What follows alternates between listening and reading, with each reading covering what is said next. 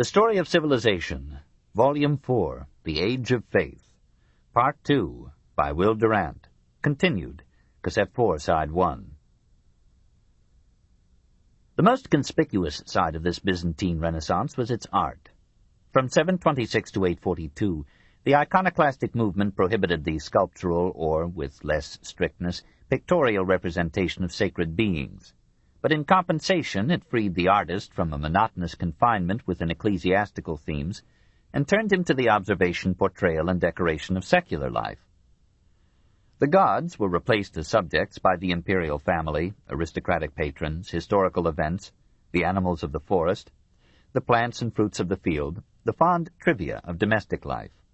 Basil I built in his palace the Nea, or New Church, all adorned, says a contemporary, with fine pearls, gold, shining silver, mosaics, silks, and marble in 1,000 varieties.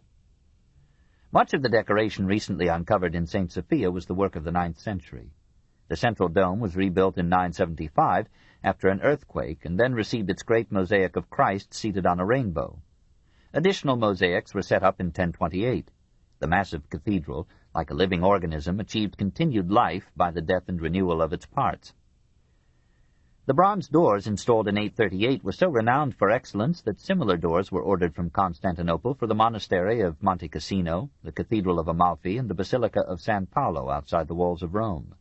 The last pair, made in Constantinople in 1070, still survives as a testimony to Byzantine art.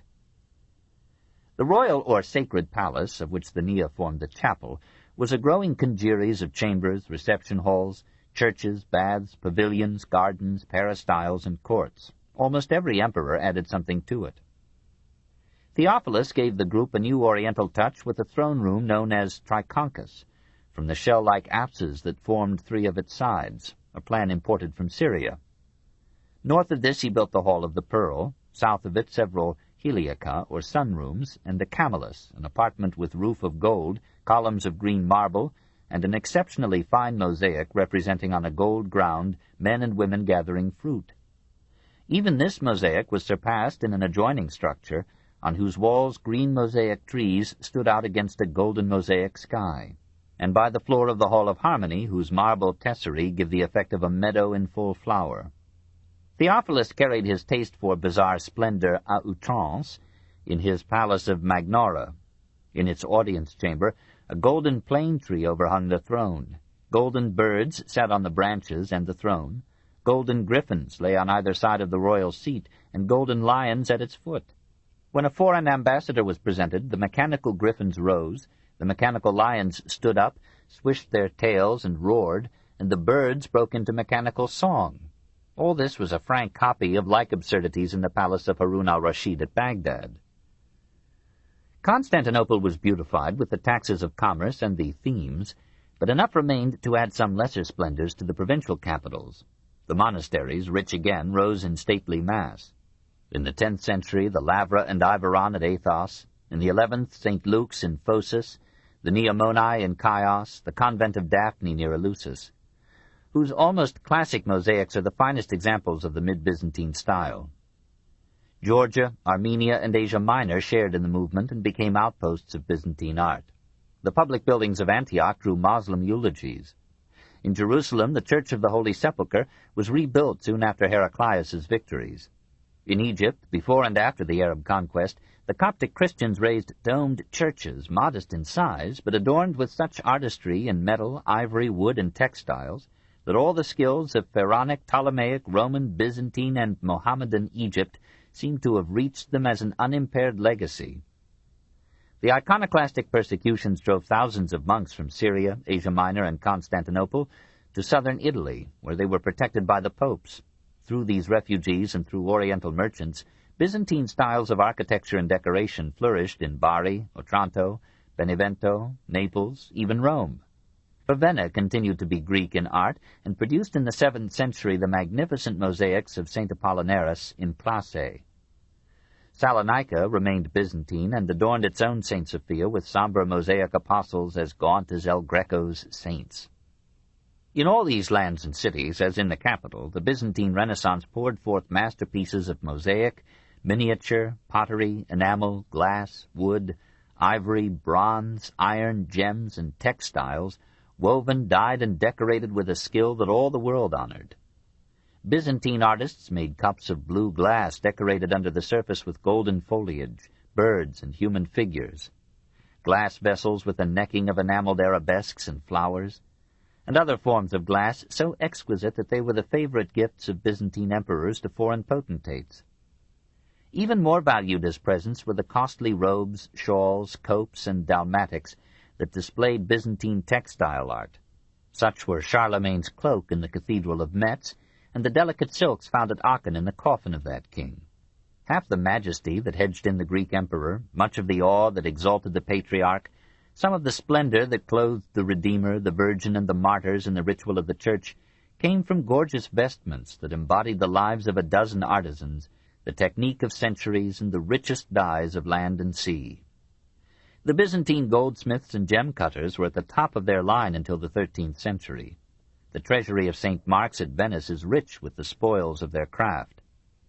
To this age belong the astonishingly realistic mosaic of St. Luke, now in the Collège des Hautes Études at Paris, the glowing head of Christ in the Desis mosaic in St. Sophia's, and the immense mosaic covering 40 square yards unearthed in Istanbul in 1935 from the ruins of the palace of the Macedonian emperors.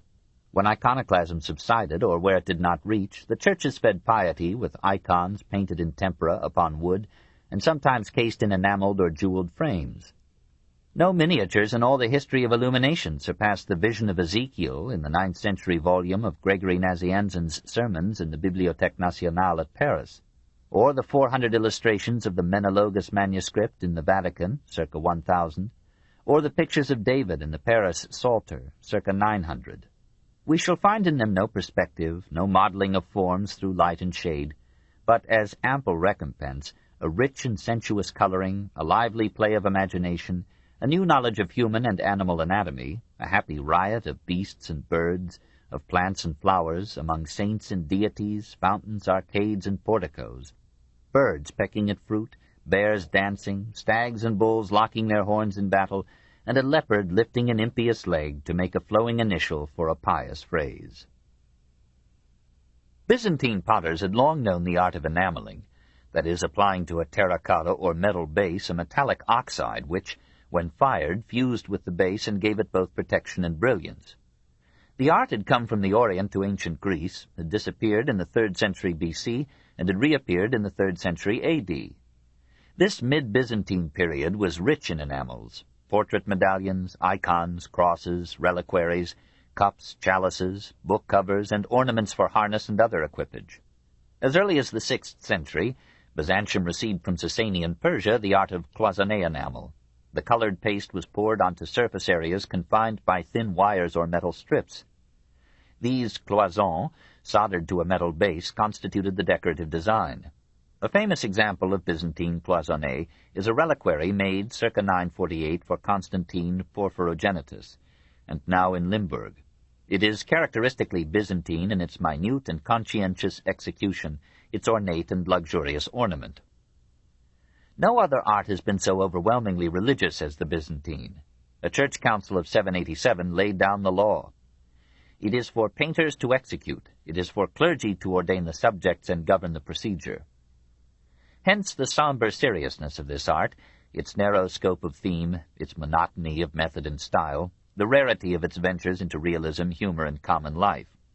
Ornate and brilliant beyond rival, it never reached the lusty variety and scandalous secularity of mature Gothic art. So much the more must we marvel at its victories and influence. All Christendom from Kiev to Cadiz acknowledged its leadership and flattered it with imitation. Even China bowed to it now and then. In its Syrian forms, it shared with Persia in molding the architecture, mosaics, and decorative motives of Islamic art. Venice modeled itself on Constantinople, and St. Mark's on the Church of the Apostles there. Byzantine architecture appeared in France, and mounted as far north as Aachen. Illuminated manuscripts everywhere in the West confessed Byzantine influence. The Bulgars took over Byzantine faith and ornament, and the conversion of Vladimir to Greek Christianity opened a dozen avenues by which Byzantine art entered into Russian life. From the 5th to the 12th century, Byzantine civilization led Christian Europe in administration, diplomacy, revenue, manners, culture, and art. Probably never before had there been a society so splendidly adorned, or a religion so sensuously colorful. Like every other civilization, it rested on the backs of serfs or slaves, and the gold and marble of its shrines and palaces were the transmuted sweat of workers toiling on or in the earth. Like every other culture of its time, it was cruel.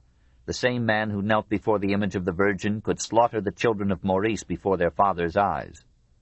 There was something shallow about it, a veneer of aristocratic refinement covering a mass of popular superstition, fanaticism, and literate ignorance.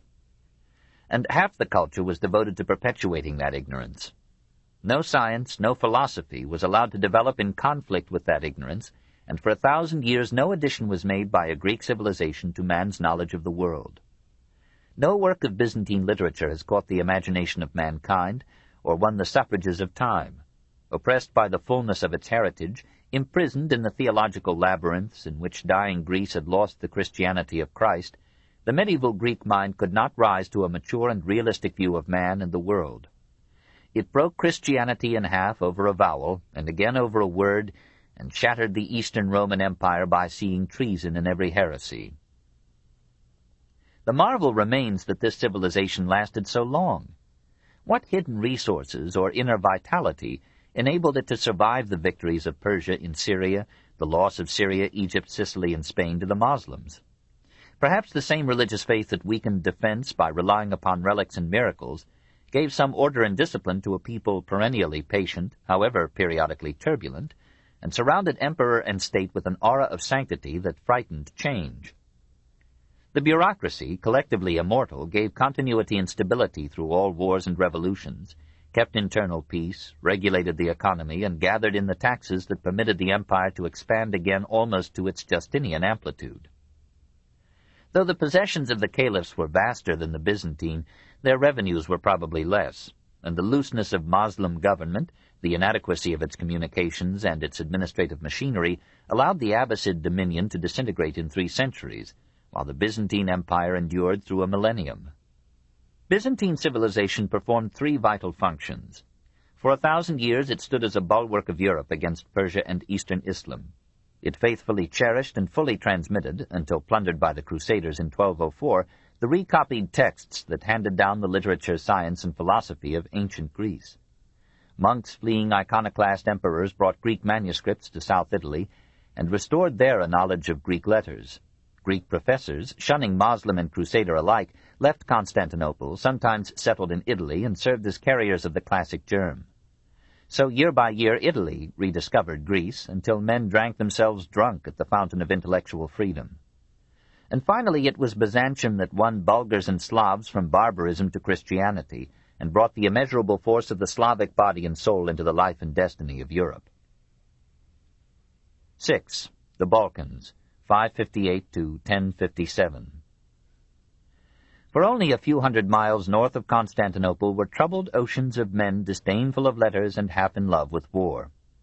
The Hun tide had hardly ebbed when a new people of kindred blood, the Avars, moved from Turkestan through southern Russia in 558, enslaved masses of Slavs, raided Germany to the Elbe in 562, drove the Lombards into Italy in 568, and so ravaged the Balkans that the Latin-speaking population there was almost wiped out.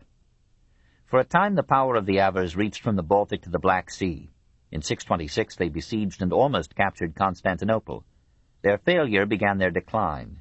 In 805 they were conquered by Charlemagne, and gradually they were absorbed by the Bulgars and the Slavs. The Bulgars, originally a mixture of Hun, Ugrian, and Turkish blood, had formed a part of the Hun Empire in Russia. After Attila's death, one branch established a kingdom, Old Bulgaria, along the Volga around the modern Kazan. Their capital, Bulgar, was enriched by the river trade and prospered till it was destroyed by the Tatars in the 13th century.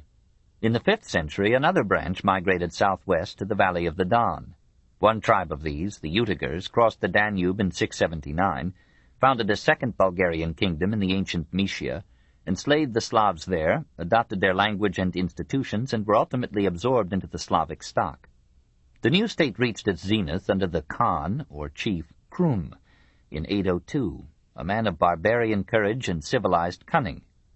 He invaded Macedonia, a province of the Eastern Empire, captured 1,100 pounds of gold, and burned down the town of Sardica, now, as Sofia, Bulgaria's capital.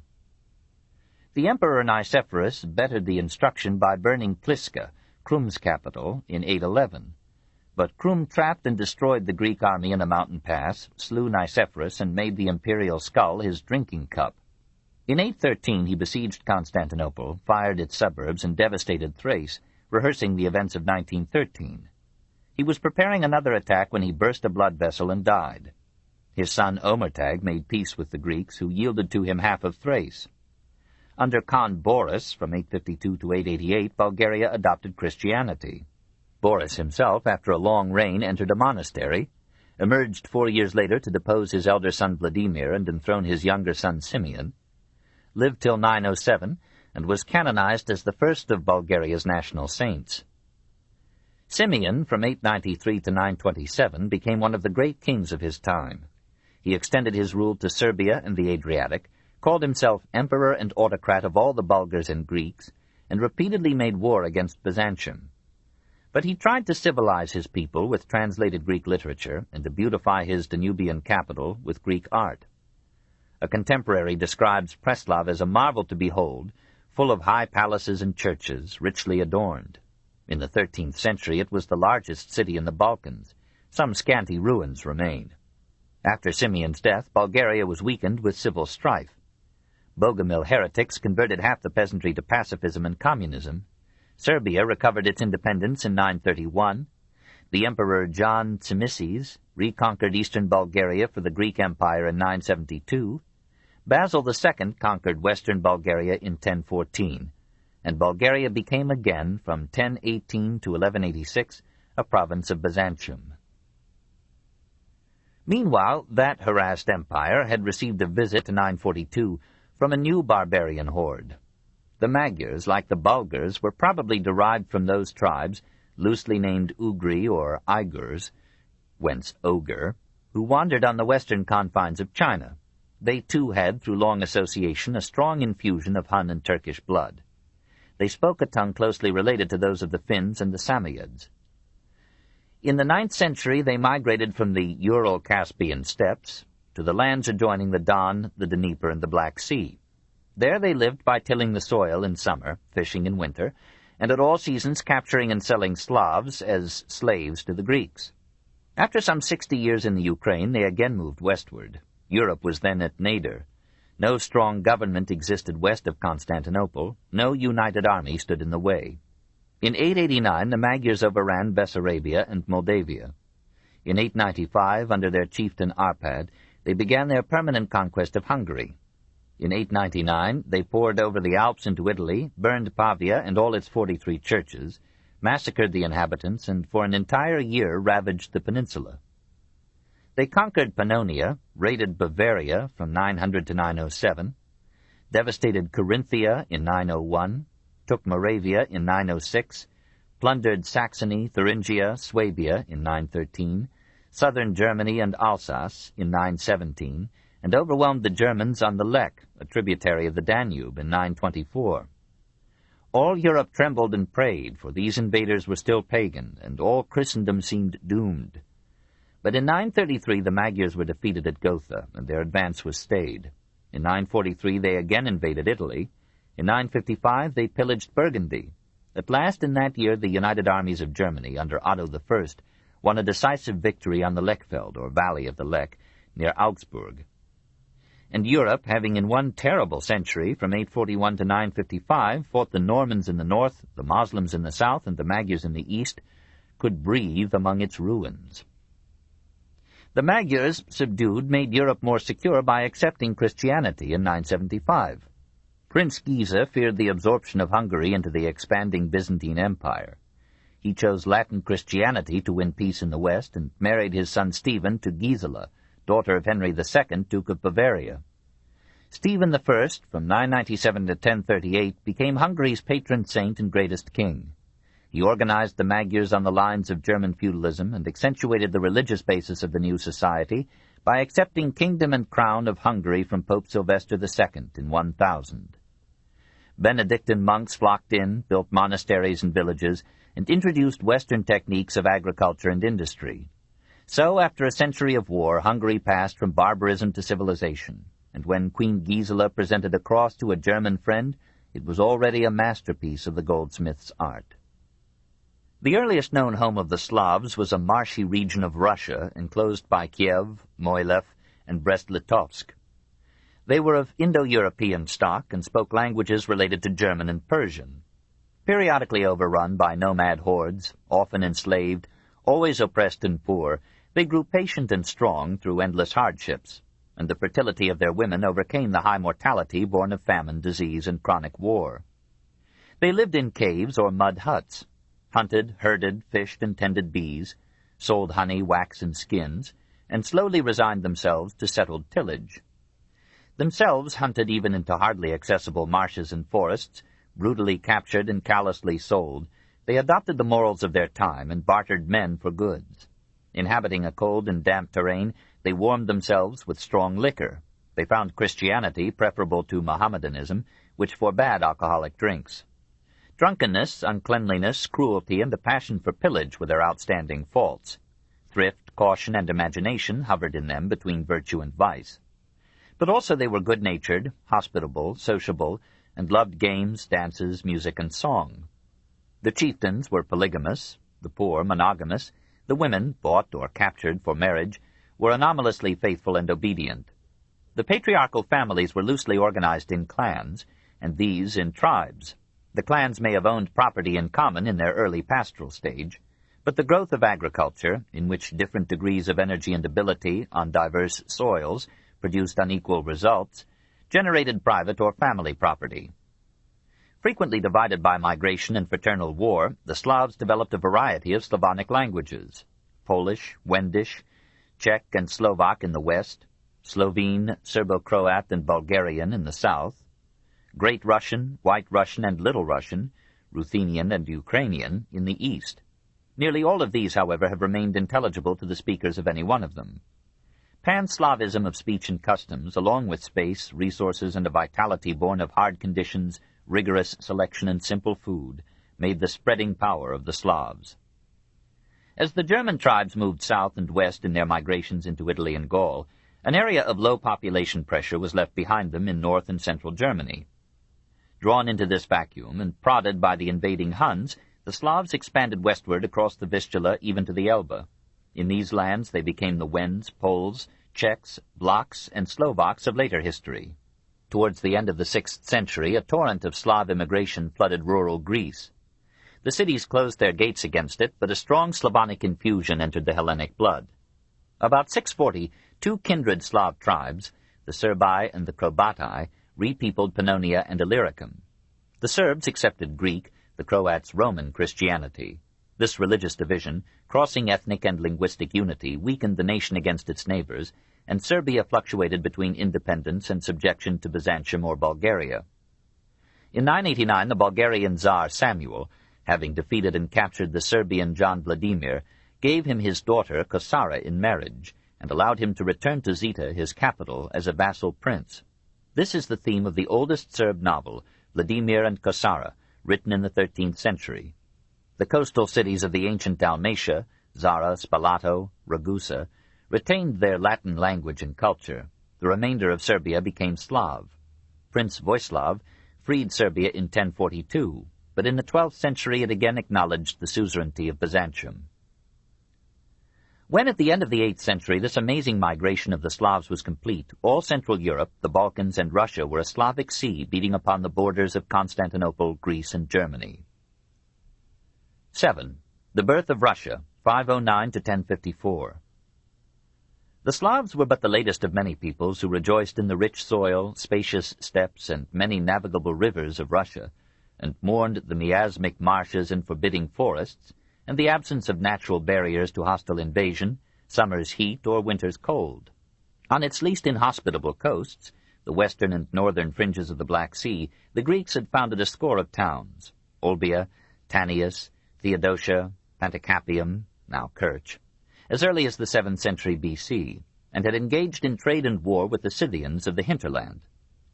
These natives, probably of Iranian origin, imbibed some civilization from the Persians and the Greeks, and even produced a philosopher, Anacharsis, around 600 BC, who came to Athens and argued with Solon. During the 2nd century BC, another Iranian tribe, the Sarmatians, conquered and displaced the Scythians, and amid this turmoil the Greek colonies decayed. In the 2nd century AD, the Goths entered from the west and established the Ostrogothic kingdom. About 375, this was overthrown by the Huns, and thereafter for centuries the southern plains of Russia saw hardly any civilization, but rather a succession of nomad hordes, Bulgars, Avars, slaves, Khazars, Magyars, Patsanaks, Cumans, and Mongols. The Khazars were of Turkish origin. In the 7th century they expanded through the Caucasus into South Russia, established an orderly dominion from the Dnieper to the Caspian Sea, and built a capital, Ital, at a mouth of the Volga near the present Astrakhan. Their kings and upper classes accepted the Jewish religion. Hemmed in between a Moslem and a Christian empire, they probably preferred to displease both equally rather than one dangerously. At the same time, they gave full freedom to the varied creeds of the people. 7 courts administered justice, 2 for Muslims, 2 for Christians, 2 for Jews, 1 for heathens. An appeal was allowed from the last 5 to the Moslem courts, whose administration of justice was at that time considered best. Encouraged by this enlightened policy, merchants of various faiths gathered in the Khazar towns. A lively trade developed there between the Baltic and the Caspian Seas, and Ital in the 8th century was one of the great commercial cities of the world. In the 9th century, Khazaria was overrun by Turkish nomads. The government could no longer protect its trade channels from brigandage and piracy. And in the 10th century, the Khazar kingdom melted away into the ethnic chaos from which it had taken form. Into that motley multitude of South and Central Russia in the 6th century came a migration of Slavic tribes from the Carpathian Mountains. They settled the valleys of the Dnieper and the Don and reached out more thinly to Lake Ilmen in the north. For centuries they multiplied, year by year clearing the forests, draining the swamps, eliminating wild beasts, creating the Ukraine. They spread over the plains in a movement of human fertility rivaled only by the Hindus and the Chinese. All through known history they have been on the march, into the Caucasus and Turkestan, into the Urals and Siberia. This process of colonization goes on today, and the Slav Ocean every year enters new ethnic bays. Early in the 9th century, an apparently negligible attack came upon Slavdom from the northwest. The Scandinavian Vikings could spare men and energy from their assaults upon Scotland, Iceland, Ireland, England, Germany, France, and Spain, to send into northern Russia bands of 100 or 200 men to prey upon the communities of Balts, Finns, and Slavs, and then return with their booty. To protect their robberies with law and order, these Varinyar, or Varangians, followers of a chieftain, established fortified posts on their routes, and gradually they settled down as a ruling Scandinavian minority of armed merchants among a subject peasantry. Some towns hired them as guardians of social order and security. Apparently the guardians converted their wages into tribute and became the masters of their employers. By the middle of the 9th century they governed Novgorod, or New Fort, and had extended their rule as far south as Kiev. The routes and settlements they controlled were loosely bound into a commercial and political empire called Rus, or Rus, a term of much disputed derivation. The great rivers that traversed the land connected, through canals and short overland hauls, the Baltic and Black Seas, and invited a southward expansion of Varangian trade and power. Soon these fearless merchant warriors were selling their goods or services in Constantinople itself. Conversely, as commerce grew more regular on the Dnieper, the Volkhov, and the western Dvina, Moslem merchants came up from Baghdad and Byzantium and traded spices, wines, silks, and gems for furs, amber, honey, wax, and slaves. Hence the great number of Islamic and Byzantine coins found along these rivers, and even in Scandinavia. As Moslem control of the eastern Mediterranean blocked the flow of European products through French and Italian outlets to Levantine ports, Marseille, Genoa, and Pisa declined in the 9th and 10th centuries, while in Russia towns like Novgorod, Smolensk, Chernigov, Kiev, and Rostov flourished through Scandinavian, Slavic, Moslem, and Byzantine trade. The ancient chronicle of Russia, 12th century, gave personality to this Scandinavian infiltration by its tale of 3 princes. The Finnish and Slavic population of Novgorod and its vicinity, having driven out their Varangian overlords, fell to so much quarreling among themselves that they invited the Varangians to send them a ruler or general, this in 862. 3 brothers came, says the story, Rurik, Cineas, and Truber, and established the Russian state. The story may be true, despite latter-day skepticism, or it may be a patriotic gloss on a Scandinavian conquest of Novgorod. The chronicle further relates that Rurik sent 2 of his aides, Askold and Dir, to take Constantinople, that these Vikings stopped en route to capture Kiev and then declared themselves independent of both Rurik and the Khazars. In 860, Kiev was strong enough to send a fleet of 200 vessels to attack Constantinople. The expedition failed, but Kiev remained the commercial and political focus of Russia.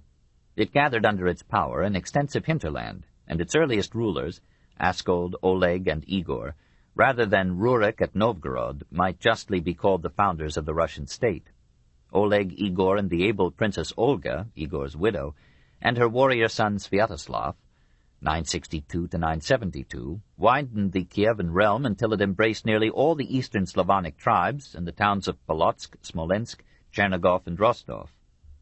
Between 860 and 1043, the young principality made 6 attempts to take Constantinople.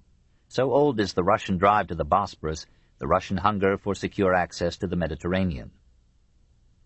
With Vladimir, 972 to 1015, 5th Grand Duke of Kiev, Rus, as the new principality called itself, became Christian, this in 989.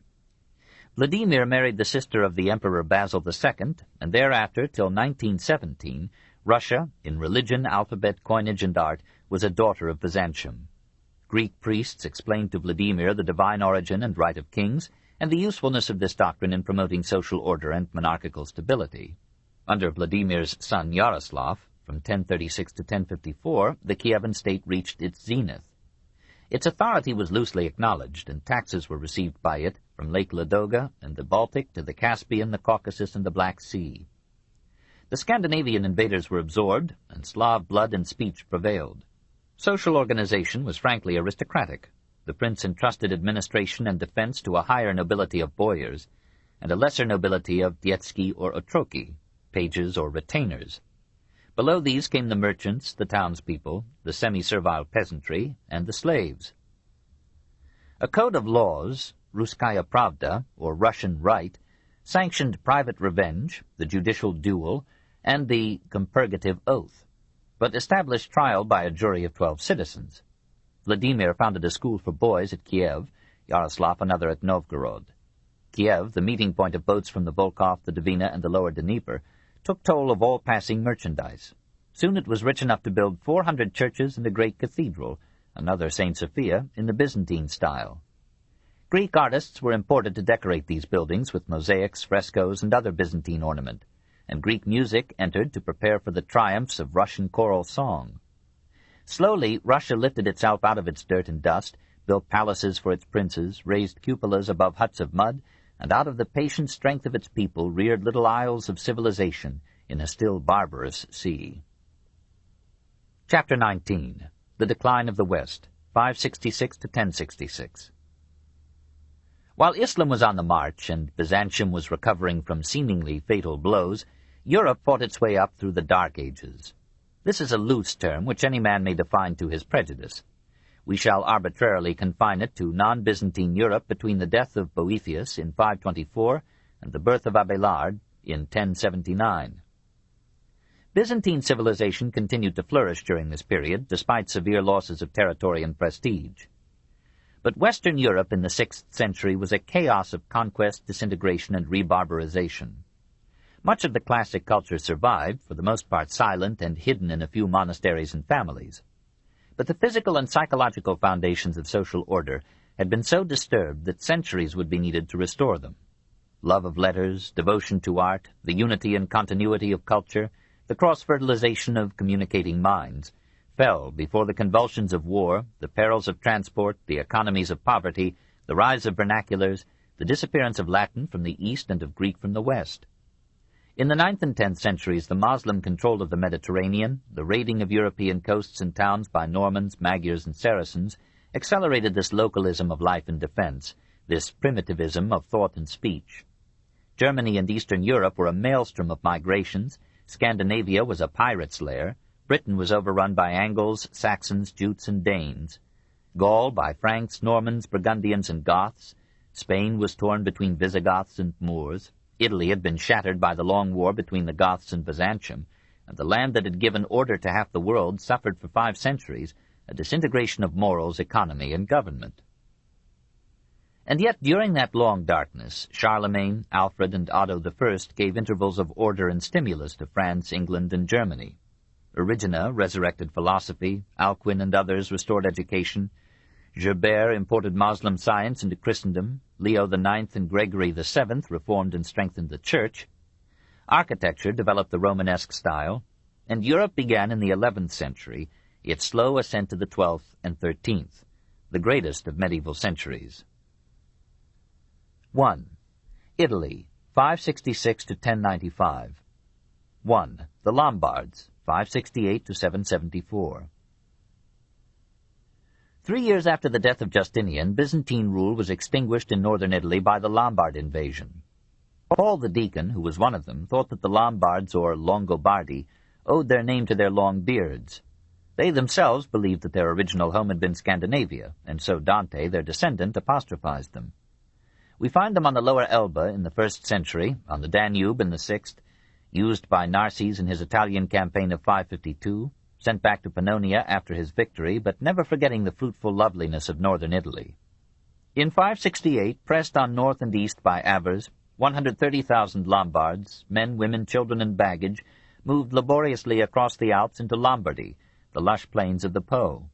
Narses, who might have stopped them, had been deposed and disgraced a year before.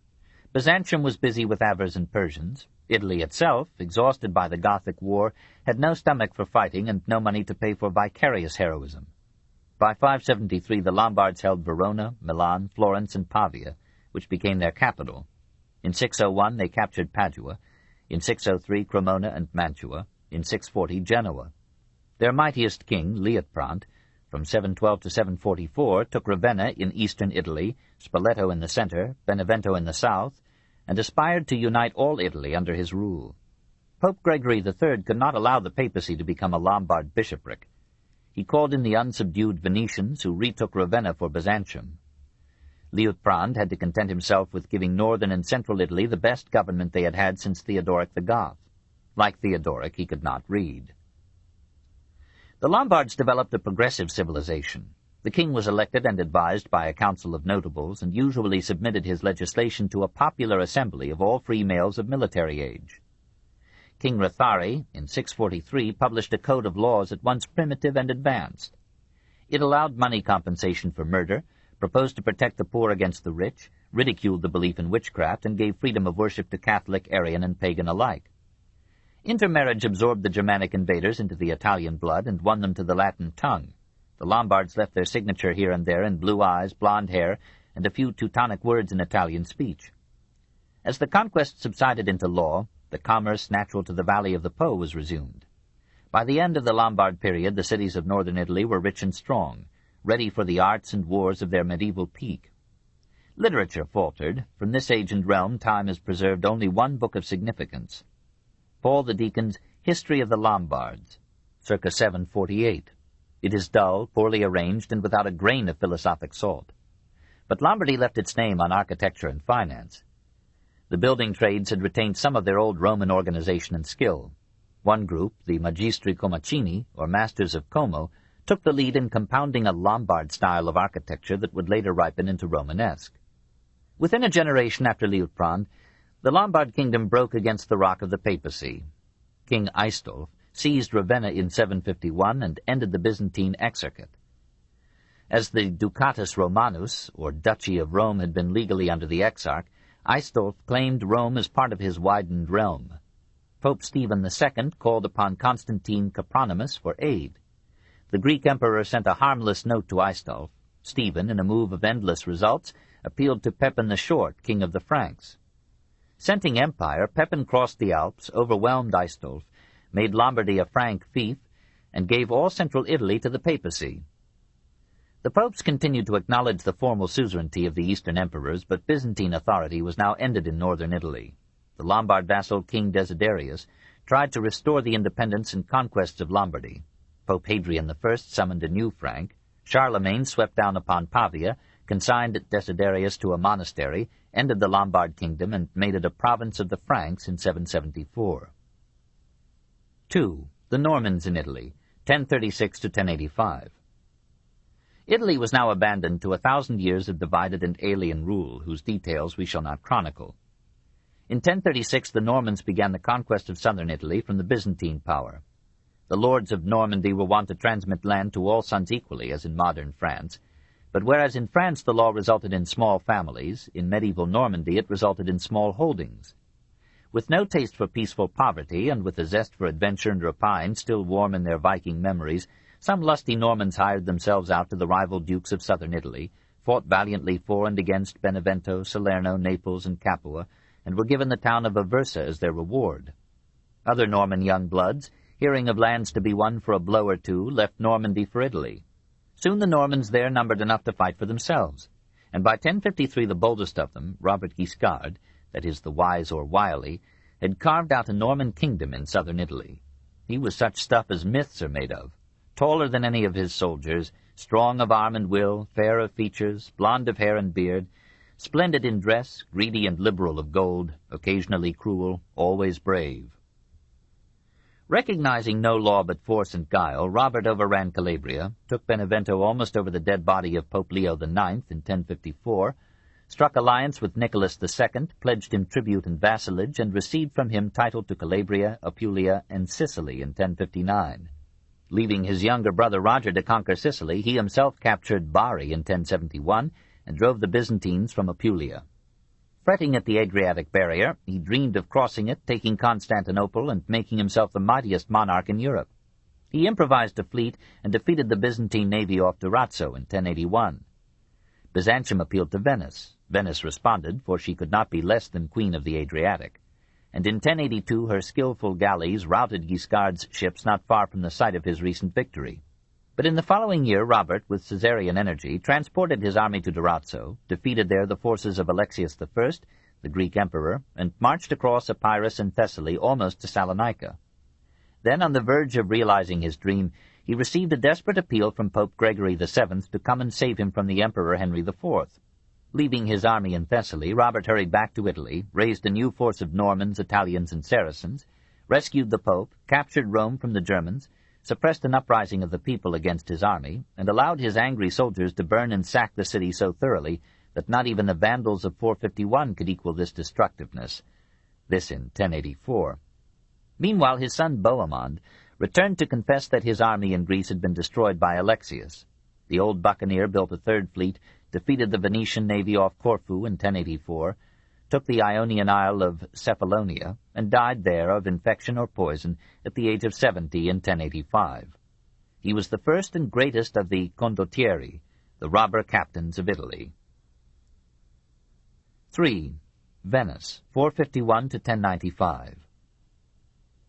Meanwhile, at the northern end of the peninsula, a new state had been born, destined to grow in power and splendor while most of Italy withered in anarchy. In the barbarian invasions of the 5th and 6th centuries, above all during the Lombard invasion of 568, the populations of Aquileia, Padua, Belluno, Feltre, and other towns fled for safety to join the fisherfolk who dwelt in the little islands formed by the Piave and Adige rivers at the head of the Adriatic Sea. Some refugees remained after the crises passed and founded the communities of Heraclea, Melamocco, Grado, Lido, and Rivo Alto, or Deep River, which as Rialto became the seat of their united government in 811. A tribe of Veneti had occupied northeastern Italy long before Caesar. In the 13th century, the name Venetia was applied to the unique city that had grown from the refugee settlements. This book is continued at this point on the other side of this cassette. Please reverse or turn the cassette over now. The Story of Civilization, Volume 6, The Reformation, by Will Durant.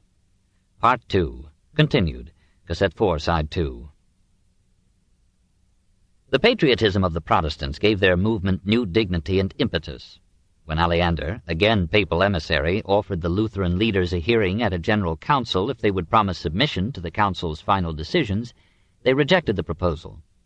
A year later, in 1534, Philip of Hesse, disregarding Luther's condemnation of any offensive policy, accepted French aid in restoring the Protestant Duke Ulrich to power in Württemberg.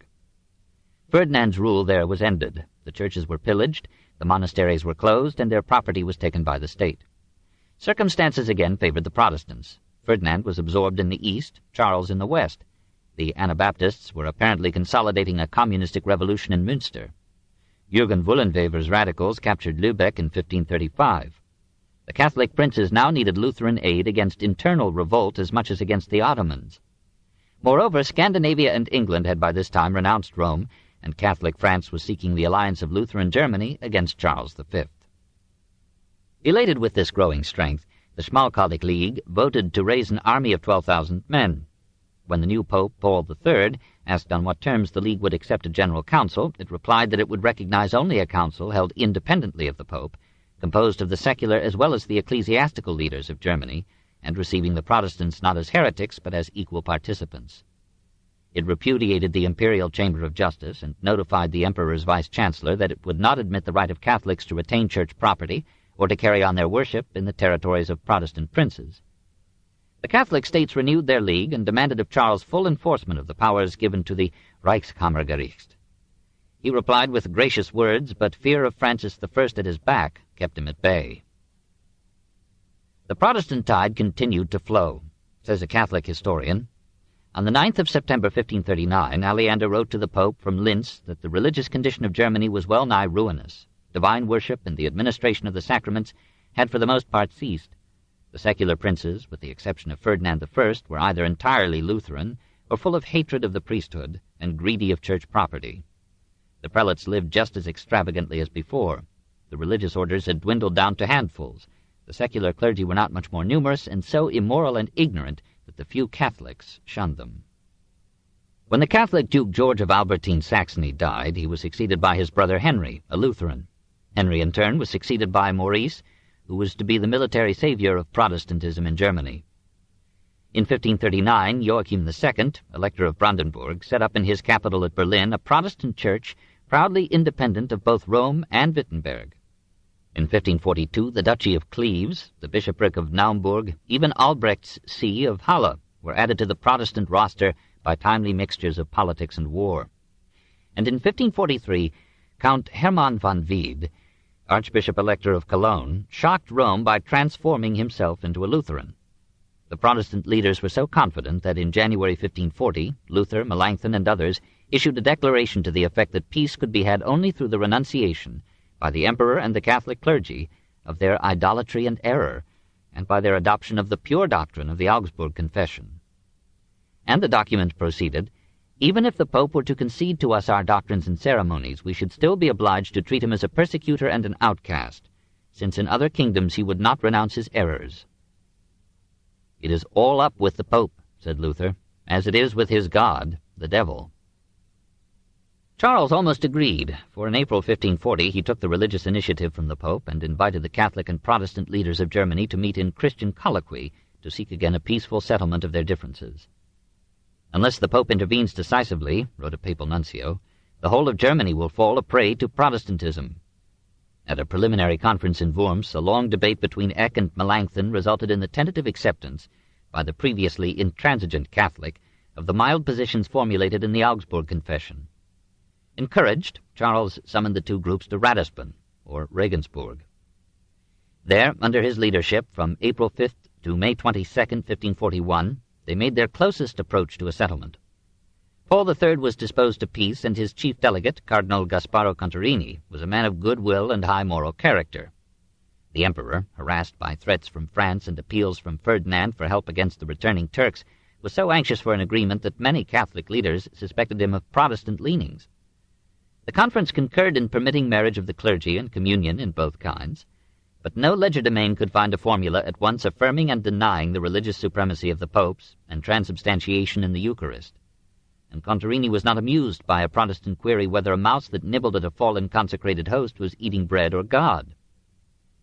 The conference failed, but Charles, hurrying off to war, gave an interim pledge to the Protestants that there would be no proceedings against them for holding the doctrines of the Augsburg Confession, or for retaining confiscated church property. During these years of controversy and growth, the new faith had created a new church. At Luther's suggestion, it called itself evangelical.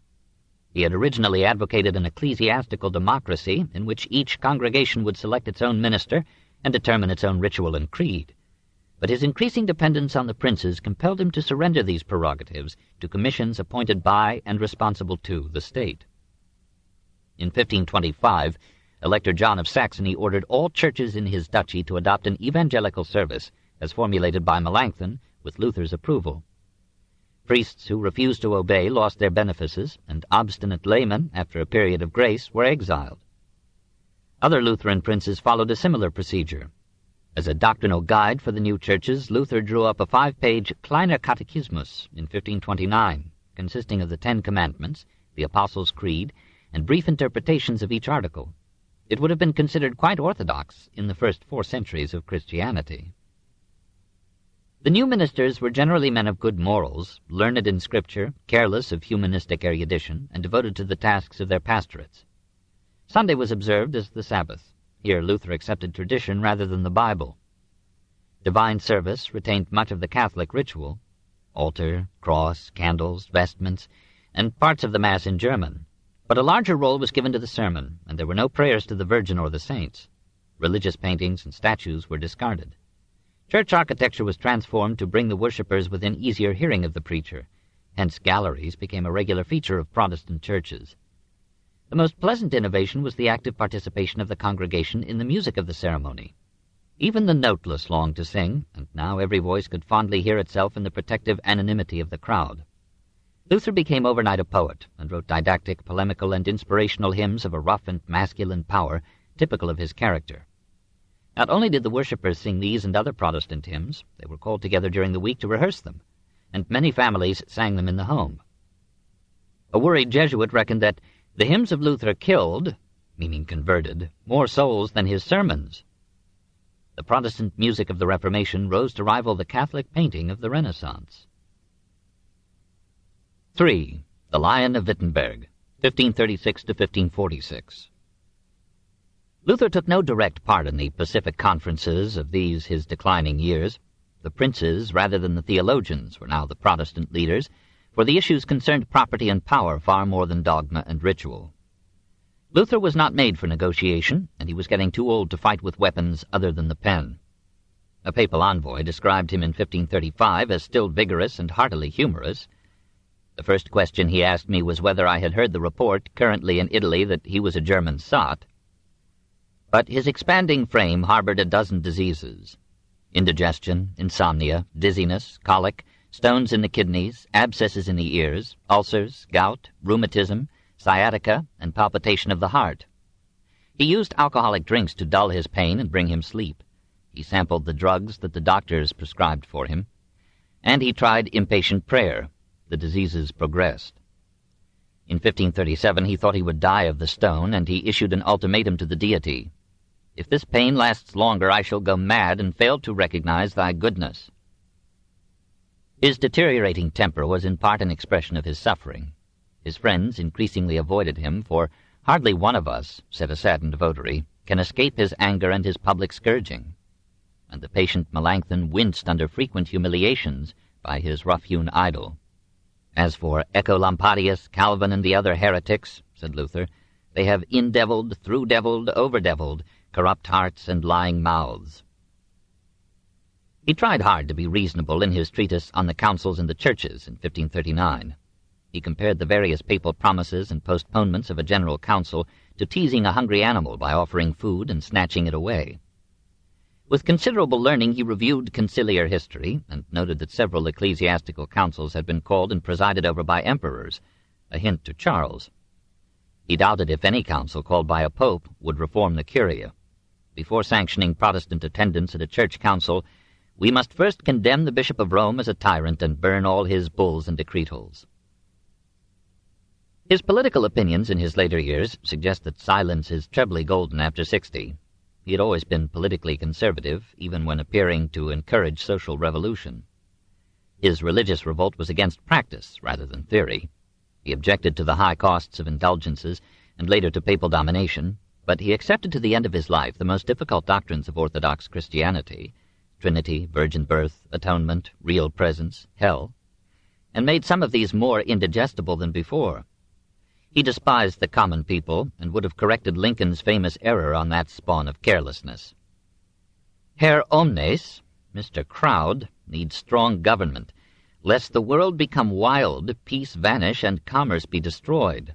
No one need think that the world can be ruled without blood. The world cannot be ruled with a rosary.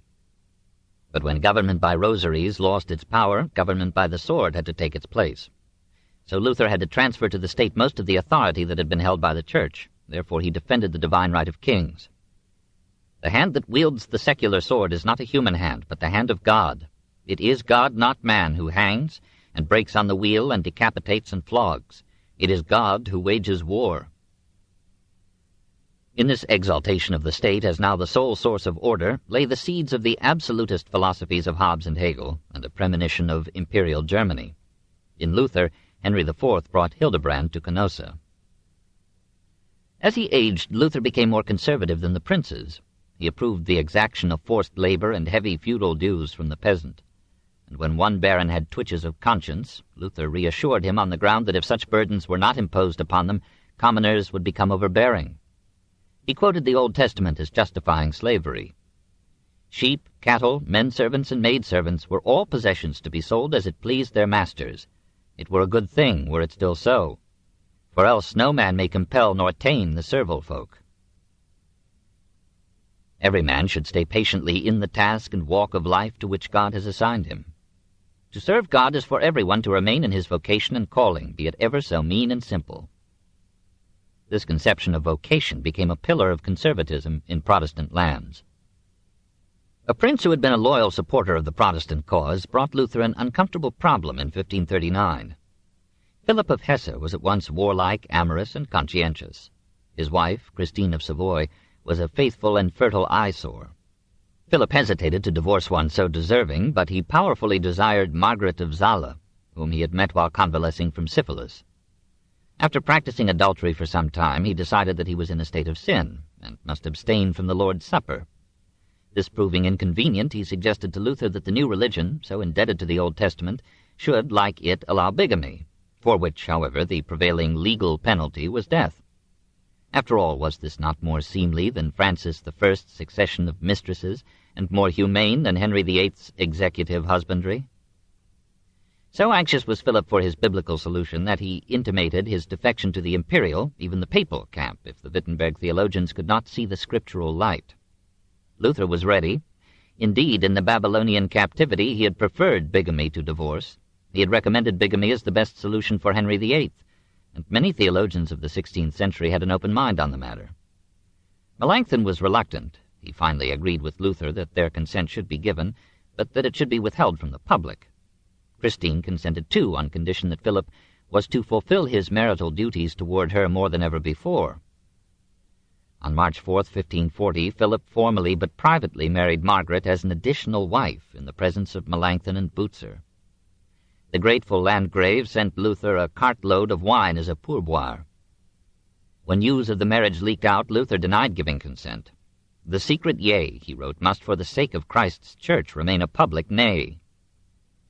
Melanchthon fell seriously ill, apparently with remorse and shame, and refused to eat until Luther threatened to excommunicate him. Melanchthon, wrote Luther, is terribly grieved about this scandal, but I am a tough Saxon and a sturdy peasant, and my skin has grown thick enough to bear such things. Most evangelicals, however, were scandalized. Catholics were amused and delighted, not knowing that Pope Clement VII had himself thought of allowing bigamy to Henry VIII. Ferdinand of Austria announced that though he had had some inclination toward the new faith, he now abhorred it. Charles V, as the price of not prosecuting Philip, exacted from him a pledge of support in all future political divisions. Luther's temper became hot lava as he neared the grave.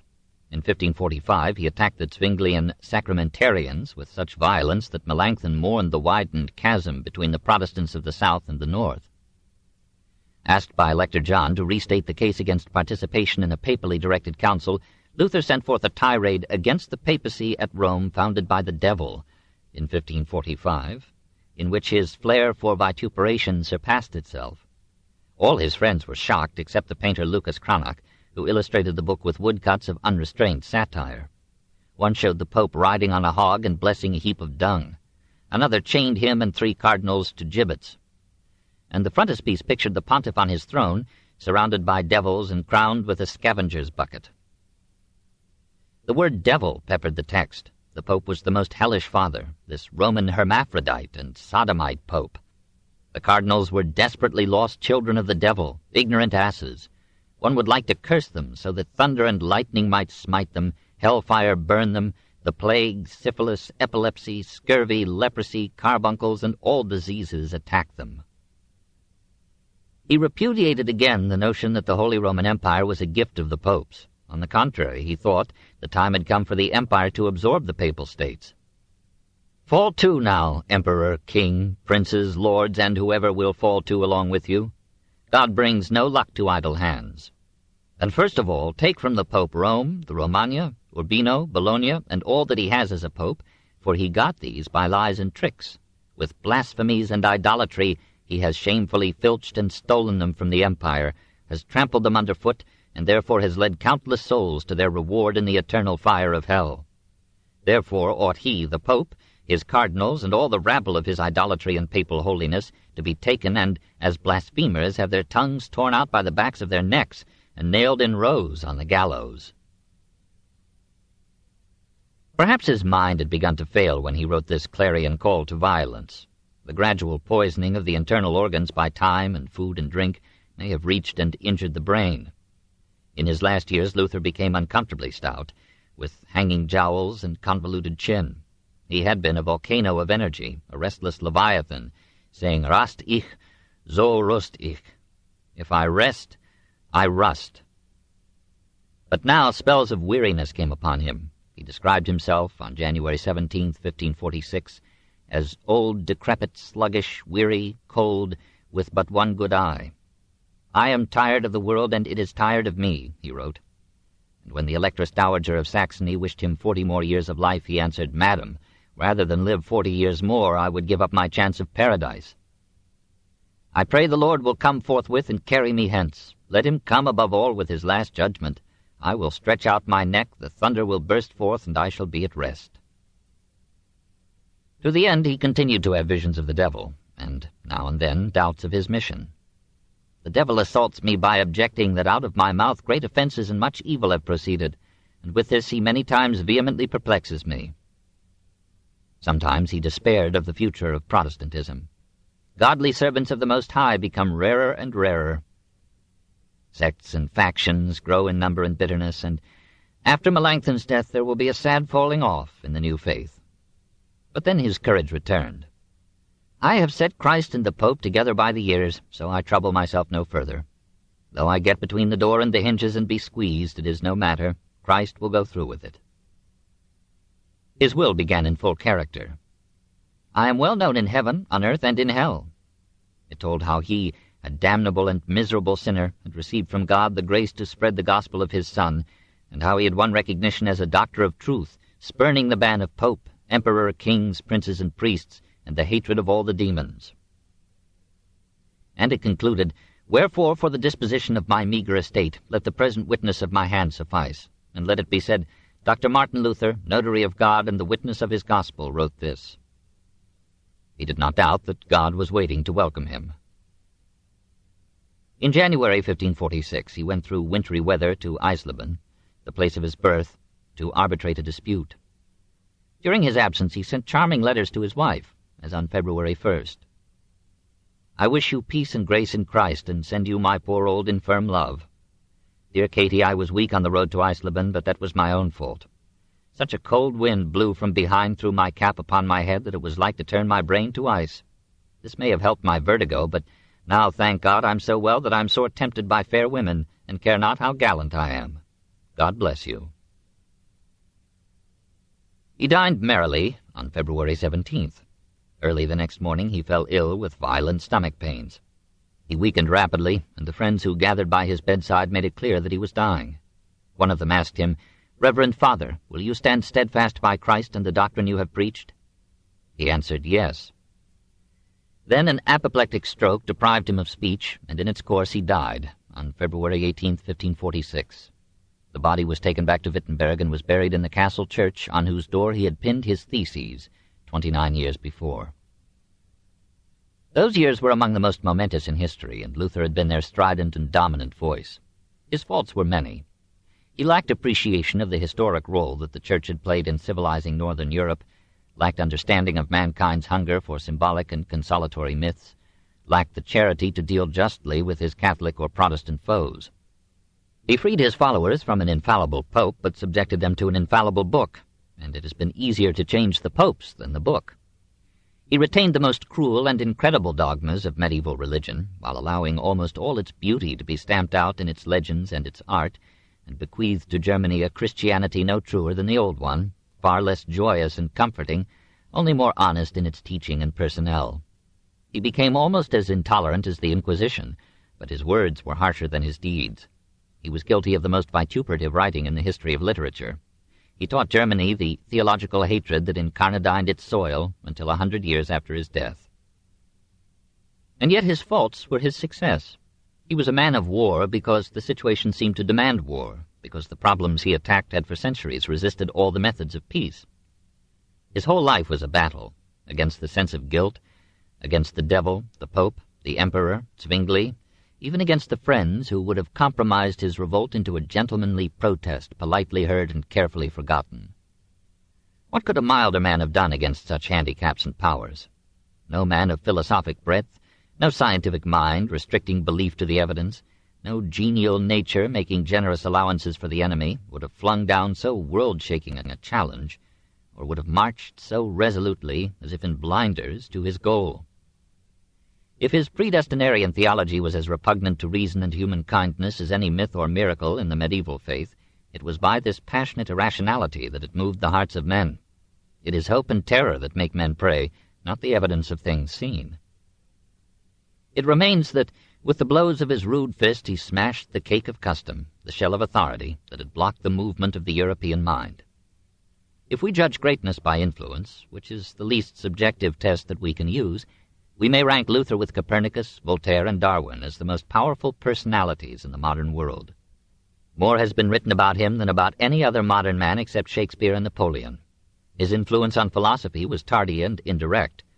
It moved the fideism of Kant, the nationalism of Fichte, the voluntarism of Schopenhauer, the Hegelian surrender of the soul to the state.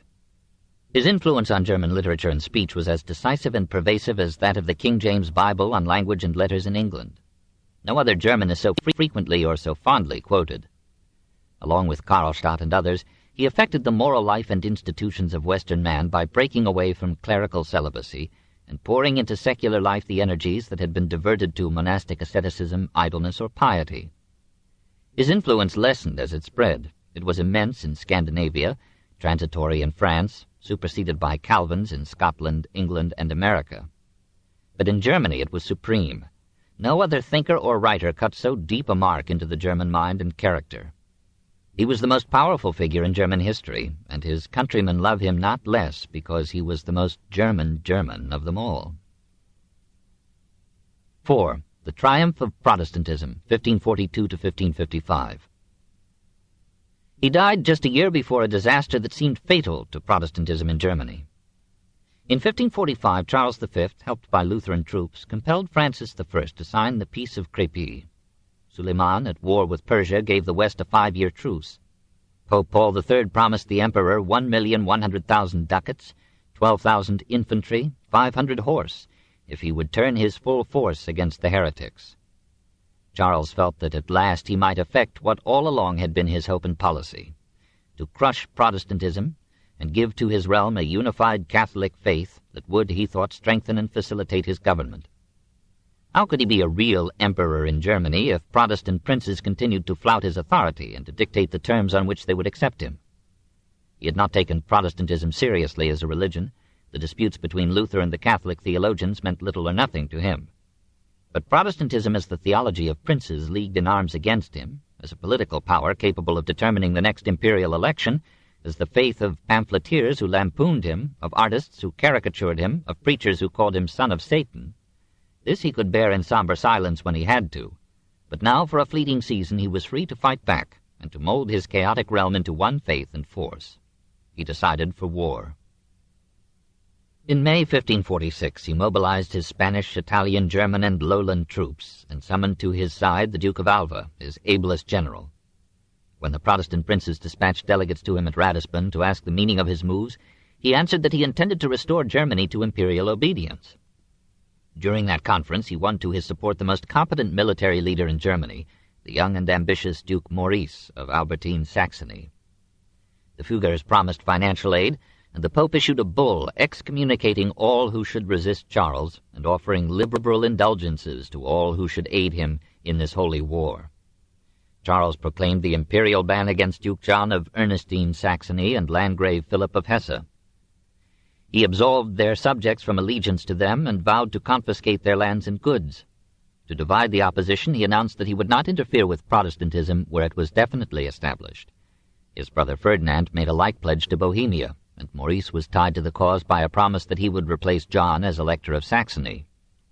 Hopeful or fearful, the electors of Cologne and Brandenburg, the Count Palatine, and Protestant Nuremberg remained neutral.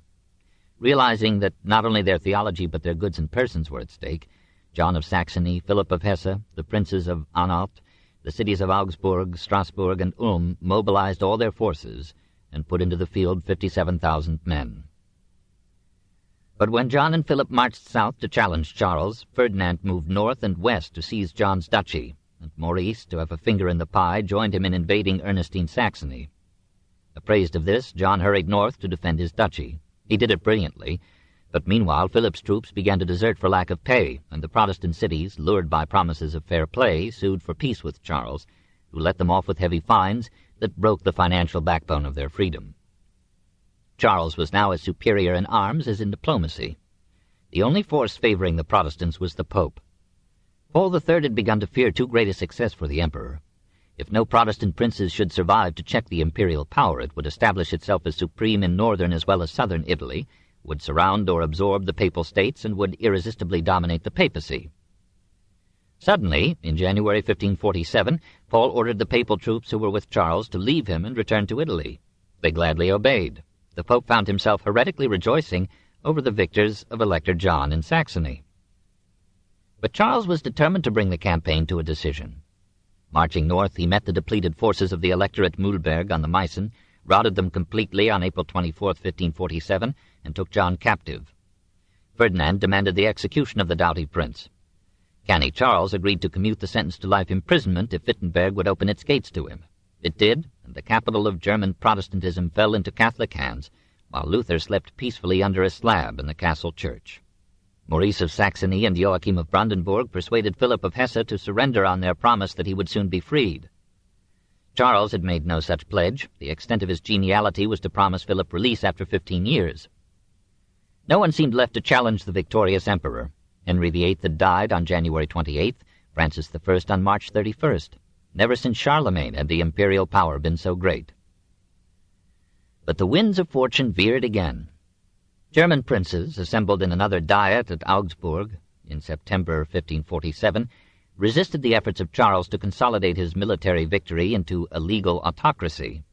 Paul III accused him of conniving at the murder of Pier Luigi Farnese, the Pope's natural son, and Bavaria, ever loyal to the Church, turned against the emperor. A Protestant majority reformed among the princes and wrung from Charles his temporary consent to clerical marriage, the double administration of the sacrament, and the Protestant retention of church property, this in 1548. The Pope fumed at the emperor's assumption of power to rule on such ecclesiastical matters, and Catholics murmured that Charles was more interested in extending his empire and entrenching the Habsburgs than in restoring the one true faith. Maurice, now Elector of Saxony at Wittenberg, found himself, Protestant and victorious, dangerously unpopular amid a population Protestant and conquered. His treachery had poisoned the power it had won. His appeals to Charles to free the Landgrave were ignored. He began to wonder if he had chosen the better part. Secretly he joined the Protestant princes in the Treaty of Chambord in January 1552, by which Henry II of France promised aid in expelling Charles from Germany. While Henry invaded Lorraine and seized Metz, Toul, and Verdun, Maurice and his Protestant allies marched south with 30,000 men. Charles, resting on his laurels at Innsbruck, had carelessly disbanded his troops. He had now no defense except diplomacy, and even at that shifty game Maurice proved his match. Ferdinand proposed an armistice. Maurice prolonged the negotiations courteously, meanwhile advancing on Innsbruck. On May 9th, accompanied only by a few attendants, Charles moved painfully by litter through rain and snow and the night over the Brenner Pass to Philoc in Carinthia. One throw of fortune's dice had transformed the master of Europe into a gouty fugitive shivering in the Alps. On May 26th, Maurice and the triumphant Protestants met with Ferdinand and some Catholic leaders at Passau. Charles, after a long interlude of self-deflation, consented to have Ferdinand sign a treaty on August 2, 1552, by which Philip was to be released, the Protestant armies were to disband, both Protestants and Catholics were to enjoy freedom of worship till a new Diet could meet, and if that Diet failed to reach an acceptable settlement, this freedom of worship should continue forever, a favorite word in treaties. Maurice had begun with treachery and had risen to victorious statesmanship. Soon, in 1553, he would die for his country at the age of 30 in battle against Albrecht Alcibiades, who had turned half of Germany into an anarchy perilous to all. Charles, despairing of a solution for his problems in Germany, turned west to renew his struggle with France. Ferdinand presided with patience over the historic Diet of Augsburg from February 5th to September 25th, 1555, which at last, for half a century, gave Germany peace.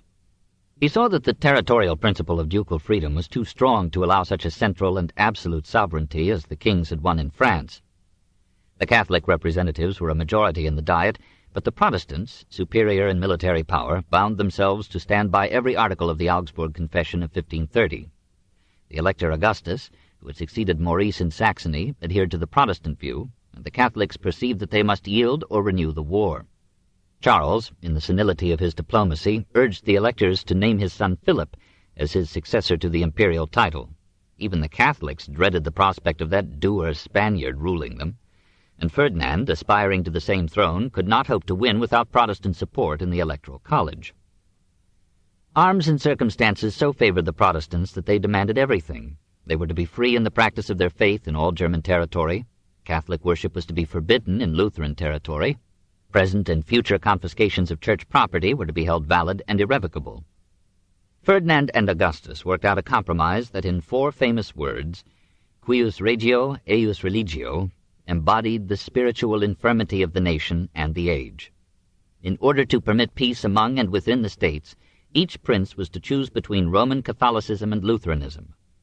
All his subjects were to accept his religion whose realm it was, and those who did not like it were to emigrate. There was no pretense on either side to toleration. The principle which the Reformation had upheld in the youth of its rebellion, the right of private judgment, was as completely rejected by the Protestant leaders as by the Catholics. That principle had led to such a variety and clash of sects that the princes felt justified in restoring doctrinal authority, even if it had to be fractured into as many parts as there were states. The Protestants now agreed with Charles and the popes that unity of religious belief was indispensable to social order and peace, and we cannot judge them fairly unless we visualize the hatred and strife that were consuming Germany. The results were bad and good. Toleration was now definitely less after the Reformation than before it. But the princes banished dissenters instead of burning them, a right reserved for witches, and the resultant multiplication of infallibilities weakened them all. The real victor was not freedom of worship, but the freedom of the princes. Each became, like Henry VIII of England, the supreme head of the Church in his territory, with the exclusive right to appoint the clergy and the men who should define the obligatory faith. The Erastian principle, that the state should rule the Church, was definitely established. The principle is named after the Swiss theologian Thomas Erastus, 1524 to 1583, but cannot be found explicitly in his works. As it was the princes, not the theologians, who had led Protestantism to its triumph, they naturally assumed the fruits of victory: their territorial supremacy over the emperor, their ecclesiastical supremacy over the Church. Protestantism was nationalism extended to religion, but the nationalism was not that of Germany. It was the patriotism of each principality. German unity was not furthered, it was hindered by the religious revolution. But it is not certain that unity would have been a blessing. When Ferdinand was chosen emperor in 1558, his imperial powers were less than those that even the harassed and hampered Charles had possessed. In effect, the Holy Roman Empire died not in 1806, but in 1555. The German cities, like the empire, lost in the triumph of the princes. The imperial communes had been wards of the emperor, protected by him against domination by the territorial rulers. Now that the emperor was crippled, the princes were free to interfere in municipal affairs, and communal independence waned.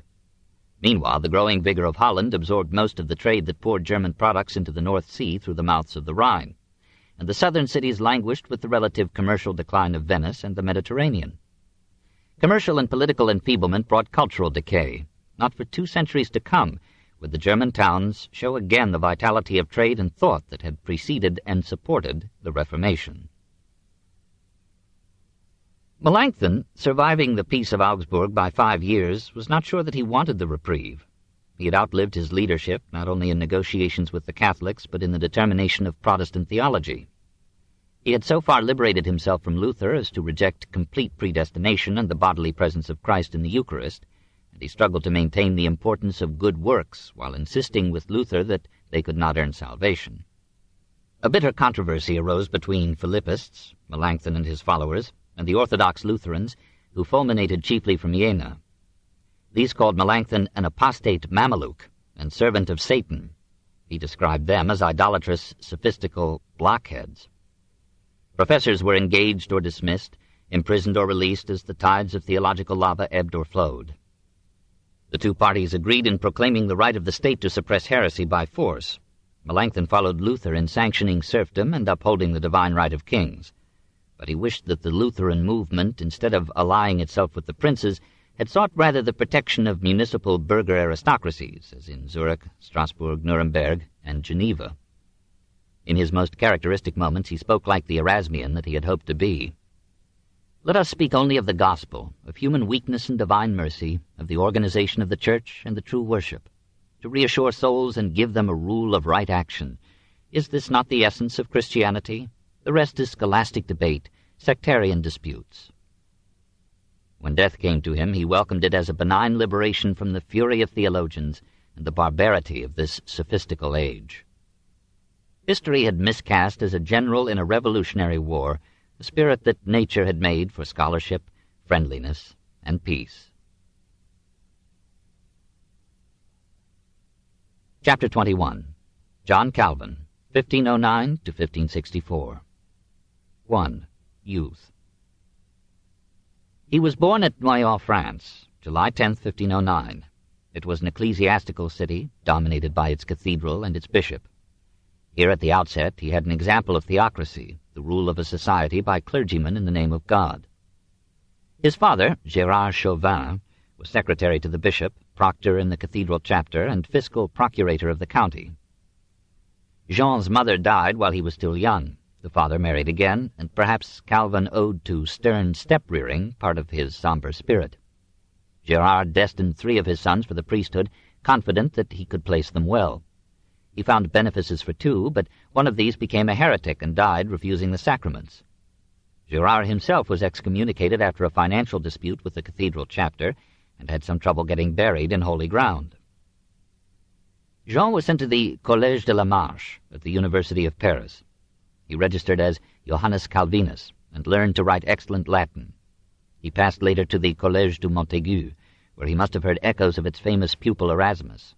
He remained there till 1528, when his Catholic counterpart, Ignatius Loyola, entered.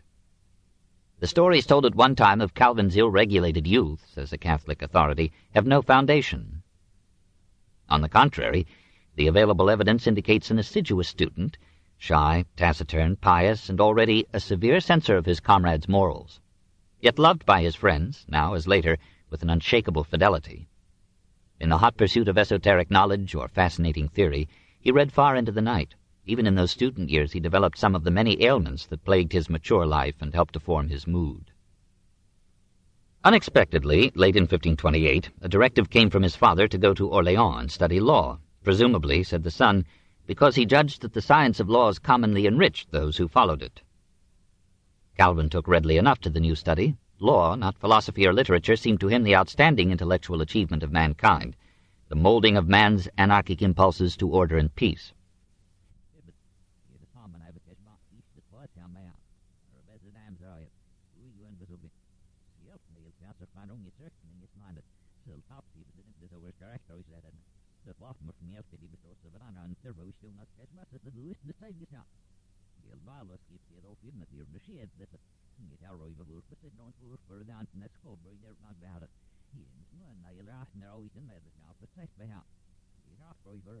Famous of religious legislators began his public career with a salute to mercy. He sent a copy to Erasmus, hailing him as the second glory, after Cicero, and first delight of letters. He seemed dedicated to humanism when some sermons of Luther reached him and stirred him with their audacity. Alert circles in Paris were discussing the new movement, and there must have been much talk about the reckless monk who had burned the bull of a pope and defied the ban of an emperor. Indeed, Protestantism had already had martyrs in France. Some men who were urging church reform were among Calvin's friends. One of them, Gerard Roussel, was a favorite of the king's sister, Marguerite of Navarre. Another, Nicolas Cope, was chosen rector of the university.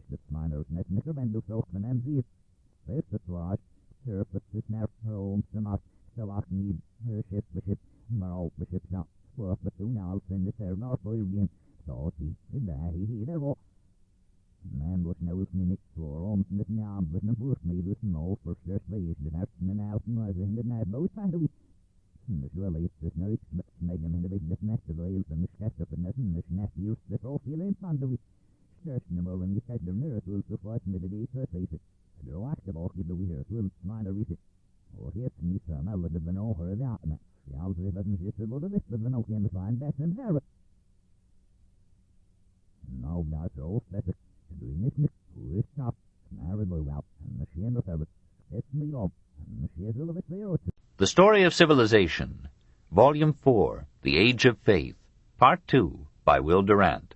Continued, Cassette 5, Side 2. Charlemagne was profusely generous to the Church. At the same time, he made himself her master, and used her doctrines and personnel as instruments of education and government. Much of his correspondence was about religion. He hurled scriptural quotations at corrupt officials or worldly clerics, and the intensity of his utterance forbids suspicion that his piety was a political pose. He sent money to distressed Christians in foreign lands, and in his negotiations with Moslem rulers he insisted on fair treatment of their Christian population. Bishops played a leading part in his councils, assemblies, and administration, but he looked upon them, however reverently, as his agents under God, and he did not hesitate to command them even in matters of doctrine or morals. He denounced image worship while the popes were defending it, required from every priest a written description of how baptism was administered in his parish, sent the Pope's directives as numerous as his gifts, suppressed insubordination in monasteries, and ordered a strict watch on convents to prevent whoring, drunkenness, and covetousness among the nuns.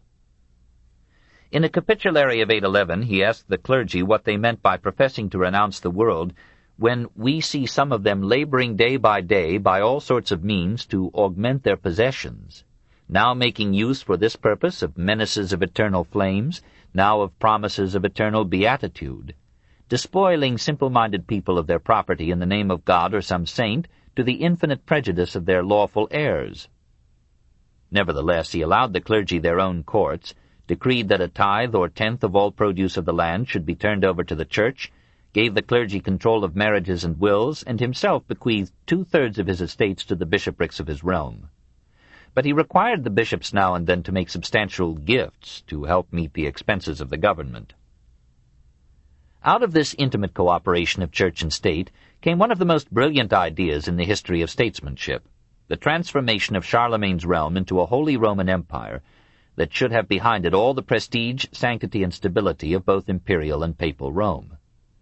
The popes had long resented their territorial insubordination to a Byzantium that gave them no protection and no security. They saw the increasing subjection of the Patriarch to the Emperor at Constantinople, and feared for their own freedom. We do not know who conceived or arranged the plan of a papal coronation of Charlemagne as Roman Emperor. Alcuin, Theodulf, and others close to him had discussed its possibility. Perhaps the initiative lay with them, perhaps with the counselors of the popes. There were great difficulties in the way. The Greek monarch already had the title of Roman Emperor, and full historic right to that title. The Church had no recognized authority to convey or transfer the title. To give it to a rival of Byzantium might precipitate a gigantic war of Christian East against Christian West, leaving a ruined Europe to a conquering Islam. It was of some help that Irene had seized the Greek throne in 797. Now some said there was no Greek emperor, and the field was open to any claimant. If the bold scheme could be carried through, there would be again a Roman emperor in the West. Latin Christianity would stand strong and unified against schismatic Byzantium and threatening Saracens. And by the awe and magic of the imperial name, barbarized Europe might reach back across centuries of darkness and inherit and Christianize the civilization and culture of the ancient world. On December 26, 795, Leo III was chosen pope. The Roman populace did not like him. It accused him of various misdeeds, and on April 25, 799, it attacked him, maltreated him, and imprisoned him in a monastery. He escaped and fled for protection to Charlemagne at Paderborn. The king received him kindly and sent him back to Rome under armed escort, and ordered the pope and his accusers to appear before him there in the following year. On November 24, 800, Charlemagne entered the ancient capital in state. On December 1st, an assembly of Franks and Romans agreed to drop the charges against Leo if he would deny them on solemn oath. He did, and the way was cleared for a magnificent celebration of the Nativity. On Christmas Day, Charlemagne, in the chlamys and sandals of a Patricius Romanus, knelt before St. Peter's altar in prayer. Leo suddenly produced a jeweled crown and set it upon the king's head.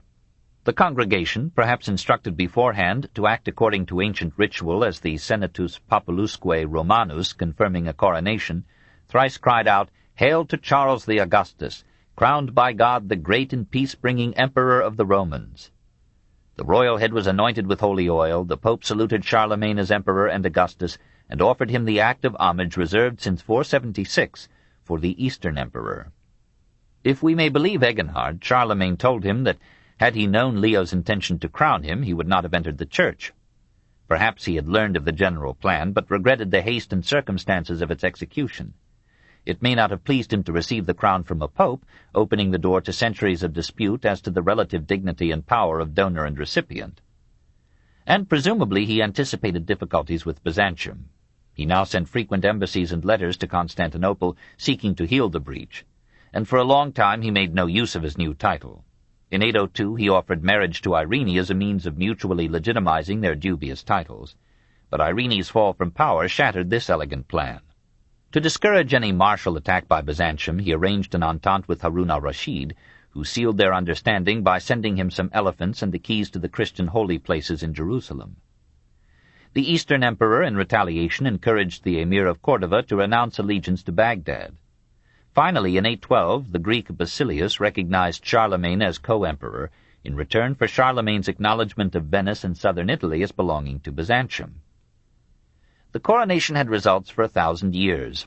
It strengthened the papacy and the bishops by making civil authority derived from ecclesiastical conferment. Gregory VII and Innocent III would build a mightier church on the events of 800 in Rome. It strengthened Charlemagne against baronial and other disaffection by making him a very vicar of God. It vastly advanced the theory of the divine right of kings. It contributed to the schism of Greek from Latin Christianity. The Greek Church did not relish subordination to a Roman Church allied with an empire rival to Byzantium. The fact that Charlemagne, as the Pope desired, continued to make Aachen, not Rome, his capital, underlined the passage of political power from the Mediterranean to northern Europe, from the Latin peoples to the Teutons. Above all, the coronation established the Holy Roman Empire in fact, though not in theory. Charlemagne and his advisers conceived of his new authority as a revival of the old imperial power. Only with Otto I was the distinctively new character of the regime recognized, and it became holy only when Frederick Barbarossa introduced the word sacrum into his title in 1155. All in all, despite its threat to the liberty of the mind and the citizen, the Holy Roman Empire was a noble conception, a dream of security and peace, order and civilization, restored in a world heroically won from barbarism, violence, and ignorance. Imperial formalities now hedged in the emperor on occasions of state. Then he had to wear embroidered robes, a golden buckle, jeweled shoes, and a crown of gold and gems, and visitors prostrated themselves to kiss his foot or knee. So much had Charlemagne learned from Byzantium, and Byzantium from Ctesiphon. But in other days, Eginhard assures us, his dress varied little from the common garb of the Franks. Linen shirt and breeches next to the skin, and over these a woolen tunic perhaps fringed with silk. Hose fastened by bands covered his legs, leather shoes his feet. In winter he added a close-fitting coat of otter or marten skins, and always a sword at his side. He was 6 feet 4 inches tall and built to scale. He had blond hair, animated eyes, a powerful nose, a moustache but no beard, a presence always stately and dignified. He was temperate in eating and drinking, abominated drunkenness, and kept in good health despite every exposure and hardship. He often hunted or took vigorous exercise on horseback. He was a good swimmer, and liked to bathe in the warm springs of Aachen. He rarely entertained, preferring to hear music or the reading of a book while he ate. Like every great man, he valued time. He gave audiences and heard cases in the morning while dressing and putting on his shoes. Behind his poise and majesty were passion and energy, but harnessed to his aims by a clairvoyant intelligence. His vital force was not consumed by 100 campaigns. He gave himself also with never-aging enthusiasm to science, law, literature, and theology. He fretted at leaving any part of the earth or any section of knowledge unmastered or unexplored. In some ways he was mentally ingenuous. He scorned superstition and proscribed diviners and soothsayers, but he accepted many mythical marvels and exaggerated the power of legislation to induce goodness or intelligence. This simplicity of soul had its fair side. There was in his thought and speech a directness and honesty seldom permitted to statesmanship. He could be ruthless when policy required, and was especially cruel in his efforts to spread Christianity. Yet he was a man of great kindness, many charities, warm friendships, and varied loves. He wept at the death of his sons, his daughter, and Pope Hadrian. In a poem, Ad Carolum Regum, Theodulf draws a pleasant picture of the emperor at home. On his arrival from labors, his children gather about him. Son Charles takes off the father's cloak, son Louis his sword. His 6 daughters embrace him, bring him bread, wine, apples, flowers. The bishop comes in to bless the king's food. Alcuin is near to discuss letters with him. The diminutive Eginhard runs to and fro like an ant, bringing in enormous books. He was so fond of his daughters that he dissuaded them from marriage, saying that he could not bear to be without them. They consoled themselves with unlicensed amours and bore several illegitimate children. Charlemagne accepted these accidents with good humor, since he himself, following the custom of his predecessors, had 4 successive wives and 5 mistresses or concubines. His abounding vitality made him extremely sensitive to feminine charms, and his women preferred a share in him to the monopoly of any other man. His harem bore him some 18 children, of whom 8 were legitimate. The ecclesiastics of the court and of Rome winked leniently at the Moslem morals of so Christian a king. He was now head of an empire far greater than the Byzantine, surpassed in the white man's world only by the realm of the Abbasid Caliphate. But every extended frontier of empire or knowledge opens up new problems.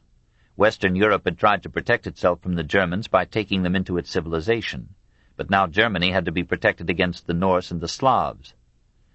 The Vikings had by 800 established a kingdom in Jutland, and were raiding the Frisian coast.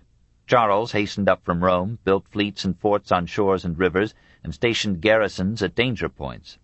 In 810 the king of Jutland invaded Frisia and was repulsed, but shortly thereafter, if we may follow the chronicle of the monk of St. Gall, Charlemagne from his palace at Narbonne was shocked to see Danish pirate vessels in the Gulf of Lyons.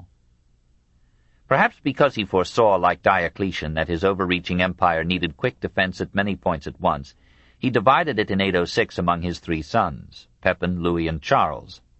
But Pepin died in 810, Charles in 811. Only Louis remained, so absorbed in piety as to seem unfit to govern a rough and treacherous world. Nevertheless, in 813, at a solemn ceremony, Louis was elevated from the rank of king to that of emperor, and the old monarch uttered his name Nunc Dimittis.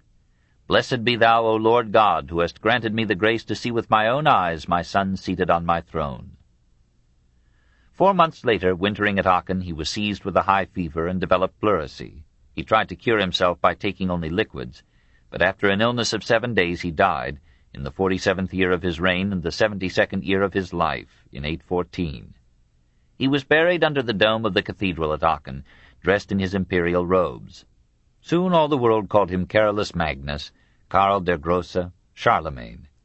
And in 1165, when time had washed away all memory of his mistresses, the Church, which he had served so well, enrolled him among the blessed. 3. The Carolingian Decline. The Carolingian Renaissance was one of several heroic interludes in the Dark Ages. It might have ended the darkness 3 centuries before Abelard had it not been for the quarrels and incompetence of Charlemagne's successors, the feudal anarchy of the barons, the disruptive struggle between church and state, and the Norman, Magyar, and Saracen invasions invited by these ineptitudes. One man, one lifetime, had not availed to establish a new civilization. The short-lived revival was too narrowly clerical. The common citizen had no part in it. Few of the nobles cared a fig for it. Few of them even bothered to learn how to read. Charles himself must bear some blame for the collapse of his empire. He had so enriched the clergy that the power of the bishops, now that his strong hand was lifted, outweighed that of the emperor, and he had been compelled, for military and administrative reasons, to yield a dangerous degree of independence to the courts and barons in the provinces. He had left the finances of an imperially burdened government dependent upon the loyalty and integrity of these rude aristocrats, and upon the modest income of his own lands and mines. He had been able, like the Byzantine emperors, to build up a bureaucracy of civil servants responsible only to the central power, or capable of carrying on the government through all vicissitudes of imperial personnel. Within a generation after his death, the Missi Dominici, who had spread his authority through the counties, were disbanded or ignored, and the local lords slipped out of central control. Charlemagne's reign was a feat of genius. It represented political advancement in an age and region of economic decline. The cognomens given to his successors by their contemporaries tell the story. Louis the Pious, Charles the Bald, Louis the Stammerer, Charles the Fat, Charles the Simple. Louis the Pious, 814 to 840, was as tall and handsome as his father, modest, gentle, and gracious, and as incorrigibly lenient as Caesar. Brought up by priests, he took to heart the moral precepts that Charlemagne had practiced with such moderation. He had one wife and no concubines. He expelled from the court his father's mistresses and his sister's paramours, and when the sisters protested, he immured them in nunneries. He took the priests at their word and bade the monks live up to their Benedictine rule. Wherever he found injustice or exploitation, he tried to stop it and to right what wrong had been done. The people marveled to find him always taking the side of the weak or poor. Feeling bound by frank custom, he divided his empire into kingdoms ruled by his sons, Pepin, Lothair, and Louis the German, whom we shall call Ludwig. By his second wife, Judith, Louis had a fourth son, known to history as Charles the Bald. Louis loved him with almost grandparental infatuation, and wished to give him a share of the empire, annulling the division of 817. The 3 older sons objected and began 8 years of civil war against their father. The majority of the nobles and the clergy supported the rebellion. The few who seemed loyal deserted Louis in a crisis at Rotfeld, near Colmar, which thereafter was known as the Lügenfeld, the field of lies. Louis bade his remaining supporters leave him for their own protection and surrendered to his sons in 833. They jailed and tonsured Judith, confined young Charles in a convent, and ordered their father to abdicate and do public penance. In a church at Soissons, Louis, surrounded by 30 bishops and in the presence of his son and successor Lothair, was compelled to bare himself to the waist, prostrate himself upon a haircloth, and read aloud a confession of crime. He took the grey garb of a penitent, and for a year was imprisoned in a monastery. From this moment a united episcopate ruled France amid the disintegration of the Carolingian house. Popular sentiment revolted against Lothair's treatment of Louis. Many nobles and some prelates responded to the appeals of Judith to annul the deposition. A quarrel among the sons ensued. Pepin and Ludwig released their father, restored him to his throne, and returned Judith and Charles to his arms in 834. Louis took no revenge, but forgave all. When Pepin died in 838, a new partition was made. Ludwig did not like it and invaded Saxony. The old emperor again took the field and repelled the invasion, but he fell ill of exposure on the way back and died near Ingelheim in 840. Among his last words were a message of forgiveness to Ludwig and an appeal to Lothair, now emperor, to protect Judith and Charles.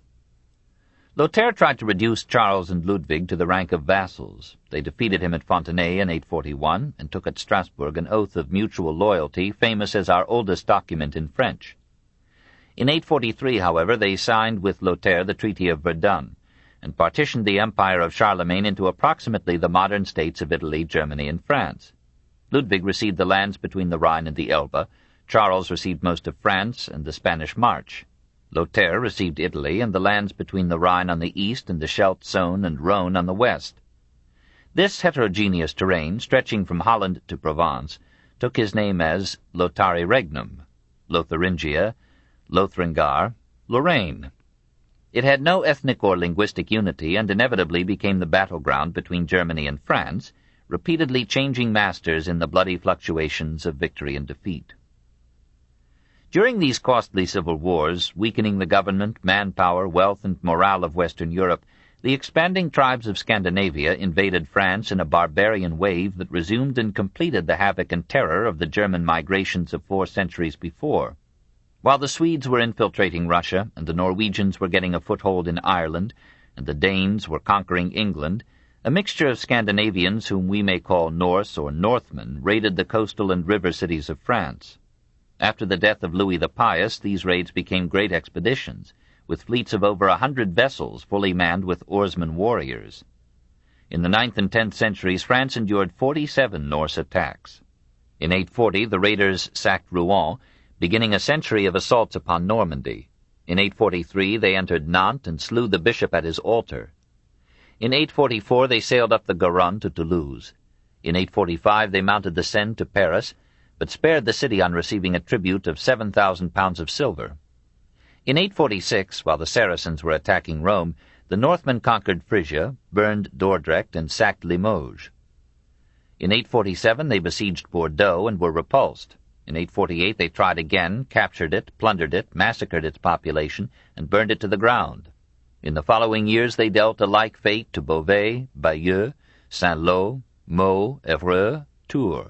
We may surmise something of the terror by noting that Tours was pillaged in 853, 856, 862, 872, 886, 903, and 919. Paris was pillaged in 856, again in 861, and burned in 865.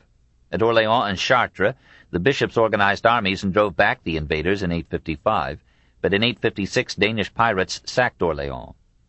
In 859 a Norse fleet sailed through Gibraltar into the Mediterranean, raided towns along the Rhone as far north as Valence, crossed the Gulf of Genoa, and plundered Pisa and other Italian cities. Baffled here and there by the fortified castles of the nobles, the invaders rifled or destroyed the treasures of the unprotected churches and monasteries, often burning them and their libraries, and sometimes killing the priests and monks. In the litanies of those dark days men prayed, Libera nos a furore Normanorum, deliver us from the Norse fury. As if in a conspiracy with the Northmen, the Saracens took Corsica and Sardinia in 810, ravaged the French Riviera in 820, sacked Arles in 842, and held most of the French Mediterranean coast till 972. What were the kings and barons doing in all this half-century of destruction? The barons, themselves harassed, were loath to go to the aid of other regions, and responded weakly to appeals for united action. The kings were busy with their wars for territory or the imperial throne, and sometimes encouraged the Norse to raid a rival's shores. In 859, Archbishop Hincmar of Reims directly accused Charles the Bald of negligence in the defense of France. Charles was succeeded, from 877 to 888, by worse weaklings, Louis II the Stammerer, Louis III, Carloman, and Charles the Fat. By the accidents of time and death, all the realm of Charlemagne was again united under Charles the Fat, and the dying empire had another chance to fight for its life.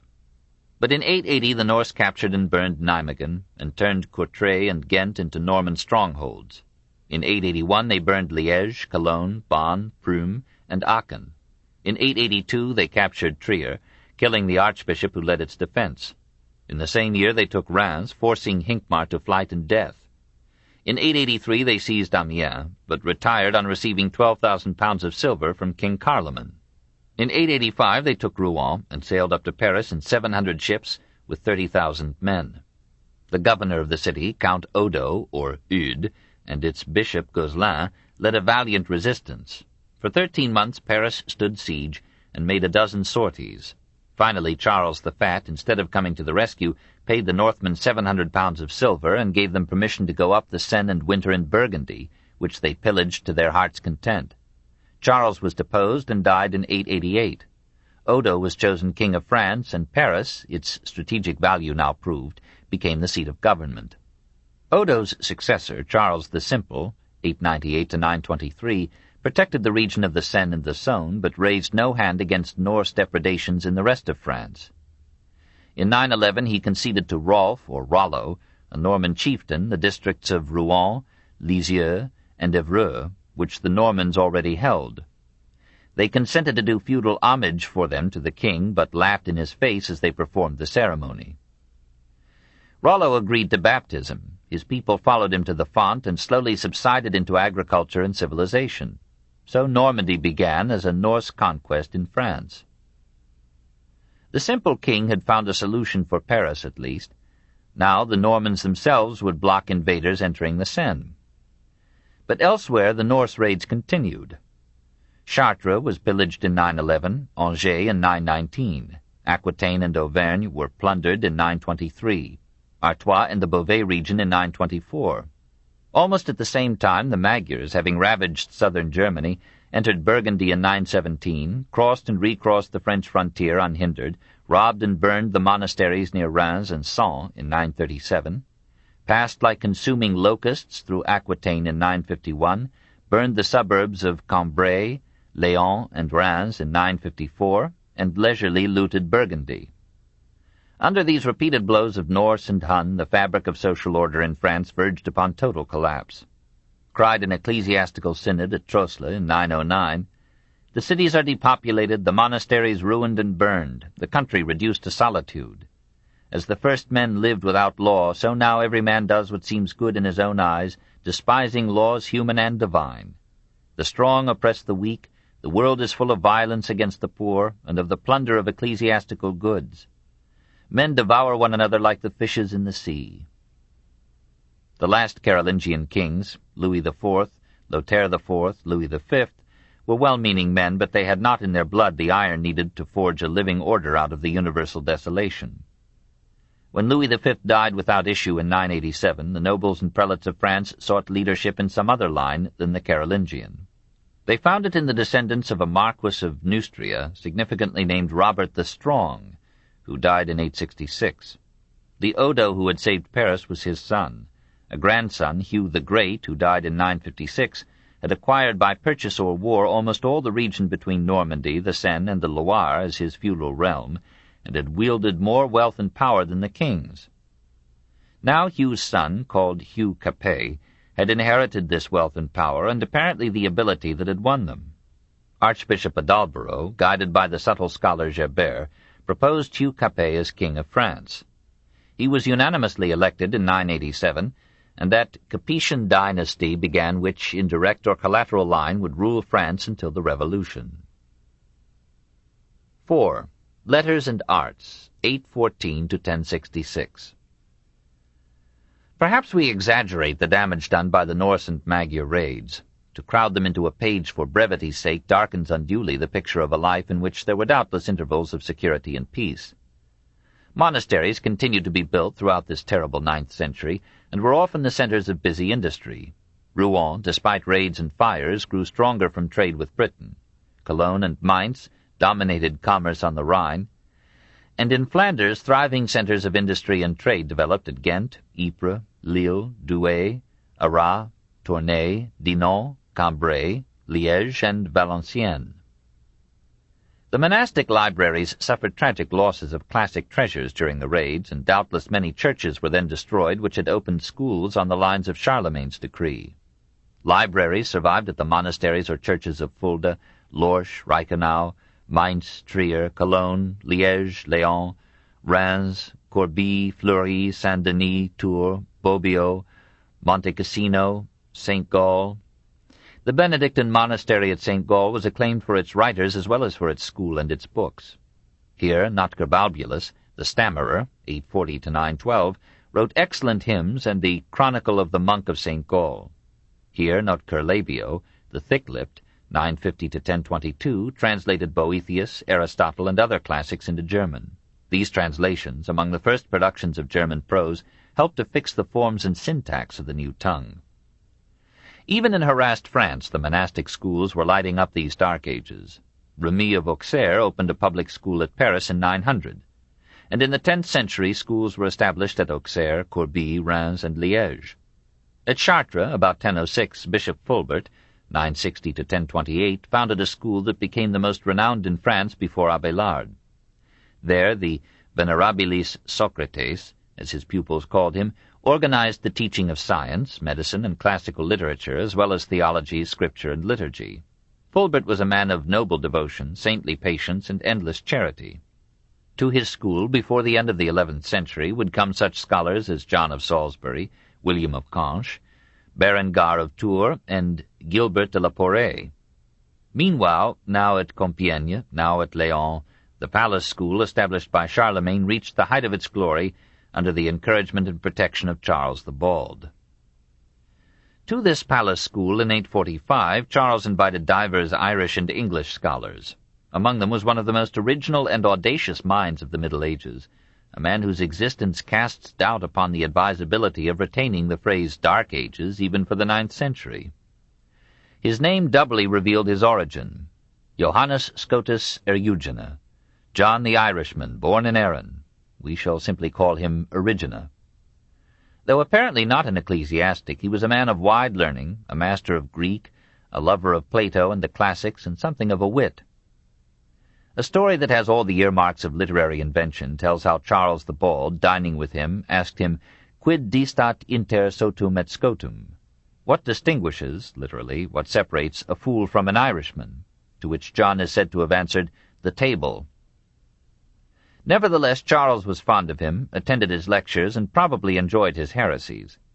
John's book on the Eucharist interpreted the sacrament as symbolical, and by implication questioned the real presence of Christ in the consecrated bread or wine.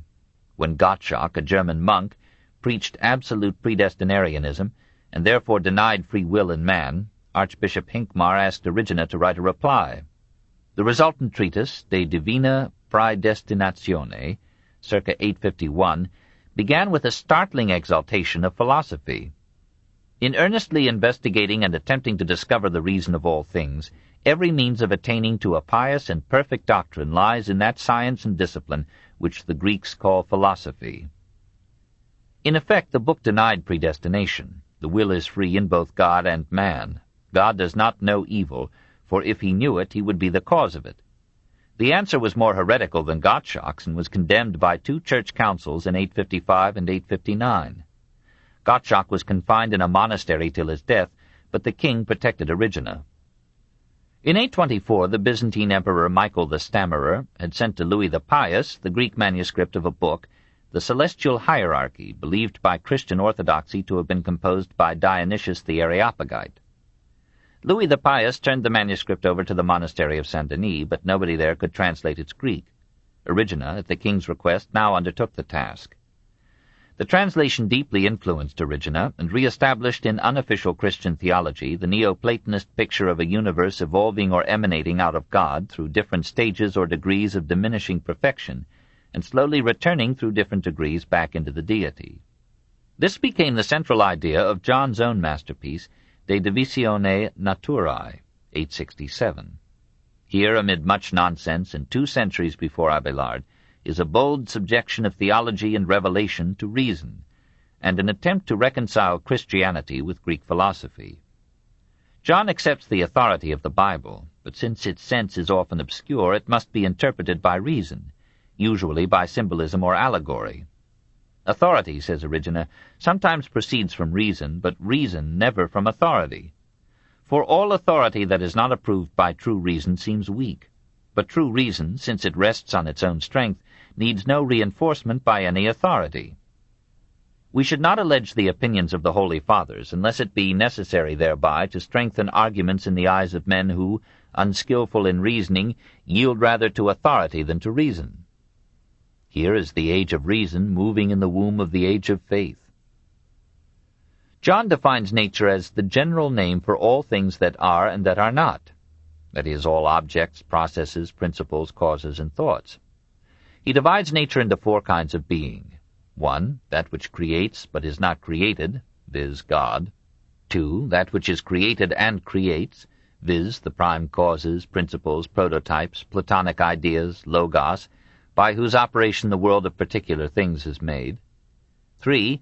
That which is created and does not create, viz., the said world of particular things. And 4. That which neither creates nor is created, that is, God as the final and absorbing end of all things.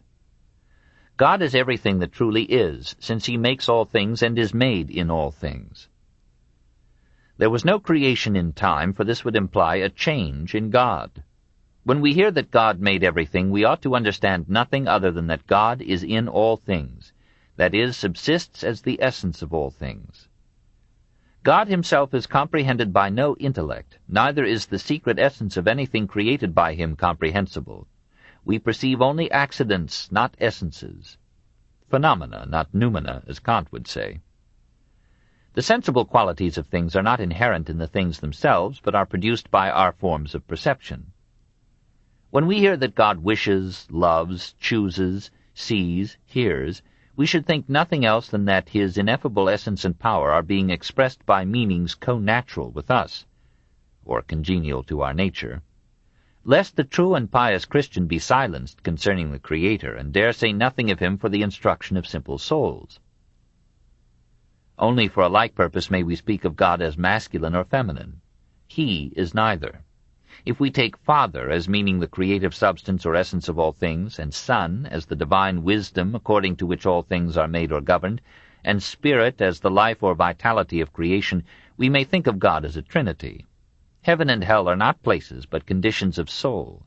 Hell is the misery of sin, heaven is the happiness of virtue and the ecstasy of the divine vision, the perception of divinity, revealed in all things to the soul that is pure. The Garden of Eden was such a state of soul, not a place on the earth. All things are immortal. Animals, too, like men, have souls that pass back after death into the God or creative spirit from whom they emanated. All history is a vast outward flow of creation by emanation, and an irresistible inward tide that finally draws all things back into God.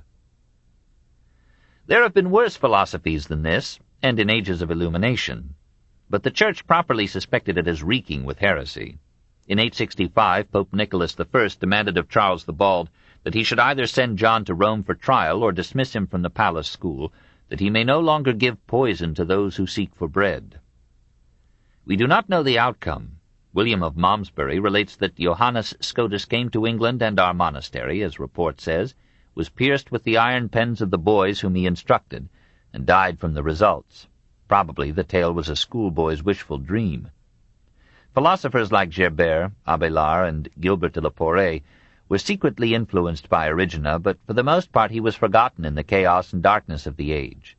When in the 13th century his book was exhumed from oblivion, it was condemned by the Council of Sens in 1225, and Pope Honorius III ordered that all copies should be sent to Rome and there be burned. In these disturbed centuries, French art marked time.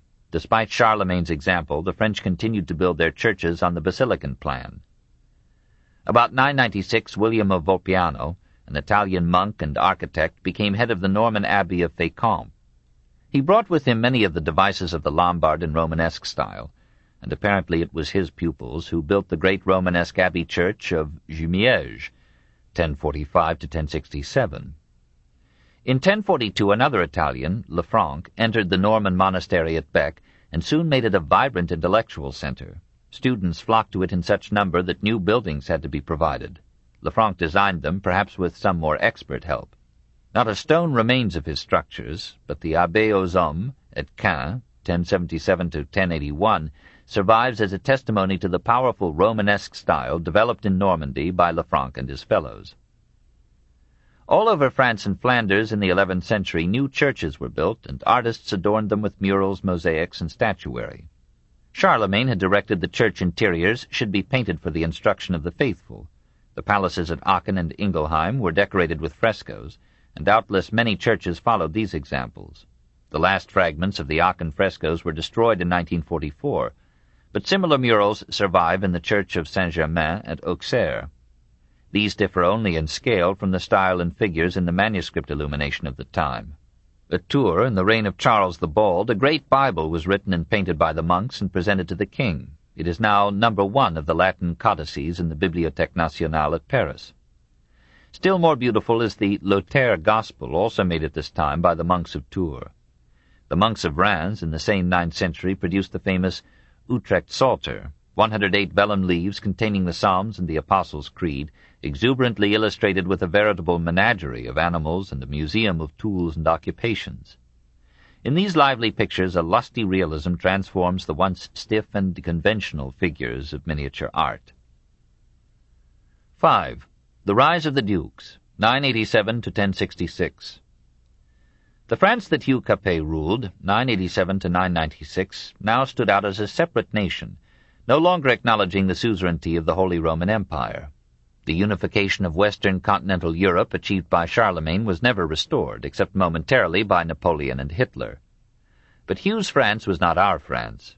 Aquitaine and Burgundy were virtually independent duchies, and Lorraine would for 7 centuries attach itself to Germany. It was a France heterogeneous in race and speech. Northeastern France was more Flemish than French, and had a large German element in its blood. Normandy was Norse, Brittany was Celtic and aloof, dominated by refugees from Britain. Provence was still in stock and speech a Roman Gallic province. France near the Pyrenees was Gothic. Catalonia, technically under the French monarchy, was Gothalonia. The Loire divided France into 2 regions of diverse cultures and tongues. The task of the French monarchy was to unify this diversity and make a nation from a dozen peoples. The task would take 800 years. To improve the chances of an orderly succession, Hugh, in the first year of his reign, had his son Robert crowned co-king. Robert the Pious, 996 to 1031, is accounted a mediocre king, perhaps because he shunned the glory of war. Having some dispute over boundaries with the Emperor Henry II of Germany, he arranged a meeting with him, exchanged presents, and reached a peaceable agreement. Like Louis IX, Henry IV, and Louis XVI, Robert had a kindly feeling for the weak and the poor, and protected them as well as he could from the unscrupulous strong. He offended the Church by marrying his cousin Bertha in 998, bore excommunication patiently therefore, and the taunts of those who thought her a witch. Finally he separated from her and lived unhappily forever afterward. At his death, we are told, there was great mourning and intolerable grief. A war of succession followed between his sons. The elder, Henry I, 1031 to 1060, won, but only by the help of Robert, Duke of Normandy.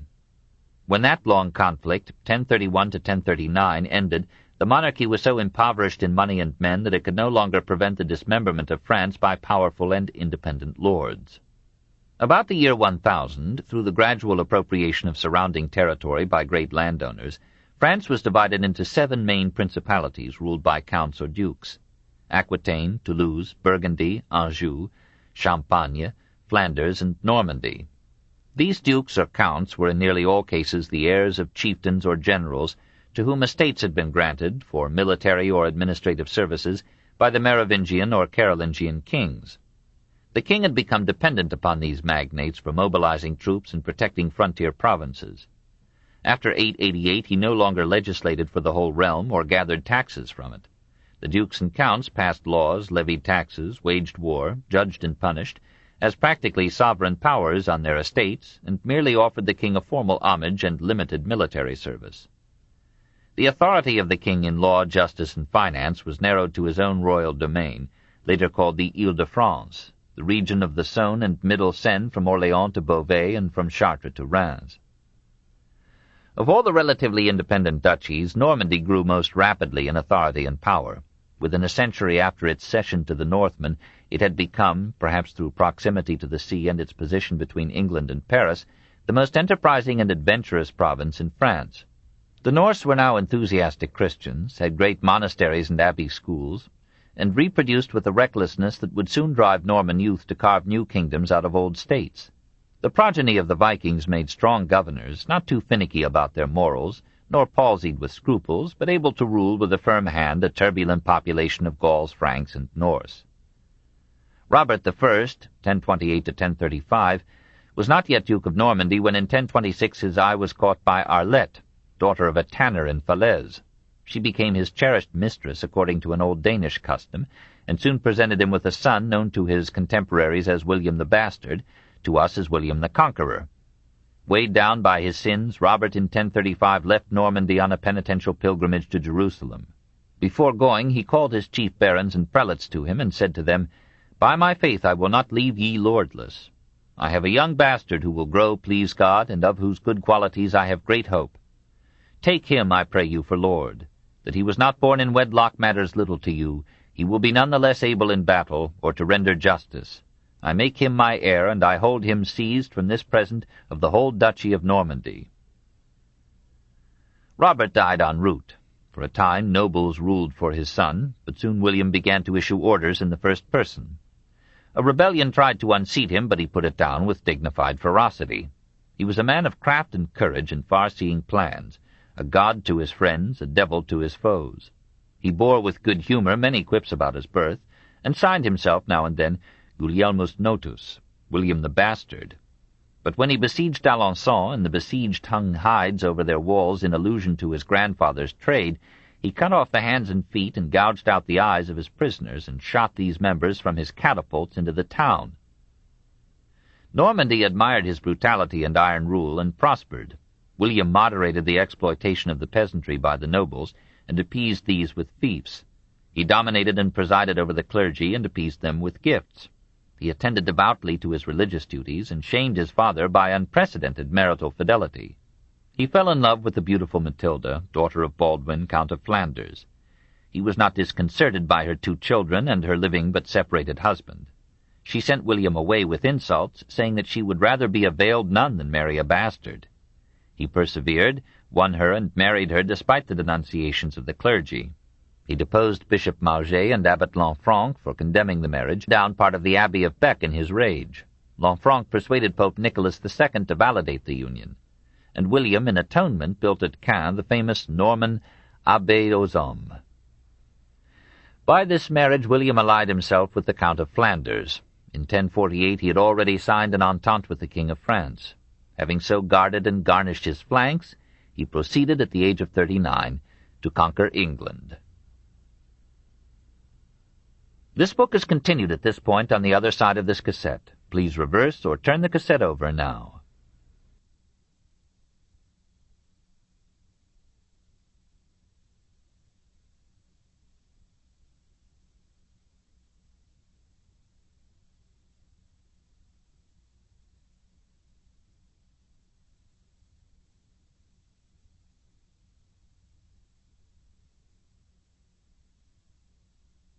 The Story of Civilization, Volume 4, The Age of Faith, Part 2, by Will Durant. Continued, Cassette 5, Side 2. Chapter 20, The Rise of the North, 566 to 1066. 1. England, 577 to 1066. 1. Alfred and the Danes, 577 to 1016. After the Battle of Durham in 577, the Anglo-Saxon Jute conquest of England met with only minor resistance, and soon the invaders divided the country. The Jutes organized a kingdom in Kent, the Angles formed 3 kingdoms, Mercia, Northumberland, and East Anglia, the Saxons another 3 in Wessex, Essex, and Sussex, that is, West, East, and South Saxony. These 7 little kingdoms, and others smaller still, provided the history of England, until King Egbert of Wessex, by arms or subtlety, united most of them under his rule in 829. But even before this new Angleland was molded by the Saxon king, those Danish invasions had begun which were to rack the island from sea to sea, and threaten its nascent Christianity with a wild and letterless paganism. In the year 787, says the Anglo-Saxon Chronicle, came 3 ships to the West Saxon shores, and they slew folk. These were the first ships of Danish men that sought land of Englefolk. In 793, another Danish expedition raided Northumberland, sacked the famous monastery of Lindisfarne, and murdered its monks. In 794, the Danes entered the Wear and pillaged Wearmouth and Jarrow, where the learned Bede had labored half a century before. In 838, the raids attacked East Anglia and Kent. In 839, a pirate fleet of 350 vessels moored in the Thames, while their crews pillaged Canterbury and London. In 867, Northumberland was conquered by a force of Danes and Swedes. Thousands of English men were slain, monasteries were sacked, libraries were scattered or destroyed. York and its neighborhood, whose school had given Alcuin to Charlemagne, were reduced to destitution and ignorance. By 871, most of England north of the Thames was subject to the invaders. In that year, a Danish army under Guthrum marched southward to attack Reading, the Wessex capital. Ethelred the king and his young brother Alfred met the Danes at Ashdown and won. But in a second engagement at Merton, Ethelred was mortally wounded, and the English fled. Alfred mounted the throne of West Saxony at the age of 22 in 871. Asser describes him as then illiteratus, which could mean either illiterate or Latinless. He was apparently epileptic and suffered a seizure at his wedding feast, but he is pictured as a vigorous hunter, handsome and graceful, and surpassing his brothers in wisdom and martial skill. A month after his accession, he led his little army against the Danes at Wilton, and was so badly defeated that to save his throne he had to buy peace from the foe. But in 878 he won a decisive victory at Ethandun, now Eddington.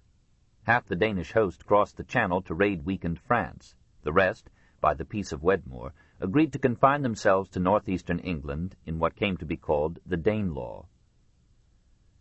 Alfred, says the not quite reliable Asser, led his army into East Anglia for the sake of plunder, conquered the land, and, perhaps to unify England against the Danes, made himself king of East Anglia and Mercia, as well as of Wessex. Then, like a lesser Charlemagne, he turned to the work of restoration and government. He reorganized the army, built a navy, established a common law for his 3 kingdoms, reformed the administration of justice, provided legal protection for the poor, built or rebuilt cities and towns, and erected royal halls and chambers with stone and wood for his growing governmental staff. 1/8 of his revenue was devoted to relief of the poor, another 1/8 to education.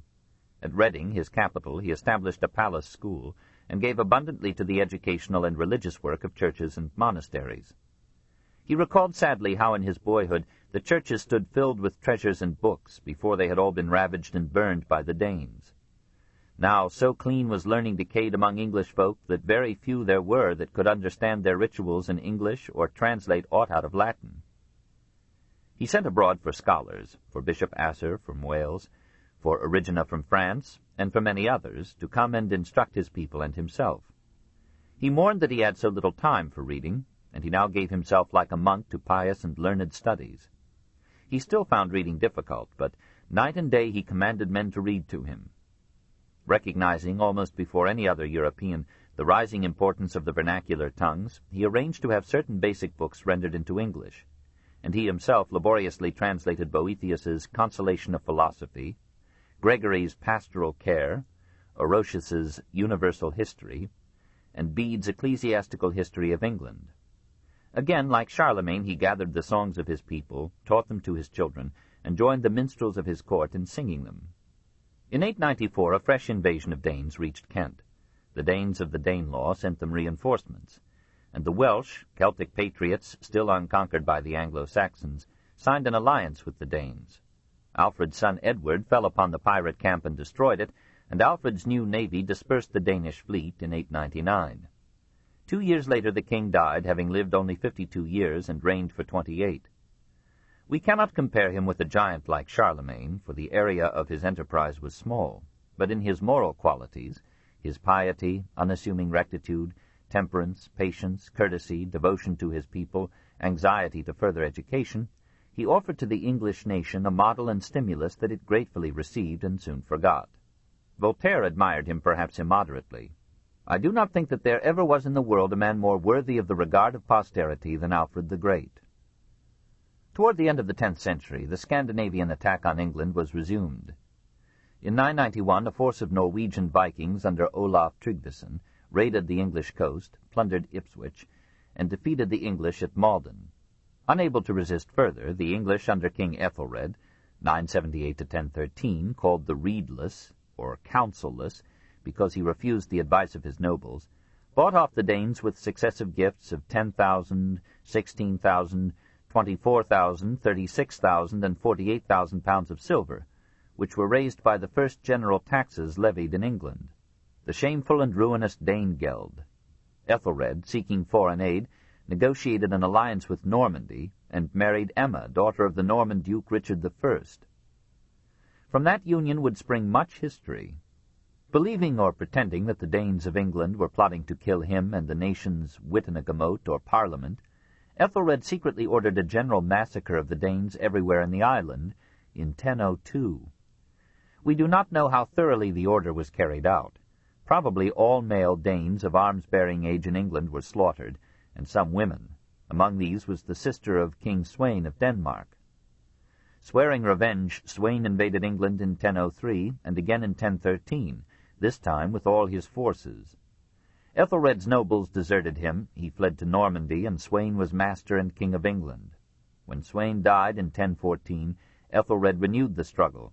The nobles again deserted him and made their peace with Sweyn's son Canute in 1015. Ethelred died in besieged London. His son Edmund Ironside fought bravely, but was overwhelmed by Canute at Assendon in 1016. Canute was now accepted by all England as its king, and the Danish conquest was complete. 2. Anglo-Saxon Civilization, 577 to 1066. The conquest was only political. Anglo-Saxon institutions, speech, and ways had in 6 centuries sunk such roots that to this day neither the government nor the character nor the language of the English can be understood without them. In the newsless intervals between war and war, crime and crime, there had been a reorganization of tillage and trade, a resurrection of literature, a slow formation of order and law. History gives no ground for the delusion that Anglo-Saxon England was a paradise of free peasants living in democratic village communities. The leaders of the Anglo-Saxon hosts appropriated the land. By the 7th century, a few families owned 2/3 of the soil of England. By the 11th century, most towns were included in the property of a thane, or noble, a bishop, or the king. During the Danish invasions, many peasants exchanged ownership for protection. By 10,000, the bulk of them paid rent in produce or labor to some lord.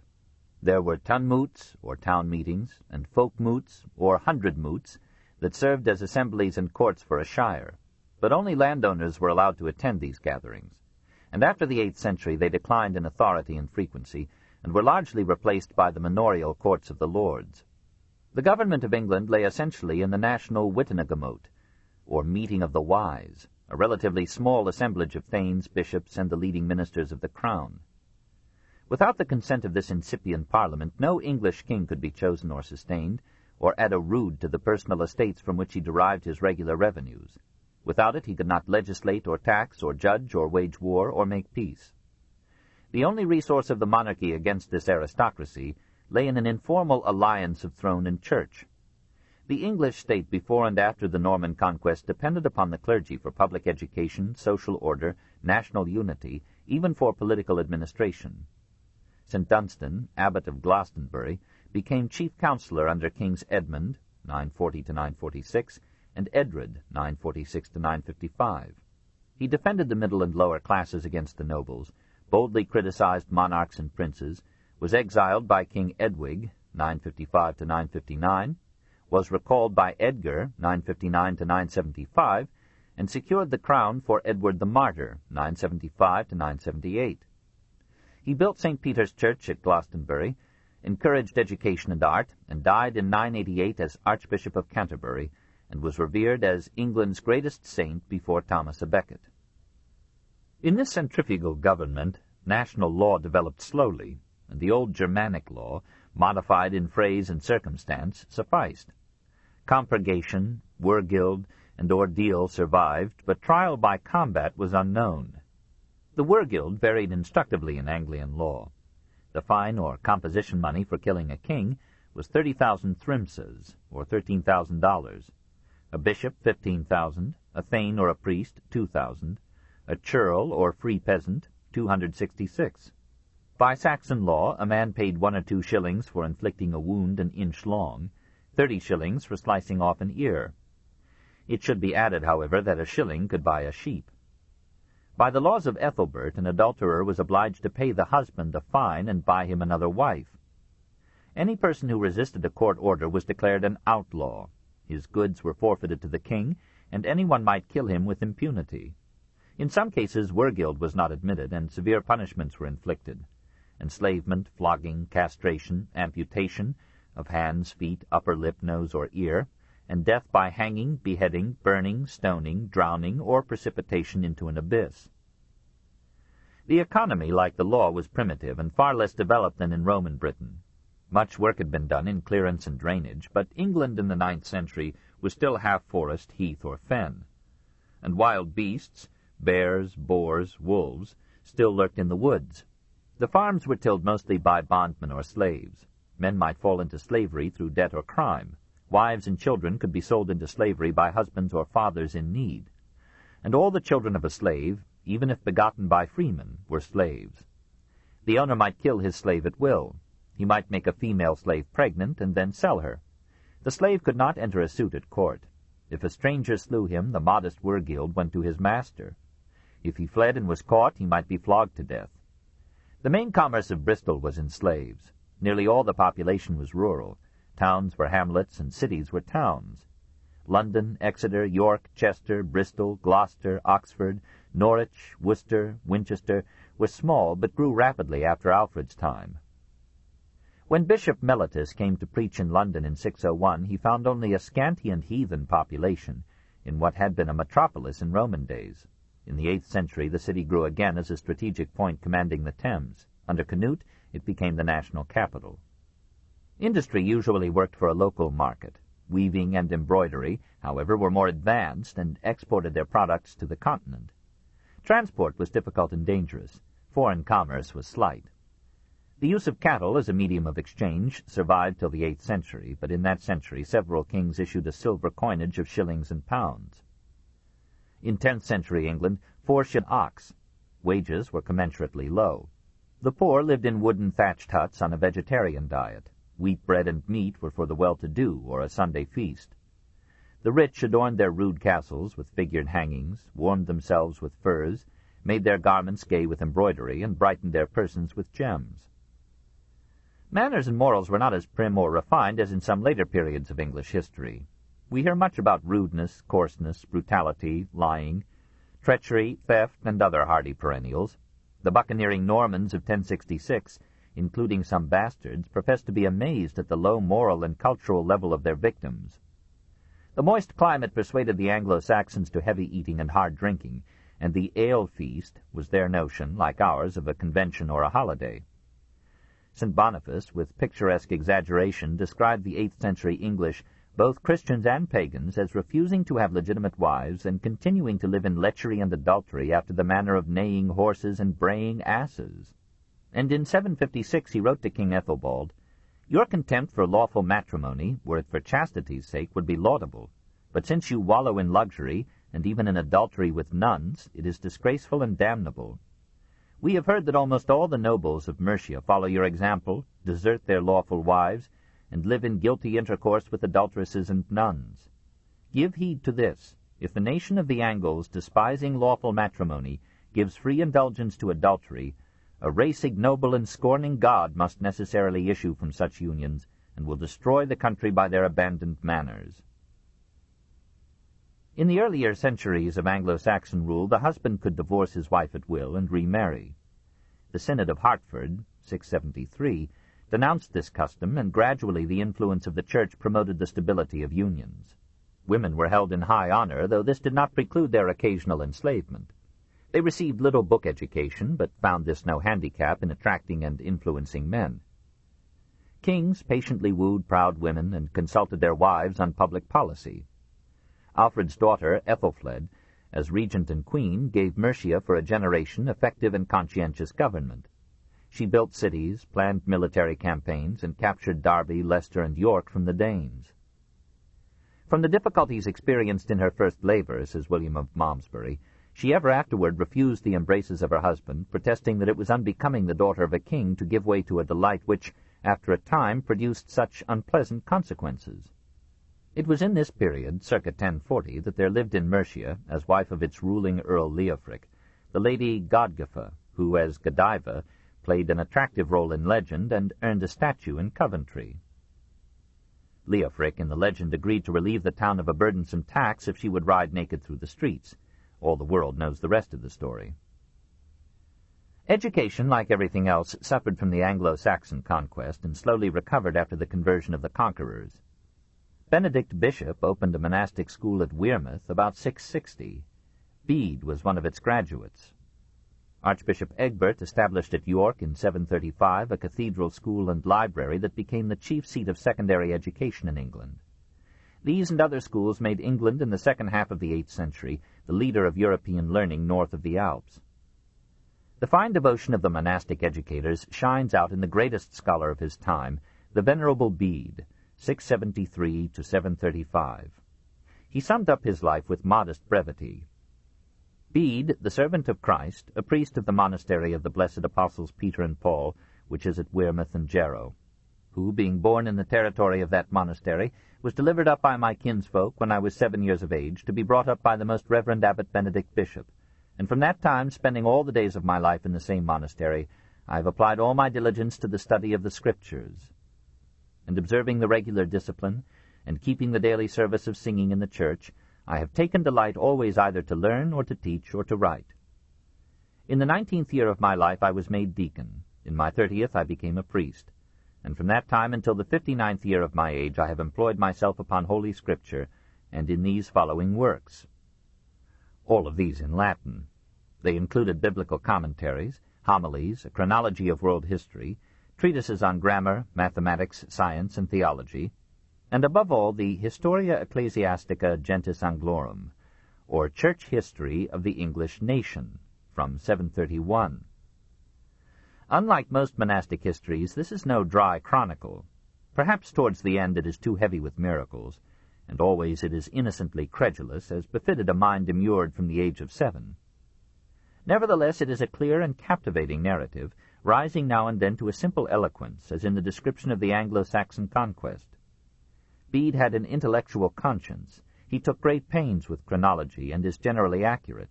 He specified his sources, sought first-hand evidence, and quoted pertinent and available documents. I would not, he said, that my children should read a lie, meaning, we hope, the 600 pupils whom he taught. He died 4 years after penning the above autobiography, and all the tenderness and faith of medieval piety are in its concluding lines. And I beseech thee, merciful Jesus, that to whom thou hast of thy goodness given sweetly to drink in the words of the knowledge of thee, thou wilt also vouchsafe, in thy loving kindness, that he may one day come to thee, the fountain of all wisdom, and stand forever before thy face. Bede notes that 5 languages were spoken in his England: English, British, or Celtic, Irish, Pict, or Scotch, and Latin. English was the language of the Angles, but it differed little from Saxon, and was intelligible to Franks, Norwegians, and Danes. These 5 peoples spoke varieties of German, and English grew out of German speech. As early as the 7th century there was a considerable Anglo-Saxon literature. We must judge it largely from fragments, for most of it perished when Christianity brought in the Latin script, replacing the runic characters of Anglo-Saxon writing, when the Danish conquest destroyed so many libraries, and when the Norman conquest almost swamped the English language with French words. Moreover, many of these Anglo-Saxon poems were pagan, and had been transmitted orally through generations of gleemen or minstrels, who were a bit loose in life and speech, and whom monks and priests were forbidden to hear. It was probably an 8th century monk, however, who wrote one of the oldest extant Anglo-Saxon fragments, a verse paraphrase of Genesis, not quite as inspired as the original. Interpolated into the poem is the translation of a German narrative of the fall. Here the verse comes to life, largely because Satan is represented as a defiant and passionate rebel. Perhaps Milton found here a hint for his Lucifer. Some of the Anglo-Saxon poems are elegies. So the Wanderer tells of happy days gone by in the baronial hall. Now the Lord is dead, all this firm-set earth becomes empty, and sorrow's crown of sorrow is remembering happier things. Not even Dante improved the expression of this idea. Usually these old poems sing blithely and lustily of war. The lay of the Battle of Maldon, circa 1000, sees only heroism in the English defeat, and the old warrior Bertwold, standing over his slain lord, taught courage to the overwhelmed Saxons in words presaging Mallory. Thought shall be the harder, heart the keener, mood shall be the more, as our might lessens. Here our prince lies low, they have hewn him to death. Grief and sorrow forever on the man that leaves this war play. I am old of years, but hence I will not go. I think to lay me down by the side of my lord, by the side of the man I cherished. The longest and noblest of the Anglo-Saxon poems, Beowulf, was composed, presumably in England, in the 7th or 8th century, and is preserved in a British Museum manuscript dating back to 1000. Its 3,183 lines are apparently the complete work. The verse is rhymeless, but alliterative, antistrophic rhythm, in a West Saxon dialect quite unintelligible to us today. The story seems childish.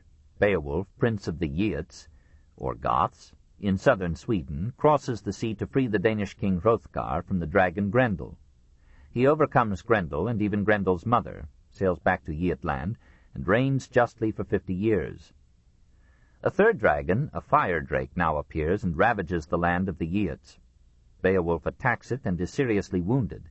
His comrade Wiglaf comes to his aid, and together they kill the beast. Beowulf dies of his wound and is burned on a funeral pyre. The tale is not so naive as this sounds.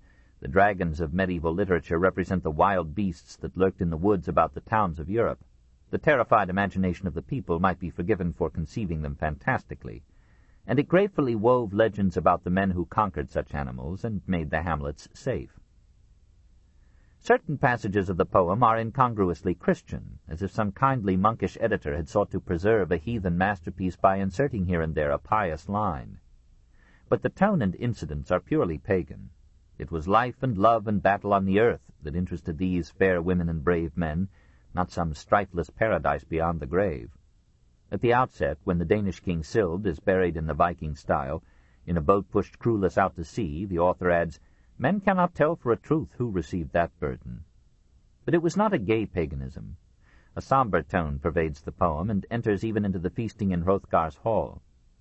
Through the lilt and sigh of the flowing lines we catch the plaint of the gleeman's harp. Then Beowulf sat down on a seat by the wall. He talked of his wound, of the hurt sore unto death. He knew well that he had ended his days. Then men bold in battle rode about the burial mound. They were minded to utter their grief, to lament the king, to make a chant and speak of the man. They exalted his heroic life and praised his valorous deeds with all their strength. They said that among the kings of the world he was the mildest of men, and most kindly, most gentle to his people, and most eager for praise. Thus it is fitting that a man should extol his friendly lord, and should love him heartily, when he must needs depart from his body and pass away. Beowulf is probably the oldest extant poem in the literature of Britain, but Caedmon's, who died in 680, is the oldest name. We know him only through a pretty passage in Bede. In the monastery of Whitby, says the ecclesiastical history, was a simple brother who found it so hard to sing that whenever his turn came to chant he fled to some hiding place. One night as he lay asleep in his stable lair, it seemed to him that an angel appeared and said, "Caedmon, sing me something." The monk protested that he could not. The angel commanded. Caedmon tried and was startled at his success. In the morning he recalled the song and sang it. Thereafter he lisped in numbers and turned Genesis, Exodus, and the Gospels into verse put together, says Bede, with very great sweetness and pricking of the heart. Nothing remains of them except a few lines translated into Latin by Bede.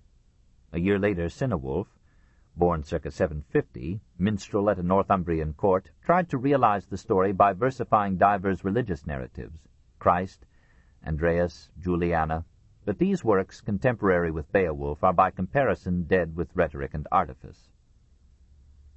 Literary prose comes later than poetry in all literatures, as intellect matures long after fancy blooms. Men talk prose for centuries without knowing it, before they have leisure or vanity to mold it into art. Alfred is the first clear figure in the prose literature of England. His translations and prefaces were eloquent through simple sincerity, and it was he who, by dint of editing and adding, transformed the bishop's roll, kept by the clerks of Winchester Cathedral, into the most vigorous and vivid sections of the Anglo-Saxon Chronicle, the first substantial work of English prose. His teacher Asser may have written most of the Life of Alfred. Perhaps it is a later compilation, circa 974. In any event, it is an early instance of the readiness with which Englishmen used English instead of Latin for works of history or theology, while the Continent still blushed to write such dignities in the vulgar speech. Even amid poetry and war, men and women found time and spirit to give form to significance and beauty to things of use. Alfred established a school of art at Athelney, brought to it from all quarters monks skilled in arts and crafts, and continued during his frequent wars, says Asser, to teach his workers in gold and his artificers of all kinds. Dunstan, not content with being both a statesman and a saint, worked cleverly in metal and gold, was a good musician, and built a pipe organ for his cathedral at Glastonbury.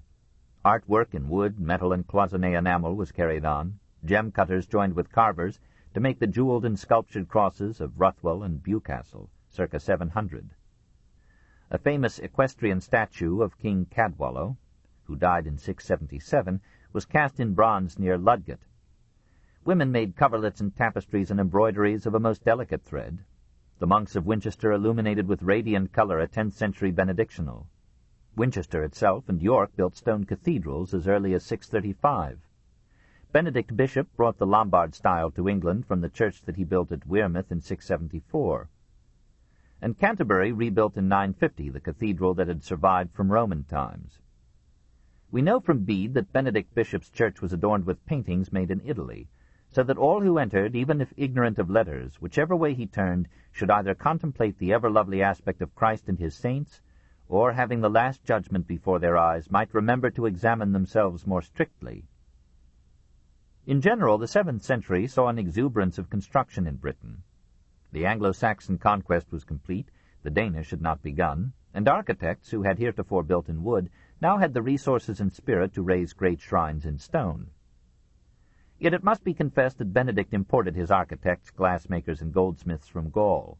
Bishop Wilfrid brought sculptors and painters from Italy to decorate his 7th-century church at Hexham, and the beautifully illuminated Gospel Book of Lindisfarne, circa 730, was the work of Irish monks transplanted by the eremitical or missionary zeal to that bleak isle off the Northumberland coast. The coming of the Danes ended this brief renaissance, and not until the sound establishment of Canute's power did English architecture resume its climb to majesty.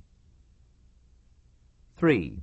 Between Conquests, 1016 to 1066. Canute was more than a conqueror, he was a statesman.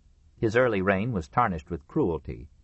He banished the children of Edmund Ironsides and had Edmund's brother murdered to forestall an Anglo-Saxon restoration. But then, noting that the widow and sons of King Ethelred were alive at Rouen, he cut many knots by offering Emma his hand in marriage, this in 1017.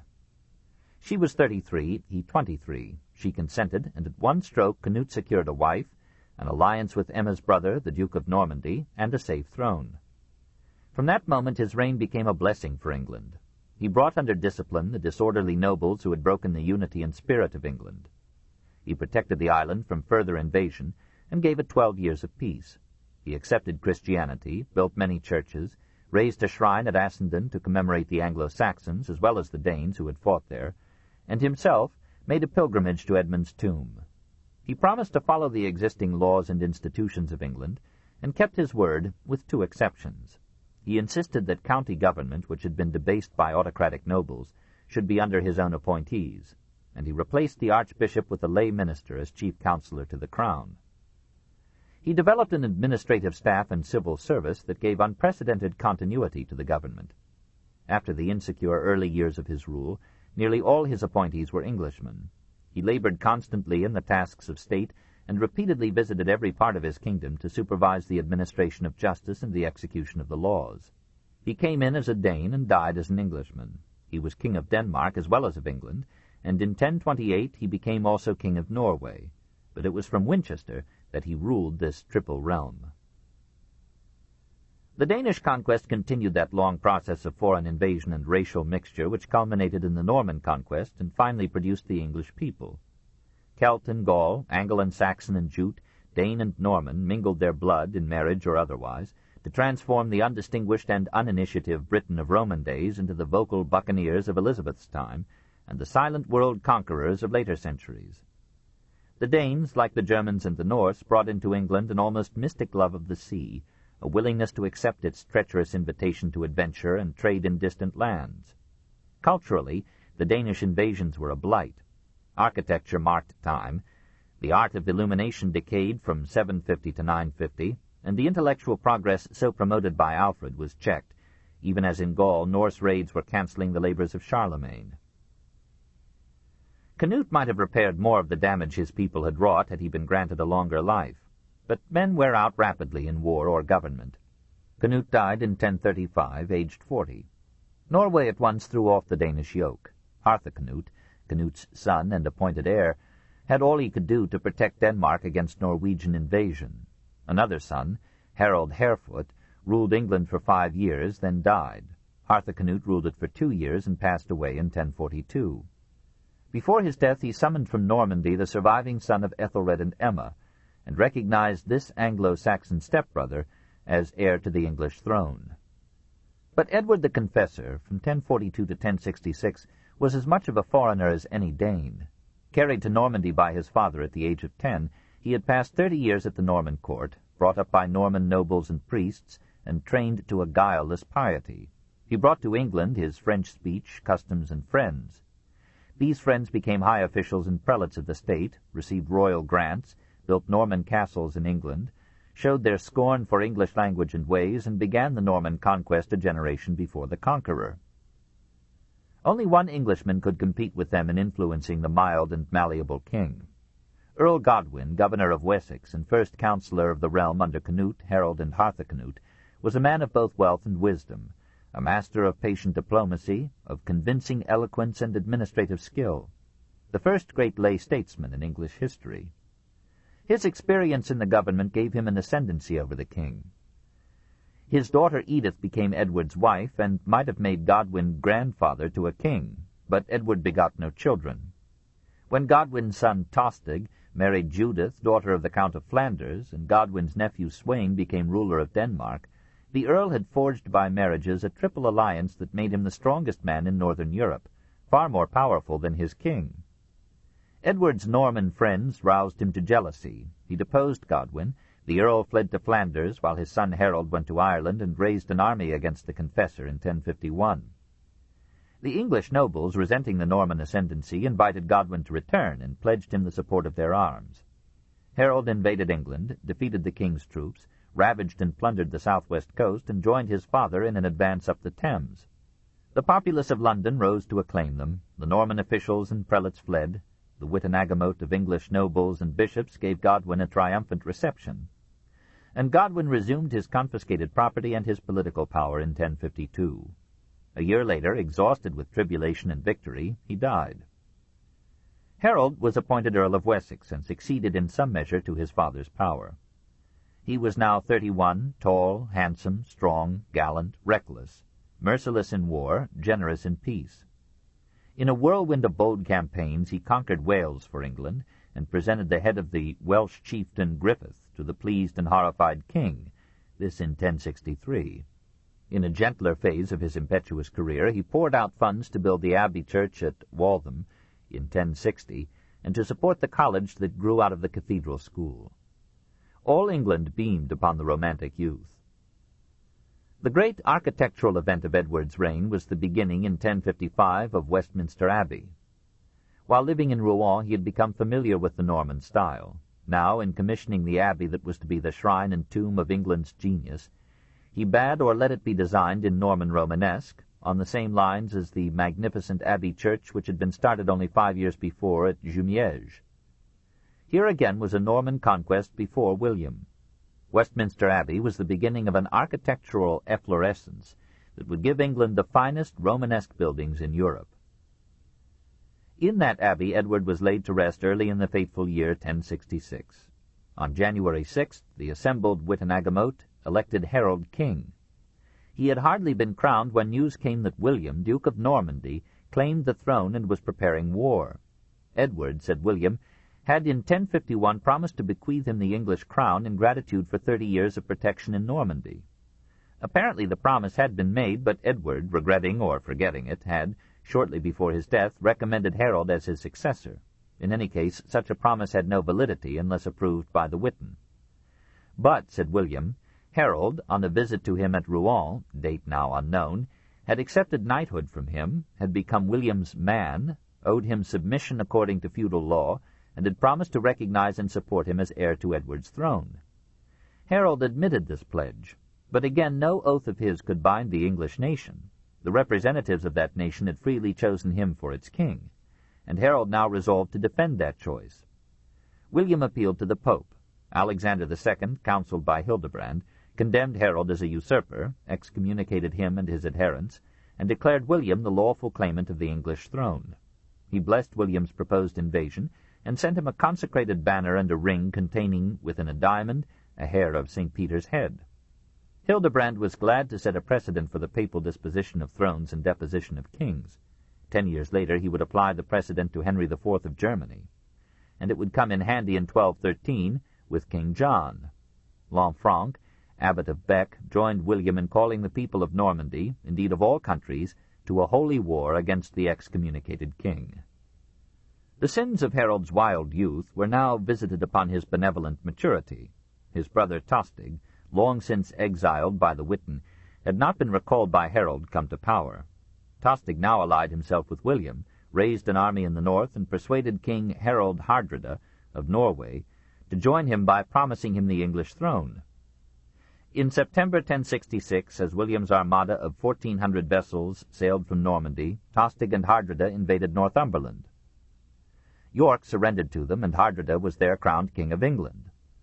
Harold rushed up with what troops he had and defeated the northern invaders at Stamford Bridge, September 25th.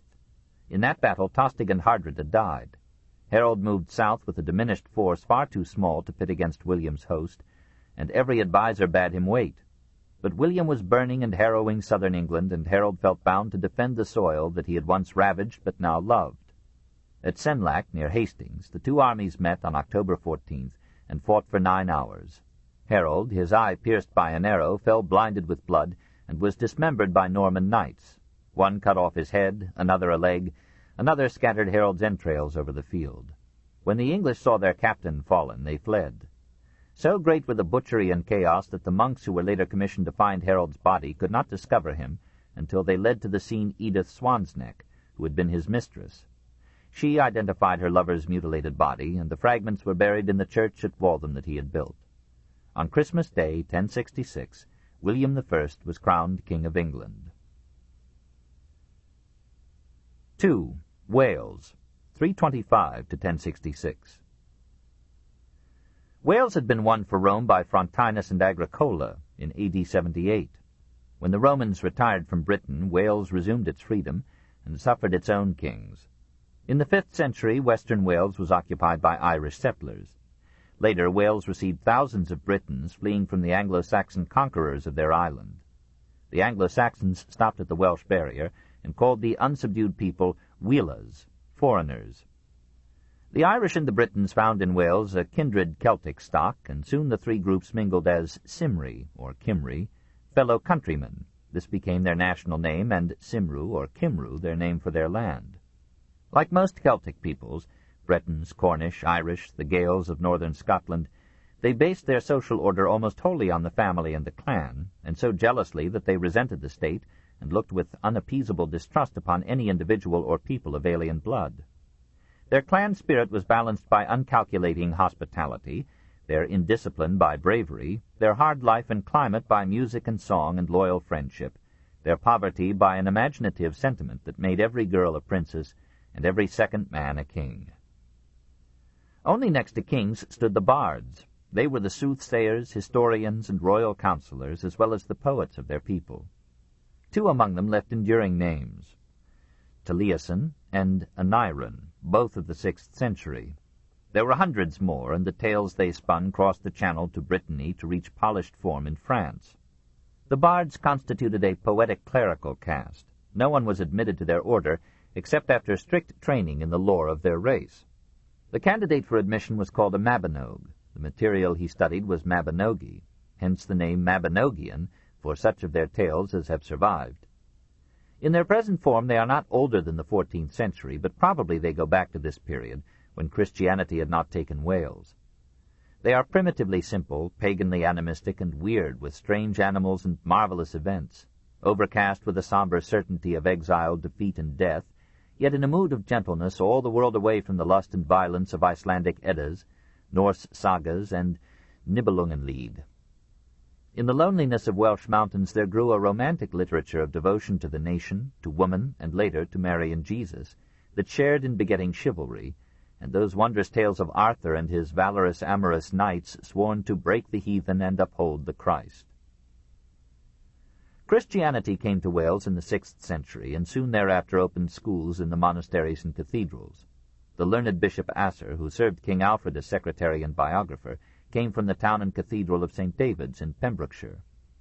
These Christian shrines and settlements bore the brunt of pirate attacks from Normandy, until King Gregory the Great, from 844 to 878, drove them off and gave the island a vigorous dynasty. King Hewel the Good, from 910 to 950, united all Wales and provided it with a uniform code of laws. Griffith ap Llewellyn, from 1035 to 1063, was too successful. When he defeated Mercia, the nearest of the English counties, Harold, the future King of England, proclaimed a war of preventive defence and conquered Wales for Britain in 1063. 3. Irish Civilization, 461 to 1066. At the death of St. Patrick and until the 11th century, Ireland was divided into 7 kingdoms, 3 in Ulster, the others Connaught, Leinster, Munster, Meath. This book is continued on Cassette 6, Side 1. The Story of Civilization, Volume 4, The Age of Faith, Part 2, by Will Durant. Continued, Cassette 6, Side 1. At the death of St. Patrick, and until the 11th century, Ireland was divided into 7 kingdoms, 3 in Ulster, the others Connaught, Leinster, Munster, Meath. Normally these kingdoms fought among themselves, for lack of transport to wider spheres of strife. But from the 3rd century onward we hear of Irish raids and settlements on West British coasts. The chroniclers call these raiders Scots, apparently a Celtic word for wanderers. Throughout this period, Scot means Irishman. War was endemic. Till 590 the women, till 804 the monks and priests were required to fight alongside more ordinary warriors. A code of laws essentially similar to the barbarian codes of the continent was administered by Brians, highly trained lawyer judges who, as early as the 4th century, taught law schools and wrote legal treatises on the Gaelic tongue. Ireland, like Scotland, missed conquest by Rome, and therefore missed the boon of Roman law and orderly government. Law never quite succeeded in replacing vengeance with judgment or passion with discipline. Government remained basically tribal, and only at moments achieved a national unity and scope. The unit of society and economy was the family.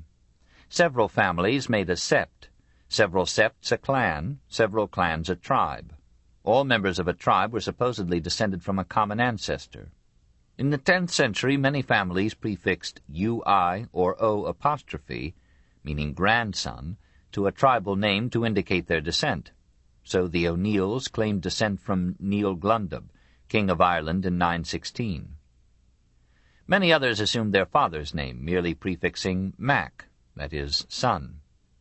Most of the land in the 7th century was owned in common by clans or septs. Private property was limited to household goods. But by the 10th century, individual ownership had spread. Soon there was a small aristocracy holding large estates, a numerous class of free peasants, a small class of renters, a still smaller class of slaves. Materially and politically, the Irish in the 3 centuries after the coming of Christianity, from 461 to 750, were more backward than the English. Culturally, they were probably the most advanced of all the peoples north of the Pyrenees and the Alps. This strange imbalance had many sources: the influx of Gallic and British scholars fleeing from the Germanic invasions of the 5th century, the growth of commercial contacts with Britain and Gaul, and the exemption of Ireland before the 9th century from foreign attack. Monks and priests and nuns opened schools of every scope and degree. One at Clonard, established in 520, had 3,000 students, if we may believe patriotic historians. There were others at Clonmacnoise in 544, Clonfert in 550, and Bangor in 560. Several gave a 12-year course leading to the doctorate in philosophy, and including biblical studies, theology, the Latin and Greek classics, Gaelic grammar and literature, mathematics and astronomy, history and music, medicine and law. Poor scholars whose parents could not support them were maintained by public funds, for most students were preparing for the priesthood, and the Irish made every sacrifice to further that vocation. These schools continued the study of Greek long after knowledge of that language had almost disappeared from the other countries of Western Europe. Alcuin studied at Clonmacnoise. In Ireland, John Scotus Erigena learned the Greek that made him the marvel of the court of Charles the Bald in France. The mood and literature of the age favored legend and romance. Here and there some minds turned to science, like the astronomer Dungal or the geometer Fergal, who taught the sphericity of the earth. About 825, the geographer Dekiel reported the discovery of Iceland by Irish monks in 795, and exemplified the midnight day of the Irish summer by noting that one could then find light enough to pick the fleas from his shirt. Grammarians were numerous, if only because Irish prosody was the most complicated of its time. Poets abounded and held high state in society. Usually they combined the functions of teacher, lawyer, poet, and historian. Grouped in bardic schools around some leading poet, they inherited many of the powers and prerogatives of the pre-Christian Druid priests. Such bardic schools flourished without a break from the 6th to the 7th century, usually supported by grants of land from church or state. The 10th century had 4 nationally known poets, Flann MacLonnan, Kenneth O'Hartigan, Oaked O'Flynn, and that MacLeod, whom King Brian Boru made Arcalam, or poet laureate. In this age the sagas of Ireland took literary form. Much of their material antedated Patrick, but had been transmitted orally. Now it was put into a running mixture of rhythmic prose and ballad verse. And though it has reached us only in manuscripts later than the 11th century, it is the poets of this period who made it literature. One cycle of sagas commemorated the mythical ancestors of the Irish people. A Fenian or Ossianic cycle recounted in stirring stanzas the adventures of the legendary hero Finn MacCumhaill and his descendants, the Fina, or Fenians. Most of these poems were ascribed by tradition to Finn's son Ossian, who, we are informed, lived 300 years and died in St. Patrick's time after giving the saint a piece of his pagan mind. An heroic cycle centered around the old Irish king Cuchulainn, who encounters war and love in 100 lusty scenes. The finest saga of this series told the story of Deirdre, daughter of Felim, King Connor's leading bard. At her birth, a Druid priest prophesies that she will bring many sorrows to her land of Ulster. The people cry out, "Let her be slain," but King Connor protects her, rears her, and plans to marry her. Day by day she grows in loveliness. One morning she sees the handsome Naoise playing ball with other youths. She retrieves a misthrown ball and hands it to him, and he pressed my hand joyously. The incident touches off her ripe emotions, and she begs her handmaid, "O gentle nurse, if you wish me to live, take a message to him, and tell him to come and talk with me secretly tonight." Naoise comes and drinks in her beauty to intoxication. On the following night he and his 2 brothers, Anley and Arden, take the willing Deirdre out of the palace and across the sea to Scotland. A Scotch king falls in love with her, and the brothers hide her in the Highlands. After some time, King Connor sends a message. He will forgive them if they will come back to Erin. Naoise, longing for his native soil and youthful haunts, consents, though Deirdre warns him and foretells treachery. After reaching Ireland, they are attacked by Connor's soldiers. The brothers fight bravely, but all are killed, and Deirdre, insane with grief, flings herself upon the ground, drinks the blood of her dead lover, and sings a strange dirge. On a day that the nobles of Alba, or Scotland, were feasting to the daughter of the Lord of Duntrone, Naoise gave a secret kiss. He sent her a frisky doe, a deer of the forest with a fawn at its foot. And he went aside to her on a visit while returning from the host of Inverness. But when I heard that, my head filled with jealousy. I launched my little skiff upon the waves. I did not care whether I died or lived. They followed me, swimming, Anley and Arden, who never uttered falsehood, and they turned me into land again, 2 who would subdue 100. Naoise pledged me his word of truth, and he swore in presence of his weapons 3 times that he would never cloud my countenance again till he should go from me to the army of the dead. Alas, if she were to hear this tonight, that Naoise was under cover in the clay, she would weep most certainly, and I would weep with her 7-fold. The oldest version of Deirdre of the Sorrows ends with a powerful simplicity. There was a large rock near. She hurled her head at the stone so that she broke her skull and was dead. Poetry and music were near allied in Ireland, as elsewhere in medieval life. Girls sang as they wove or spun or milked the cow. Men sang as they plowed the field or marched to war. Missionaries strummed the harp to muster an audience. The favorite instruments were the harp, usually of 30 strings, plucked with the fingertips, the timpan, an 8-string violin played with plectrum or bow, and the bagpipe, slung from the shoulder and inflated by the breath. Giraldus Cambrensis, in 1185, judged the Irish harpers the best he had ever heard, a high tribute from music-loving Wales. The finest product of Irish art in this period was not the famous Arctic chalice, circa 1000, an astonishing union of 354 pieces of bronze, silver, gold, amber, crystal, cloisonné enamel, and glass.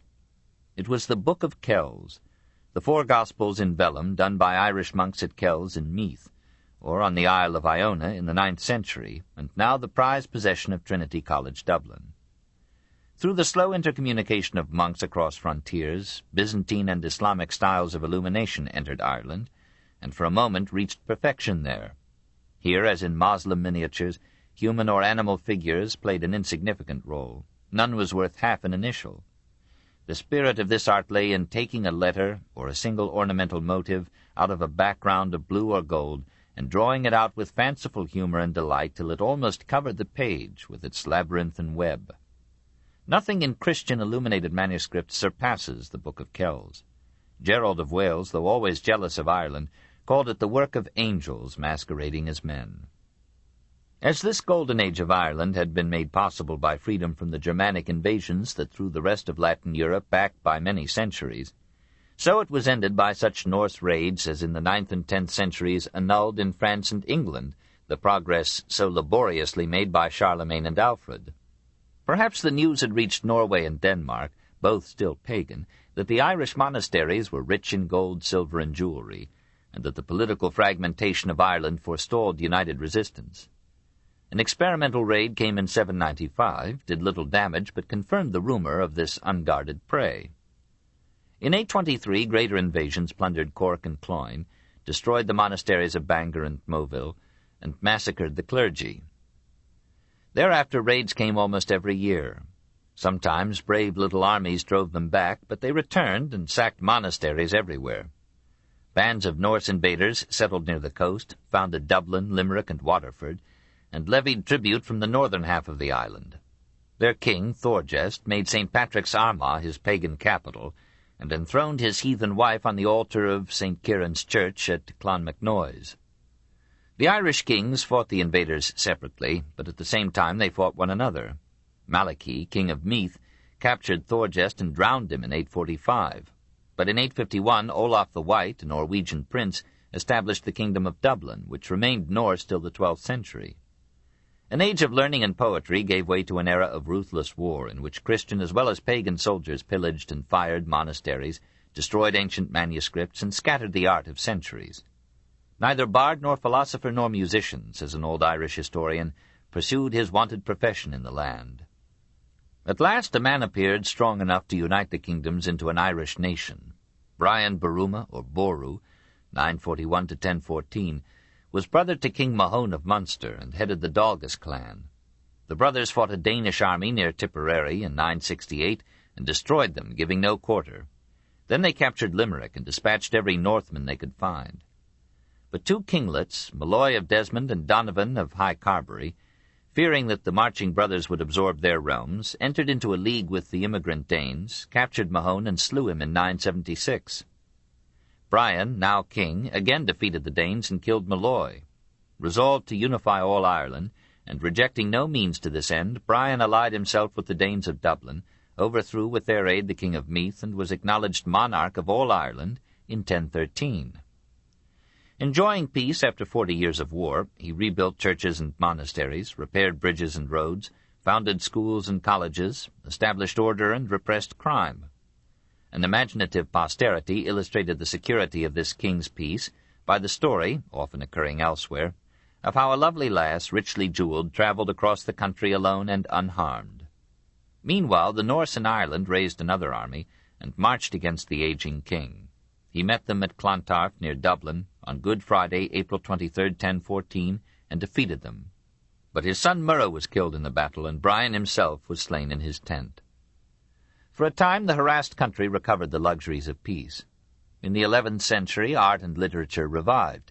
The Book of Leinster and the Book of Hymns almost equaled the Book of Kells in splendor of illumination. Historians and scholars flourished in the monastic schools. But the Irish spirit had not yet been tamed. The nation again divided into hostile kingdoms and spent its strength in civil war. In 1172, a handful of adventurers from simple matter to conquer, another matter to rule, the island of doctors and saints. 4. Scotland, 325 to 1066. Late in the 5th century, a tribe of Gaelic Scotti from the north of Ireland migrated to southwestern Scotland and gave their name first to a part, then to all of the picturesque peninsula north of the Tweed. 3 other peoples contested the possession of this ancient Caledonia: the Picts, a Celtic tribe established above the Firth of Forth; the Britons, refugees from the Anglo-Saxon invasion of Britain, settled between the river Derwent and the Firth of Clyde; and the Angles, or English, between the river Tyne and the Firth of Forth. From all these the Scottish nation was formed, English in speech, Christian in religion, as fiery as the Irish, as practical as the English, as subtle and imaginative as any Celt. Like the Irish, the Scotch were loath to relinquish their kinship organization to replace the clan by the state. The intensity of their class conflicts was rivaled only by their proud loyalty to their clan and their tenacious resistance to foreign foes. Rome failed to conquer them. On the contrary, neither Hadrian's wall between the Solway and the Tyne, in A.D. 120, nor that of Antoninus Pius, 60 miles farther north between the Firths of Forth and Clyde, in 140, nor the campaigns of Septimius Severus of 208 or Theodosius of 368 availed to end the periodical invasion of Britain by the hungry Picts. By 617 the Saxons under Edwin, king of Northumbria, captured the hill stronghold of the Picts and named it Edinburgh. In 844 Kenneth MacAlpin united the Picts and Scots under his crown. In 954 the tribes recaptured Edinburgh and made it their capital. In 1018 Malcolm II conquered Lothian, the region north of the Tweed, and merged it with the realm of the Picts and Scots. Celtic supremacy seemed assured, but the Danish invasions of England drove thousands of English into South Scotland and poured a strong Anglo-Saxon element into the Scottish blood. Duncan I, from 1034 to 1040, gathered all 4 peoples, Picts, Scots, Celtic British, and Anglo-Saxons, into one kingdom of Scotland. Duncan's defeat by the English at Durham gave an opening to his general Macbeth, who claimed the throne because his wife Gruach was granddaughter of Kenneth III. Macbeth murdered Duncan in 1040, reigned for 17 years, and was murdered by Duncan's son Malcolm III. Of 17 kings who ruled Scotland from 844 to 1057, 12 died by assassination. It was a violent age of bitter struggle for food and water, freedom and power. In those dour years, Scotland had little time for the frills and graces of civilization. 3 centuries were to pass before Scottish literature would begin. Norse raiders captured the Orkney Islands, the Faroes, the Shetlands, and the Hebrides, and Scotland lived ever under the threat of conquest by those fearless Vikings who were spreading their power and seed over the western world. 5. The Northmen, 800 to 1066. 1. The Kings Saga. Apparently the Northmen were Teutons, whose ancestors had moved up through Denmark and across the Skagerrak and Kattegat into Sweden and Norway, displacing a Celtic population that had displaced a Mongolian people akin to the Laplanders and Eskimos. An early chieftain, Dan Michelati, gave his name to Denmark, Dan's March or province. The ancient tribe of Suiones, described by Tacitus as dominating the great peninsula, left their name in Sweden, and in many kings called Sven. Norway was simply the northern way. Skana, the name given to Sweden by the elder Pliny, became in Latin Scandia, and begot the Scandinavia that now covers 3 nations of kindred blood and mutually intelligible speech. In all 3 countries, the fertility of women, or the imagination of men, outran the fertility of the soil. The young or discontent took to their boats and prowled about the coasts for food, slaves, wives, or gold. And their hunger acknowledged no laws and no frontiers. The Norwegians overflowed into Scotland, Ireland, Iceland, and Greenland, the Swedes into Russia, the Danes into England and France. Life's brevity forbids the enumeration of gods or kings. Gorm, 860 to 935, gave Denmark unity. His son Harold Bluetooth, 945 to 985, gave it Christianity. Sven Forkbeard, 985 to 1014, conquered England and made Denmark for a generation one of the great powers of Europe. King Olaf Skotkonung, from 994 to 1022, made Sweden Christian and Uppsala his capital. In 800, Norway was a conglomeration of 31 principalities, separated by mountains, rivers, or fjords, and each ruled by a warrior chief. About 850, one such leader, Halfdan the Black, from his capital at Trondheim, subdued most of the others and became Norway's first king. His son, Harald Harfager, 860 to 933, was challenged by rebellious chieftains. The Gidde, whom he wooed, refused to marry him until he should conquer all Norway. He vowed never to clip or comb his hair till it was done. He accomplished it in 10 years, married Gidde and 9 other women, cut his hair, and received his distinguishing name, the Fair-Haired. One of his many sons, Haakon the Good, from 935 to 961, ruled Norway well for 27 years. Peace lasted so long, complained a Viking warrior, that I was afraid I might come to die of old age within doors on a bed. Another Haakon, the Great Earl, governed Norway ably for 30 years, from 965 to 995. But in his old age he offended the bonders, or free peasants, by taking their daughters as concubines and sending them home after a week or two. The bonders called in Olaf Tryggvason and made him king. Olaf, son of Trygve, was a great-grandson of Harald of the Fair Hair.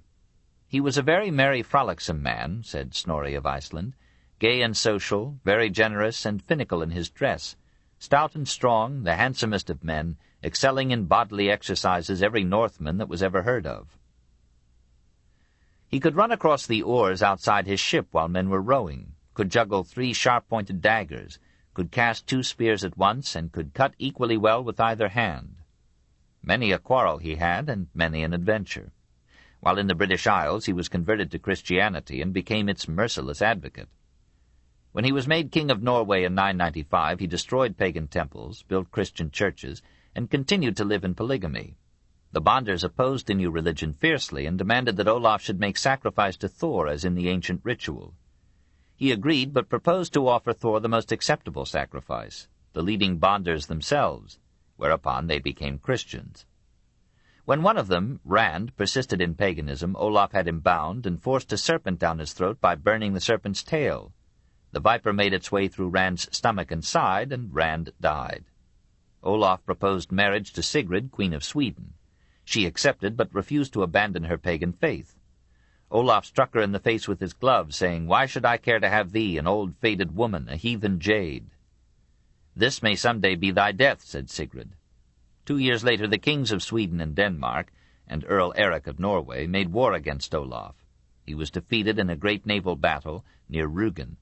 He leaped full-armed into the sea and never rose again, this in 1000. Norway was divided among the victors. Another Olaf, called the Saint, reunited Norway in 1016, restored order, gave righteous judgment, and completed the conversion of the land to Christianity.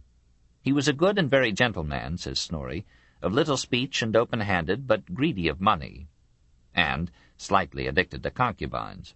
One Bonder who preferred paganism had his tongue cut out, another his eyes. The Bonders conspired with King Canute of Denmark and England, who came with 50 ships and drove Olaf from Norway in 1028. Olaf returned with an army and fought for his throne at Stiklestad. He was defeated and died of his wounds in 1030. On the site, posterity dedicated a cathedral to him as Norway's patron saint.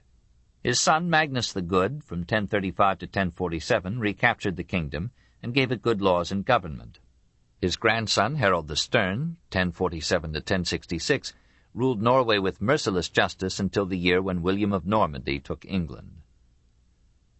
About 860, a band of Northmen from Norway or Denmark rediscovered Iceland, and were not quite displeased to find it so similar to their own land in mists and fjords. Norwegians, fretting under the new absolutism of Harald Harfager, migrated to the island in 874, and by 934 it was as thickly settled as it would ever be before the Second World War. Each of the 4 provinces had its ting, or assembly. In 930 an Althing, or United Parliament, was established, one of the earliest institutions in the history of representative government, making Iceland then the only fully free republic in the world. But the same vigor and independence of spirit that motivated the migration and molded this parliament limited the effectiveness of the common government and laws. Powerful individuals, rooted on their great estates, became the law of their lands, and soon revived in Iceland the feuds that had made Norway so difficult for her kings. In the year 1000 the Althing formally adopted Christianity, but King Olaf the Saint was scandalized to hear that the Icelanders continued to eat horseflesh and practice infanticide. Perhaps because the winter nights were long and cold, a literature of myths and sagas grew up that apparently excelled in quantity and quality the like tales told in the homelands of the Norse. 16 years after the rediscovery of Iceland, a Norwegian skipper, Gunnbjorn Ulfsson, sighted Greenland. About 985, Thorvald and his son Eric the Red established a Norwegian colony there. In 986, Björn Herjulfsson discovered Labrador, and in the year 1000, Leif, son of Eric the Red, landed on the American continent. We do not know whether it was Labrador or Newfoundland or Cape Cod. Leif Erikson wintered in Vinland, Wineland, and then returned to Greenland. In 1002, his brother Thorvald, with 30 men, spent a year in Vinland.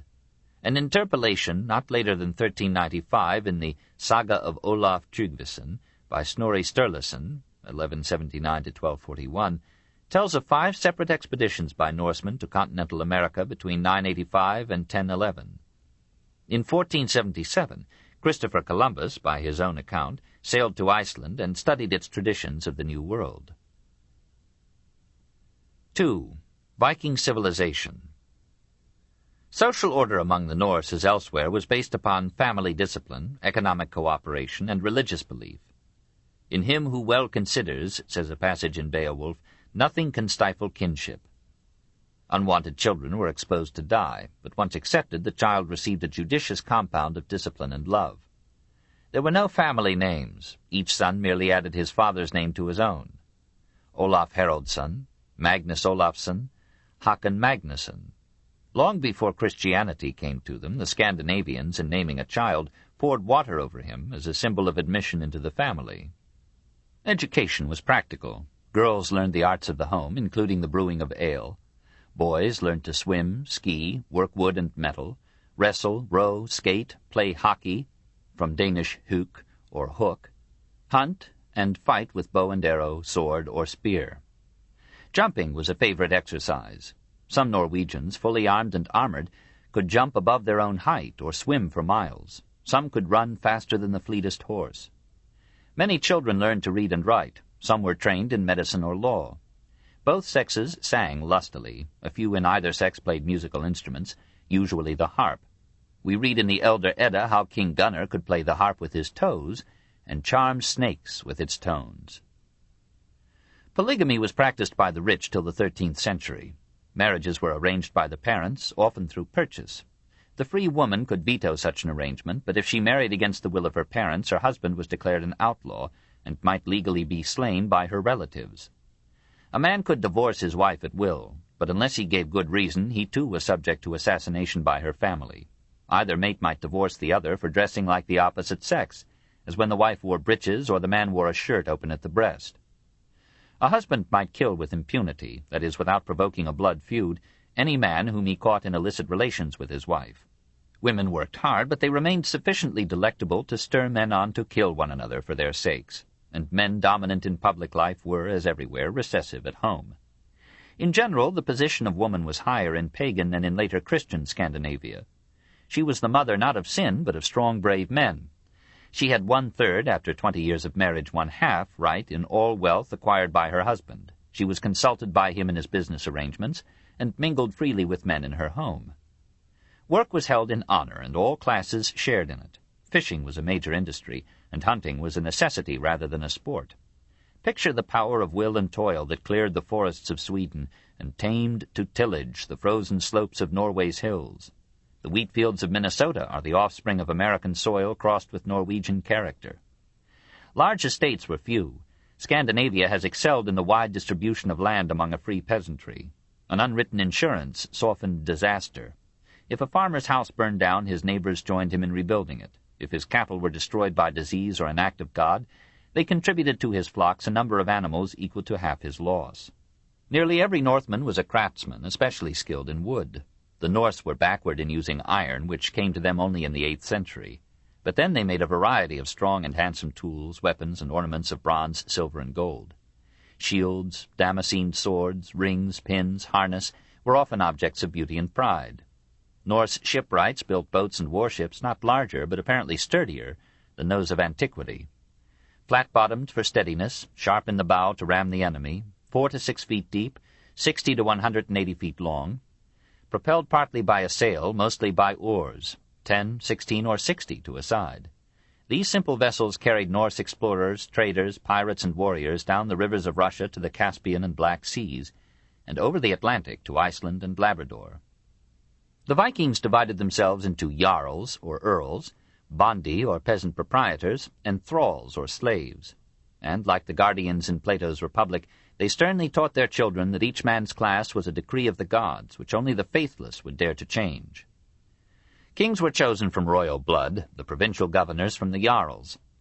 Along with this frank acceptance of monarchy and aristocracy as natural concomitants of war and agriculture went a remarkable democracy by which the landowners acted as legislators and judges in a local husting, or meeting of the householders, a village mote, a provincial ting or assembly, and a national alting or parliament.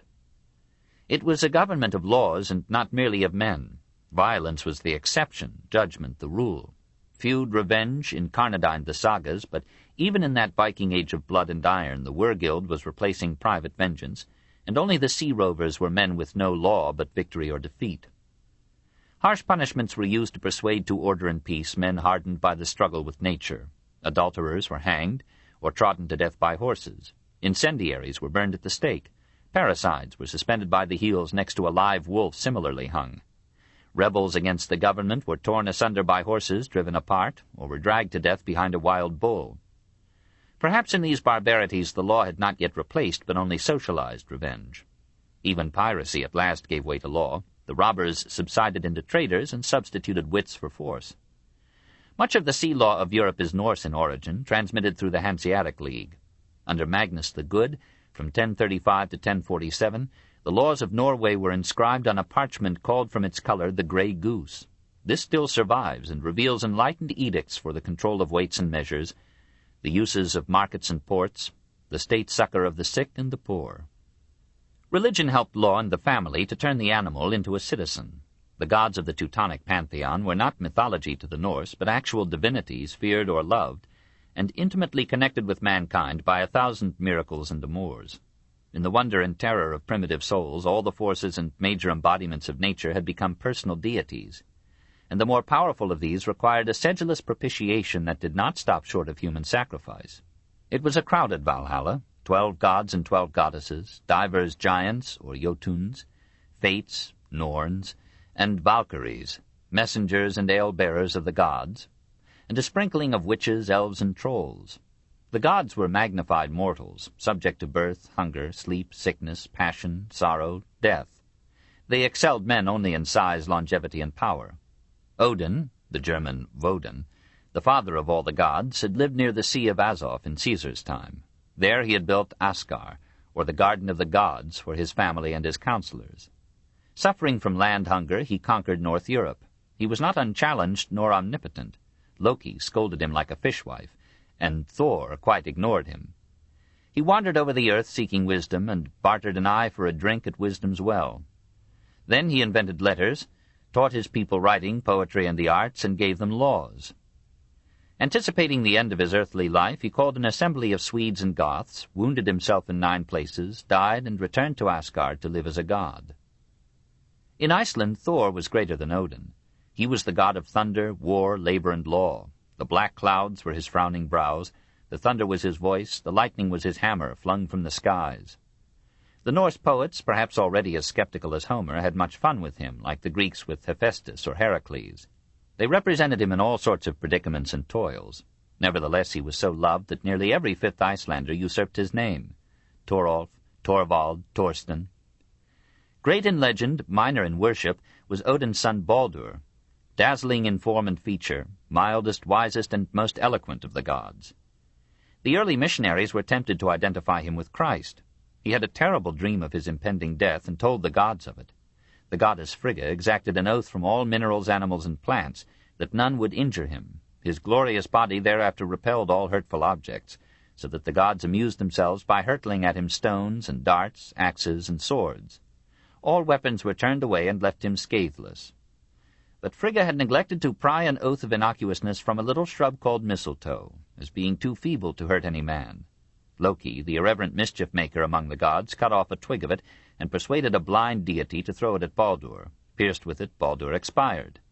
His wife Nep died of a broken heart and was burned in the same pyre with Baldur and his gorgeously caparisoned horse. The Valkyries, choosers of the slain, were empowered to decree the death date of each soul. Those men who died basely were thrust down into the realms of Hel, the goddess of the dead. Those who died in battle were led by the Valkyries to Valhalla, Hall of the Chosen. There, as favorite sons of Odin, they were reincarnated in strength and beauty to spend their days in manly battle and their nights in drinking ale. But, says late Norse mythology, the time came when the Jotuns, monstrous demons of disorder and destruction, declared war upon the gods and fought with them to mutual extinction. In this twilight of the gods all the universe fell to ruin, not merely sun and planets and stars, but at the last Valhalla itself and all its warriors and deities. Only hope survived, that in the movement of slow time a new earth would form, a new heaven, a better justice, and a higher god than Odin or Thor. Perhaps that mighty fable symbolized the victory of Christianity and the hearty blows that two Olafs struck for Christ. Or had the Viking poets come to doubt and bury their gods? It is a marvelous mythology, second only to the Greek in fascination. The oldest form in which it has come down to us is in these strange poems to which error has given the name of Edda. The word first occurs in a 10th century fragment where it means a great-grandmother. By some prank of time it came to mean the technical laws of Norwegian prosody, and was so used by Snorri Sturluson when in 1222 he wrote under that title a treatise on Norse mythology and the poetic art. This we know as the Prose or Younger Edda. In 1643 a bishop discovered in the Royal Library of Copenhagen a manuscript containing some old Icelandic poems. By a double mistake he called them the Edda of Simon the Wise, circa 1056 to 1133, an Icelandic scholar-priest.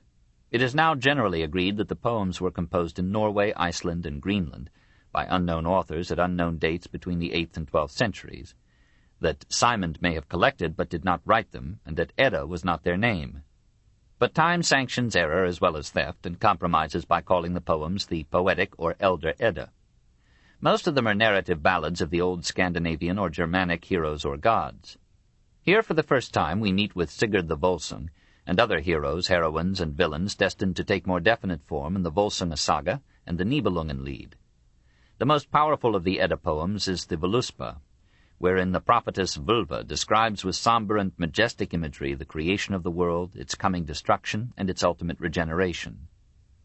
In quite different style is the High One's Lay, in which Odin, after meeting all sorts of conditions and men, formulates his maxims of wisdom, not always like a god. Much too early I came to many places, or too late. The beer was not yet ready, or was already drunk. The best drunkenness is when everyone after it regains his reason. In a maiden's words none should place faith, nor in a woman's, for guile has been laid in their breasts. This I experienced when I strove to seduce that discreet maiden, nor of that damsel gained I aught. At eve the day is to be praised, a sword after it is tested, a woman after she is cremated. Of the words that a man speaks to another he often pays the penalty. The tongue is the bane of the head. Even in 3 words quarrel not with the worse man. Often the better man yields when the worse strikes. He should rise early who covets another's property or wife. Moderately wise should a man be, not overwise. Let no man know his destiny beforehand, thus will his mind be most free from care. A wise man's heart is seldom glad. One's home is best, small though it be. Best is one's hearth and the sight of the sun. Probably the poems of the Elder Edda were preserved by word of mouth until the 12th century, when they were put into writing. In the Viking Age, letters were runes, as in North Germany and Anglo-Saxon England. These 24 symbols, literally mysteries, constituted an alphabet roughly formed on Greek and Latin cursive scripts. Literature, however, could in that age dispense with letters. Minstrel skalds composed, memorized, recited, and orally transmitted their lays of the Teutonic gods, and of that heroic age, from the 4th to the 6th century, when the Germanic peoples spread their power over Europe. Sturluson and others preserved some fragments of the lays, and the names of many skalds. The most famous of these was Sighvat Thordarson, who served St. Olaf as court poet and candid counselor. Another, Egil Skallagrimsson, from 900 to 983, was the leading figure of his time in Iceland, a mighty warrior, an individualistic baron, a passionate poet. In his old age he lost his youngest son by drowning, and was about to kill himself with grief when his daughter persuaded him to write a poem instead. His Sonartorek, the loss of the son, is a defiant denunciation of the god whom he blames for the death. He regrets that he cannot find Odin and fight him as he has fought other enemies. Then a softer mood comes as he reflects that the gods have given him not only sorrow, but the gift of poesy. Reconciled, he resolves to live and resumes his high seat in the councils of his country. The literature of Scandinavia in this period doubtless exaggerates the violence of Viking society, as journalism and history, luring the reader with the exceptional, miss the normal flow of human life. Nevertheless, the hard conditions of early Scandinavia compelled a struggle for existence in which only men of the toughest fiber could survive. And a Nietzschean ethic of unscrupulous courage rose out of ancient customs of feud and revenge and the lawless piracy of ungoverned seas. "Tell me what faith you are of," one Viking asked of another. "I believe in my own strength," was the reply. Gold Harold wanted the throne of Norway and proposed to get it by force. His friend Hakon advised him, "Consider with thyself what thou art man enough to undertake, for to accomplish such a purpose requires a man bold and firm, who will stick at neither good nor evil to accomplish what is intended." Some of these men found such pleasure in battle as almost anesthetized their wounds. Some went into a battle frenzy known as berserksganger, the berserk's way. The berserkers, bare-shirters, were champions who rushed into combat without shirts of mail, and fought and howled like animals, bit their shields in fury, and then, the battle over, fell into a coma of exhaustion. Only the brave would enter Valhalla, and all sins would be forgiven to him who died for his group in war. So trained in hardship and wild games, the men of the fjords rode out and conquered kingdoms for themselves in Russia, Pomerania, Frisia, Normandy, England, Ireland, Iceland, Greenland, Italy, and Sicily. These ventures were not invasions by masses of soldiery like the Moslem Hijad or the Magyar flood. They were the reckless sallies of mere handfuls of men, who thought all weakness criminal and all strength good, who hungered for land, women, wealth, and power, and felt a divine right to share in the fruits of the earth. They began like pirates and ended like statesmen. Rollo gave a creative order to Normandy, William the Conqueror to England, Roger II to Sicily. They mingled their fresh blood of the north, like an energizing hormone, with that of peoples made torpid by rural routine. History seldom destroys that which does not deserve to die, and the burning of the tares makes for the next sowing a richer soil. 6. Germany, 566 to 1106. 1. The organization of power. The Norse eruptions were the final phase of those barbarian invasions that had stemmed from Germany 5 centuries before, and had shattered the Roman Empire into the nations of Western Europe. What had become of the Germans who had remained in Germany? The exodus of great tribes, Goths, Vandals, Burgundians, Franks, Lombards, left Germany underpopulated for a time. The Slavic Wends moved westward from the Baltic states to fill the vacuum, and by the 6th century the Elbe was the ethnic, as it is at present the political, frontier between the Slavic and the Western world. West of the Elbe and the Saal were the surviving German tribes, Saxons in north-central Germany, East Franks along the lower Rhine, Thuringians between them, Bavarians, once Marcomanni, along the middle Danube, and Swabians, once Suevi, along and between the upper Rhine and upper Danube, and along the eastern Jura and the northern Alps. There was no Germany, only German tribes. Charlemagne for a time gave them the unity of conquest and the essentials of a common order, but the collapse of the Carolingian Empire loosened these bonds, and until Bismarck, tribal consciousness and local particularism fought every centralizing influence and weakened a people uncomfortably shut in by enemies, the Alps, and the sea. The Treaty of Verdun, 843, had in effect made Louis or Ludwig the German, grandson of Charlemagne, the first king of Germany. The Treaty of Mersen, 870, gave him additional territory and defined Germany as the land between the Rhine and the Elbe, plus part of Lorraine, and the bishoprics of Mainz, Worms, and Speyer. Louis was a statesman of the first order, but he had 3 sons, and on his death in 876 his realm was divided among them. After a decade of chaos, during which the Northmen raided the Rhine cities, Arnulf, illegitimate offspring of Louis's son Carloman, was elected king of East Francia in 887, and drove back the invaders. But his successor, Louis the Child, 899 to 911, proved too young and weak to hold back the Magyars, who ravaged Bavaria in 900, Carinthia in 901, Saxony in 906, Thuringia in 908, and Alemannia in 909. The central government failed to protect these provinces. Each had to provide its own defense. The provincial dukes organized armies by giving lands in fief to retainers who paid in military service. The forces so raised gave the dukes virtual independence of the crown and established a feudal Germany. On the death of Louis, the nobles and prelates, successfully claiming the right of choosing the king, gave the throne to Conrad I, Duke of Franconia, from 911 to 918. Conrad spent himself in strife with Duke Henry of Saxony, but had the wit to recommend Henry as his successor. Henry I, called the Fowler because of his love of hunting, drove back the Slavic Wends to the Oder, fortified Germany against the Magyars, defeated them in 933, and prepared by his patient labors for the achievements of his son. Otto I, the Great, from 936 to 973, was the Charlemagne of Germany. This book is continued at this point on the other side of this cassette. Please reverse or turn the cassette over now. The Story of Civilization, Volume 4, The Age of Faith, Part 2, by Will Durant. Continued, Cassette 6, Side 2. Otto I, the Great, from 936 to 973, was the Charlemagne of Germany. He was 24 at his ascension, but was already a king in bearing and ability. Sensing the value of ceremony and symbolism, he persuaded the dukes of Lorraine, Franconia, Swabia, and Bavaria to act as his attendants in his solemn coronation at Aachen by Archbishop Hildebert. Later the dukes rebelled against his growing power and induced his younger brother Henry to join in a plot to depose him. Otto discovered and suppressed the conspiracy, and forgave Henry, who conspired again and was again forgiven. The subtle king gave new duchies to his friends and relatives, and gradually subordinated the dukes. Later monarchs would not inherit his resolution and skill, and much of medieval Germany was consumed in conflicts between feudalism and royalty. In this contest, the German prelates sided with the king and became his administrative aides and counselors, sometimes his generals. The king appointed bishops and archbishops as he named other officials of the government, and the German church became a national institution, only loosely attached to the papacy.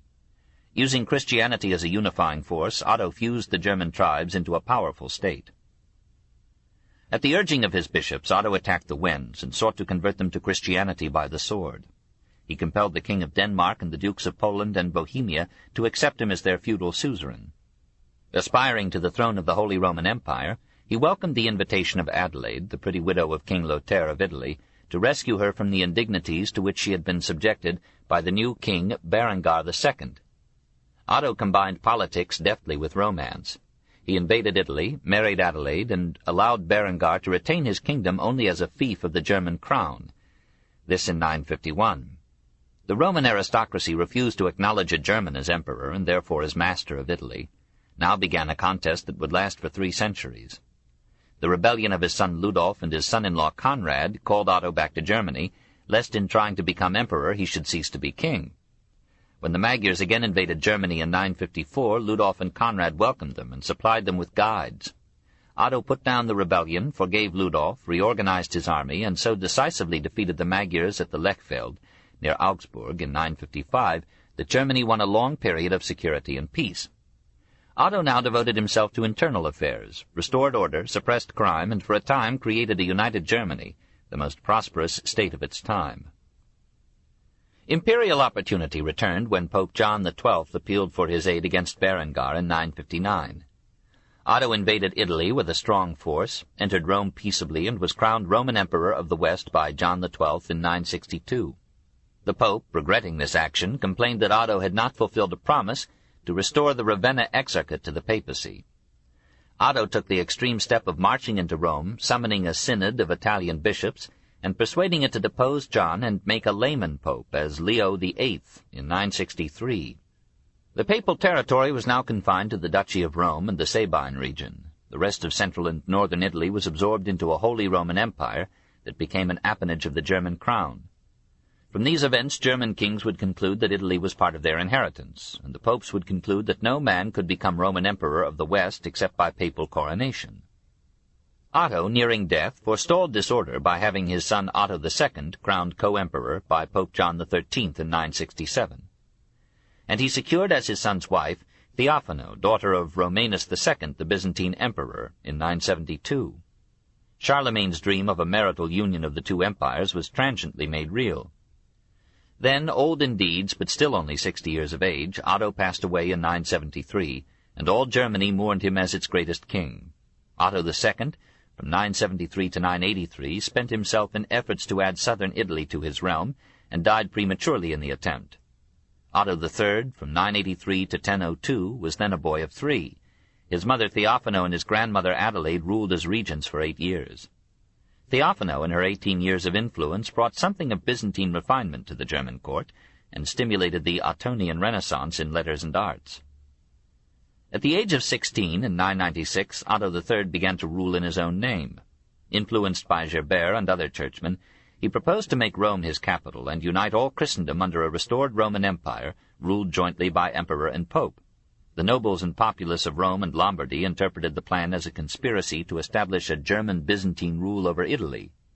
They resisted Otto and established a Roman republic. Otto suppressed it and executed its leader, Crescentius. In 999 he made Gerbert pope, but the 22 years of Otto's life and the 4 years of Gerbert's papacy proved too brief for the implementation of his policy. Half a saint, but in some measure a man, Otto fell in love with Stephania, widow of Crescentius. She consented to be his mistress and poisoner. The young king, feeling death in his veins, became a weeping penitent, and died at Viterbo at the age of 22. Henry II, 1002 to 1024, last of the Saxon line of German kings, labored to restore the power of the monarch in Italy and Germany, where the reigns of 2 boys had strengthened the dukes and emboldened neighboring states. Conrad II, from 1024 to 1039, beginning the Franconian or Salian line of emperors, pacified Italy and added to Germany the kingdom of Burgundy, or Arles. Needing funds, he sold bishoprics for sums so large that his conscience irked him. He swore never again to take money for an ecclesiastical appointment, and almost succeeded in keeping his oath. His son Henry III, from 1039 to 1056, brought the new empire to its zenith. On the Day of Indulgence at Constance, in 1043, he offered pardon to all those who had injured him, and exhorted his subjects to renounce all vengeance and hatred. For a decade his preaching and example, perhaps also his power, reduced the feuds of the dukes and cooperated with the contemporary truce of God to bring a brief golden age to Central Europe. He patronized learning, founded schools, and completed the cathedrals of Speyer, Mainz, and Worms. But he was no saint pledged to eternal peace. He warred with Hungary till it recognized him as its feudal suzerain. He deposed 3 rival claimants to the papacy and appointed 2 successive popes. In all Europe no other power equaled his. In the end he pushed his authority to an extreme that aroused opposition among both the prelates and the dukes, but he died after the storm and bequeathed to Henry IV a hostile papacy and a troubled realm. Henry was 4 when crowned king at Aachen, 6 at his father's death. His mother and 2 archbishops served as regents till 1065. Then the 15-year-old boy was declared of age and found himself vested with an imperial power that must have turned any youthful head. He came naturally to believe in absolute monarchy and sought to rule accordingly. Soon he was at odds or war with one or another of the great nobles who had in his helplessness almost dismembered his realm. The Saxons resented the taxes laid upon them and refused to restore the crown lands that he claimed. For 15 years, from 1072 to 1088, he fought an intermittent war with them. When he defeated them in 1075, he compelled their whole force, including its proudest nobles and its martial bishops, to walk disarmed and barefoot between the files of his army, and lay their act of surrender at his feet. In that same year, Pope Gregory VII issued a decree against lay investiture, the appointment of bishops or abbots by laymen. Henry, standing on the precedents of a century, never doubted his right to make such appointments. He fought Gregory for 10 years in diplomacy and war, and literally to the death in one of the bitterest conflicts in medieval history. The rebellious nobles of Germany took advantage of the quarrel to strengthen their feudal power, and the humiliated Saxons renewed their revolt. Henry's sons joined the opposition, and in 1098 the Diet of Mainz declared Henry V king. The son took the father prisoner and compelled him to abdicate in 1105. The father escaped and was forming a new army when he died at Liège in the 57th year of his age in 1106. Pope Paschal II could not grant Christian burial to an unrepentant excommunicate, but the people of Liège, defying Pope and King, gave Henry IV a royal funeral and buried him in their cathedral. 2. German Civilization, 566 to 1106. Through these 5 centuries, the labor of men and women tilling the soil and rearing children conquered Germany for civilization. The forests were fearfully immense, harbored wild animals, impeded communication and unity. Nameless heroes of the woodland felled the trees, perhaps too recklessly. In Saxony, the struggle against the self-regenerating forest and the infectious marsh went on for 1,000 years, and only the 13th century gave man the victory. Generation after generation, the hardy, hearty peasants pushed back the beasts in the wilderness, tamed the land with mattock and plough, planted fruit trees, herded flocks, tended vines, and consoled their loneliness with love and prayer, flowers and music and beer. Miners dug salt, iron, copper, lead, and silver from the earth. Manorial, monastic, and domestic handicraft wedded Roman to German skills. Trade flowed ever more busily over the rivers and into the North and Baltic seas. At last the great campaign was won. Barbarism still lurked in the laws and the blood, but the gap had been spanned between the tribal chaos of the 5th century and the Ottonian Renaissance of the 10th. From 955 to 1075, Germany was the most prosperous country in Europe, rivaled only by that northern Italy which had received law and order from German kings. Old Roman towns like Trier, Mainz, and Cologne carried on. New cities grew around the episcopal seats at Speyer, Magdeburg, and Worms. About 1050 we begin to hear of Nuremberg. The Church was the educator as well as the administrator of Germany in this age. Monastic schools, really colleges, were opened at Fulda, Tegernsee, Reichenau, Gandersheim, Hildesheim, and Lorsch. Rabanus Maurus, possibly from 776 to 856, after studying under Alcuin at Tours, became abbot of the great monastery at Fulda in Prussia, and made its school famous throughout Europe as the mother of scholars and of 22 affiliated institutions. He extended the curriculum to include many sciences, and reproved the superstitions that ascribed natural events to occult powers. The library at Fulda grew to be one of the largest in Europe. To it we owe Suetonius, Tacitus, and Ammianus Marcellinus. An uncertain tradition attributes to Rabanus the majestic hymn Veni Creator Spiritus, which is sung at the consecration of popes, bishops, or kings. St. Bruno, who was both the Duke of Lorraine and the Archbishop of Cologne, and became imperial chancellor under Otto the Great, opened a school in the royal palace to train an administrative class. He brought scholars and books from Byzantium and Italy, and himself taught Greek and philosophy. The German language had as yet no literature. Nearly all writing was done by clerics and in Latin. The greatest German poet of the age was Walafrid Strabo, from 809 to 849, a Swabian monk at Reichenau. For a time he was tutor to Charles the Bald in the palace of Louis the Pious at Aachen.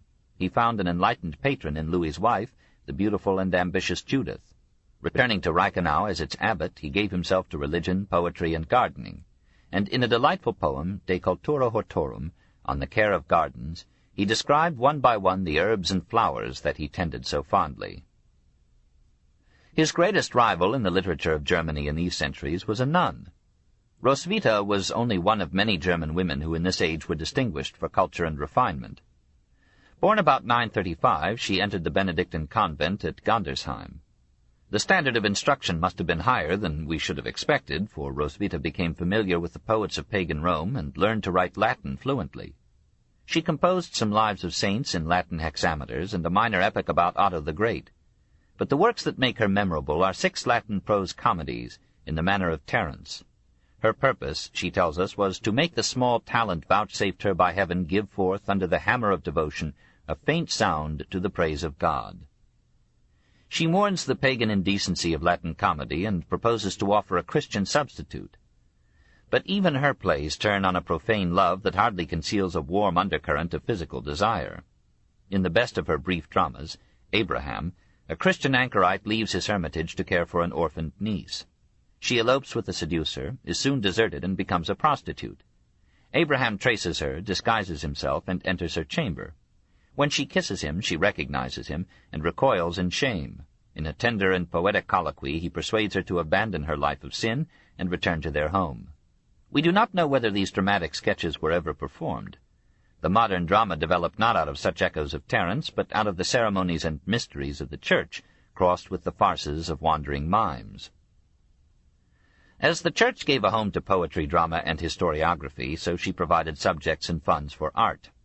German monks, stirred by Byzantine and Carolingian examples, and helped by the patronage of German princesses, 100 illuminated manuscripts of high excellence. Bernewald, Bishop of Hildesheim from 993 to 1022, was almost a summary of the culture of his age.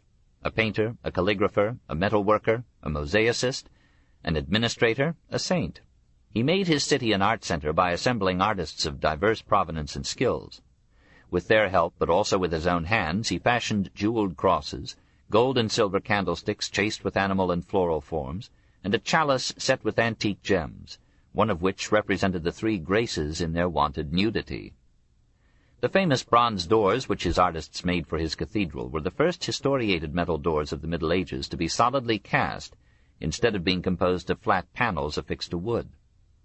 Domestic architecture showed no signs yet of the lovely forms that would grace German cities in the Renaissance. But church architecture now graduated from wood to stone, imported from Lombardy Romanesque ideas of transept, choir, apse, and towers, and began the cathedrals of Hildesheim, Lorsch, Worms, Mainz, Trier, Speyer, and Cologne. Foreign critics complained of flat-timbered ceilings and excessive external decoration in this Rhenish Romanesque, but these churches well expressed the solid strength of the German character and the spirit of an age laboriously struggling up to civilization. Chapter 21. Christianity in Conflict, 529 to 1085. 1. Saint Benedict, circa 480 to 543. The year 529, which saw the closing of the Athenian schools of philosophy, saw also the opening of Monte Cassino, the most famous monastery in Latin Christendom. Its founder, Benedict of Nursia, was born at Spoleto, apparently of the dying Roman aristocracy. Sent to Rome for an education, he was scandalized by the sexual license there, or some say he loved and lost. At the age of 15, he fled to a remote spot 5 miles from Subiaco in the Sabine Hills, made his cell in a cave at the foot of a precipice, and lived there for some years as a solitary monk. The dialogues of Pope Gregory I tell how Benedict fought valiantly to forget the woman, the memory of whom the wicked spirit put into his mind, and by that memory so mightily inflamed with concupiscence the soul of God's servant, that almost overcome with pleasure, he was of a mind to forsake the wilderness. But suddenly, assisted by God's grace, he came to himself, and seeing many thick briars and nettle bushes growing hard by, off he cast his apparel, and threw himself into the midst of them, and there wallowed so long that when he rose up all his flesh was pitifully torn. And so by the wounds of his body he cured the wounds of his soul. After he had lived there for some years, and his steadfastness had won him fame, he was importuned by the monks of a nearby monastery to be their abbot. He warned them that his rule would be severe. They persisted, and he went with them. After a few months of his stern regimen, they put poison in his wine. He resumed his solitary life, but young devotees came to live near him and solicit his guidance. Fathers brought their sons, even from Rome, to be taught by him. By 520, 12 little monasteries, each with 12 monks, had risen round his cave. When of even these monks many found his rule too strict, he removed with the most ardent of his followers to Monte Cassino, a hill 1,715 feet above sea level, overlooking the ancient town of Cassinum, 40 miles northwest of Capua. There he demolished a pagan temple, founded, circa 529, a monastery, and formulated that Benedictine rule which was to guide most monasteries in the West. The monks of Italy and France had erred in imitating the solitary asceticism of the East. Both the climate and the active spirit of Western Europe made such a regimen discouragingly difficult, and led to many relapses. Benedict did not criticize the anchorites, nor condemn asceticism, but he thought it wiser to make asceticism communal, not individual. There should be no show or rivalry in it. At every step it was to be under an abbot's control, and stop short of injury to health or mind. Hitherto in the West no vows had been demanded of those who entered the monastic life. Benedict felt that the aspirant should serve a novitiate, and learn by experience the austerities to be required of him. Only after such a trial might he take the vows. Then, if he still wished, he was to pledge himself in writing to the perpetuity of his stay, the reformation of his manners and obedience. And this vow, signed and witnessed, was to be laid upon the altar by the novice himself in a solemn ritual. Thereafter the monk must not leave the monastery without the abbot's permission. The abbot was to be chosen by the monks and was to consult them on all matters of importance. But the final decision was to rest with him, and they were to obey him in silence and humility. They were to speak only when necessary. They were not to jest or laugh loudly. They were to walk with their eyes on the ground. They were to own nothing, neither a book, nor tablets, nor a pen, nothing at all. All things shall be held in common. Conditions of previous wealth or slavery were to be ignored and forgotten. The abbot shall make no distinction of persons in the monastery. A free-born man shall not be preferred to one coming from servitude, unless there be some other and reasonable cause. For whether we are bond or free, we are all one in Christ. God is no respecter of persons. Alms and hospitality were to be given within the means of the monastery to all who asked for it. All guests who come shall be received as though they were Christ. Every monk must work, in the fields or shops of the monastery, in the kitchen, about the house, copying manuscripts. Nothing was to be eaten till noon, and in Lent not till sundown. From mid-September to Easter there was to be but one meal a day, in the summer months 2, for then the days were long. Wine was allowed, but no flesh of any four-footed beast. Work or sleep was to be frequently interrupted with communal prayer. Influenced by Eastern exemplars, Benedict divided the day into canonical hours of prayer as established by canon or rule. The monks were to rise at 2 a.m., repair to the chapel, and recite or sing nocturnes, scriptural readings, prayers, and psalms. At dawn they gathered for matins or lauds, at 6 for prime, the first hour, at 9 for tierce, the third, at noon for sext, the 6th, at 3 for none, the 9th, at sunset for vespers, the evening hour, at bedtime for compline, the completion. Bedtime was nightfall. The monks almost dispensed with artificial light. They slept in their clothes and seldom bathed. To these specific regulations Benedict added some general counsels of Christian perfection. 1. In the first place, to love the Lord God with the whole heart, the whole soul, the whole strength. 2. The monks almost dispensed with artificial light. They slept in their clothes and seldom bathed. To these specific regulations Benedict added some general counsels of Christian perfection. 1.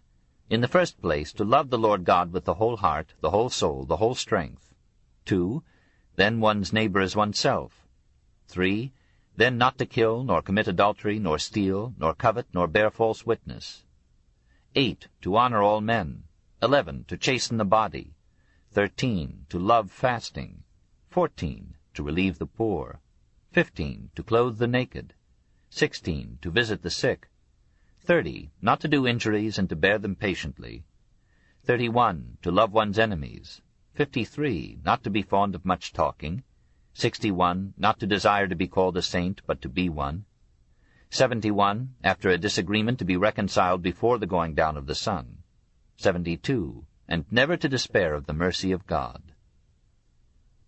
In an age of war and chaos, of doubt and wandering, the Benedictine monastery was a healing refuge. It took dispossessed or ruined peasants, students longing for some quiet retreat, men weary of the strife and tumult of the world, and said to them, "Give up your pride and freedom, and find here security and peace."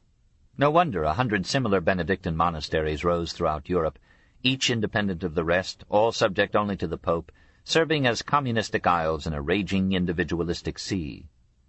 The Benedictine rule and order proved to be among the most enduring creations of medieval man. Monte Cassino itself is a symbol of that permanence.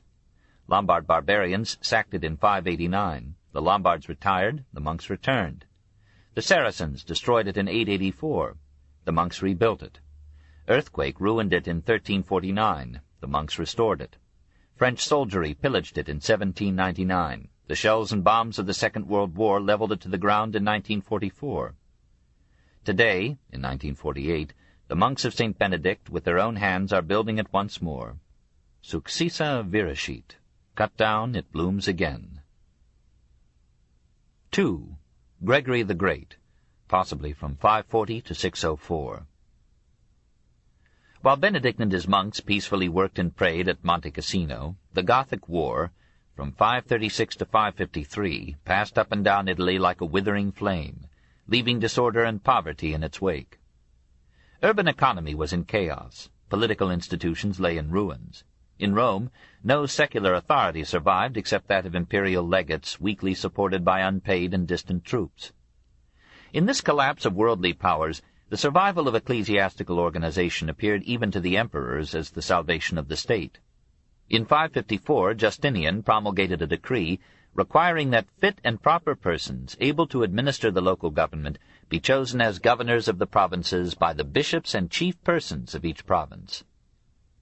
But Justinian's corpse was hardly cold when the Lombard invasion of 568 subjected northern Italy again to barbarism and Arianism, and threatened the whole structure and leadership of the Church in Italy. The crisis called forth a man, and history once more testified to the influence of genius. Gregory was born at Rome 3 years before Benedict's death.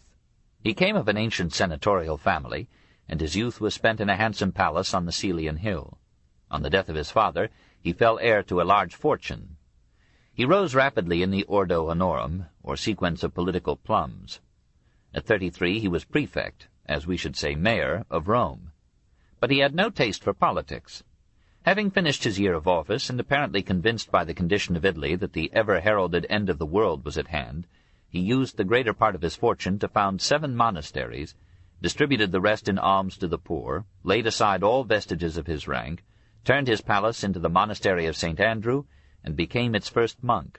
He subjected himself to extreme asceticism, lived for the most part on raw vegetables and fruits, and fasted so often that when Holy Saturday came, on which fasting was preeminently enjoined, it seemed that another day of abstinence would kill him. Yet the 3 years that he spent in the monastery were always recalled by him as the happiest of his life. Out of this peace he was drawn to serve Pope Benedict I as 7th deacon, and in 579 he was sent by Pope Pelagius II as ambassador to the imperial court at Constantinople. Amid the wiles of diplomacy and the pomp of palaces, he continued to live like a monk in habit, diet, and prayer. Nevertheless, he gained some helpful experience of the world and its chicanery. In 586 he was recalled to Rome and became abbot of St. Andrew's. In 590 a terrible bubonic plague decimated the population of Rome. Pelagius himself was a victim, and at once the clergy and people of the city chose Gregory to succeed him. Gregory was loath to leave his monastery, and wrote to the Greek emperor asking him to refuse confirmation of the election. The city prefect intercepted the letter, and as Gregory was preparing flight, he was seized and brought by force to St. Peter's, and there was consecrated pope, or so we are told by another Gregory.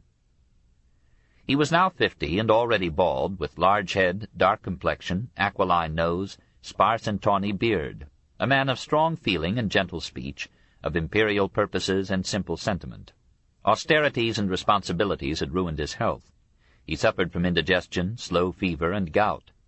In the papal palace he lived as he had in the monastery, dressed in a monk's coarse robe, eating the cheapest foods, sharing a common life with the monks and priests who aided him. Usually absorbed in problems of religion and the state, he could unbend into words and deeds of paternal affection.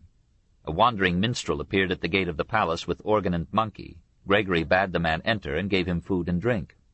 Instead of spending the revenues of the church in building new edifices, he used them in charity, in gifts to religious institutions throughout Christendom, and in redeeming captives of war. To every poor family in Rome he distributed monthly a portion of corn, wine, cheese, vegetables, oil, fish, meat, clothing, and money. And every day his agents brought cooked provisions to the sick or infirm. His letters, stern to negligent ecclesiastics or to political potentates, are jewels of sympathy to persons in distress. To a peasant exploited on church lands, to a slave girl wishing to take the veil, to a noble lady worried about her sins. In his conception the priest was literally a pastor, a shepherd caring for his flock, and the good pope had every right to compose his Liber Pastoralis Curae in 590, a manual of advice to bishops, which became a Christian classic.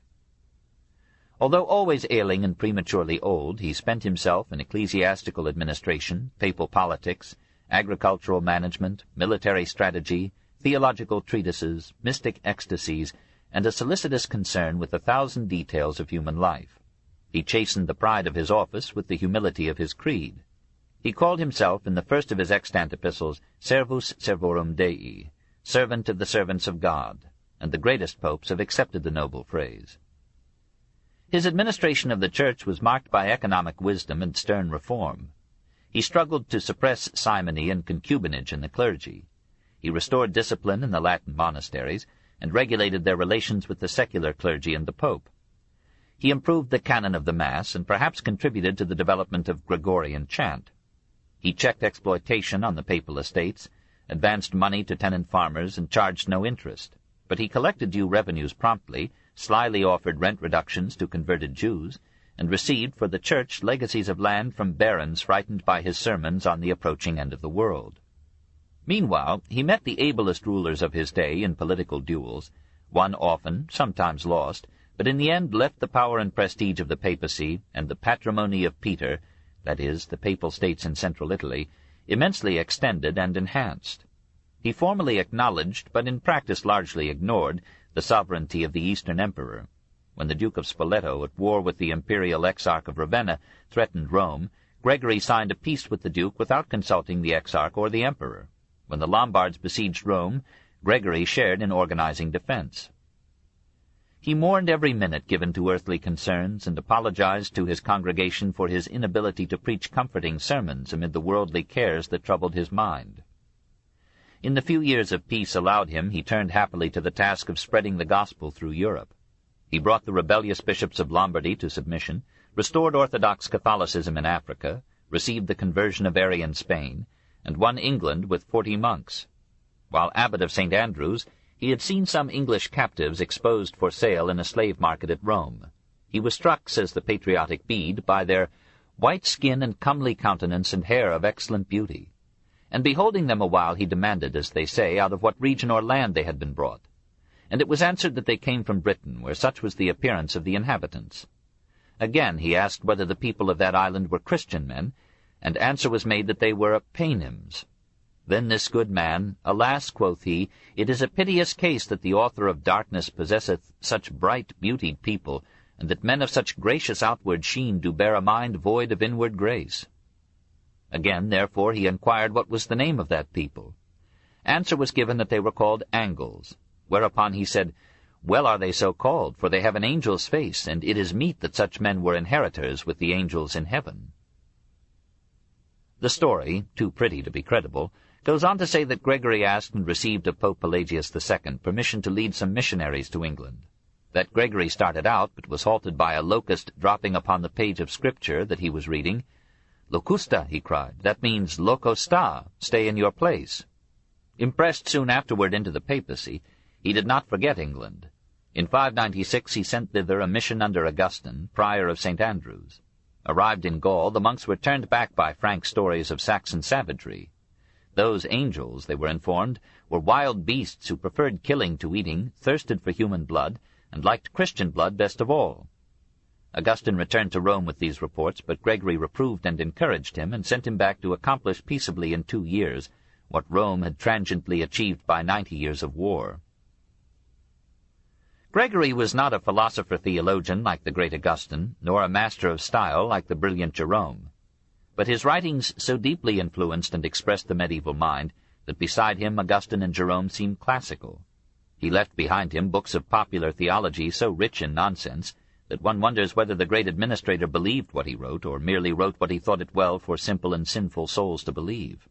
His biography of Benedict is the most pleasing of these books, a charming idyll of reverence, with no pretense to critical sifting of legend from fact. His 800 letters are his best literary legacy. Here this varied man reveals himself in 100 phases, and gives unconsciously an intimate picture of his mind and times. His dialogues were loved by the people because they offered as history the most amazing tales of the visions, prophecies, and miracles of Italy's holy men. Here the reader learned of massive boulders moved by prayer, of a saint who could make himself invisible, of poisons rendered harmless by the sign of the cross, of provisions miraculously supplied and increased, of the sick made whole and the dead restored to life. The power of relics ran through these dialogues, but none more marvelous than the chains that were believed to have bound Peter and Paul. Gregory cherished these with adoration. He sent filings from them as presents to his friends. And with one such offering he wrote to a sufferer from ailing eyesight, "Let these be continually applied to your eyes, for many miracles have been wrought by this same gift." The Christianity of the masses had captured the mind or pen of the great Pope. His deeper venture into theology took the form of the Magna Moralia, a 6-volume commentary on the Book of Job. He takes the drama as literal history in every line, but he also seeks in every line an allegorical or symbolical significance, and ends by finding in Job the full Augustinian theology. The Bible is in every sense the Word of God. It is a complete system of wisdom and beauty in itself, and no man should waste his time and debase his morals by reading the pagan classics. However, the Bible is occasionally obscure, and is often couched in popular or pictorial language. It needs careful interpretation by trained minds, and the Church, as custodian of sacred tradition, is the only proper interpreter. Individual reason is a weak and divisive instrument, not designed to deal with supersensual realities, and when the intellect seeks to understand beyond its powers, it loses even that which it understood. God is beyond our understanding. We can only say what he is not what he is. Almost everything that is said of God is unworthy for the very reason that it is capable of being said. Hence Gregory makes no formal attempt to prove the existence of God. But, he argues, we can adumbrate him by considering the human soul. Is it not the living force and guide of the body? Many of our time, says Gregory, have often seen souls departing from the body. The tragedy of man is that by original sin his nature is corrupt, and inclines him to wickedness, and this basic spiritual malformation is transmitted from creation. Left to himself, man would heap sin upon sin, and richly deserve everlasting damnation. Hell is no mere phrase. It is a dark and bottomless subterranean abyss, created from the beginning of the world. It is an inextinguishable fire, corporeal and yet able to sear soul as well as flesh. It is eternal, and yet it never destroys the damned or lessens their sensitivity to pain. And to each moment of pain is added the terror of expected pain, the horror of witnessing the tortures of loved ones also damned, the despair of ever being released or allowed the blessing of annihilation. In a softer mood, Gregory developed Augustine's doctrine of a purgatory, in which the dead would complete their atonement for forgiven sins. And like Augustine, Gregory comforted those whom he had terrified by reminding them of the gift of God's grace, the intercession of the saints, the fruits of Christ's sacrifice, the mysterious saving effect of sacraments available to all Christian penitents. Perhaps Gregory's theology reflected his health as well as the frightening chaos of his time. "In 11 months," he wrote in 599, "I have rarely been able to leave my bed. I am so tormented with gout and painful anxieties that every day I look for the relief of death." And in 600, "For nearly 2 years I have been confined to my couch, so afflicted with pain that even on festivals I can hardly get up for 3 hours to celebrate Mass.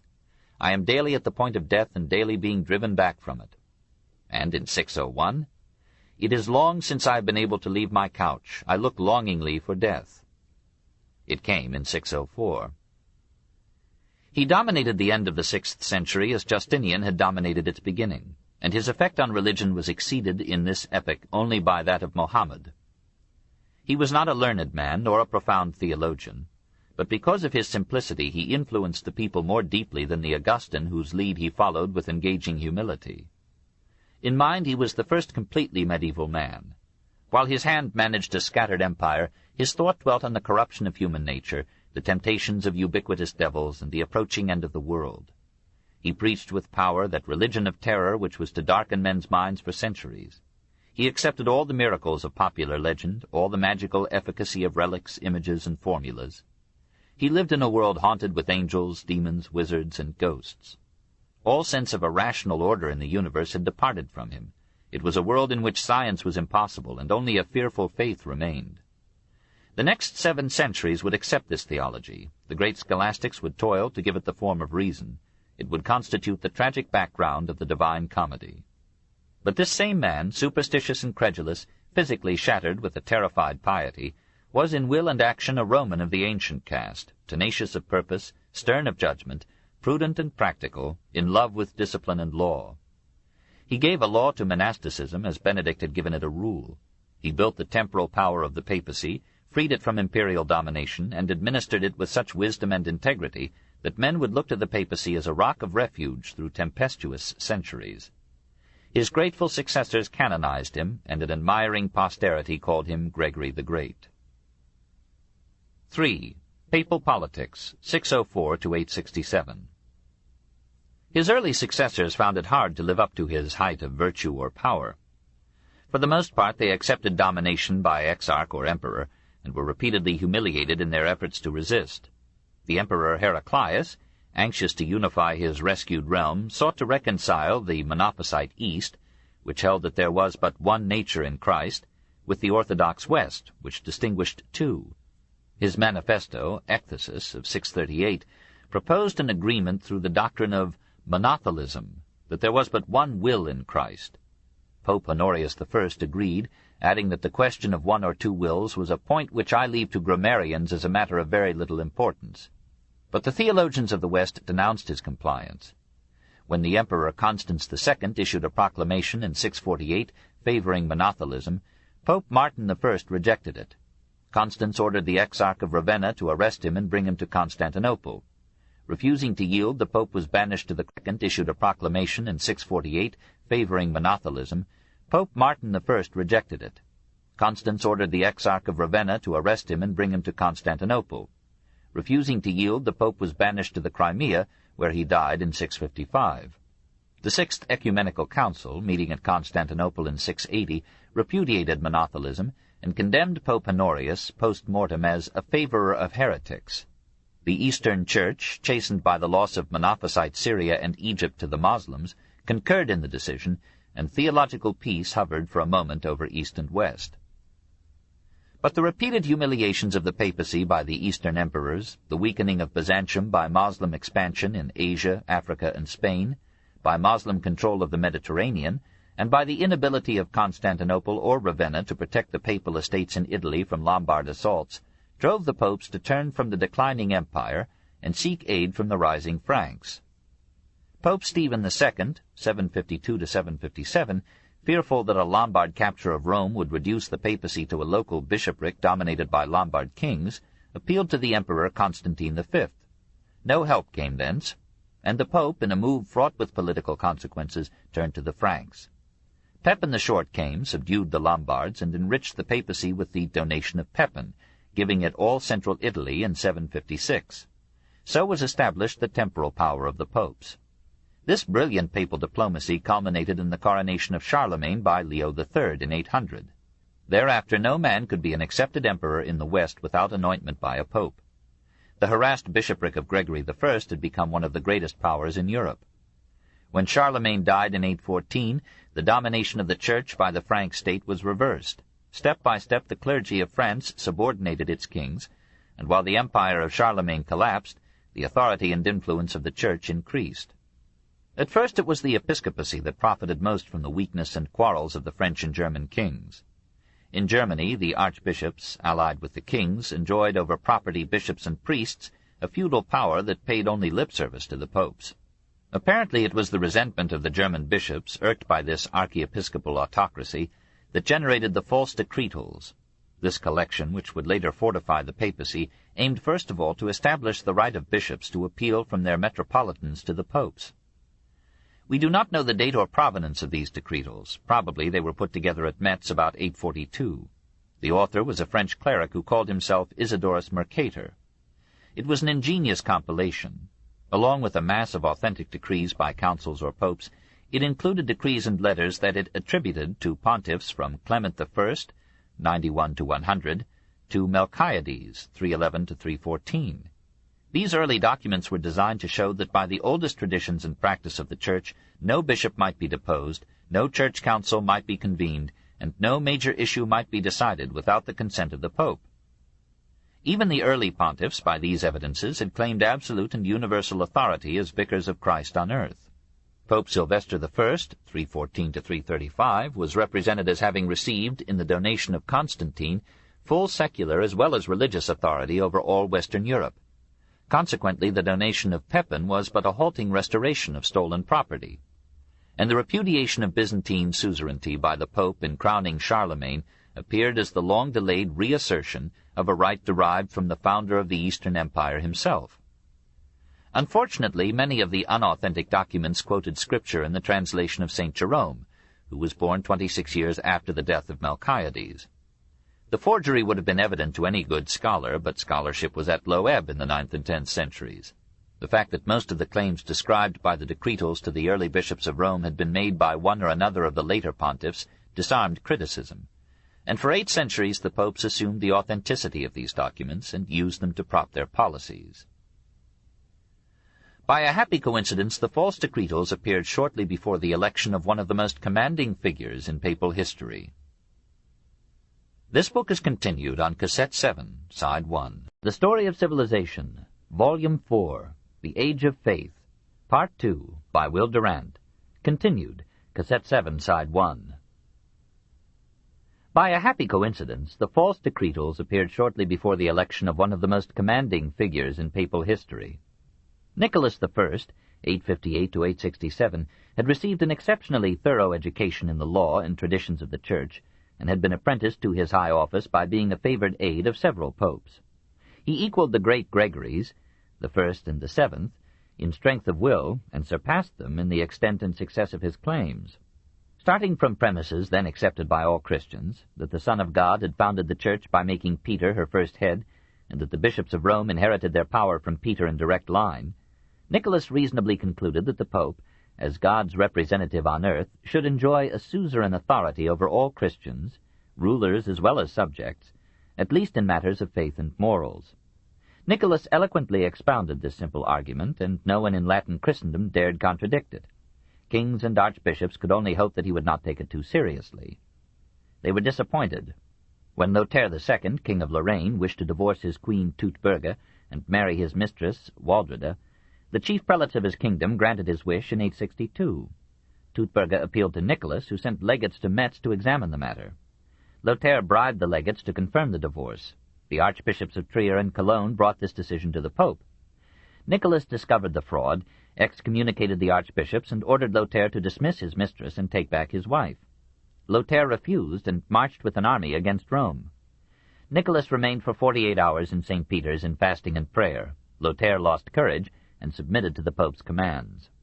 Hincmar, Archbishop of Reims, and the greatest prelate in Latin Europe after the Pope himself, dismissed a bishop, Ratherud, who appealed to Nicholas in 863. Having reviewed the case, Nicholas ordered Ratherud reinstated. When Hincmar hesitated, the Pope threatened to lay an interdict, a suspension of all church services, upon his province. Hincmar fumed and yielded. To kings as well as prelates, Nicholas wrote as one having supreme authority, and only Photius of Constantinople dared gainsay him. In nearly every case, later developments showed the Pope to have been on the side of justice, and his stern defense of morality was a lamp and tower in a decadent age. When he died, the power of the papacy was acknowledged more widely than ever before. 4. The Greek Church, 566 to 898. The patriarchs of the Eastern Church could not admit the overriding jurisdiction of the Bishop of Rome for a simple reason. They had long since been subordinated to the Greek emperors, and these would not till 871 abandon their claim to sovereignty over Rome and its popes. The patriarchs occasionally criticized, disobeyed, even denounced the emperors, but they were appointed and deposed by the emperors, who called ecclesiastical councils, regulated church affairs by state law, and published their theological opinions and directives to the ecclesiastical world. The only checks on the religious autocracy of the emperor in Eastern Christendom were the power of the monks, the tongue of the patriarch, and the vow taken by the emperor at his coronation by the patriarch that he would introduce no novelty into the church. Constantinople, indeed all the Greek East, was now dotted with monasteries and nunneries in far greater number than in the West. The monastic passion captured some of the Byzantine emperors themselves. They lived like ascetics amid the luxury of the palace, heard Mass daily, ate abstemiously, and bemoaned their sins as sedulously as they committed them. The piety of emperors and of the moribund rich enlarged and multiplied the monasteries with gifts and legacies. Men and women of high rank, frightened by omens of death, sought admission to monasteries and brought with them an ingratiating wealth that would no longer be subject to taxation. Others deeded some of their property to a monastery, which then paid them an annuity. Many monasteries claimed to possess relics of revered saints. People credited the monks with control of the wonder-working power of these relics, and offered their coins in the hope of making an unreasonable profit on their investments. A minority of the monks disgraced their faith with idleness, venery, faction, and greed. The majority were reconciled to virtue and peace. Altogether, the monks enjoyed a popular veneration, a material wealth, and even a political influence that no emperor could ignore. Theodore, from 759 to 826, abbot of the monastery of Studian in Constantinople, was an exemplar of monastic piety and power. Dedicated to the Church by his mother in his childhood, he accepted the Christian mood so thoroughly that in his mother's last illness he complimented her on her approaching death and glory. He drew up for his monks a code of labor, prayer, chastity, and intellectual development that could stand comparison with that of Benedict in the West. He defended the use of religious images and boldly denied, before the Emperor Leo V, that the secular power had any jurisdiction over ecclesiastical affairs. 4 times he was banished for this intransigence, but from his exile he continued to resist the iconoclasts till his death. Differences of language, liturgy, and doctrine during these centuries drove Latin and Greek Christianity further and further apart, like a biological species divided in space and diversified in time. Greek liturgy, ecclesiastical vestments, vessels, and ornaments were more complex, ornate, and artistically wrought than those of the West. The Greek cross had equal arms, the Greeks prayed standing, the Latins kneeling. The Greeks baptized by immersion, the Latins by aspersion. Marriage was forbidden to Latin, permitted to Greek priests. Latin priests shaved, Greek priests had contemplative beards. The Latin clergy specialized in politics, the Greek in theology. Heresy almost always rose in an East that had inherited the Greek passion for defining the infinite.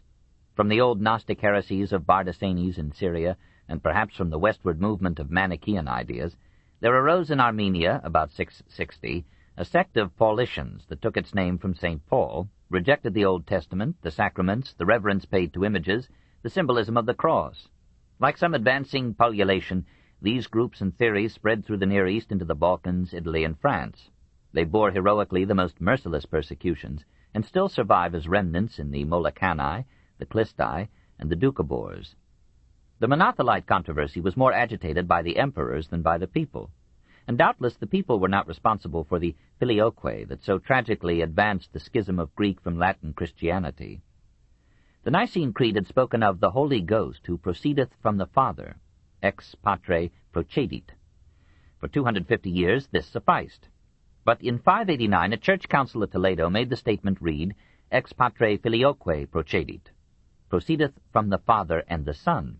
This addition was accepted in Gaul and zealously adopted by Charlemagne. The Greek theologians protested that the Holy Ghost proceeded not from, but through the Son. The popes held the balance patiently for a time, and not until the 11th century was the filioque officially entered into the Latin Creed. Meanwhile, a struggle of wills was added to the conflict of ideas. Among the monks who had fled from iconoclastic oppression was Ignatius, son of the Emperor Michael I. In 840, the Empress Theodora recalled the monk and made him patriarch. He was a man of piety and courage. He denounced the prime minister, Caesar Bardus, who had divorced his wife and lived with the widow of his son. And when Bardus persisted in incest, Ignatius excluded him from the church. Bardus banished Ignatius and raised to the patriarchate the most accomplished scholar of the age in 858. Photius, possibly from 820 to 891, was a master of philology, oratory, science, and philosophy. His lectures at the University of Constantinople had drawn to him a group of devoted students, to whom he opened his library and his home.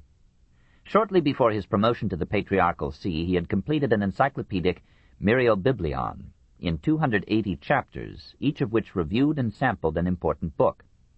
Through this vast compilation, many passages of classic literature were preserved. His broad culture raised Photius above the fanaticism of the populace, which could not understand why he remained on such good terms with the Emir of Crete. His sudden elevation from layman to patriarch offended the clergy of Constantinople. Ignatius refused to resign and appealed to the Bishop of Rome.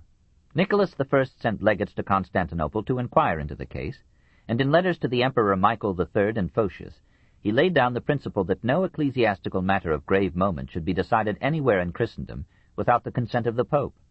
The Emperor called a church council, which ratified the appointment of Photius, and the Pope's legates joined in the confirmation. When they returned to Rome, Nicholas repudiated them as having exceeded their instructions. He ordered the Emperor to reinstate Ignatius. and when his command was ignored, he excommunicated Photius in 863. Bardas threatened to send an army to depose Nicholas. The Pope, in an eloquent reply, scornfully pointed to the emperor's submission to the marauding Slavs and Saracens. "We have not invaded Crete. We have not depopulated Sicily. We have not subdued Greece. We have not burned the churches in the very suburbs of Constantinople. Yet while these pagans with impunity conquer, burn, and lay waste your territories, we, Catholic Christians, are menaced with the vain terror of your arms. Ye release Barabbas and kill Christ." Photius and the emperor called another church council which excommunicated the Pope in 867 and denounced the heresies of the Roman Church, among them the procession of the Holy Ghost from the Father and the Son, the shaving of priestly beards, and the enforced celibacy of the clergy. "From this usage," said Photius, "we see in the West so many children who do not know their fathers." While Greek messengers were bearing these pleasantries to Rome, the situation was suddenly changed in 867 by the accession of Basil I, who had murdered Caesar Bardas and had superintended the assassination of Michael III. Photius denounced the new emperor as a murderer and refused him the sacraments. Basil called a church council, which obediently deposed, insulted, and banished Photius, and restored Ignatius. But when Ignatius soon thereafter died, Basil recalled Photius. A council reinstated him as patriarch, and, Nicholas I having died, Pope John VIII approved. The schism of East and West was for a moment postponed by the death of the protagonists. 5. The Christian Conquest of Europe, 529 to 1054. The most momentous event in the religious history of these centuries was not the quarrel of the Greek with the Latin Church, but the rise of Islam as a challenge to Christianity in both East and West. The religion of Christ had hardly consolidated its victories over the pagan empire and the heresies, when suddenly its most fervid provinces were torn from it, and with alarming ease, by a faith that scorned both the theology and the ethics of Christianity. Patriarchs still sat by Moslem tolerance in the sees of Antioch, Jerusalem, and Alexandria. But the Christian glory was departed from those regions, and what Christianity remained in them was heretical and nationalist. Armenia, Syria, and Egypt had set up church hierarchies quite independent of either Constantinople or Rome. Greece was saved to Christianity. There the monks triumphed over the philosophers, and the great monastery of the Holy Lavra, established on Mount Athos in 961, rivaled the majesty of the Parthenon, which had become a Christian church. Africa still had many Christians in the 9th century, but they were rapidly diminishing under the handicaps of Moslem rule. In 711, most of Spain was lost to Islam. Defeated in Asia and Africa, Christianity turned north and resumed the conquest of Europe. Italy, bravely but narrowly saved from the Saracens, was divided between the Greek and Latin forms of Christianity. Almost on the dividing line was Monte Cassino. Under the long rule, from 1058 to 1087, of Abbot Desiderius, the monastery reached the zenith of its fame. From Constantinople he brought not only 2 magnificent bronze doors, but craftsmen who adorned the interiors with mosaics, enamels, and artistry in metal, ivory, and wood. The monastery became almost a university, with courses in grammar, classical as well as Christian literature, theology, medicine, and law.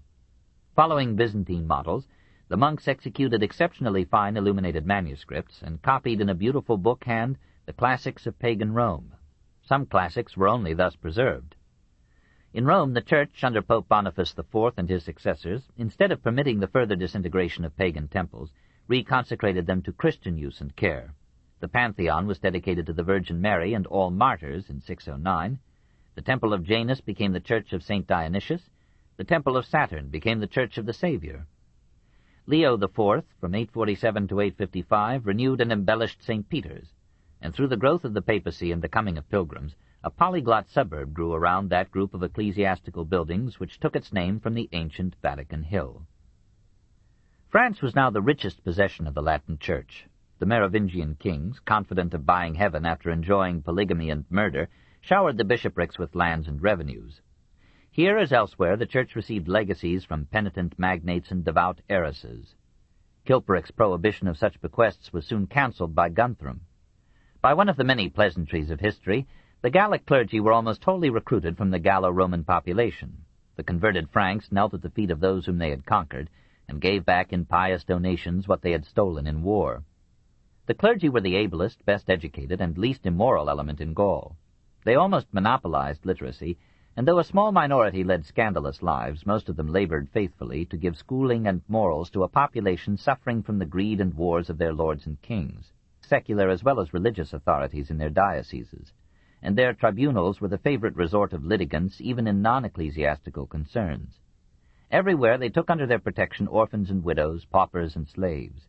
In many dioceses the Church provided hospitals. One such, Hôtel Dieu, Inn of God, was opened in Paris in 651.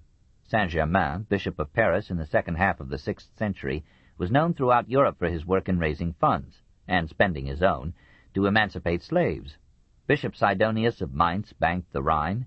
Bishop Felix of Nantes straightened the course of the Loire. Bishop Didier of Cahors constructed aqueducts. Saint Agobard, 779-840, Archbishop of Lyon, was a model of religion and a foe of superstition. He condemned trial by duel or ordeal, the worship of images, the magical explanation of storms, and the fallacies involved in the prosecutions for witchcraft. He was the clearest head of his time. Hincmar, the aristocratic primate of Reims, 845-882, presided over a score of church councils, wrote 66 books, served as prime minister to Charles the Bald, and almost established a theocracy in France. In each country, Christianity took on the qualities of the national temperament. In Ireland it became mystic, sentimental, individualistic, passionate. It adopted the fairies, the poetry, the wild and tender imagination of the Celt. The priests inherited the magic powers of the Druids and the myths of the bards. And the tribal organization favored a centrifugal looseness in the structure of the church. Almost every locality had an independent bishop.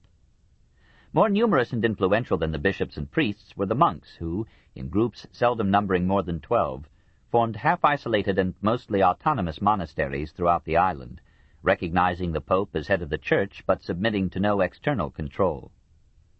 The earlier monks lived in separate cells, practicing a somber asceticism and meeting only for prayer. A later generation, the Second Order of Irish Saints, diverged from this Egyptian tradition, studied together, learned Greek, copied manuscripts, and established schools for clerics and laity.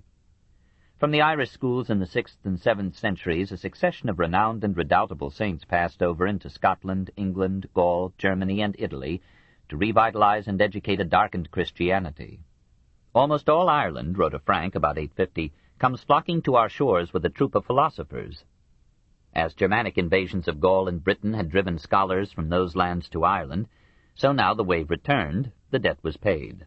Irish missionaries flung themselves upon the victorious pagan Angles, Saxons, Norwegians, and Danes in England, and upon the illiterate and half-barbarous Christians of Gaul and Germany, with the Bible in one hand and classic manuscripts in the other. And for a time it seemed that the Celts would win back through Christianity the lands they had lost to force.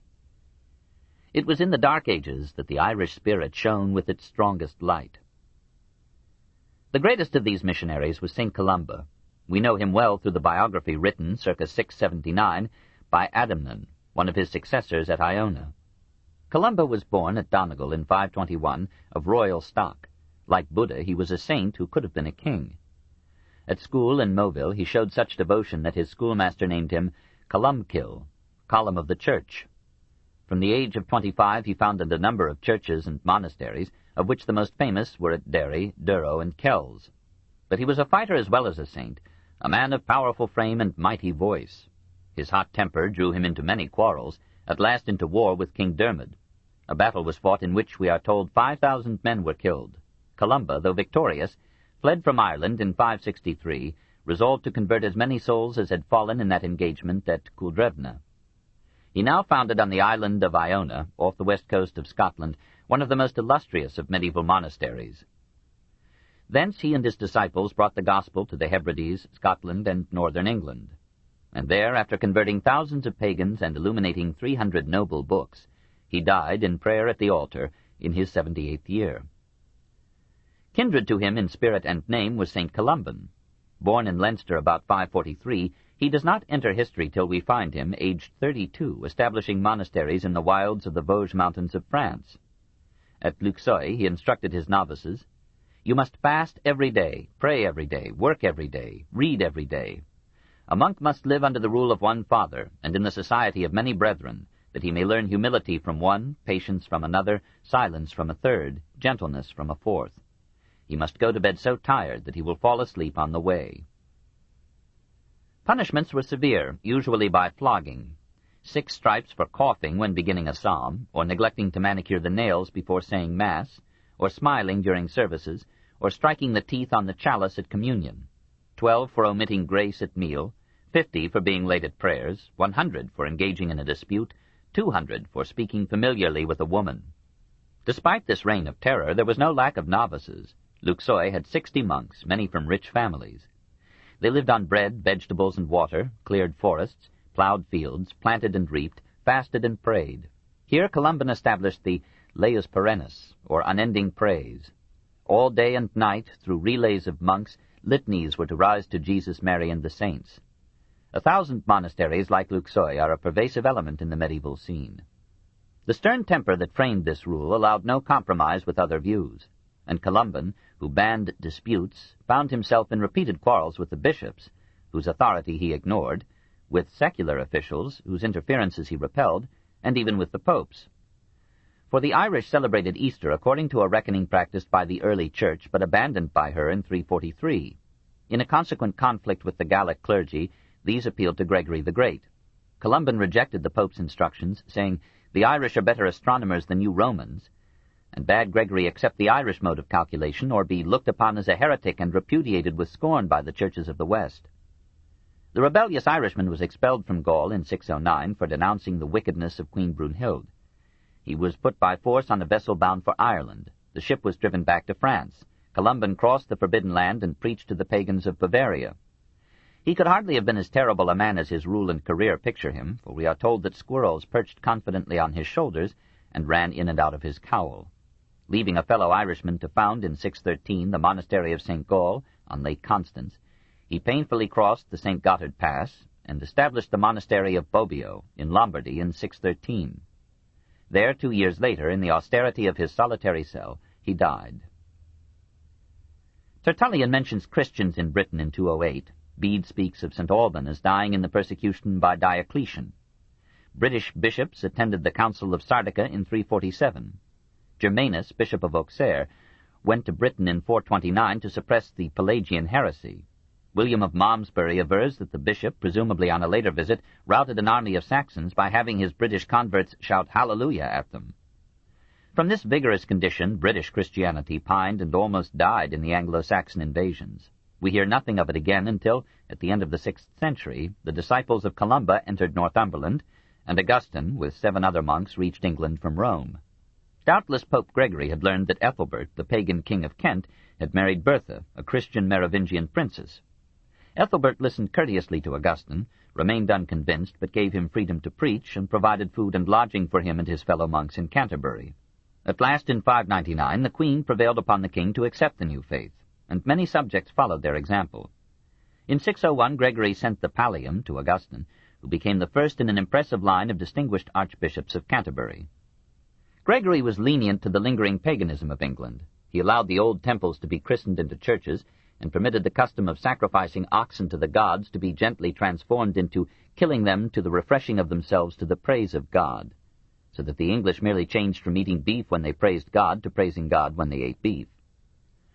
Another Italian missionary, Paulinus, carried Christianity to Northumberland in 627. Oswald, king of Northumberland, invited the monks of Iona to come and preach to his people, and to help their work he gave them the island of Lindisfarne off the east coast. There St. Aidan, in 634, founded a monastery that glorified its name by missionary devotion and the splendor of its illuminated manuscripts. There and at Melrose Abbey, St. Cuthbert, possibly from 635 to 687, left behind him loving memories of his patience, piety, good humor, and good sense. The holiness of such men, and perhaps the peace and security they enjoyed amid recurrent wars, brought many neophytes to the monasteries and nunneries that now arose in England. Despite occasional lapses into the ways of common men, the monks gave dignity to work by their labor in woods and fields. Here, too, as in France and Germany, they led the advance of civilization against marsh and jungle, as well as against illiteracy, violence, lechery, drunkenness, and greed.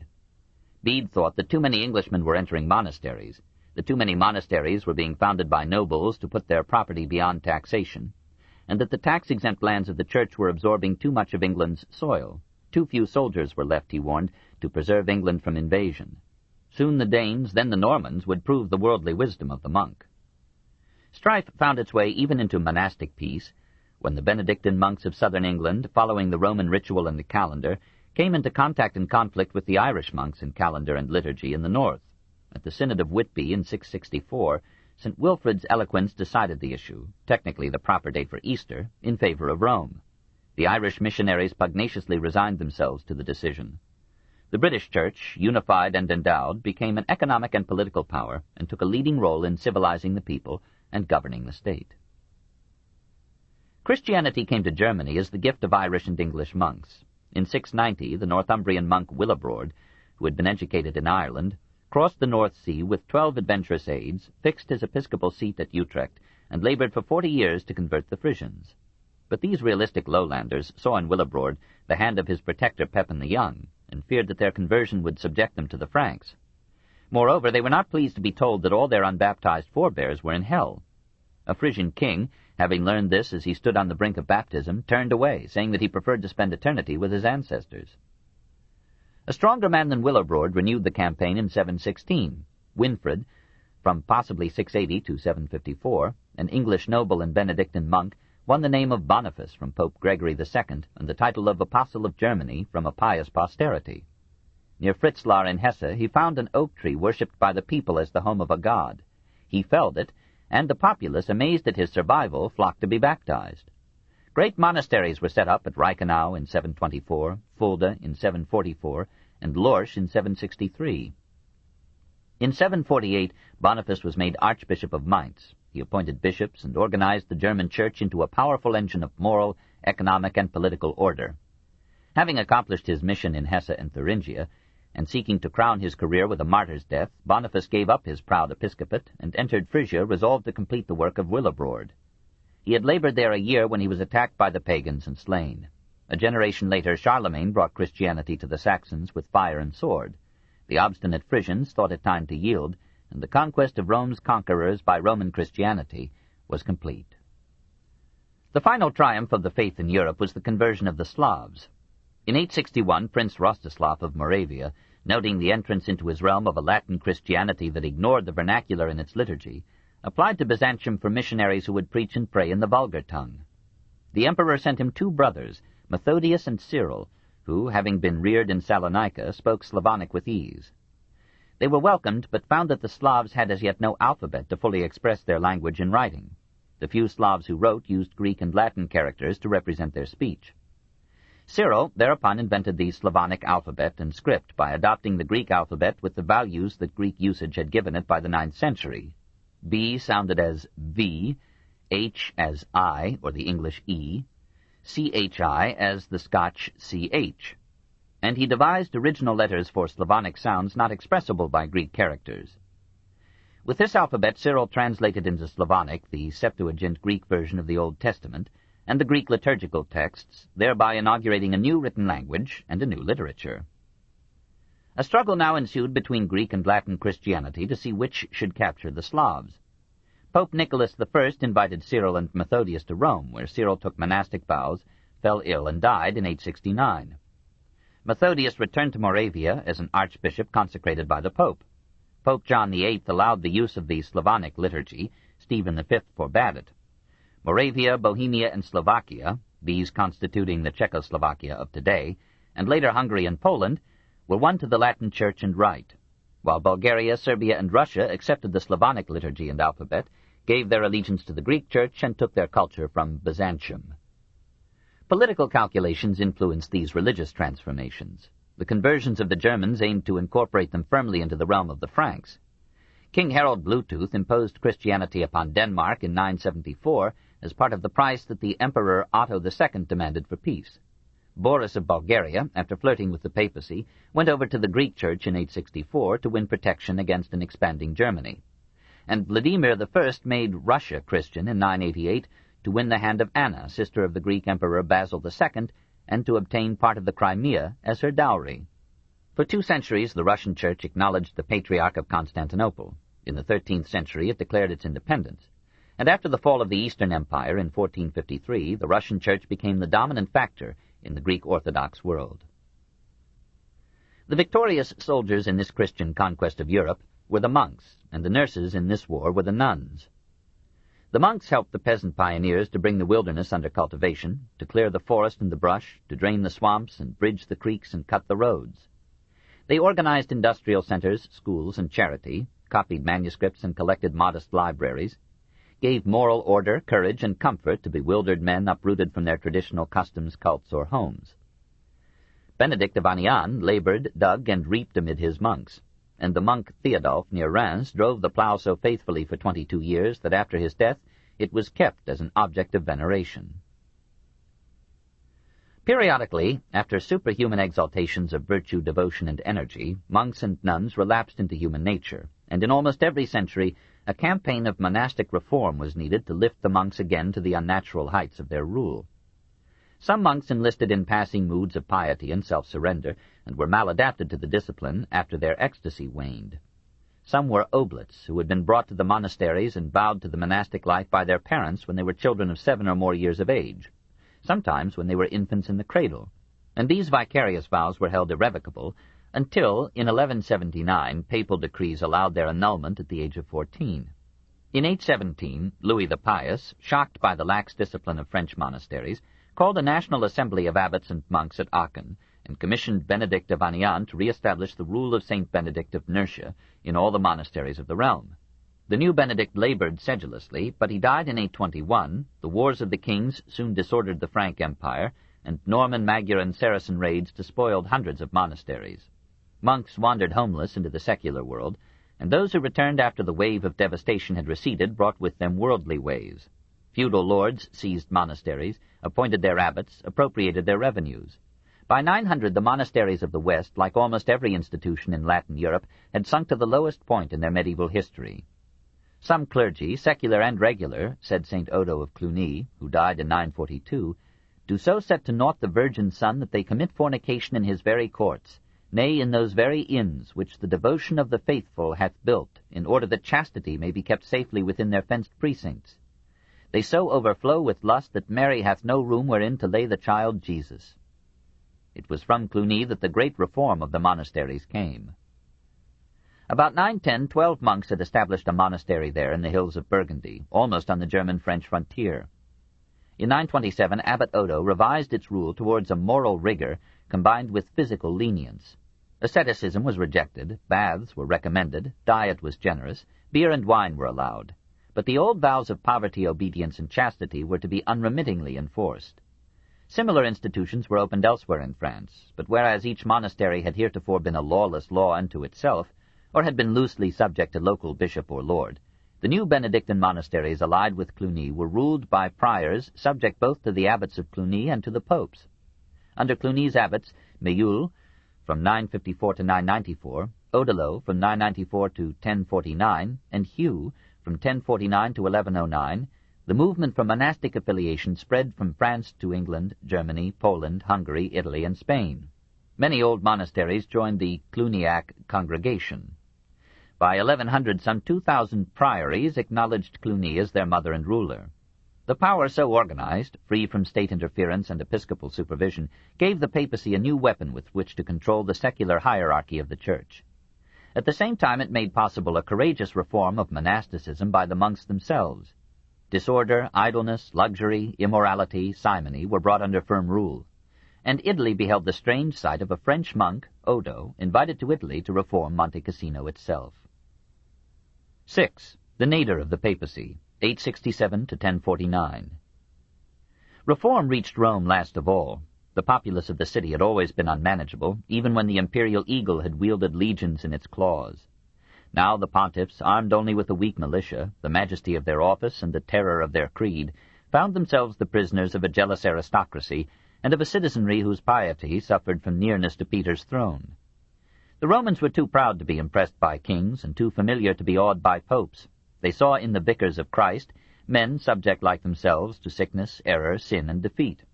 And they came to view the papacy not as a fortress of order and a tower of salvation, but as a collection agency whereby the pence of Europe might provide the dole of Rome. By the tradition of the Church, no pope could be elected without the consent of the Roman clergy, nobles, and populace. The rulers of Spoleto, Benevento, Naples, and Tuscany and the aristocracy of Rome divided into factions as of old, and whichever faction prevailed in the city intrigued to choose and sway the Pope. Between them, they dragged the papacy in the 10th century to the lowest level in its history. In 878, Duke Lambert of Spoleto entered Rome with his army, seized Pope John VIII, and tried to starve him into favoring Carloman for the imperial throne. In 897, Pope Stephen VI had the corpse of Pope Formosus, 891 to 896, exhumed, dressed in purple robes, and tried before an ecclesiastical council on the charge of violating certain church laws. The corpse was condemned, stripped, mutilated, and plunged into the Tiber. In the same year, a political revolution in Rome overthrew Stephen, who was strangled in jail. For several years thereafter, the papal chair was filled by bribery, murder, or the favor of women of high rank and low morality. For half a century, the family of Theophylact, a chief official of the papal palace, made and unmade popes at will. His daughter, Marozia, secured the election of her lover as Pope Sergius III from 904 to 911. His wife Theodora procured the election of Pope John X from 914 to 928. John has been accused of being Theodora's paramour, but on inadequate evidence. Certainly he was an excellent secular leader, for it was he who organized the coalition that in 916 repulsed the Saracens from Rome. Marozia, after having enjoyed a succession of lovers, married Guido, Duke of Tuscany. They conspired to unseat John. They had his brother Peter killed before his face. The Pope was thrown into prison and died there a few months later from causes unknown. In 931, Marozia raised to the papacy John XI, from 931 to 935, commonly reputed to be her bastard son by Sergius III. In 932, her son Alberic imprisoned John in the castle of St. Angelo, but allowed him to exercise from jail the spiritual functions of the papacy. For 22 years, Alberic ruled Rome as the dictatorial head of a Roman republic. At his death, he bequeathed his power to his son Octavian, and made the clergy and people promise to choose Octavian Pope when Agapetus II should die. It was done as he ordered. In 955, Marozia's grandson became John XII, and distinguished his pontificate by orgies of debauchery in the Lateran palace. Otto I of Germany, crowned emperor by John XII in 962, learned the degradation of the papacy at first hand. In 963, with the support of the Transalpine clergy, Otto returned to Rome and summoned John to trial before an ecclesiastical council. Cardinals charged that John had taken bribes for consecrating bishops, had made a boy of 10 a bishop, had committed adultery with his father's concubine and incest with his father's widow and her niece, and had made the papal palace a very brothel. John refused to attend the council or to answer the charges. Instead, he went out hunting. The council deposed him and unanimously chose Otto's candidate, a layman, as Pope Leo VIII, from 963 to 965. After Otto had returned to Germany, John seized and mutilated the leaders of the imperial party in Rome and had himself restored by an obedient council to the papacy in 964. When John died in 964, the Romans elected Benedict V, ignoring Leo. Otto came down from Germany, deposed Benedict, and restored Leo, who thereupon officially recognized the right of Otto and his imperial successors to veto the election of any future pope. The Roman Catholic Church regards Leo VIII as anti-pope and attributes no validity to his actions or decrees. On Leo's death, Otto secured the election of John XIII from 965 to 972. Benedict VI, from 973 to 974, was imprisoned and strangled by a Roman noble, Bonifacio Francone, who made himself pope for a month, then fled to Constantinople with as much papal treasury as he could carry. 9 years later he returned, killed Pope John XIV, from 983 to 984, again appropriated the papal office, and died peaceably in bed in 985. The Roman Republic again raised its head, assumed authority, and chose Crescentius as consul. Otto III descended upon Rome with an irresistible army and a commission from the German prelates to end the chaos by making his chaplain Pope Gregory V, from 996 to 999. The young emperor put down the Republic, pardoned Crescentius, and went back to Germany. Crescentius at once re-established the Republic and deposed Gregory in 997. Gregory excommunicated him, but Crescentius laughed and arranged the election of John XVI as pope. Otto returned, deposed John, gouged out his eyes, cut off his tongue and nose, and paraded him through the streets of Rome on an ass with his face to the tail. Crescentius and 12 Republican leaders were beheaded, and their bodies were hung from the battlements of St. Angelo in 998. Gregory resumed the papacy and died, probably of poison, in 999. Otto replaced him with one of the most brilliant of all the popes. Gerbert was born of lowly parentage near Aurillac in Auvergne, circa 940, and at an early age entered a monastery there. At the abbot's suggestion, he went to Spain to study mathematics, and in 970 Count Borel of Barcelona took him to Rome. Pope John XIII was impressed by the monk's learning and recommended him to Otto I. For a year Gerbert taught in Italy, and at that time or later had Otto II among his pupils. Then he went to Reims to study logic in the cathedral school, and presently we find him head of the school from 972 to 982. He taught an unusual variety of subjects, including the classic poets. He wrote an excellent Latin, and letters sometimes rivaling those of Sidonius. Wherever he went, he collected books and spent his funds recklessly to have copies made of manuscripts in other libraries. Perhaps we owe to him the preservation of Cicero's orations. He led the Christian world in mathematics, introduced an early form of the Arabic numerals, wrote on the abacus and the astrolabe, and composed a treatise on geometry. He invented a mechanical clock and an organ operated by steam. So many were his scientific accomplishments that after his death he was reputed to have possessed magical powers. When Adalbero died in 988, Gerbert sought to succeed him as Archbishop of Reims. But Hugh Capet appointed instead Arnulf, a bastard son of the dying Carolingian house. Arnulf plotted against Hugh, an ecclesiastical council deposed him despite papal protests, and chose Gerbert archbishop in 991. 4 years later, a papal legate persuaded a synod at Moisson to unseat Gerbert. The humiliated scholar went to the court of Otto III in Germany, received every honor there, and molded the mind of the young king to the idea of restoring a Roman Empire with its capital at Rome. Otto made him Archbishop of Ravenna, and in 999 Pope. Gerbert took the name of Sylvester II, as if to say that he would be a second Sylvester to a second world-unifying Constantine. Had he and Otto lived another decade, they might have realized their dream, for Otto was the son of a Byzantine princess, and Gerbert might have become a philosopher king. But in the 4th year of his papacy, Gerbert died, poisoned, said Roman rumor, by the same Stephania who had poisoned Otto. Their aspirations and the busy politics of the world around them show how few were the Christians who took seriously the notion that the world would end in the year 1000. At the beginning of the 10th century, a church council had announced that the final century of history had begun. At its close, a small minority of men so believed, and prepared themselves for the Last Judgment. The great majority went on their unwanted ways, working, playing, sinning, praying, and trying to outlive senility. There is no evidence of any panic of fear in the year 1000, nor even of any rise in gifts to the church.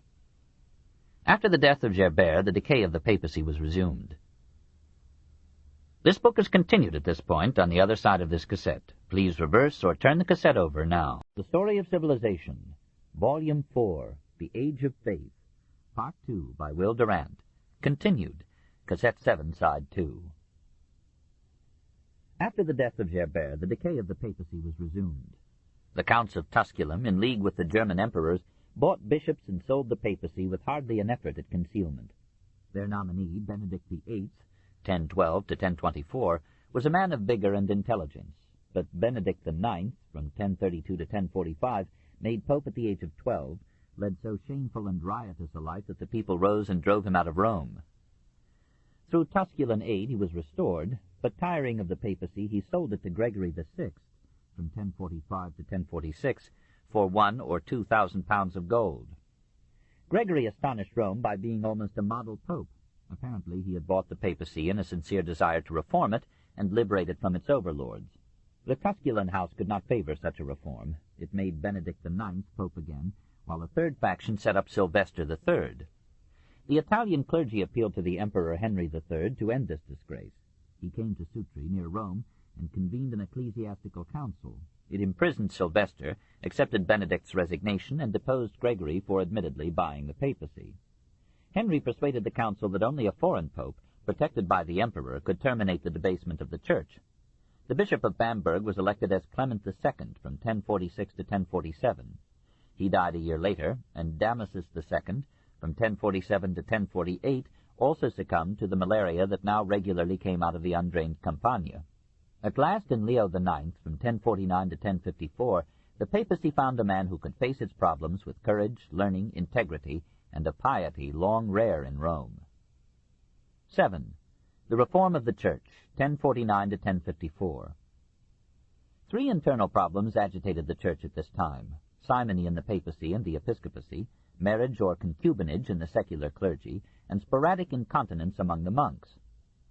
Simony, the sale of church offices or services, was the ecclesiastical correlate of contemporary corruption in politics. Good people were one source of simony, so the mother of Guibert of Nogent, anxious to devote him to the church, paid ecclesiastical authorities to make him a cathedral canon at 11.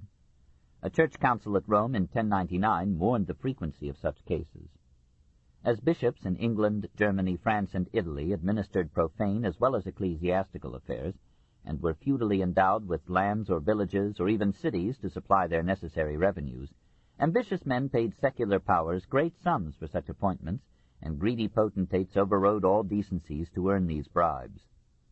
In Narbonne, a boy of 10 was made archbishop on paying 100,000 solidi, this in 1016. Philip I of France consoled an unsuccessful applicant for one episcopal see with the blithe counsel, "Let me make my profit out of your rival, then you can try to get him degraded for simony, and afterward we can see about satisfying you." The French kings, following a tradition established by Charlemagne, regularly appointed the bishops of Sens, Reims, Lyon, Tours, and Bourges. Elsewhere in France, the bishops were appointed by dukes or counts.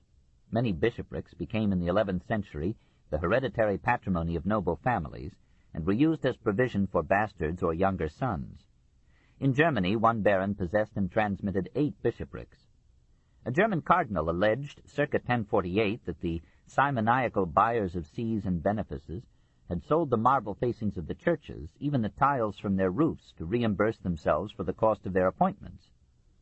Such appointees were men of the world. Many lived in luxury, engaged in war, allowed bribery in episcopal courts, named relatives to ecclesiastical posts, and worshipped Mammon with undivided loyalty. Pope Innocent III would say of an Archbishop of Narbonne that he had a purse where his heart should have been. The purchase of sees became so usual that practical men accepted it as normal, but reformers cried out that Simon Magus had captured the church. Among the general clergy, the moral problem hovered between marriage and concubinage. In the 9th and 10th centuries, the marriage of priests was customary in England, Gaul, and North Italy. Pope Hadrian II, from 867 to 872, himself had been a married man, and Bishop Rotharius of Verona, 10th century, reported that practically all priests in his diocese were married. By the beginning of the 11th century, celibacy in the secular clergy was exceptional.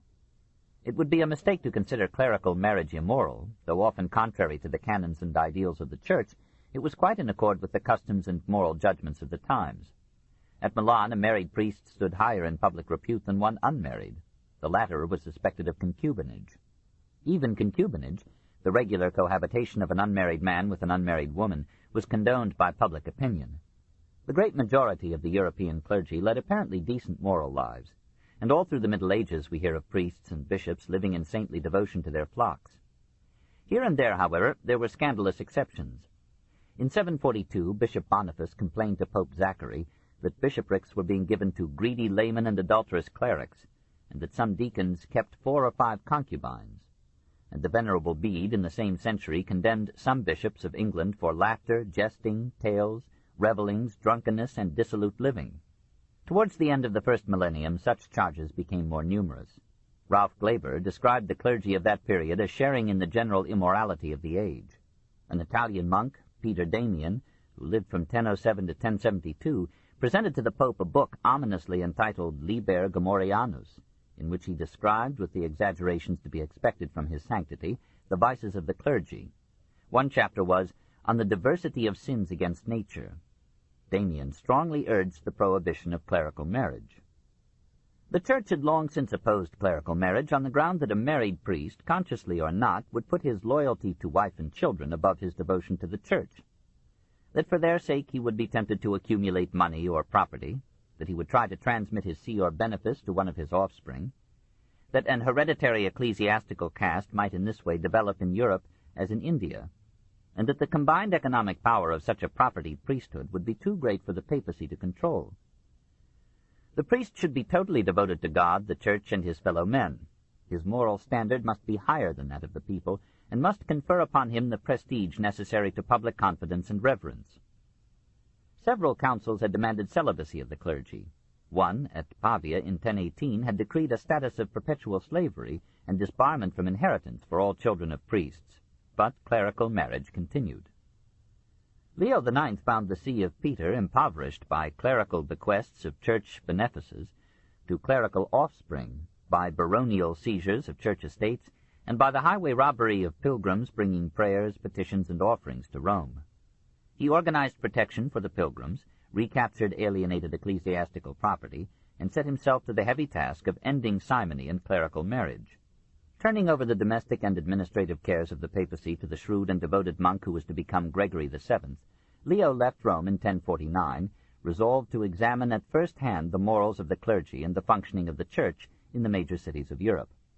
The dignity of his bearing, the unaffected austerity of his life, at once revived the respect that men had held for the highest official of the Church.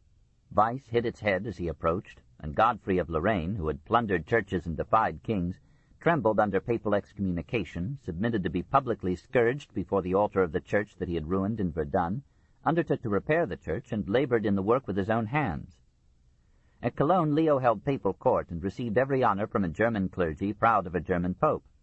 Passing into France, he presided over a tribunal at Reims, and conducted an inquiry into lay and clerical morals, the sale of ecclesiastical offices, the spoliation of church property, the relaxation of monastic rules, and the rise of heresy.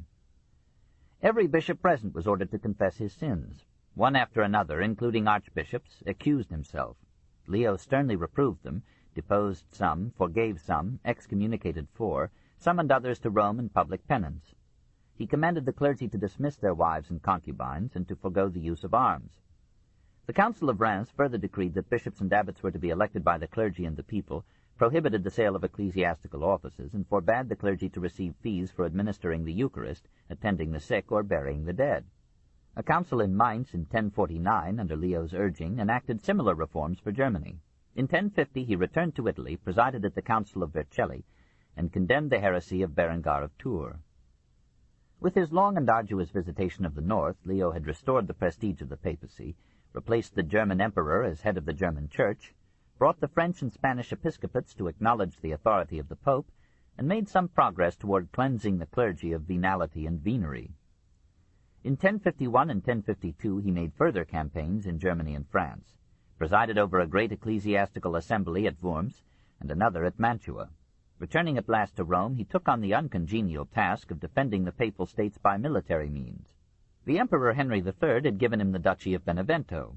Duke Pandulf of Capua refused to recognize the grant and, with the help of Robert Guiscard's Normans, took and held the duchy. Leo asked for a German army to help him oust Pandulf. He received only 700 men. To these he added some untrained Italians, and at their head he marched against the Normans, whose cavalry alone numbered 3,000 buccaneers skilled in war. The Normans overwhelmed Leo's forces, captured him, and then knelt to ask his pardon for having killed 500 of his men. They took him to Benevento, and there, with all courtesy, kept him prisoner for 9 months. Heartbroken and penitent for having taken the sword, Leo wore nothing but sackcloth, slept on a carpet and a stone, and passed nearly all the day in prayer. The Normans saw that he was dying, and released him. He entered Rome amid universal rejoicing, absolved all whom he had excommunicated, ordered a coffin placed in St. Peter's, sat beside it for a day, and died at the altar. The lame, the dumb, and the lepers came from all parts of Italy to touch his corpse. 8. The Great Eastern Schism, 1054. It was in St. Leo's pontificate that Greek and Latin Christianity were finally divorced. While Western Europe was shrouded in the darkness, misery, and ignorance of the 9th and 10th centuries, the Eastern Empire, under the Macedonian emperors, 867 to 1057, recovered some of the territory it had lost to the Arabs, reasserted its leadership in South Italy, and experienced a new flowering of literature and art. The Greek Church drew strength and pride from the revived wealth and power of the Byzantine state, won Russia, Bulgaria, and Serbia to the Eastern observance, and resented more sharply than ever the claims of a debased and impoverished papacy to the ecclesiastical monarchy of the Christian world. To the Greeks of this age, the Germans, Franks, and Anglo-Saxons of the contemporary West seemed crude barbarians, an illiterate and violent laity led by a worldly and corrupt episcopate. The papal rejection of the Byzantine emperor for the papal appropriation of the Exarchate of Ravenna, the papal coronation of a rival Roman emperor, the papal drive into Greek Italy, These galling political events, and not the slight diversities of creed, severed Christendom into East and West. In 1043, Michael Cellularius was appointed Patriarch of Constantinople.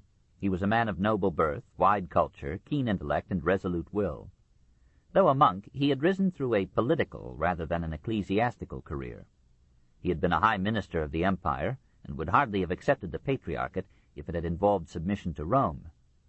In 1053 he circulated a Latin treatise by a Greek monk, which strongly criticized the Roman Church for enforcing clerical celibacy contrary to apostolic example and ecclesiastical tradition, for using unleavened bread in the Eucharist, and for adding filioque to the Nicene Creed. In that same year, Cellularius closed all those churches in Constantinople that observed the Latin ritual, and excommunicated all clergy who should persist in its use. Leo, then at the height of his pontificate, dispatched a letter to Cellularius demanding that the patriarch should recognize the supremacy of the popes, and branding any church that refused such recognition as an assembly of heretics, a conventicle of schismatics, a synagogue of Satan. In a milder mood, Leo sent legates to Constantinople to discuss with the emperor and the patriarch the differences that kept the two branches of Christianity apart. The emperor received the legates cordially, but Cellularius denied their competence to deal with the issues. Leo died in April 1054, and the papacy remained vacant for a year. In July, the legates, taking matters into their own hands, deposited on the altar of St. Sophia a bull excommunicating Cellularius. Michael convened a council representing all Eastern Christianity. It recapitulated the grievances of the Greek against the Roman Church, including the shaving of the beard.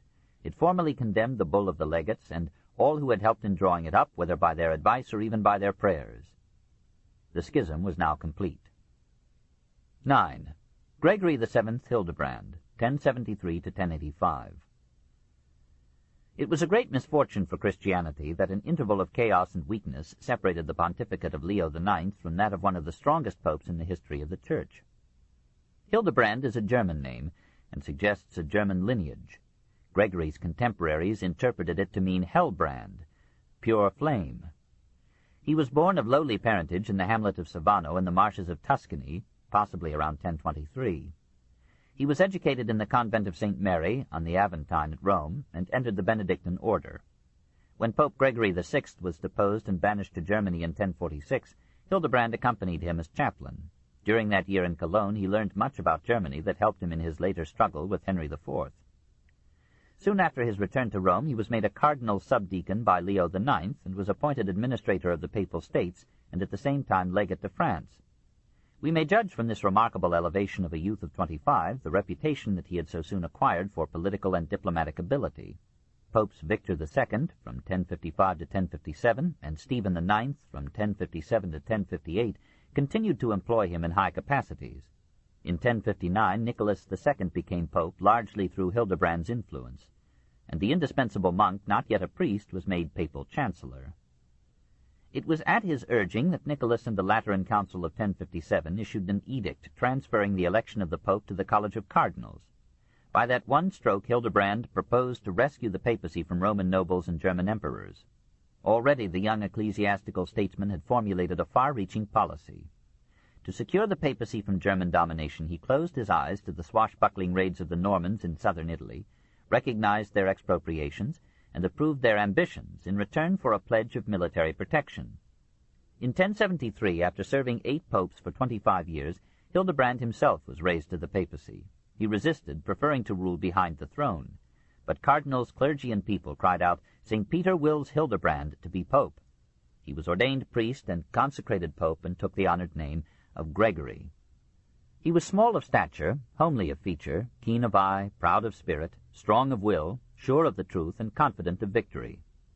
4 purposes inspired him: to complete Leo's reform of clerical morals, to end lay investiture, to unify all Europe in one church and one republic headed by the papacy, and to lead a Christian army to the east to reclaim the Holy Land from the Turks.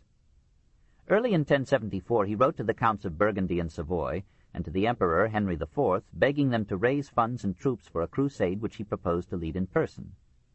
The counts were not moved, and Henry was too insecure on his throne to think of a crusade. The Lateran Council of 1059, under Nicholas II and Hildebrand, had excommunicated any priest who kept a wife or a concubine, and had forbidden Christians to attend the mass of a priest known to keep a woman in his house. Reluctant to break up the families of their clergy, many bishops in Lombardy refused to promulgate these decrees, and prominent clerics in Tuscany defended clerical marriage as both moral and canonical. The legislation could not be enforced, and the idea that clergymen living in sin could not administer valid sacraments was so enthusiastically taken up by heretical preachers that the papal appeal to the congregations was withdrawn. When Hildebrand became Gregory VII, in 1073, he attacked the problem with uncompromising determination. A synod in 1074 renewed the decrees of 1059. Gregory sent these to all the bishops of Europe with a stern command to promulgate and enforce them, and absolved the laity from obedience to priests who disregarded them. The reaction was again violent. Many priests declared that they would abandon their calling rather than their wives. Others deprecated the decrees as making unreasonable demands on human nature, and predicted that their enforcement would promote secret promiscuity. Bishop Otto of Constance openly favored and protected his married clergy. Gregory excommunicated him and absolved his flock from obedience to him. In 1075, Gregory took the further step of commanding the dukes of Swabia and Carinthia and other princes to use force if necessary in keeping recalcitrant clergy from performing priestly functions. Several German princes obeyed him, and many priests unwilling to dismiss their wives were deprived of their parishes. Gregory was to die without victory, but Urban II, Paschal II, and Calixtus II reaffirmed and executed his decrees. The Council of the Lateran in 1215, under Innocent III, issued a final condemnation, and clerical marriage slowly disappeared.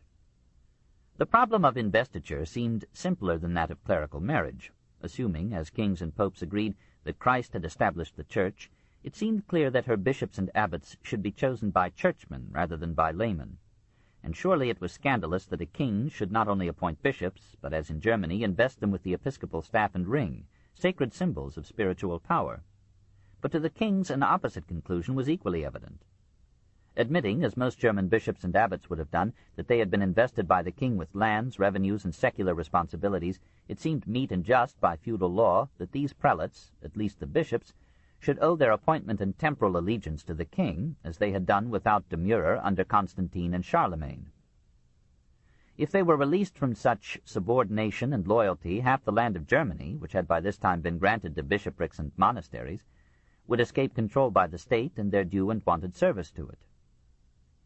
The German bishops and many Lombard bishops of German origin and appointment suspected that Gregory was seeking to end their relative ecclesiastical autonomy and subordinate them completely to the Roman See.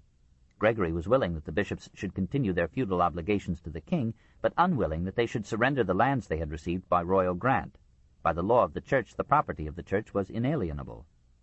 Gregory complained that lay appointment had begotten most of the simony, worldliness, and immorality that had appeared in the German and French episcopates.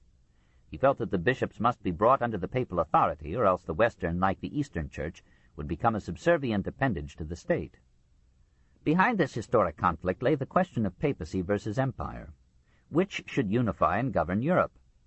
The German emperors claimed that their power was also divine, as being a necessity of social order. Had not St. Paul said that the powers that be are ordained by God? Were they not, according to the popes themselves, the heirs of the empire of Rome? They stood for the freedom of the part, as Gregory stood for the unity and order of the whole. Privately they resented, so long before the Reformation, the flow of gold in fees and Peter's pence from Germany to Italy, and they saw in the papal policy an effort of Latin Rome to renew its ancient control over what Italy scorned as the barbarian Teutonic North. They freely admitted the supremacy of the Church in spiritual matters, but asserted a like supremacy for the state in temporal or earthly affairs. To Gregory this seemed a disorderly dualism. Spiritual considerations, he felt, should dominate material concerns as the sun dominates the moon. The state should be subordinate to the Church, the city of man to the city of God, in all matters involving doctrine, education, morals, justice, or ecclesiastical organization.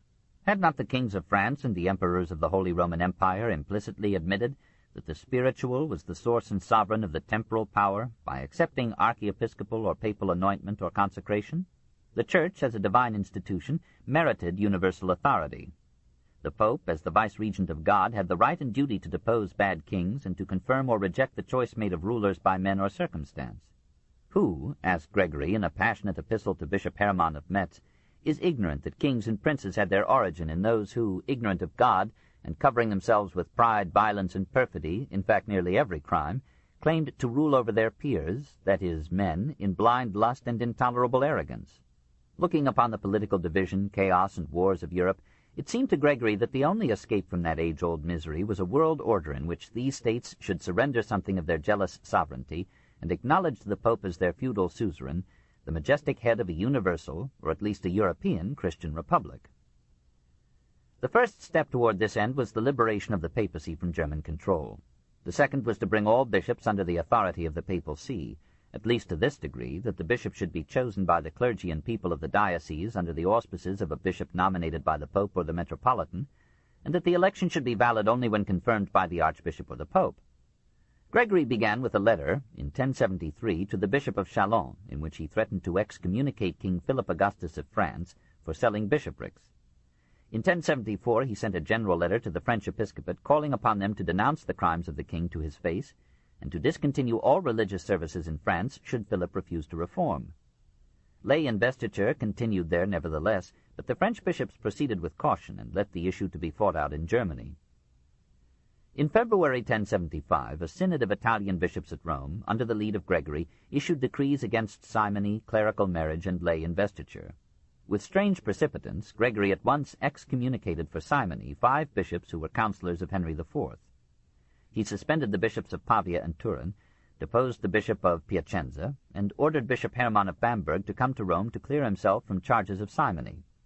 When Hermann tried to bribe the papal tribunal, Gregory unceremoniously deposed him. He politely asked Henry to nominate a fit successor for the Bamberg see. Henry not only nominated a court favorite, but invested him with episcopal ring and staff without waiting for papal approval, a procedure accordant with custom, but openly defiant of the Roman Synod's decree. As if to make still clearer his rejection of Gregory's demands, Henry appointed bishops to the sees of Milan, Fermo, and Spoleto, almost under the nose of the Pope, and kept in his favor the excommunicated councillors. In December 1075, Gregory sent Henry a letter of remonstrance and commissioned the bearers to add an oral message threatening to excommunicate the king should he continue to ignore the Roman Synod's decrees. Henry summoned a council of German bishops to Worms on January 24, 1076. 24 came, some stayed away. Before this assembly, Hugh, a Roman cardinal, accused Gregory of licentiousness, cruelty, and witchcraft, and of obtaining the papacy by bribery and violence, and he reminded the bishops that the custom of centuries required, for the election of any pope, the consent of the German emperor, which Gregory had not asked. The emperor, emboldened by his recent suppression of a Saxon revolt, proposed the deposition of the pope. All bishops present signed the decree. A council of Lombard bishops at Piacenza approved it, and Henry sent it to Gregory with a choice superscription. Henry, king not by usurpation but by God's ordinance, to Hildebrand, not pope but false monk. The message was delivered to Henry at a synod in Rome on February 21, 1076. The 110 bishops there present, all from Italy and Gaul, wished to kill the messenger, but Gregory protected him. The synod excommunicated the bishops who had signed the Worms decree, and the Pope launched upon the emperor a triple sentence of excommunication, anathema, and deposition, and released Henry's subjects from their oaths of obedience. This on February 22, 1076. Henry countered by persuading the Bishop of Utrecht to anathematize Gregory, the perjured monk, from the pulpit of the cathedral. All Europe was shocked by the papal deposition of an emperor, and still more by the imperial deposition and episcopal cursing of a pope. The religious sentiment proved stronger than the national, and public support rapidly deserted the emperor. Saxony resumed its revolt, and when Henry summoned the bishops and nobles of his realm to councils at Worms and Mainz, his call was almost universally ignored. On the contrary, the German aristocracy, seeing in the situation a chance to strengthen their feudal power against the king, met at Tribor, on October 16, 1076, approved the excommunication of the emperor and declared that should he not obtain absolution from the Pope by February 22, 1077, they would name a successor to his throne. It was arranged between the nobles and the papal legates at Tribor that a diet should be held at Augsburg on February 2, 1077, under the presidency of the Pope, to settle the affairs of the Church and the kingdom. Henry retired to Speyer, defeated and almost entirely deserted. Believing that the proposed diet would confirm his deposition, he sent messengers to Rome, offering to come there and ask for absolution. Gregory replied that as he would soon leave for Augsburg, he could not receive Henry at Rome. En route north, the Pope was entertained at Mantua by his friend and supporter Matilda, Countess of Tuscany. Here he learned that Henry had entered Italy.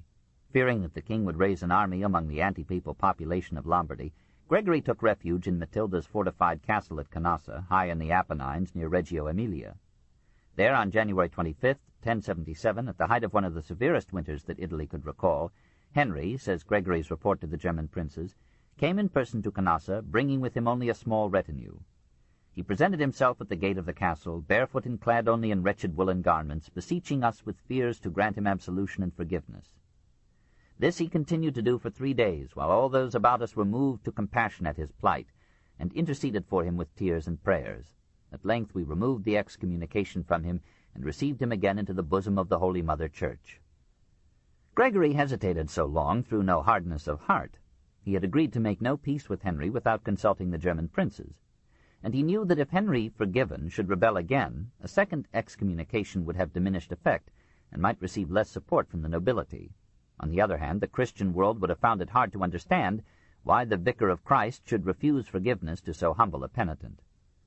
The event was a spiritual triumph for Gregory, but a subtle diplomatic victory for Henry, who now automatically regained his throne. Gregory returned to Rome and devoted himself for the next 2 years to ecclesiastical legislation chiefly aimed to enforce clerical celibacy. The German princes, however, proclaimed Rudolf of Swabia king of Germany in 1077, and Henry's strategy seemed to have failed. But now that he had freed himself from the papal ban, he found fresh sympathy from a people not enamored of the nobility. A new army was recruited to defend him, and for 2 years the rival kings ravaged Germany in civil war. Gregory, after long vacillation, gave his support to Rudolf, excommunicated Henry a second time, forbade Christians to serve him, and offered absolution from their sins to all who should enlist under Rudolf's flag, this in March 1080. Henry acted precisely as before. He called a council of favorable nobles and bishops at Mainz. The council deposed Gregory. A council of bishops from Germany and northern Italy at Brixen confirmed the deposition, declared Archbishop Guibert of Ravenna pope, and commissioned Henry to execute its decrees. The rival armies met on the banks of the Saal in Saxony on October 15, 1080. Henry was defeated, but Rudolf was killed. While the rebel nobles divided on the question of a successor to Rudolf, Henry entered Italy, marched unresisted through Lombardy, recruiting another army as he went, and laid siege to Rome. Gregory appealed to Robert Guiscard for help, but Robert was far away. The Pope appealed to William I, whose conquest of England he had sanctioned and helped, but William was not sure that he wanted Henry to lose this royal argument. The people of Rome defended the pontiff bravely, but Henry was able to seize a large part of Rome, including St. Peter's, and Gregory fled to the Castello Sant'Angelo. A synod in the Lateran Palace, at Henry's command, deposed and excommunicated Gregory and consecrated Guibert as Pope Clement III on March 24, 1084, and a week later Clement crowned Henry emperor. For a year, Henry was master of Rome. But in 1085, Robert Guiscard, leaving his campaign against Byzantium, approached Rome at the head of 36,000 men. Henry had no army to resist such a force. He fled to Germany. Robert entered the capital, freed Gregory, sacked Rome, left half of it in ruins, and took Gregory to Monte Cassino. The populace of Rome was so infuriated against the Normans that the Pope, their ally, could not remain there in safety. Clement returned to Rome as apparent pope. Gregory went on to Salerno, held another synod, excommunicated Henry again, and then broke down in body and spirit. "I have loved righteousness," he said, "and hated iniquity, therefore I die in exile." He was only 62, but the nervous strain of his bitter controversies had worn him out, and his apparent defeat by the man whom he had forgiven at Canossa left him no will to live. There at Salerno, on May 25, 1085, he died. Perhaps he had loved righteousness too imperiously and had hated iniquity too passionately. It is reserved to the philosopher and forbidden to the man of action to see elements of justice in the position of his enemy. Innocent III, a century later, would realize a large part of Gregory's dream of a world united under the Vicar of Christ. But he would win in a more temperate spirit and with wiser diplomacy. And yet Innocent's victory was made possible by Gregory's defeat. Hildebrand had grasped higher than his reach, but he had for a decade raised the papacy to the greatest height and power that it had yet known. His uncompromising war against clerical marriage succeeded and prepared for his successors a clergy whose undivided loyalty immeasurably strengthened the Church. His campaign against simony and lay investiture would win a tardy victory, but in the end his view would prevail, and the bishops of the Church would become the willing servitors of the papacy. His use of papal legates was destined to extend the power of the popes into every parish in Christendom. Through his initiative, papal elections were now free from royal domination. They would soon give the Church an amazing succession of strong men, and 10 years after Gregory's death, the kings and nobles of the world would acknowledge Urban II as the head of Europe in that synthesis of Christianity, feudalism, chivalry, and imperialism, which we know as the Crusades. Chapter 22. Feudalism and Chivalry, 600 to 1200. 1. Feudal Origins. In the 6 centuries that followed the death of Justinian, a remarkable collaboration of circumstances slowly effected a basic transformation of economic life in the West European world. Certain conditions already noted came together to prepare for feudalism. As the cities of Italy and Gaul became unsafe during the German invasions, aristocrats moved out to their rural villas and surrounded themselves with agricultural dependents, client families, and military aids. Monasteries whose monks tilled the soil and practiced handicrafts accentuated the centrifugal movement toward half-isolated economic units in the countryside. Roads injured by war, neglected by poverty, and endangered by highwaymen could no longer maintain adequate communication and exchange. State revenues declined as commerce contracted and industry fell. Impoverished governments could no longer revenues declined as commerce contracted and industry fell. Impoverished governments could no longer provide protection for life, property, and trade. The obstruction of commerce compelled the villas to seek economic self-sufficiency. Many manufactured articles formerly bought from the cities were, from the 3rd century onward, produced on the great estates. In the 5th century, the letters of Sidonius Apollinaris show us rural lords living in luxury on spacious holdings tilled by a semi-servile tenantry. They are already a feudal aristocracy, possessing their own judiciary and soldiery, and differing from the later barons chiefly in knowing how to read. The same factors that paved the way for feudalism between the 3rd century and the 6th established it between the 6th and the 9th. Merovingian and Carolingian kings paid their generals and administrators with grants of land. In the 9th century, these fiefs became hereditary and semi-independent through the weakness of the Carolingian kings. The Saracen, Norse, and Magyar invasions of the 8th, 9th, and 10th centuries repeated and cemented the results of the German invasions 6 centuries before. Central protection failed. The local baron or bishop organized a localized order and defense, and remained possessed of his own force and court. Since the invaders were often mounted, defenders who could afford a horse were in demand. Cavalry became more important than infantry, and just as in early Rome a class of equites, men on horseback, had taken form between patrician and plebs, so in France, Norman England, and Christian Spain, a class of mounted knights grew up between the duke or baron and the peasantry. The people did not resent these developments. In an atmosphere of terror, when attack might come at any time, they craved military organization. They built their homes as near to the baronial castle or fortified monastery as they could, and they readily gave allegiance and service to a lord, that is, a law ward, or to a duke, that is, one who could lead. We must imagine their terror to understand their subjection. Freemen who could no longer protect themselves offered their land or labor to some strong man in return for shelter and support. In such cases of commendation, the baron usually assigned to his man a tract to be held as a precarium, on a lease revocable by the donor at any time. This precarious tenure became the usual form of serf possession of land. Feudalism was the economic subjection and military allegiance of a man to a superior, in return for economic organization and military protection. It cannot be rigidly defined, for it had 100 variations in time and place. Its origins lay in Italy and Germany, but its most characteristic development came in France. In Britain it may have begun as the encirclement of Britons by Anglo-Saxon conquerors, but for the most part it was there a Gallic importation from Normandy. It never matured in northern Italy or Christian Spain, and in the Eastern Empire the great landowners never developed military or judicial independence, nor that hierarchy of fealties which seemed in the West essential to feudalism. Large sectors of Europe's peasantry remained unfeudalized. The shepherds and ranchers of the Balkans, Eastern Italy, Spain, the vine-growers of western Germany and southern France, the sturdy farmers of Sweden and Norway, the Teutonic pioneers beyond the Elbe, the mountaineers of the Carpathians, the Alps, the Apennines, and the Pyrenees. It was not to be expected that a continent so physically and climatically diverse should have a uniform economy. Even within feudalism, conditions of contract and status varied from nation to nation, from manor to manor, from time to time. Our analysis will apply chiefly to the France and England of the 11th and 12th centuries. 2. Feudal organization.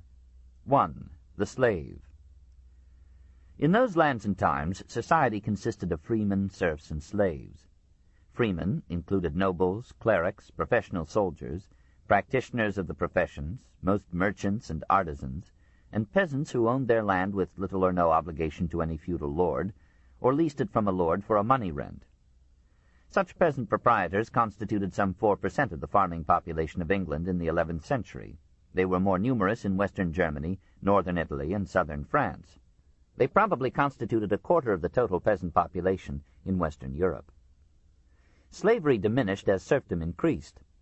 In 12th century England it was mostly confined to household service. In France, north of the Loire, it was negligible. In Germany it rose in the 10th century, when no compunction was felt in capturing pagan Slavs for menial tasks on German estates, or for sale in Moslem or Byzantine lands.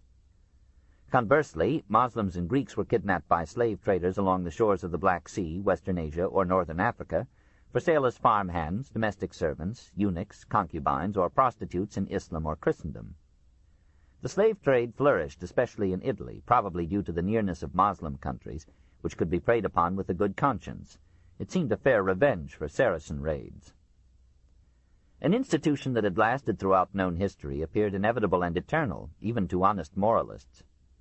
It is true that Pope Gregory I freed 2 of his slaves with admirable words about the natural liberty of all men. But he continued to use hundreds of slaves on the papal estates and approved laws forbidding slaves to become clerics or marry free Christians. The Church denounced the sale of Christian captives to Moslems, but permitted the enslavement of Moslems and of Europeans not yet converted to Christianity. Thousands of captured Slavs and Saracens were distributed among monasteries as slaves, and slavery on church lands and papal estates continued till the 11th century. Canon law sometimes estimated the wealth of church lands in slaves, rather than in money. Like secular law, it considered the slave as a chattel. It forbade church slaves to make wills, and decreed that any peculium, or savings of which they died possessed, should belong to the Church. The Archbishop of Narbonne, in his will of 1149, left his Saracen slaves to the bishops of Béziers. St. Thomas Aquinas interpreted slavery as one consequence of Adam's sin, and as economically expedient in a world where some must toil in order that others may be free to defend them. Such views were in the tradition of Aristotle and in the spirit of the times. The rule of the Church, that her property should never be alienated except at its full market value, was unfortunate for her slaves and serfs. Emancipation sometimes proved more difficult on ecclesiastical than on secular properties. Nevertheless, the Church progressively restricted the slave traffic by forbidding the enslavement of Christians at a time when Christianity was spreading rapidly. The decline of slavery was due not to moral progress, but to economic change. Production under direct physical compulsion proved less profitable or convenient than production under the stimulus of acquisitive desire. Servitude continued, and the word servus served for both slave and serf. But in time it became the word serf, S-E-R-F, as villain, V-I-L-L-E-I-N, meaning serf or countryman, became villain, V-I-L-L-A-I-N, and Slav became slave. It was the serf, not the slave, who made the bread of the medieval world. 2. The serf. Typically, the serf tilled a plot of land owned by a lord or baron who gave him a life tenure and military protection as long as he paid an annual rent in products, labor, or money. He could be evicted at the owner's will, and at his death the land passed to his children only by consent and satisfaction of the lord. In France he could be sold independently of the land for some 40 shillings, possibly around $400. Sometimes he, that is his labor, was sold by his owner in part to one person, in part to another. In France he could abjure the feudal contract by surrendering the land and all his possessions to the seigneur.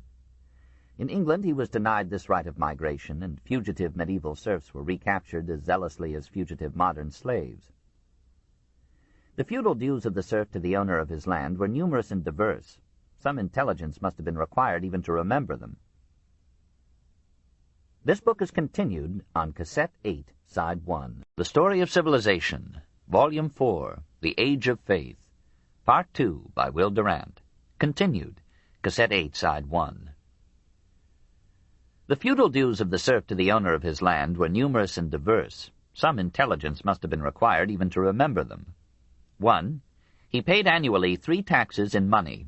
A small head tax, to the government but through the baron. B, a small rent, or cens.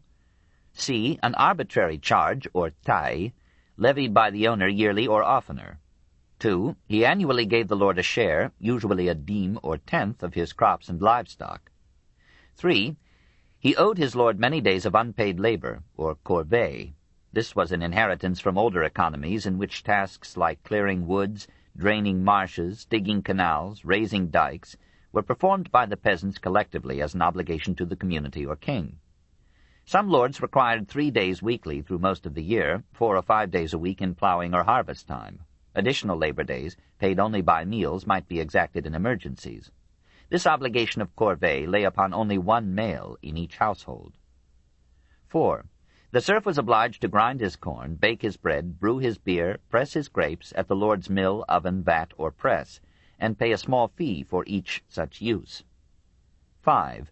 He paid a fee for the right to fish, hunt, or pasture his animals on the lord's domain. 6. His actions at law had to be brought before the baronial court, and cost him a fee varying with the gravity of the case. 7. He had to serve at call in the baron's regiment in war. 8. If the baron was captured, the serf was expected to contribute to the ransom. 9. He contributed also to the substantial gift due to the lord's son on being made a knight. 10. He paid the baron a tax on all products that he took for sale to market or fair. 11. He could not sell his beer or wine until the lord had had 2 weeks prior time to sell the lord's beer or wine. 12. In many cases he was obliged to buy a prescribed quantity of wine yearly from his lord. If he did not buy in time, says one customal, a collection of the laws of a manor, then the lord shall pour a 4-gallon measure over the man's roof. If the wine runs down, the tenant must pay for it. If it runs upward, he shall pay nothing. 13. He paid a fine if he sent a son to higher education or gave him to the church, for thereby the manor lost a hand. 14. He paid a tax and required the lord's consent in case he or his children married a person not belonging to his manor, for then the lord would lose some or all of the offspring. In many estates permission and fee were required for any marriage at all. 15. In scattered instances we hear of the jus primae noctis, or droit de seigneur, whereby the lord might claim the right of the first night with the serf's bride. But in almost all cases the serf was allowed to redeem his bride by paying a fee to the lord. In this form the jus primae noctis survived in Bavaria till the 18th century. On some English estates the lord fined the peasant whose daughter had sinned. On some Spanish estates a peasant wife convicted of adultery forfeited part or all of her belongings to the lord. 16. If the peasant died without issue residing with him, the house and land reverted to the lord by escheat.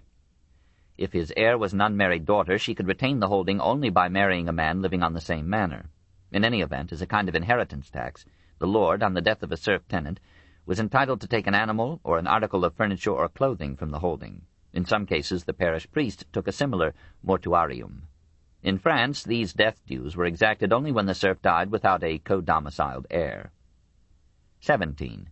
On some, especially on ecclesiastical manors, he paid an annual and an inheritance tax to the vote, who provided military defense for the state. To the church, the peasant paid an annual tithe or tenth of his produce. From so varied an assortment of dues, never all exacted from one family, it is impossible to calculate the total of a serf's obligations. For late medieval Germany it has been reckoned at 2/3 of his produce. The power of custom, preeminent in agricultural regimes, favored the serf. Usually his dues in money and kind tended to remain the same through centuries, despite rising production and depreciated currencies. Many disabilities or obligations that lay on the serf in theory or law were softened or annulled by baronial indulgence, effective resistance, or the erosion of time. Perhaps in general the misery of the medieval serf has been exaggerated. The dues exacted of him were largely in lieu of a money rent to the owner and taxes to the community to maintain public services and public works. Probably they bore a smaller proportion to his income than our federal, state, county, and school taxes bear to our income today. The average peasant of the 12th century was at least as well off as some sharecroppers in modern states, and better off than a Roman proletaire in Augustus's reign. The baron did not consider himself an exploiter. He functioned actively on the manor and seldom enjoyed great wealth. The peasants, till the 13th century, looked up to him with admiration, often with affection. If the lord became a childless widower, they sent deputations to him to urge remarriage, lest the estate be left without a regular heir and be despoiled in a war of succession. Like most economic and political systems in history, feudalism was what it had to be to meet the necessities of place and time and the nature of man. The peasant's cottage was of fragile wood, usually thatched with straw and turf, occasionally with shingles. We hear of no firefighting organization before 1250. When one of these cottages took fire, it was usually a total loss. As often as not, the house had only one room, at most two. A wood-burning fireplace, an oven, a kneading trough, table and benches, cupboard and dishes, utensils and andirons, cauldron and pot-hanger, and near the oven on the earthen floor an immense mattress of feathers or straw, on which the peasant, his wife and children, and his overnight guest all slept in promiscuous and mutual warmth. Pigs and fowl had the run of the house. The women kept the place as clean as circumstances would permit, but the busy peasants found cleanliness a nuisance, and stories tell how Satan excluded serfs from hell because he could not bear their smell. Near the cottage was a barn with horse and cows, perhaps a beehive and a hennery. Near the barn was a dunghill to which all animal or human members of the household contributed. Round about were the tools of agriculture and domestic industry. A cat controlled the mice, and a dog watched over all. Dressed in a blouse of cloth or skins, a jacket of leather or wool, belt and trousers, high shoes or boots, the peasant must have made a sturdy figure, not much different from the peasant of France today. We must picture him not as an oppressed and beaten man, but as a strong and patient hero of the plough, sustained, as every man is, by some secret, however irrational, pride. His wife worked as hard as himself, from dawn to dark. In addition, she supplied him with children, and since children were assets on the farm, she bore them abundantly. Nevertheless, we read in the Franciscan Pelagius, circa 1330, how some peasants often abstain from their wives, lest children be born, fearing, under pretext of poverty, that they cannot bring up so many. The food of the peasant was substantial and wholesome, dairy products, eggs, vegetables, and meat, but genteel historians mourn that he had to eat black, that is, whole-grain bread. He shared in the social life of the village, but had no cultural interests. He could not read. A literate serf would have been an offense to his illiterate lord. He was ignorant of everything but farming, and not too skilled in that. His manners were rough and hearty, perhaps gross. In this turmoil of European history he had to survive by being a good animal, and he managed it. He was greedy because poor, cruel because fearful, violent because repressed, churlish because treated as a churl. He was the mainstay of the church, but he had more superstition than religion. Pelagius charged him with cheating the church of her tithes and neglecting to observe the holy days and the fasts. Gautier de Coincy, in the 13th century, complained that the serf has no more fear of God than a sheep, does not give a button for the laws of Holy Church. He had his moments of heavy, earthy humor, but in the fields and in his home he was a man of spare speech, straitened vocabulary, and solemn mood, too consumed by toil and chores to waste his energy on words or dreams. Despite his superstitions, he was a realist. He knew the merciless whims of the sky and the certainty of death. One season of drought could bring him and his brood to starvation.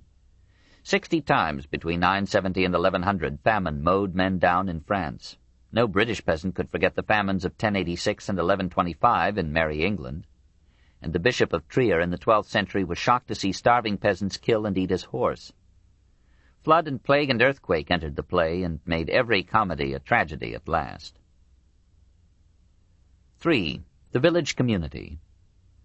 Around the baronial villa, some 50 to 500 peasants, serfs, half-free or free, built their village, living not in isolated homesteads, but for safety's sake close together within the walls of the settlement. Usually the village was part of one or more manors. Most of its officials were appointed by the baron and were responsible only to him.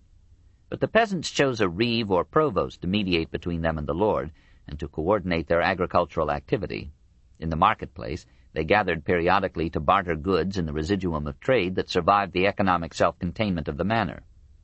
The village rural household raised its own vegetables and some of its meat, spun its wool or linen, made most of its clothing. The village blacksmith hammered out iron tools, the tanner made leather goods, the carpenter built cottages and furniture, the wheelwright made carts. Fullers, dyers, masons, saddlers, cobblers, soap-makers lived in the village or came there transiently to ply their crafts on demand, and a public butcher or baker competed with the peasant and the housewife in preparing meat and bread. 9/10 of the feudal economy were agricultural. Normally, in 11th century France and England, the cultivated land of the manor was yearly divided into 3 fields. One was planted to wheat or rye, one to barley or oats, one was left fallow. Each field was subdivided into acre or half-acre strips, separated by balks of unplowed turf. The village officials assigned to each peasant a variable number of strips in each field and bound him to rotate his crops in accord with a plan fixed by the community. The whole field was plowed, harrowed, planted, cultivated, and harvested by the joint labor of all. The scattering of one man's strips among 3 or more fields may have aimed to give him a fair share of unequally productive lands. And the cooperative tillage may have been a survival from a primitive communism of which scant trace remains.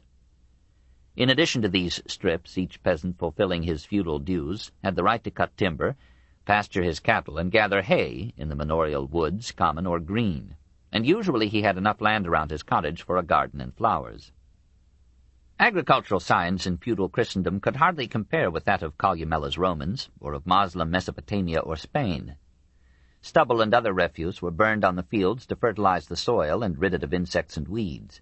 Marl or other limy earths provided a crude manure. There were no artificial fertilizers, and the costs of transport limited the use of animal dung. The Archbishop of Rouen emptied the offal of his stables into the Seine instead of carting it to his fields in nearby Deville. Peasants pooled their pence to buy a plough or harrow for their common use. Till the 11th century, the ox was the draft animal. He ate less expensively and in old age could be eaten more profitably than the horse. But about 1000, the harness makers invented the stiff collar that would allow a horse to draw a load without choking. So dressed, the horse could plow 3 or 4 times as much in a day as the ox. In wet, temperate climates, speed of plowing was important. So during the 11th century, the horse more and more replaced the ox and lost his high status as reserved for travel, hunting, and war. Water mills, long known to the Moslem East, entered Western Europe toward the end of the 12th century. The Church eased the toil of the peasant with Sundays and holy days, on which it was a sin to do servile work. "Our oxen," said the peasants, "know when Sunday comes and will not work on that day." On such days, after Mass, the peasant sang and danced and forgot in hearty rustic laughter the dour burden of sermon and farm. Ale was cheap, speech was free and profane, and loose tales of womankind mingled with awesome legends of the saints. Rough games of football, hockey, wrestling, and weight-throwing pitted man against man, village against village. Cockfighting and bull-baiting flourished, and hilarity reached its height when, within a closed circle, 2 blindfolded men, armed with cudgels, tried to kill a goose or a pig. Sometimes of an evening peasants visited one another, played indoor games, and drank. Usually, however, they stayed at home, for no streets were lit, and at home, since candles were dear, they went to bed soon after dark. In the long nights of the winter, the family welcomed the cattle into the cottage, thankful for their heat. So, by hard labor and mute courage, rather than by the initiatives and skills that proper incentives breed, the peasants of Europe fed themselves and their masters, their soldiers and clergy and kings. They drained marshes, raised dikes, cleared woods and canals, cut roads, built homes, advanced the frontier of cultivation, and won the battle between jungle and man. Modern Europe is their creation. Looking now at these neat hedges and ordered fields, we cannot see the centuries of toil and tribulation, breaking back and heart, that beat the raw materials of reluctantly bountiful nature into the economic foundations of our life. Women, too, were soldiers in that war. It was their patient fertility that conquered the earth. Monks fought for a time as bravely as any, planted their motposts in the wilds, forged an economy out of chaos, and begot villages in the wilderness. At the beginning of the Middle Ages, the greater part of Europe's soil was untilled and unpeopled forest and waste. At their end, the continent had been won for civilization. Perhaps in proper perspective, this was the greatest campaign, the noblest victory, the most vital achievement of the Age of Faith. 4. The Lord.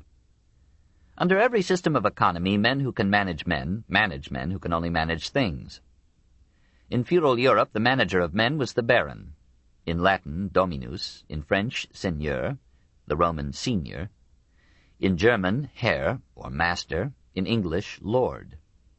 His functions were threefold: to give military protection to his lands and their inhabitants, to organize agriculture, industry, and trade on these lands, to serve his liege lord or his king in war. In an economy reduced to elementals and fragments by centuries of migration, invasion, rapine, and war, society could survive only by the local independence and sufficiency of food supply and soldiery. Those who could organize defense and tillage became the natural lords of the land. Ownership and management of land became the source of wealth and power, and an age of landed aristocracy began that would last till the Industrial Revolution.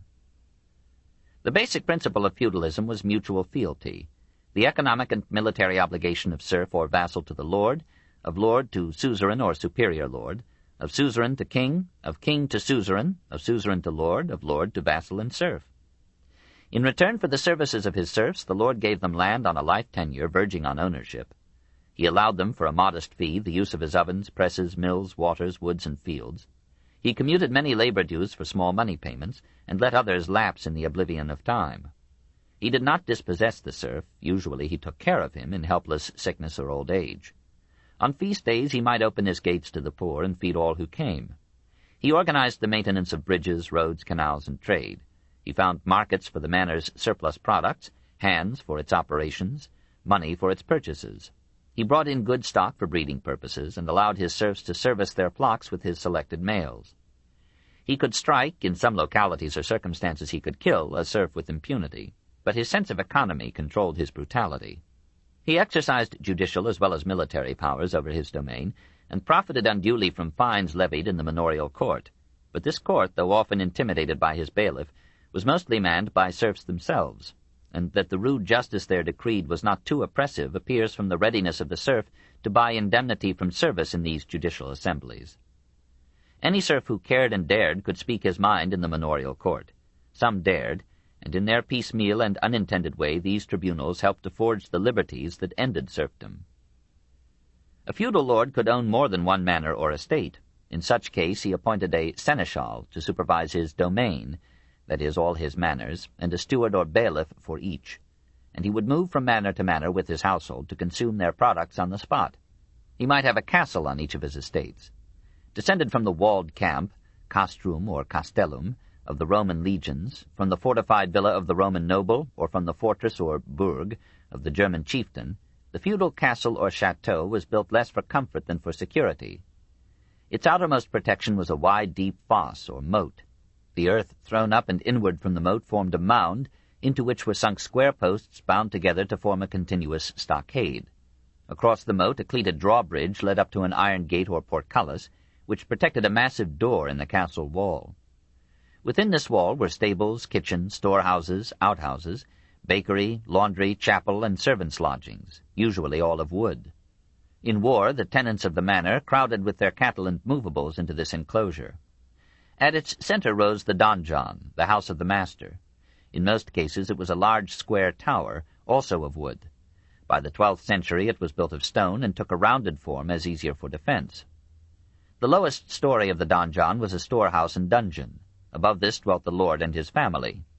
From these donjons in the 11th and 12th centuries developed the castles and chateaux of England, Germany, and France, whose impregnable stones were the military basis of the lord's power against his tenants and the king.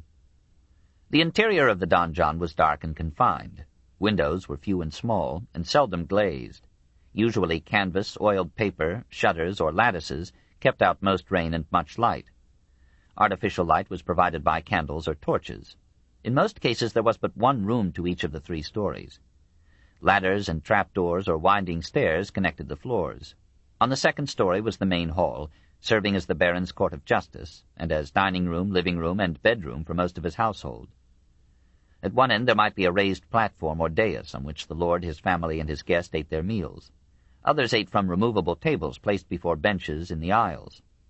At retiring time mattresses were laid upon the floor or upon low wooden bedsteads in the aisles. All the household slept in this one room, with screens providing privacy. The walls were whitewashed or painted. They were adorned with banners, weapons, and armor, and the room might be protected from draughts by hangings or tapestries. The floor, paved with tile or stone, was covered with rushes and boughs. In the middle of the room a kind of central heating was generated by a wood fire in a hearth. Till the later Middle Ages there was no chimney. Smoke escaped through a louver or lantern in the roof. Behind the dais a door opened into a solar, where the lord, his family, and his guest might take their ease in the sun. Furniture was more comfortable there, with a carpet, a fireplace, and a luxurious bed. The lord of the manor dressed himself in a tunic, usually of colored silk, adorned with some geometrical or floral design. A cape covering the shoulders and loose enough to be raised over the head short drawers and breeches, stockings that reached up the thighs, and long shoes with toes curled up like prows. At his belt swung a scabbard and sword. From his neck usually hung some pendant like a cross. To distinguish one helmeted and armored knight from another in the First Crusade, European nobles adopted the Islamic practice of marking their garments, livery, standards, armor, and equipage with heraldic devices or coats of arms. Henceforth, heraldry developed an esoteric jargon intelligible only to heralds and knights. Despite all adornments, the lord was no parasitic idler. He rose at dawn, mounted his tower to detect any approaching peril, hastily breakfasted, perhaps attended Mass, had dinner at 9 a.m., supervised the multifarious operations of the manor, shared actively in some of them, gave orders of the day to steward, butler, groom, and other servitors, received wayfarers and visitors, had supper with them and his family at 5, and usually retired at 9. On Sundays the routine was broken by hunting, more rarely by tournaments, now and then by war. He entertained frequently and exchanged presents lavishly with his guests. His wife was almost as busy as himself. She bore and reared many children. She directed the many servants, with an occasional box on the ear, kept an eye on bakery, kitchen, and laundry, superintended the making of butter and cheese, the brewing of beer, the salting down of meat for the winter, and that major household industry of knitting, sewing, spinning, weaving, and embroidery, which made most of the family's clothing. If her husband went to war, she took over the military and economic management of the estate, and was expected to supply his financial needs as he campaigned. If he was taken prisoner, she had to squeeze a ransom for him out of the toil of his serfs or from the sale of her finery and gems.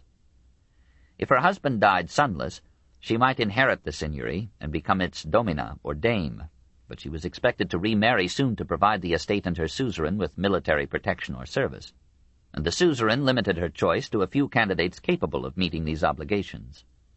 In the privacy of the castle she could be an Amazon or a termagant, and give her husband blow for blow. In her leisure hours she dressed her vigorous body in flowing fur-hemmed robes of silk, dainty headgear and footwear, and gleaming jewelry, an ensemble fit to send a troubadour into amorous or literary ecstasy. Her children received an education quite different from that of the universities. The sons of the aristocracy were rarely sent to public schooling. In many cases no effort was made to teach them how to read. Literacy was left to clerks or scribes who could be hired for a pittance. Intellectual knowledge was scorned by most feudal knights. Du Guesclin, one of the most honored figures of chivalry, trained himself in all the arts of war and learned to face all weathers stoutly, but never bothered to learn how to read. Only in Italy and Byzantium did the nobles carry on a literary tradition. Instead of going to a school, the boy of knightly family was sent, about the age of 7, to serve as page in another aristocratic household. There he learned obedience, discipline, manners, dress, the knightly code of honor, and the skills of joust and war. Perhaps the local priest added some training in letters and reckoning. Girls were taught 100 useful or pretty arts by merely seeing and doing. They took care of guests and of the knight returning from battle or tournament. They unbuckled his armor, prepared his bath, laid out clean linen and raiment and perfumes for him, and waited on him at table with modest courtesy and tutored grace. They, rather than the boys, learned to read and write. They provided most of the audience for troubadours, trouvères, and jongleurs, and for the romantic prose and poetry of the time. The baron's household often included some vassals or retainers. The vassal was a man who, in return for his military service, personal attendance, or political support, received from the lord some substantial boon or privilege, usually a tract of land with its serfs. In such cases, usufruct belonged to the vassal, ownership remained with the lord. A man too proud or strong to be a serf, yet too limited to provide his own military security, performed an act of homage to a feudal baron, knelt bareheaded and weaponless before him, placed his hands in the hands of the seigneur, and declared himself that lord's homme, or man, while retaining his rights as a freeman, and by an oath on sacred relics or the Bible pledged the lord eternal fealty. The seigneur raised him, kissed him, invested him with a fief, and gave him in symbol thereof a straw, stick, lance, or glove. Thenceforward the seigneur owed his vassal protection, friendship, fidelity, and economic and legal aid. He must not, says a medieval lawyer, insult his vassal or seduce his vassal's wife or daughter. If he does, the vassal may throw down the glove as a defy, that is, as a release from fealty, and yet keep his fief. The vassal might sub-infeudate part of his land to a lesser vassal, who would then bear the same relation and responsibility to him that he bore to his lord. A man might hold fiefs from several lords, and owe them simple homage and limited service, but to one liege lord he pledged liege homage, full allegiance and service in peace and war. The lord himself, however great, might be vassal to another lord by holding property or privilege in fief from him. He might even be vassal to, hold a fief from, the vassal of another lord. All lords were vassals of the king. In these intricate relationships, the prime bond was not economic but military. A man gave or owed military service and personal fealty to a lord. Property was merely his reward. In theory, feudalism was a magnificent system of moral reciprocity, binding the men of an endangered society to one another in a complex web of mutual obligation, protection, and fidelity. 5. The feudal church. Sometimes the lord of the manor was a bishop or an abbot. Though many monks labored with their hands, and many monasteries and cathedrals shared in parish tithes, additional support was necessary for great ecclesiastical establishments, and this came mostly from kings and nobles in gifts of land or shares in feudal revenues. As these gifts accumulated, the church became the largest landholder in Europe, the greatest of feudal suzerains. The monastery of Fulda owned 15,000 small villas. That of St. Gall had 2,000 serfs. Alcuin at Tours was lord of 20,000 serfs. Archbishops, bishops, and abbots received investiture from the king, pledged their fealty to him like other feudatories, carried such titles as duke and count, minted coin, presided over episcopal or abbey courts, and took on the feudal tasks of military service and agricultural management. Bishops or abbots, accoutred with armor and lance, became a frequent sight in Germany and France. Richard of Cornwall in 1257 mourned that England had no such warlike and mettlesome bishops. So enmeshed in the feudal web, the Church found herself a political, economic, and military as well as a religious institution. Her temporalities or material possessions, her feudalities or feudal rights and obligations became a scandal to strict Christians, a talking point for heretics, a source of consuming controversy between emperors and popes. Feudalism feudalized the Church.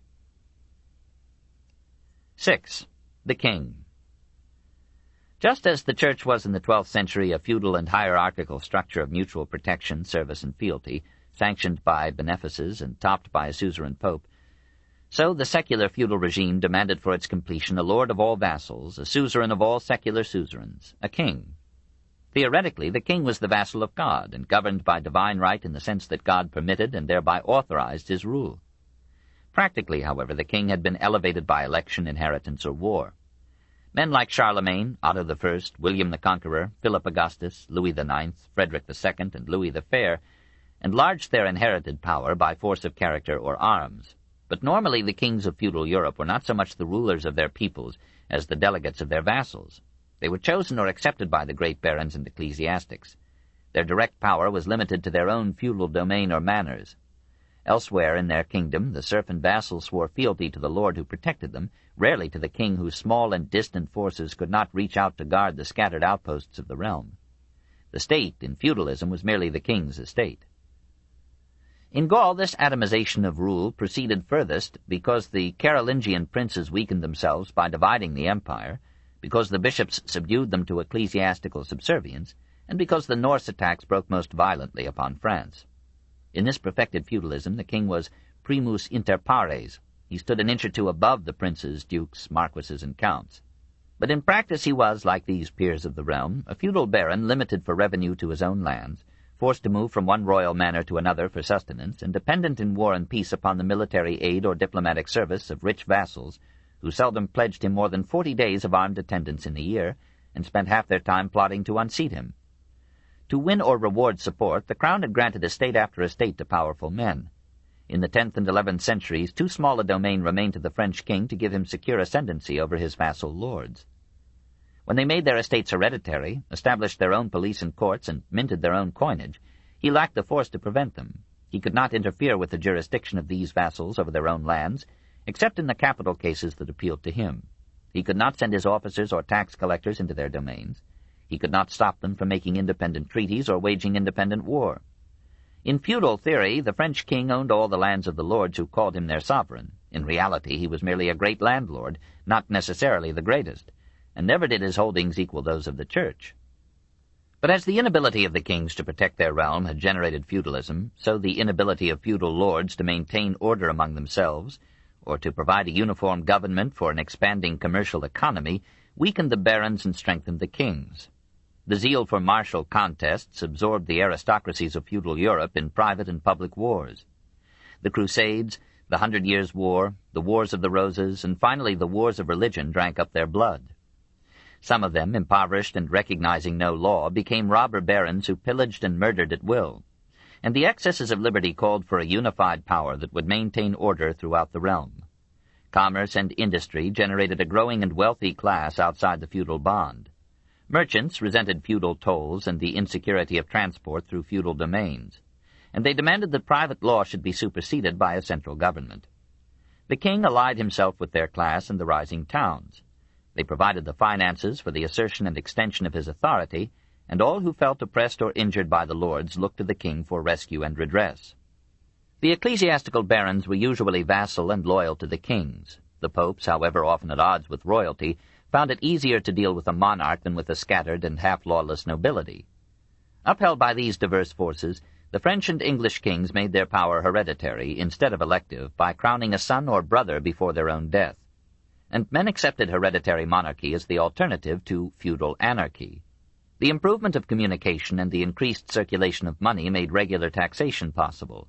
The mounting royal revenue financed larger royal armies. The rising class of jurists attached themselves to the throne and strengthened it by the centralizing influence of revived Roman law. By the year 1250, the jurists asserted the royal jurisdiction over all persons in the realm, and by that time the oath of allegiance was taken by all Frenchmen not to their lord but to their king.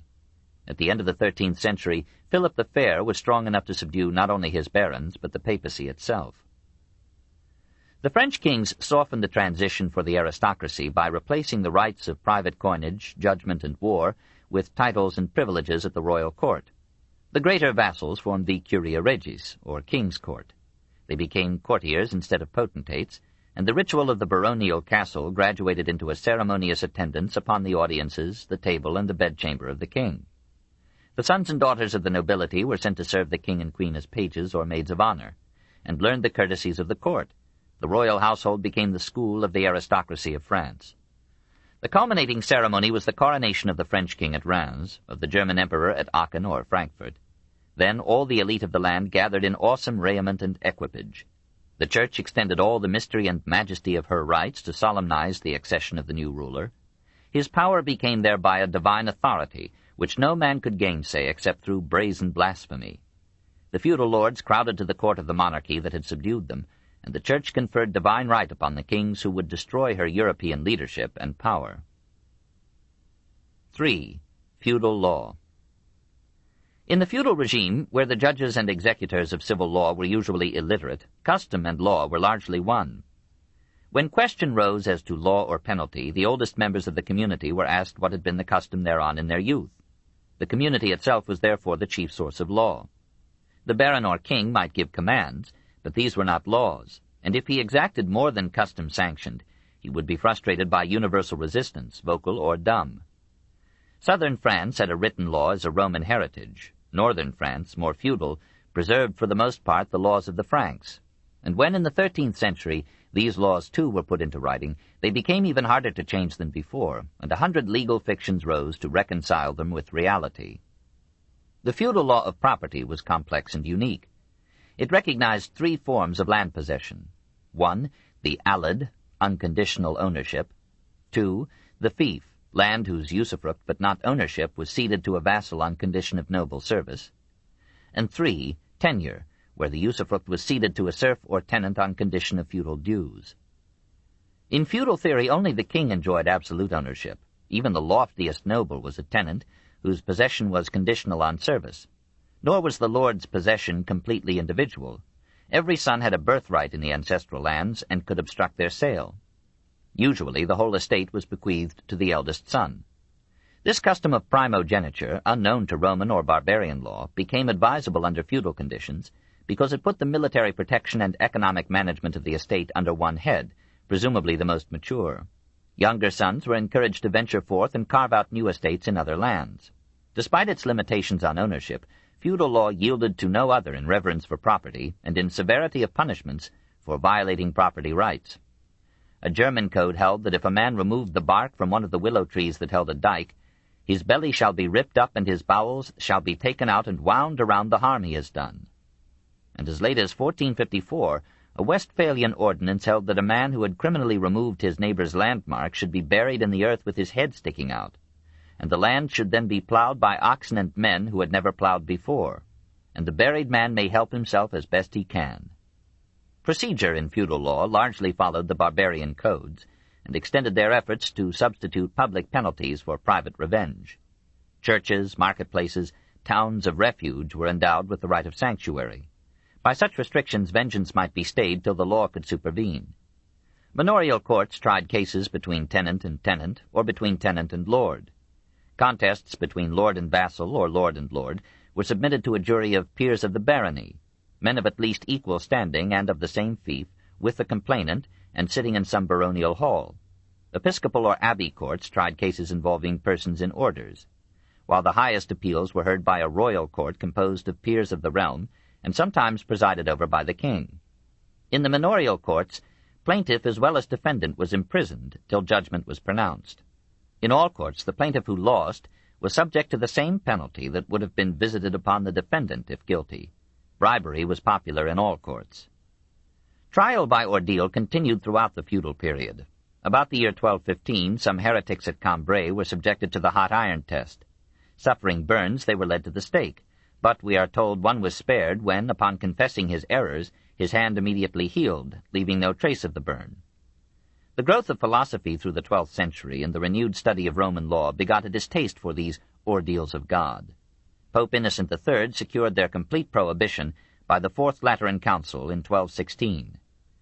Henry III adopted this prohibition into English law in 1219, Frederick II into the Neapolitan Code in 1231. In Germany, the old tests persisted until the 14th century. Savonarola underwent the ordeal by fire at Florence in 1498. It was revived in the trial of witches in the 16th century. Feudalism encouraged the old Germanic trial by combat, partly as a mode of proof, partly in lieu of private revenge. The Normans re-established it in Britain after its disuse by the Anglo-Saxons, and it remained on the English statute book till the 19th century. In 1127, a knight named Guy was accused by another named Hermann of complicity in the assassination of Charles the Good of Flanders. On Guy denying it, Hermann challenged him to a judicial duel. They fought for hours till they were both unhorsed and weaponless. They passed from fencing to wrestling, and Hermann demonstrated the justice of his charge by tearing Guy's testicles from his body, whereupon Guy expired. Perhaps ashamed of such barbarities, feudal custom accumulated restrictions on the right to challenge. The accuser, to acquire such a right, was required to make out a probable case. The defendant might refuse to fight if he had proved an alibi. A serf could not challenge a freeman, nor a leper a sound man, nor a bastard a man of legitimate birth. In general, one might challenge only a person of equal rank with himself. The laws of several communities gave the court the right to forbid any judicial duel at its discretion. Women, ecclesiastics, and persons suffering physical disability were exempt from challenge, but they might choose champions, professionally skilled duelists, to represent them. As early as the 10th century, we find paid champions used as substitutes even by able-bodied males. Since God would decide the issue according to the justice of the accusation, the identity of the combatants seemed irrelevant.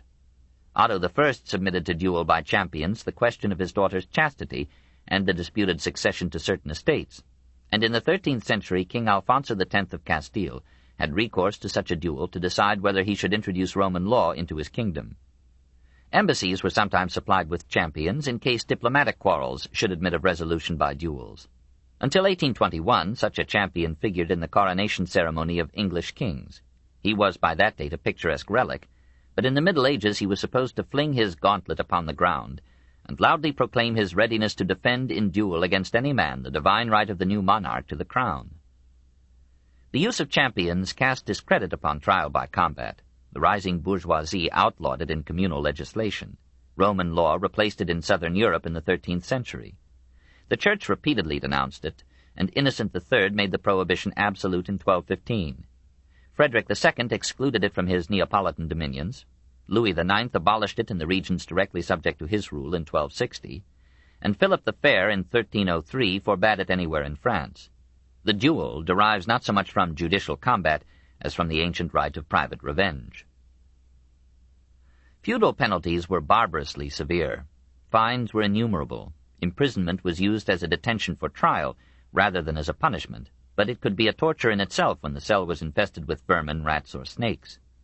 Men and women might be condemned to the public pillory or stocks, and be a target for public ridicule, decayed food, or stones. The ducking stool was used for minor crimes and as a discouragement to gossips and shrews. The condemned person was strapped to a chair which was fastened to a long lever and was thereby submerged in a stream or a pond. Tougher convicts could be sentenced to serve as galley slaves. Half-naked and poorly fed, they were chained to the benches and compelled, on penalty of the severest flogging, to row to exhaustion. Flogging with lash or rod was a common punishment. Flesh, sometimes the face, might be branded with a letter symbolizing the crime. Perjury and blasphemy could be punished by piercing the tongue with a hot iron. Mutilation was common. Hands or feet, ears or nose were cut off, eyes were gouged out, and William the Conqueror, to deter crime, decreed that no one shall be killed or hanged for any misdeeds, but rather that his eyes be plucked out, and his hands, feet, and testicles cut off, so that whatever part of his body remains will be a living sign to all of his crime and iniquity. Torture was little used in feudalism. Roman and ecclesiastical law revived it in the 13th century. Theft or murder was punished sometimes with exile, more often with beheading or hanging. Women murderers were buried alive. An animal that had killed a human being might also be buried alive or hanged. Christianity preached mercy, but ecclesiastical courts decreed the same penalties as lay courts for similar crimes. The Abbey Court of Saint-Geneviève buried 7 women alive for theft. Perhaps in a rude age barbarous punishments were needed to deter lawless men. But these barbarities continued till the 18th century, and the worst tortures were practiced not upon murderers by barons, but upon pious heretics by Christian monks. 4. Feudal War. Feudalism arose as the military organization of a harassed agricultural society. Its virtues were martial rather than economic. Its vassals and lords were expected to train themselves for war and be ready at any moment to leave the plowshare for the sword. The feudal army was the feudal hierarchy organized by ties of feudal allegiance and strictly stratified according to grades of nobility. This book is continued at this point on the other side of this cassette. Please reverse or turn the cassette over now. Volume 4, The Age of Faith, Part 2, by Will Durant. Continued. Cassette 8, Side 2. The feudal army was the feudal hierarchy organized by ties of feudal allegiance and strictly stratified according to grades of nobility. Princes, dukes, marquises, counts, and archbishops were generals. Barons, seigneurs, bishops, and abbots were captains. Knights or chevaliers were cavalrymen. Squires were servitors to barons or knights. Men-at-arms, the militia of communes or villages, fought as infantry. Behind the feudal army, as we see it in the Crusades, a crowd of varlets followed on foot, without officers or discipline. They helped to despoil the conquered and eased the suffering of fallen and wounded enemies by dispatching them with battle-axes or clubs. But essentially the feudal army was the man on horseback multiplied. Infantry, insufficiently mobile, had lost its preeminence since Hadrianople in 378, and would not regain it till the 14th century. Cavalry was the battle-arm of chivalry. They and the cavalier, the chevalier, and the caballero took their names from the horse. The feudal warrior used lance and sword or bow and arrow. The knight enlarged his ego to include his sword, and gave it an affectionate name, though doubtless it was the trouvère who called Charlemagne's sword Joyeuse, Roland's Durandel, and Arthur's Excalibur. The bow had many forms. It might be a simple short bow drawn at the breast, or a long bow aimed from the eye and ear, or a crossbow, in which the cord, drawn taut in the groove of a stock, was suddenly released, sometimes by a trigger, and propelled a missile of iron or stone. The crossbow was old. The longbow was first prominently used by Edward I, from 1272 to 1307, in his wars with the Welsh. In England, archery was the main element in military training, and a leading element in sport. The development of the bow began the military debacle of feudalism. The knight scorned to fight on foot, but the archers killed his horse and forced him to uncongenial ground. The final blow to feudal military power would come in the 14th century, with gunpowder and cannon, which, from a safe distance, killed the armored knight and shattered his castle. Having a horse to carry him, the feudal warrior could afford to burden himself with armor. In the 12th century, the fully accoutred knight covered his body from neck to knees with a hauberk, a coat of chain mail with sleeves for the arms, and an iron hood that covered all the head except eyes, nose, and mouth. His legs and feet were housed in greaves of mail. In combat he further capped himself with a steel helmet, whose nasal, a projecting iron blade, guarded the nose. The visored casque and armor of metal plates appeared in the 14th century as defense against the long or crossbow, and continued till the 17th. Then nearly all armor was abandoned for the advantages of mobility. As a shield, the knight suspended from his neck and grasped by inner straps with his left hand a buckler made of wood, leather, and iron bands, and adorned at the center with a buckle of gilded iron. The medieval knight was a mobile fort. Fortification was the chief and usually adequate defense in feudal war. An army defeated in the field might find refuge within manor walls, and a last stand could be made in the donjon tower. The science of siege declined in the Middle Ages. The complex organization and equipment for battering down enemy walls proved too costly or laborious for dignified knights. But the art of the sapper or military miner held its own.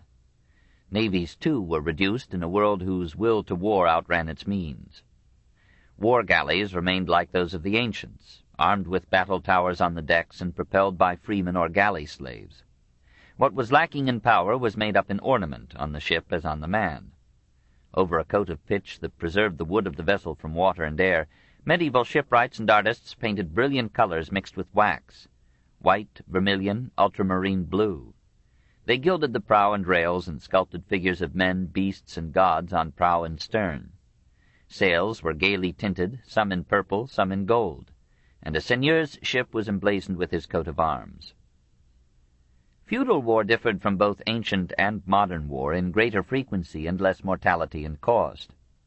Every baron claimed the right of private war against any man not bound to him by feudal ties, and every king was free to embark at any time upon honorable robbery of another ruler's lands. When king or baron went to war, all his vassals and relatives to the 7th degree were pledged to follow and fight for him for 40 days. There was scarce a day in the 12th century when some part of what is now France was not at war. To be a good warrior was the crown of a knight's development. He was expected to give or take hard blows with relish or fortitude. His last ambition was a warrior's death on the field of honor, not a cow's death in bed. Berthold of Ratisbon complained that so few great lords reach their right age or die a right death, but Berthold was a monk. The game was not too dangerous. Ordericus Vitalis, describing the Battle of Bremule in 1119, reports that of the 900 knights who fought, only 3 were killed. At the Battle of Pinche-Bray in 1106, where Henry I of England won all Normandy, 400 knights were captured, but not one of Henry's knights was slain. At Bouvines in 1214, one of the most bloody and decisive battles of the Middle Ages, 170 of 1,500 knights engaged lost their lives. Armor and fortress gave advantage to the defense. A fully armored man could hardly be killed except by cutting his throat as he lay on the ground, and this was discountenanced by chivalry. Moreover, it was wiser to capture a knight and accept ransom for him than to slay him and invite feud revenge. Froissart mourned the slaughter at one battle of as many good prisoners as would well have brought 400,000 francs. Knightly rules and reciprocal prudence counseled courtesy to prisoners and moderation in ransoms asked. Usually a prisoner was released on his word of honor to return with his ransom by a given date, and rare was the knight who broke such a pledge. It was the peasantry that suffered most from feudal wars. In France, Germany, and Italy, each army raided the lands and pillaged the houses of the vassals and serfs of the enemy, and captured or killed all cattle not gathered within defensive walls. After such a war, many peasants drew their own plows, and many starved to death for lack of grain. Kings and princes strove to maintain some interludes of internal peace. The Norman dukes succeeded in Normandy, England, and Sicily. The Count of Flanders in his realm, the Count of Barcelona in Catalonia, Henry III for a generation in Germany. For the rest, it was the Church that led in limiting war.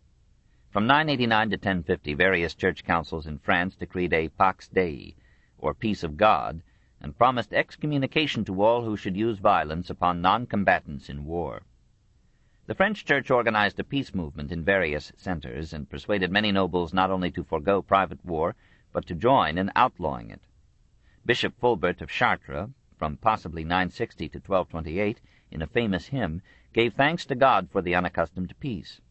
The movement was enthusiastically acclaimed by the common people, and good souls prophesied that within 5 years the peace program would be accepted by all Christendom. French church councils from 1027 on proclaimed the Truga Dei, or Truce of God, perhaps recalling the Moslem prohibition of war in time of pilgrimage. All were to abstain from violence during Lent, in season of harvest or vintage, from August 15th to November 11th, on specified holy days, and for a part of each week, usually from Wednesday evening to Monday morning. In its final form, the truce allowed 80 days in the year for private or feudal war. These appeals and fulminations helped. Private war was gradually ended by the cooperation of the Church, the growing strength of the monarchies, the rise of the towns and bourgeoisie, and the absorption of martial energies in the Crusades. In the 12th century, the Truce of God became part of civil as well as of canon law in Western Europe. The Second Lateran Council of 1139 forbade the use of military engines against men. In 1190, Gero of Reichersberg proposed that the Pope should forbid all wars among Christians, and that all disputes among Christian rulers should be submitted to papal arbitration. The kings thought this a bit too advanced. They waged international wars more abundantly as private wars decreased, and in the 13th century the popes themselves, playing the royal game of power with human pawns, used war as an instrument of policy. 5. Chivalry. Out of old Germanic customs of military initiation, crossed with Saracen influences from Persia, Syria, and Spain, and Christian ideas of devotion and sacrament, flowered the imperfect but generous reality of chivalry. A knight was a person of aristocratic birth, that is, of titled and landowning family, who had been formally received into the order of knighthood. Not all gentle men, that is, men distinguished by their gens or ancestry, were eligible to knighthood or title. Younger sons, except of royal blood, were normally confined to modest properties that precluded the expensive appurtenances of chivalry. Such men remained squires unless they carved out new lands and titles of their own. The youth who aimed at knighthood submitted to long and arduous discipline. At 7 or 8 he entered as a page, at 12 or 14 as a squire into the service of a lord, waited upon him at table, in the bedchamber, on the manor, in joust or battle, fortified his own flesh and spirit with dangerous exercises and sports, learned by imitation and trial to handle the weapons of feudal war. When his apprenticeship was finished, he was received into the knightly order by a ritual of sacramental awe. The candidate began with a bath as a symbol of spiritual, perhaps as a guarantee of physical, purification. Hence he could be called a knight of the bath, as distinguished from those knights of the sword who had received their accolade on some battlefield as immediate reward for bravery. He was clothed in white tunic, red robe, and black coat, representing respectively the hoped-for purity of his morals, the blood he might shed for honor or God, and the death he must be prepared to meet unflinchingly. For a day he fasted. He passed a night at church in prayer, confessed his sins to a priest, attended Mass, received communion, heard a sermon on the moral, religious, social, and military duties of a knight, and solemnly promised to fulfill them. He then advanced to the altar with a sword hanging from his neck. The priest removed the sword, blessed it, and replaced it upon his neck. The candidate turned to the seated lord from whom he sought knighthood, and was met with a stern question. "For what purpose do you desire to enter the order? If to be rich, to take your ease, and be held in honor without doing honor to knighthood, you are unworthy of it, and would be to the order of knighthood what the simoniacal clerk is to the prelacy." The candidate was prepared with a reassuring reply. Knights or ladies then clothed him in knightly array of hauberk, cuirass or breastplate, armlets, gauntlets, or armored gloves, sword, and spurs. Gold spurs were the sign of a knight, silver spurs of a squire. To win his spurs of gold meant to attain knighthood. The lord, rising, gave him the accolade, that is, on the neck, 3 blows with the flat of the sword upon the neck or shoulder, and sometimes a slap on the cheek, as symbols of the last affronts that he might accept without redress, and dubbed him with the formula, "In the name of God, St. Michael, and St. George, I make thee knight." The new knight received a lance, a helmet, and a horse. He adjusted his helmet, leaped upon his horse, brandished his lance, flourished his sword, rode out from the church, distributed gifts to his attendants, and gave a feast for his friends. He was now privileged to risk his life in tournaments that would train him still further in skill, endurance, and bravery. Begun in the 10th century, the tournament flourished above all in France, and sublimated some part of the passions and energies that disordered feudal life. It might be proclaimed through a herald, by a king or a great lord, to celebrate the ordination of a knight, the visit of a sovereign, or the marriage of royal blood. The knights who offered to take part came to the appointed town, hung their armorial bearings from the windows of their rooms, and affixed their coats of arms to castles, monasteries, and other public places. Spectators examined these and were free to lodge complaint of wrong done by any intending participant. Tournament officials would hear the case and disqualify the guilty. There was then a blot on his scutcheon or shield. To the excited gathering came horse-dealers to equip the knight, haberdashers to clothe him and his horse in fit array, moneylenders to ransom the fallen, fortune-tellers, acrobats, mimes, troubadours and trouvères, wandering scholars, women of loose morals, and ladies of high degree. The whole occasion was a colorful festival of song and dance, trysts and brawls, and wild betting on the contests. A tournament might last almost a week, or but a day. At a tournament in 1285, Sunday was a day of assembly and fete. Monday and Tuesday were given to jousts. Wednesday was a day of rest. Thursday saw the tourney that gave its name to the tournament. The lists or field of battle were a town square or an outlying open space, partly enclosed by stands and balconies from which the richer gentry, clothed in all the splendor of medieval costume, watched the fray. Commoners stood on foot around the field. The stands were decorated with tapestries, drapes, pennants, and coats of arms. Musicians prefaced the engagement with music and celebrated with flourishes the most brilliant strokes of the game. Between contests, the noble lords and ladies scattered coins among the pedestrian crowd, eyes of largesse and Noël. Before the first contest, the knights entered the lists by marching onto the field in brilliant equipage and stately steps, followed by their mounted squires, and sometimes led in gold or silver chains by the ladies for whose glory they were to fight. Usually each knight carried on his shield, helmet, or lance a scarf, veil, mantle, bracelet, or ribbon that his chosen lady had taken from her dress. The joust or tilt was a single combat of rival knights. They rode against each other at full tilt, and launched their lances of steel. If either contestant was unhorsed, the rules required the other to dismount, and the fight was continued on foot till one or the other cried quits, or was hors de combat, through fatigue or wounds or death, or until judges or king called a halt. The victor then appeared before the judges and solemnly received a prize from them or from some fair lady. Several such tilts might fill a day. The climax of the festival came with the tourney. The enlisted knights ranged themselves in opposed groups and fought an actual battle, though usually with blunted arms. In the tourney at Neuss in 1240, some 60 knights were killed. In such tourneys prisoners were taken and ransom exacted as in war. The horses and armor of the captives belonged to the victors. The knights loved money even more than war. The fabliaux tell of a knight who protested the Church's condemnation of tournaments on the ground that, if effective, it would end his only means of livelihood. When all the contests were over, the survivors and the noble spectators joined in an evening of feasting, song, and dance. The winning knights enjoyed the privilege of kissing the loveliest women, and heard poems and songs composed in commemoration of their victories. Theoretically, the knight was required to be a hero, a gentleman, and a saint. The Church, anxious to tame the savage breast, surrounded the institution of knighthood with religious forms and vows. The knight pledged himself always to speak the truth, defend the Church, protect the poor, make peace in his province, and pursue the infidels. To his liege lord he owed a loyalty more binding than filial love. To all women he was to be a guardian, saving their chastity. To all knights he was to be a brother in mutual courtesy and aid. In war he might fight other knights, but if he took any of them prisoner he must treat them as his guests. So the French knights captured at Crécy and Poitiers lived, till ransomed, in freedom and comfort on the estates of their English captors, sharing in feasts and sports with their hosts. Above the conscience of the commons, feudalism exalted the aristocratic honor and noblesse oblige of the knight, a pledge of martial valor and feudal fidelity, of unstinting service to all knights, all women, all weak or poor. So virtus, manliness, was restored to its Roman masculine sense after 1,000 years of Christian emphasis on feminine virtues. Chivalry, despite its religious aura, represented the victory of Germanic, pagan, and Arab conceptions over Christianity.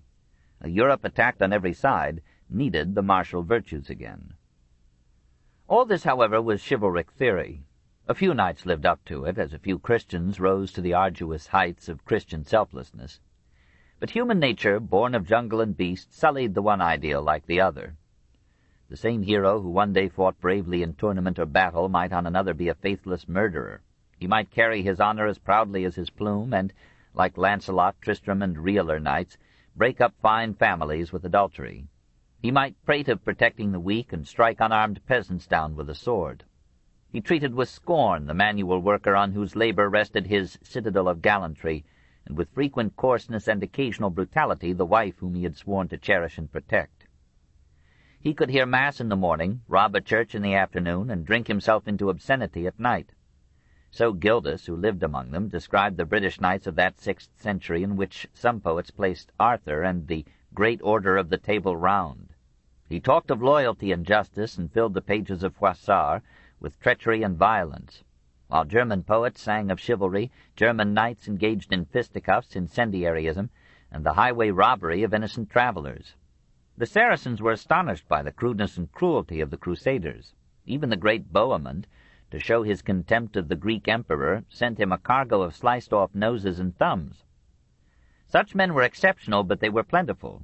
It would, of course, be absurd to expect soldiers to be saints. Good killing requires its own unique virtues. These rough knights drove the Moors into Granada, the Slavs from the Oder, the Magyars from Italy and Germany. They tamed the Norse into Normans, and brought French civilization into England on the points of their swords. They were what they had to be. Two influences moderated the barbarism of chivalry: women and Christianity. The Church partly succeeded in diverting feudal pugnacity into the Crusades. Perhaps she was helped by the rising adoration of Mary the Virgin Mother. Once more the feminine virtues were exalted to check the bloody ardor of vigorous men. But it may be that living women, appealing to sense as well as soul, had even more influence in transforming the warrior into a gentleman. The Church repeatedly forbade tournaments, and was gaily ignored by the knights. The ladies attended tournaments and were not ignored. The Church frowned upon the role of women in tournaments and in poetry. The conflict arose between the morals of noble ladies and the ethics of the Church, and in the feudal world the ladies and the poets won.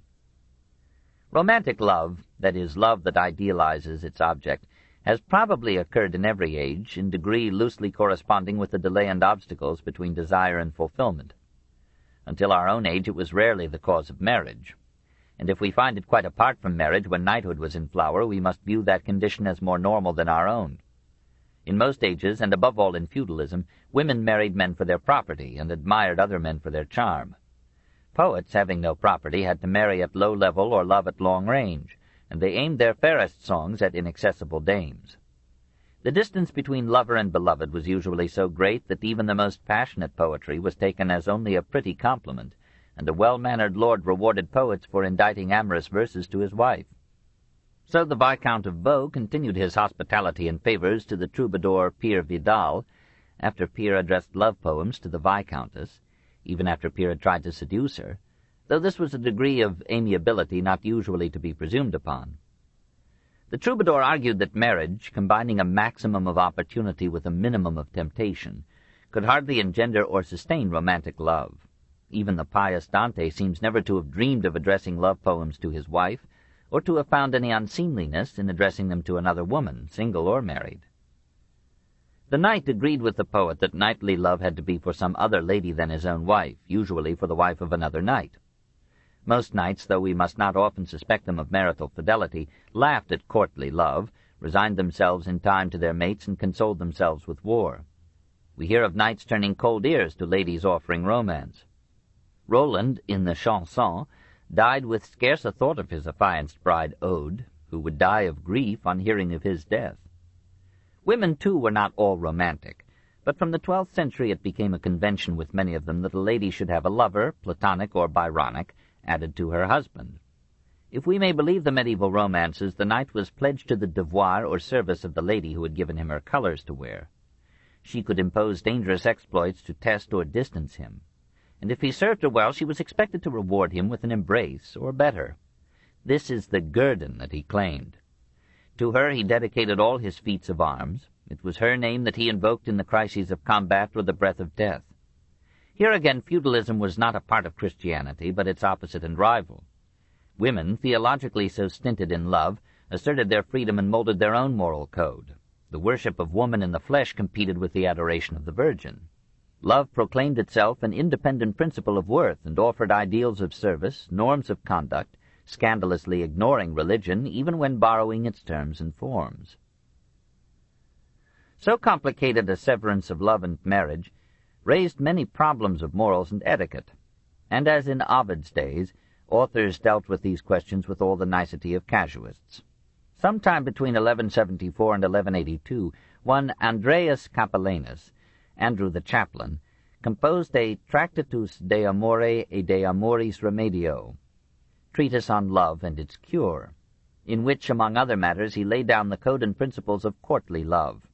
Andrew limits such love to the aristocracy. He unblushingly assumes that it is the illicit passion of a knight for another knight's wife, but considers its distinguishing characteristic as the homage, vassalage, and service of the man to the woman. This book is the chief authority for the existence of medieval courts of love, in which titled ladies answered queries and handed down decisions about l'amour courtois. In Andrew's time, if we may credit his account, the leading lady in this procedure was the Princess Poetess Marie, Countess of Champagne. A generation earlier it had been her mother, the most fascinating woman in feudal society, Eleanor, Duchess of Aquitaine, sometime Queen of France, and later of England. Occasionally, according to the Tractatus, mother and daughter presided together as judges in the court of love at Poitiers. Andrew knew Marie well, served as her chaplain, and apparently wrote his book to publish her theories and judgments of love. Love, he says, teaches everyone to abound in good manners. Under Marie's tutelage, we are assured, the rough aristocracy of Poitiers became a society of generous women and gallant men. The poems of the troubadours contain several references to such courts of love, maintained by high ladies, the Viscountess of Narbonne, the Countess of Flanders, and others, at Pierrefeu, Avignon, and elsewhere in France. 10, 14, 60 women, we are told, sat in judgment on cases submitted to them mostly by women, sometimes by men. Disputes were settled, lovers' quarrels healed, penalties laid upon violators of the code. So, according to Andrew, Marie of Champagne, on April 27, 1174, issued a responsum to the inquiry, "Can real love exist between married people?" She replied in the negative, on the ground that lovers grant everything gratuitously, without being constrained by any motive of necessity. Married people are compelled as a duty to submit to one another's wishes. All the courts, says our Merry Andrew, agreed on 31 laws of love. 1. Marriage cannot be pleaded as an excuse for refusing to love. 3. No one can really love two people at the same time. 4. Love never stands still. It always increases or diminishes. 5. Favors unwillingly yielded are tasteless. 11. It is not becoming to love those ladies who only love with a view to marriage. 14. Too easy possession renders love contemptible. Possession that is attended with difficulties makes love of great price. 19. If love once begins to diminish, it quickly fades away and rarely recovers. 21. Love invariably increases under the influence of jealousy. 23. A person who is the prey of love eats little and sleeps little. 26. Love can deny nothing to love. These courts of love, if they ever existed, were parts of a kind of parlor game played by the ladies of the aristocracy. Busy barons took no known notice of them, and amorous knights made their own rules.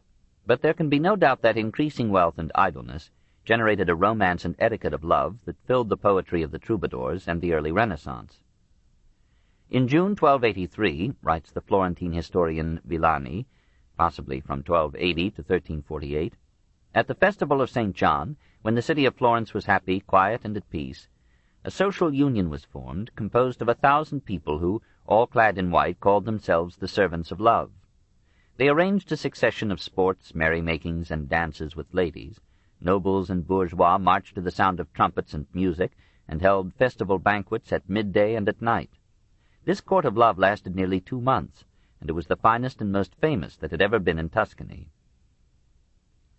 Chivalry, beginning in the 10th century, reached its height in the 13th, suffered from the brutality of the 100 Years' War, shriveled in the merciless hate that divided the English aristocracy in the Wars of the Roses, and died in the theological fury of the religious wars of the 16th century. But it left its decisive mark upon the society, education, manners, literature, art, and vocabulary of medieval and modern Europe. The orders of knighthood, of the Garter, the Bath, the Golden Fleece, multiplied to the number of 234 in Britain, France, Germany, Italy, Spain. And schools like Eton, Harrow, and Winchester combined the chivalric ideal with liberal education in the most effective training of mind and will and character in pedagogical history. As the knight learned manners and gallantry at the court of noble or king, so he transmitted something of this courtoisie to those below him on the social scale. Modern politeness is a dilution of medieval chivalry. The literature of Europe flourished, from the Chanson de Roland to Don Quixote, by treating knightly characters and themes, and the rediscovery of chivalry was one of the exciting elements in the Romantic movement of literature in the 18th and 19th centuries. Whatever its excesses and absurdities in literature, however far chivalry in fact fell short of its ideals, it remains one of the major achievements of the human spirit, an art of life more splendid than any art. In this perspective, the feudal picture is not merely one of serfdom, illiteracy, exploitation, and violence, but as truly a scene of lusty peasants clearing the wilderness, of men colorful and vigorous in language, love, and war, of knights pledged to honor and service, seeking adventure and fame rather than comfort and security, and scorning danger, death, and hell, of women patiently toiling and breeding in peasant cottages, and titled ladies mingling the tenderest prayers to the Virgin with the bold freedom of a sensuous poetry and courtly love. Perhaps feudalism did more than Christianity to raise the status of woman. The great task of feudalism was to restore political and economic order to Europe after a century of disruptive invasions and calamities. It succeeded, and when it decayed, modern civilization rose upon its ruins and its legacy. The Dark Ages are not a period upon which the scholar can look with superior scorn. He no longer denounces their ignorance and superstition, their political disintegration, their economic and cultural poverty. He marvels rather that Europe ever recovered from the successive blows of Goths, Huns, Vandals, Moslems, Magyars, and Norse, and preserved through the turmoil and tragedy so much of ancient letters and techniques. He can feel only admiration for the Charlemagnes, Alfreds, Olafs, and Ottos, who forced an order upon this chaos, for the Benedicts, Gregories, Bonifaces, Columbas, Alcuins, Brunos, who so patiently resurrected morals and letters out of the wilderness of their times, for the prelates and artisans that could raise cathedrals, and the nameless poets that could sing between one war or terror and the next.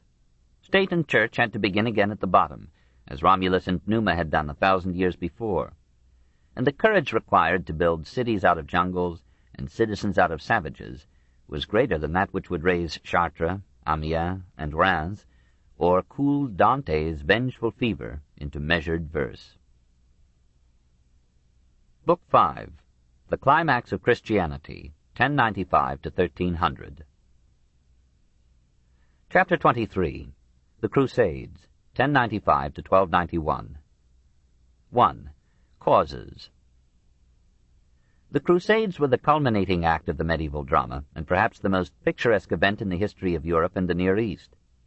Now at last, after centuries of argument, the two great faiths, Christianity and Mohammedanism, resorted to man's ultimate arbitrament, the supreme court of war. All medieval development, all the expansion of commerce and Christendom, all the fervor of religious belief, all the power of feudalism and glamour of chivalry came to a climax in a 200 years' war for the soul of man and the profits of trade. The first proximate cause of the Crusades, from the Spanish cruzada, marked with the cross, was the advance of the Seljuk Turks. The world had adjusted itself to Moslem control of the Near East. The Fatimids of Egypt had ruled mildly in Palestine, and barring some exceptions, the Christian sects there had enjoyed a wide liberty of worship. Al-Hakim, the mad caliph of Cairo, had destroyed the Church of the Holy Sepulchre in 1010, but the Mohammedans themselves had contributed substantially to its restoration. In 1047, the Moslem traveler Nasir-i Khosru described it as a most spacious building, capable of holding 8,000 persons and built with the utmost skill. Inside, the church is everywhere adorned with Byzantine brocade, worked in gold, and they have portrayed Jesus, peace be upon him, riding upon an ass. This was but one of many Christian churches in Jerusalem. Christian pilgrims had free access to the holy places. A pilgrimage to Palestine had long been a form of devotion or penance. Everywhere in Europe one met palmers, who as a sign of pilgrimage accomplished wore crossed palm leaves from Palestine. Such men, said Piers Plowman, had leave to lie all their lives thereafter. But in 1070 the Turks took Jerusalem from the Fatimids, and pilgrims began to bring home accounts of oppression and desecration. An old story, not verifiable, relates that one wayfarer, Peter the Hermit, brought to Pope Urban II from Simeon, Patriarch of Jerusalem, a letter detailing the persecution of Christians there and imploring papal aid, this in 1088. The second proximate cause of the Crusades was the dangerous weakening of the Byzantine Empire.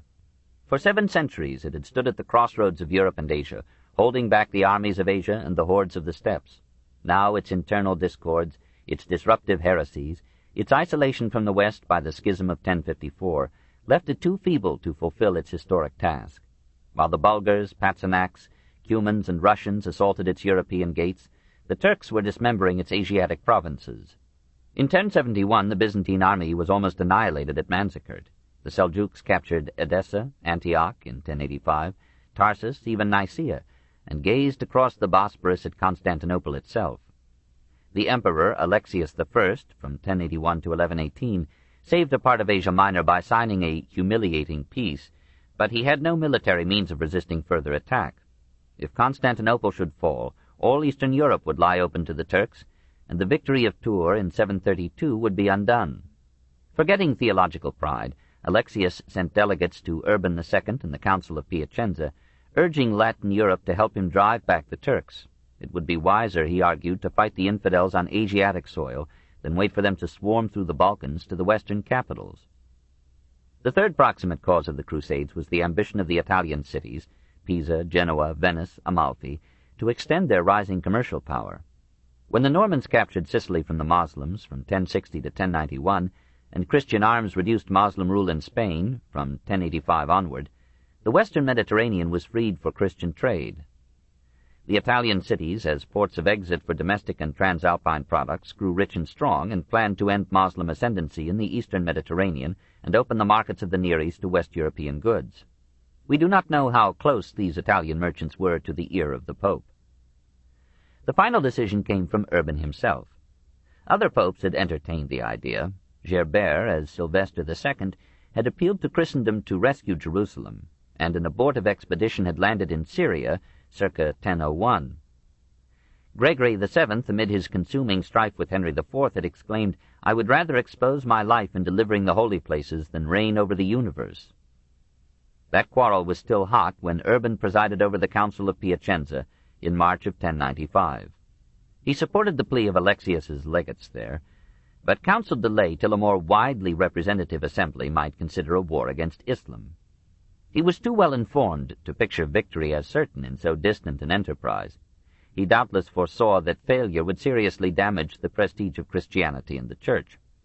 Probably he longed to channel the disorderly pugnacity of feudal barons and Norman buccaneers into a holy war to save Europe and Byzantium from Islam.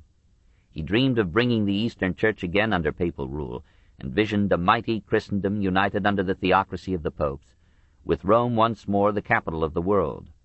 It was a conception of the highest order of statesmanship. From March to October of 1095 he toured northern Italy and southern France, sounding out leaders and ensuring support. At Clermont in Auvergne the historic council met, and though it was a cold November, thousands of people came from 100 communities, pitched their tents in the open fields, gathered in a vast assemblage that no hall could hold, and throbbed with emotion as their fellow Frenchman Urban, raised on a platform in their midst, addressed to them in French the most influential speech in medieval history. O race of Franks, race beloved and chosen by God! From the confines of Jerusalem and from Constantinople a grievous report has gone forth that an accursed race, wholly alienated from God, has violently invaded the lands of these Christians and has depopulated them by pillage and fire. They have led away a part of the captives into their own country, and a part they have killed by cruel tortures. They destroy the altars, after having defiled them with their uncleanliness. The kingdom of the Greeks is now dismembered by them, and has been deprived of territory so vast in extent that it could not be traversed in 2 months' time. On whom then rests the labor of avenging these wrongs, and of recovering this territory, if not upon you? You upon whom, above all others, God has conferred remarkable glory in arms, great bravery and strength to humble the heads of those who resist you. Let deeds of your ancestors encourage you, the glory and grandeur of Charlemagne and your other monarchs. Let the holy sepulchre of our Lord and Savior, now held by unclean nations, arouse you, and the holy places that are now stained with pollution. Let none of your possessions keep you back, nor anxiety for your family affairs. For this land which you now inhabit, shut in on all sides by the sea and the mountain peaks, is too narrow for your large population. It scarcely furnishes food enough for its cultivators. Hence it is that you murder and devour one another, that you wage wars, and that many among you perish in civil strife. Let hatred, therefore, depart from among you. Let your quarrels end. Enter upon the road to the Holy Sepulchre. Wrest that land from a wicked race, and subject it to yourselves. Jerusalem is a land fruitful above all others, a paradise of delights. That royal city, situated at the center of the earth, implores you to come to her aid. Undertake this journey eagerly for the remission of your sins, and be assured of the reward of imperishable glory in the kingdom of heaven." Through the crowd an excited exclamation rose. "Dieu le veut! God wills it!" Urban took it up and called upon them to make it their battle cry. He bade those who undertook the crusade to wear a cross upon brow or breast. At once, says William of Malmesbury, some of the nobility, falling down at the knees of the Pope, consecrated themselves and their property to the service of God. Thousands of the commonalty pledged themselves likewise. Monks and hermits left their retreats to become, in no metaphysical sense, soldiers of Christ. The energetic Pope passed to other cities, Tours, Bordeaux, Toulouse, Montpellier, Nîmes, and for 9 months preached the crusade. When he reached Rome after 2 years' absence, he was enthusiastically acclaimed by the least pious city in Christendom. He assumed, with no serious opposition, the authority to release crusaders from commitments hindering the crusade. He freed the serf and the vassal, for the duration of the war, from fealty to their lord. He conferred upon all crusaders the privilege of being tried by the ecclesiastical instead of manorial courts, and guaranteed them during their absence the episcopal protection of their property. He commanded, though he could not quite enforce, a truce to all wars of Christians against Christians. He established a new principle of obedience above the code of feudal loyalty. Now more than ever, Europe was made one. Urban found himself the accepted master, at least in theory, of Europe's kings. All Christendom was moved as never before, as it feverishly prepared for the Holy War. 2. The First Crusade, 1095 to 1099. Extraordinary inducements brought multitudes to the standard. A plenary indulgence, remitting all punishments due to sin, was offered to those who should fall in the war. Serfs were allowed to leave the soil to which they had been bound. Citizens were exempted from taxes. Debtors enjoyed a moratorium on interest. Prisoners were freed, and sentences of death were commuted, by a bold extension of papal authority, to life service in Palestine. Thousands of vagrants joined in the sacred tramp. Men tired of hopeless poverty, adventurers ready for brave enterprise, younger sons hoping to carve out fiefs for themselves in the East, merchants seeking new markets for their goods, knights whose enlisting serfs had left them laborless, timid spirits shunning taunts of cowardice, joined with sincerely religious souls to rescue the land of Christ's birth and death. Propaganda, of the kind customary in war, stressed the disabilities of Christians in Palestine, the atrocities of Moslems, the blasphemies of the Mohammedan creed. Moslems were described as worshipping a statue of Mohammed, and pious gossip related how the prophet, fallen in an epileptic fit, had been eaten alive by hogs. Fabulous tales were told of oriental wealth and of dark beauties waiting to be taken by brave men. Such a variety of motives could hardly assemble a homogeneous mass capable of military organization. In many cases, women and children insisted upon accompanying their husbands or parents, perhaps with reason, for prostitutes soon enlisted to serve the warriors. Urban had appointed the month of August 1096 as the time of departure, but the impatient peasants who were the first recruits could not wait. One such host, numbering some 12,000 persons, of whom only 8 were knights, set out from France in March under Peter the Hermit and Walter the Penniless, or Gautier sans savoir. Another, perhaps 5,000 strong, started from Germany under the priest Gottschalk.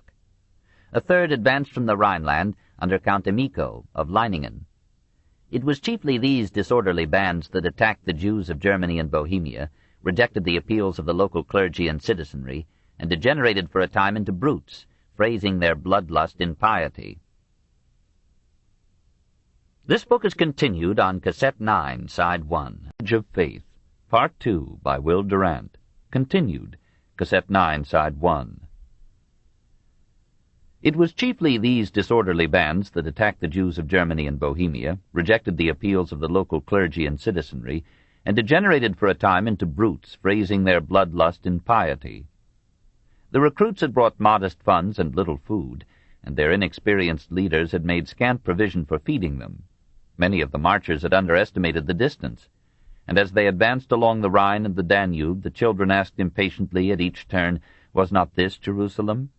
When their funds ran out and they began to starve, they were forced to pillage the fields and homes on their route, and soon they added rape to rapine. The population resisted violently. Some towns closed their gates against them, and others bade them Godspeed with no delay. Arriving at last before Constantinople quite penniless and decimated by famine, plague, leprosy, fever, and battles on the way, they were welcomed by Alexius, but not satisfactorily fed. They broke into the suburbs and plundered churches, houses, and palaces. To deliver his capital from these preying locusts, Alexius provided them with vessels to cross the Bosporus, sent them supplies, and bade them wait until better armed detachments could arrive. Whether through hunger or restlessness, the Crusaders ignored these instructions and advanced upon Nicaea. A disciplined force of Turks, all skilled bowmen, marched out from the city and almost annihilated this first division of the First Crusade. Walter the Penniless was among the slain. Peter the Hermit, disgusted with his uncontrollable host, had returned before the battle to Constantinople and lived safely till 1115. Meanwhile, the feudal leaders who had taken the cross had assembled each his own force in his own place. No king was among them. Indeed, Philip I of France, William II of England, and Henry IV of Germany were all under sentence of excommunication when Urban preached the crusade. But many counts and dukes enlisted, nearly all of them French or Frank. The First Crusade was largely a French enterprise, and to this day the Near East speaks of Western Europeans as Franks. Duke Godfrey, Seigneur of Bouillon, a small estate in Belgium, combined the qualities of soldier and monk, brave and competent in war and government, and pious to the point of fanaticism.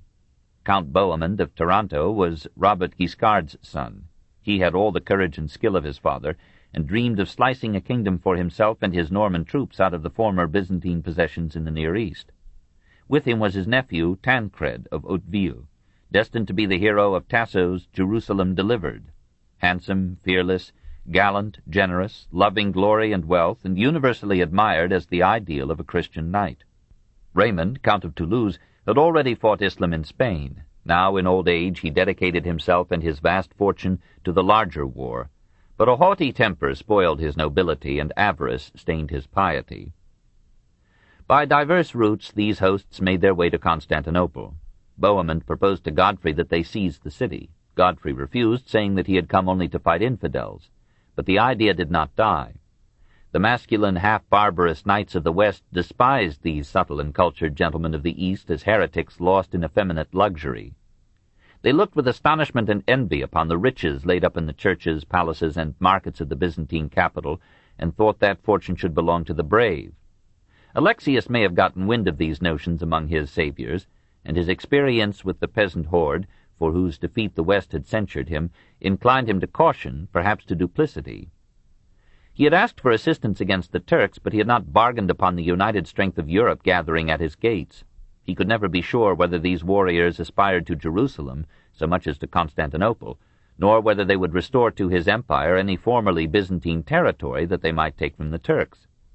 He offered the Crusaders provisions, subsidies, transport, military aid, and, for the leaders, handsome bribes. In return, he asked that the nobles should swear allegiance to him as their feudal sovereign. Any lands taken by them were to be held in fealty to him. The nobles, softened with silver, swore.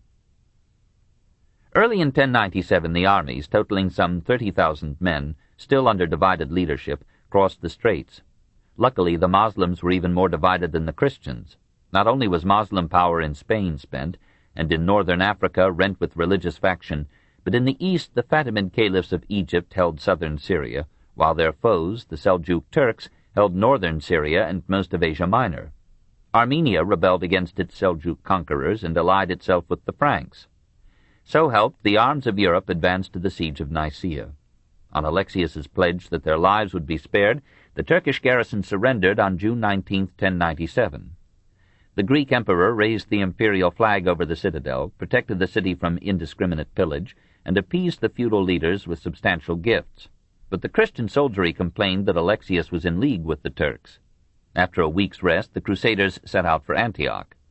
They met a Turkish army under Kilij Arslan near Dorylium, won a bloody battle on July 1, 1097, and marched through Asia Minor with no other enemies than a shortage of water and food, and a degree of heat for which the Western blood was unprepared. Men, women, horses, and dogs died of thirst on that bitter march of 500 miles. Crossing the Taurus, some nobles separated their forces from the main army to make private conquests. Raymond, Bohemond, and Godfrey in Armenia, Tancred and Baldwin, brother of Godfrey, in Edessa. There Baldwin, by strategy and treachery, founded the first Latin principality in the East, in 1098. The mass of the Crusaders complained ominously at these delays. The nobles returned, and the advance to Antioch was resumed. Antioch, described by the chronicler of the Gesta Francorum as a city extremely beautiful, distinguished, and delightful, resisted siege for 8 months. Many Crusaders died from exposure to the cold winter rains or from hunger. Some found a novel nourishment by chewing the sweet reeds called sukra, from the Arabic sukar. Now for the first time the Franks tasted sugar and learned how it was pressed from cultivated herbs. Prostitutes provided more dangerous sweets. An amiable archdeacon was slain by the Turks as he reclined in an orchard with his Syrian concubine. In May 1098, word came that a great Moslem army was approaching under Carboga, Prince of Mosul. Antioch fell on June 3, 1098, a few days before this army arrived. Many of the Crusaders, fearing that Carboga could not be withstood, boarded ships on the Orontes and fled. Alexius, advancing with the Greek force, was misled by deserters into believing that the Christians had already been defeated. He turned back to protect Asia Minor and was never forgiven. To restore courage to the Crusaders, Peter Bartholomew, a priest from Marseille, pretended to have found the spear that had pierced the side of Christ. When the Christians marched out to battle, the lance was carried aloft as a sacred standard. And 3 knights, robed in white, issued from the hills at the call of the papal legate Adhemar, who proclaimed them to be the martyrs St. Maurice, St. Theodore, and St. George.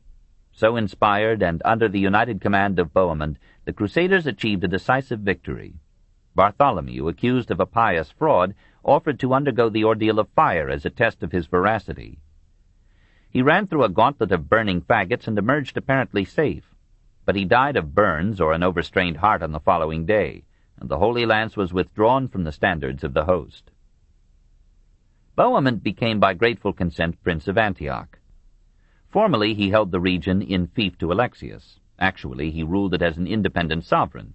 The chieftains claimed that Alexius's failure to come to their aid released them from their vows of allegiance. After spending 6 months in refreshing and reorganizing their weakened forces, they led their armies toward Jerusalem. At last, on June 7, 1099, after a campaign of 3 years, the Crusaders, reduced to 12,000 combatants, stood in exultation and fatigue before the walls of Jerusalem. By the humor of history, the Turks whom they had come to fight had been expelled from the city by the Fatimids a year before. The Caliph offered peace on terms of guaranteed safety for Christian pilgrims and worshippers in Jerusalem, but Bohemond and Godfrey demanded unconditional surrender.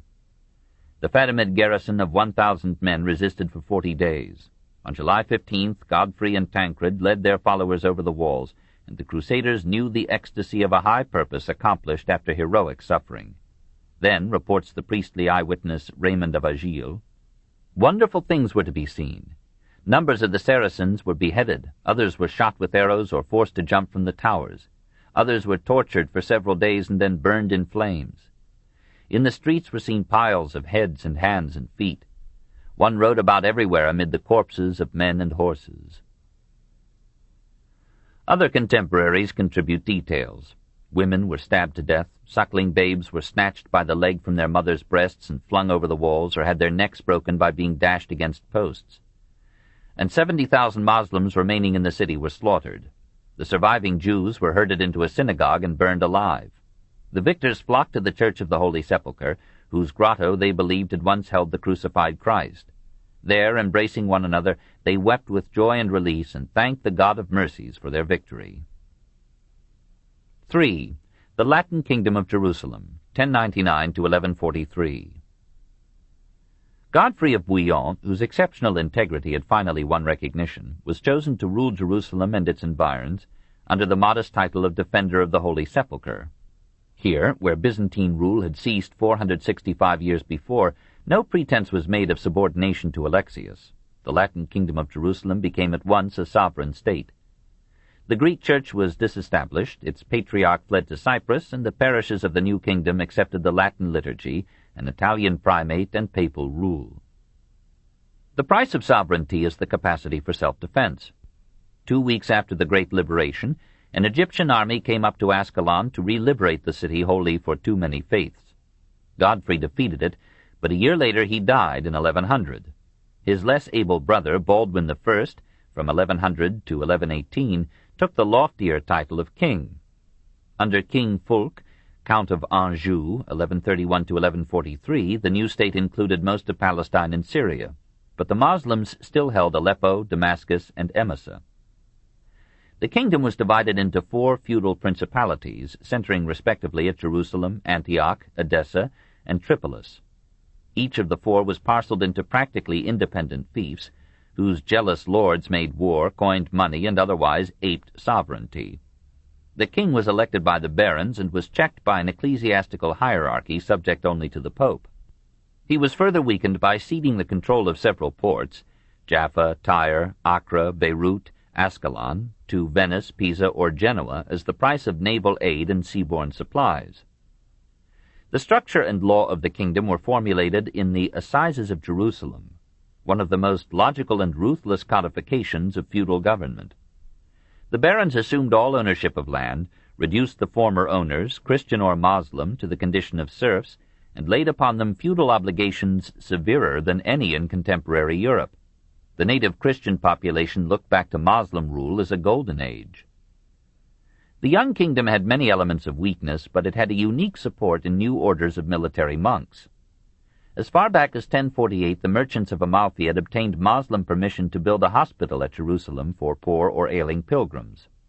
About 1120, the staff of this institution was reorganized by Raymond Dupuy as a religious order vowed to chastity, poverty, obedience, and the military protection of Christians in Palestine. And these hospitallers, or Knights of the Hospital of St. John, became one of the noblest charitable bodies in the Christian world. About the same time, in 1119, Hugh de Payon and 8 other Crusader knights solemnly dedicated themselves to monastic discipline and the martial service of Christianity. They obtained from Baldwin II a residence near the site of Solomon's Temple, and were soon called Knights Templar. St. Bernard drew up a stern rule for them which was not long obeyed. He praised them for being most learned in the art of war, and bade them wash seldom and closely crop their hair. "The Christian who slays the unbeliever in the holy war," wrote Bernard to the Templars in a passage worthy of Mohammed, "is sure of his reward, more sure if he himself is slain. The Christian glories in the death of the pagan because Christ is thereby glorified." Men must learn to kill with a good conscience if they are to fight successful wars. A Hospitaller wore a black robe with a white cross on the left sleeve, a Templar a white robe with a red cross on the mantle. Each hated the other religiously. From protecting and nursing pilgrims, the Hospitallers and Templars passed to active attacks upon Saracen strongholds. Though the Templars numbered but 300, and the Hospitallers some 600 in 1180, they played a prominent part in the battles of the Crusades and earned great repute as warriors. Both orders campaigned for financial support and received it from church and state, from rich and poor. In the 13th century, they each owned great estates in Europe, including abbeys, villages, and towns. Both astonished Christians and Saracens by building vast fortresses in Syria, where, dedicated individually to poverty, they enjoyed collective luxury amid the toils of war. In 1190, the Germans in Palestine, aided by a few at home, founded the Teutonic Knights and established a hospital near Acre. Most of the Crusaders returned to Europe after freeing Jerusalem, leaving the manpower of the harassed government perilously low. Many pilgrims came, but few remained to fight. On the north, the Greeks watched for a chance to recover Antioch, Edessa, and other cities which they claimed as Byzantine. To the east, the Saracens were being aroused and unified by Moslem appeals and Christian raids. Mohammedan refugees from Jerusalem told in bitter detail the fall of that city to the Christians. They stormed the great mosque of Baghdad and demanded that Moslem arms should liberate Jerusalem and the sacred dome of the Rock from unclean infidel hands. The caliph was powerless to heed their pleas, but Zangi, the young slave-born prince of Mosul, responded. In 1144 his small, well-led army took from the Christians their eastern outpost, Al-Ruwa, and a few months later he recaptured Edessa for Islam. Zangi was assassinated, but he was succeeded by a son, Nur-ud-Din, of equal courage and greater ability. It was the news of these events that stirred Europe to the Second Crusade. 4. The Second Crusade, 1146 to 1148. St. Bernard appealed to Pope Eugenius III to sound another call to arms. Eugenius, enmeshed in conflict with the infidels of Rome, begged Bernard to undertake the task himself.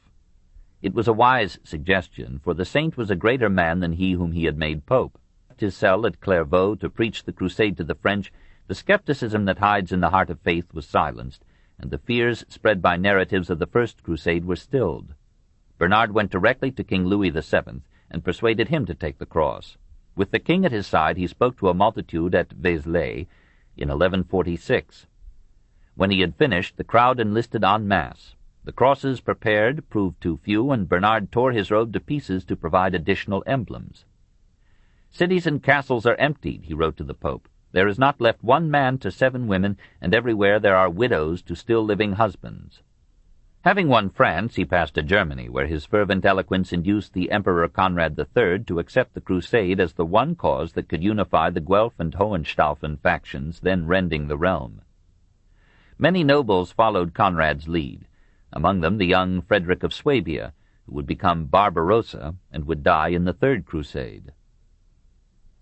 At Easter of 1147, Conrad and the Germans set out.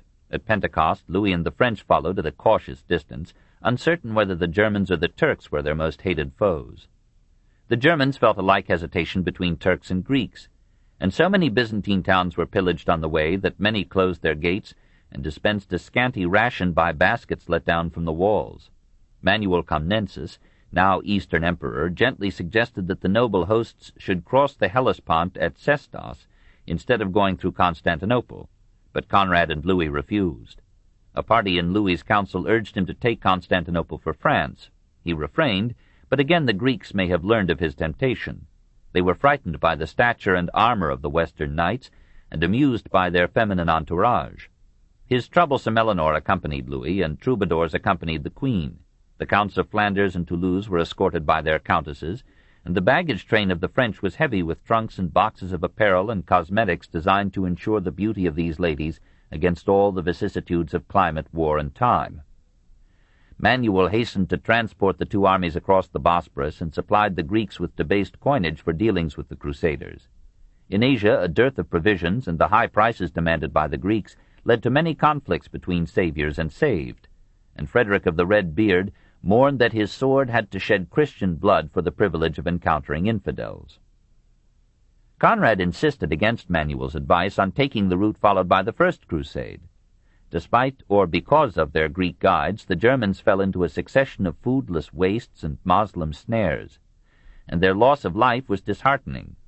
At Durillium, where the First Crusade had defeated Kilij Arslan, Conrad's army met the main Moslem force and was so badly beaten that hardly 1 Christian in 10 survived. The French army, far behind, was deceived by false news of a German victory. It advanced recklessly and was decimated by starvation and Moslem raids. Reaching Atalaya, Louis bargained with Greek ship captains to transport his army by sea to Christian Tarsus or Antioch. The captains demanded an impossible fee per passenger. Louis and several nobles, Eleanor and several ladies, took passage to Antioch, leaving the French army at Atalaya. Mohammedan forces swept down upon the city and slaughtered nearly every Frenchman in it, this in 1148. Louis reached Jerusalem with ladies but no army, Conrad with a pitiful remnant of the force with which he had left Ratisbon. From these survivors and soldiers already in the capital, an army was improvised and marched against Damascus under the divided command of Conrad, Louis, and Baldwin III, who ruled from 1143 to 1162. During the siege, disputes arose among the nobles as to which should rule Damascus when it fell. Moslem agents found their way into the Christian army and bribed certain leaders to a policy of inaction or retreat. When word came that the emirs of Aleppo and Mosul were advancing with a large force to relieve Damascus, the advocates of retreat prevailed. The Christian army broke into fragments and fled to Antioch, Acre, or Jerusalem. Conrad, defeated and diseased, returned in disgrace to Germany. Eleanor and most of the French knights returned to France. Louis remained another year in Palestine, making pilgrimages to sacred shrines. Europe was stunned by the collapse of the Second Crusade. Men began to ask how it was that the Almighty allowed his defenders to be so humiliated. critics assailed St. Bernard as a reckless visionary who had sent men to their death, and here and there emboldened skeptics called in question the most basic tenets of the Christian faith. Bernard replied that the ways of the Almighty are beyond human understanding, and that the disaster must have been a punishment for Christian sins. But from this time the philosophic doubts that Abelard, who died in 1142, had scattered, found expression even among the people. Enthusiasm for the Crusades rapidly waned, and the age of faith prepared to defend itself by fire and sword against the inroads of alien beliefs, or no belief at all. 5. Saladin. Meanwhile, a strange new civilization had developed in Christian Syria and Palestine. The Europeans, who had settled there since 1099, gradually adopted the Near Eastern garb of wound headdress and flowing robe as suited to a climate of sun and sand. As they became more familiar with the Moslems living in the kingdom, mutual unfamiliarity and hostility decreased. Moslem merchants freely entered Christian settlements and sold their wares. Moslem and Jewish physicians were preferred by Christian patients. Moslem worship in mosques was permitted by the Christian clergy, and the Quran was taught in Moslem schools in Christian Antioch and Tripolis. Safe conducts for travelers and traders were exchanged between Christian and Moslem states. As only a few Christian wives had come with the Crusaders, many Christian settlers married Syrian women. Soon their mixed offspring constituted a large element of the population. Arabic became the daily speech of all commoners. Christian princes made alliances with Moslem emirs against Christian rivals, and Moslem emirs sometimes asked the aid of the polytheists in diplomacy or war. Personal friendships developed between Christians and Mohammedans. Ibn Jubayr, who toured Christian Syria in 1183, described his fellow Moslems there as prosperous and as well treated by the Franks.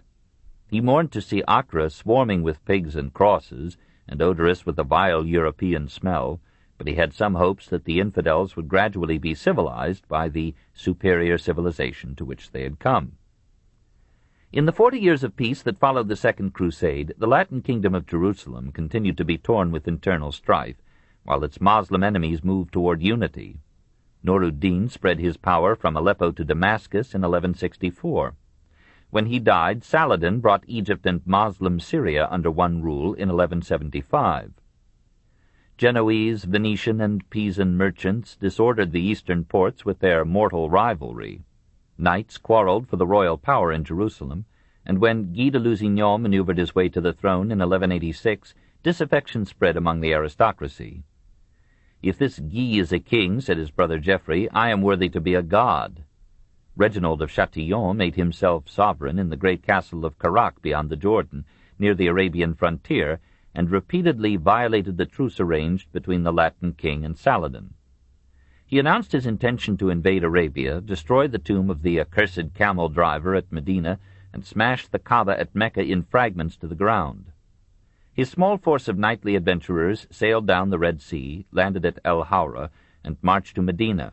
They were surprised by an Egyptian detachment, and all were cut down except a few who escaped with Reginald, and some prisoners who were taken to Mecca and slaughtered instead of goats at the annual pilgrimage sacrifice, this in 1183. Saladin had heretofore contented himself with minor forays against Palestine.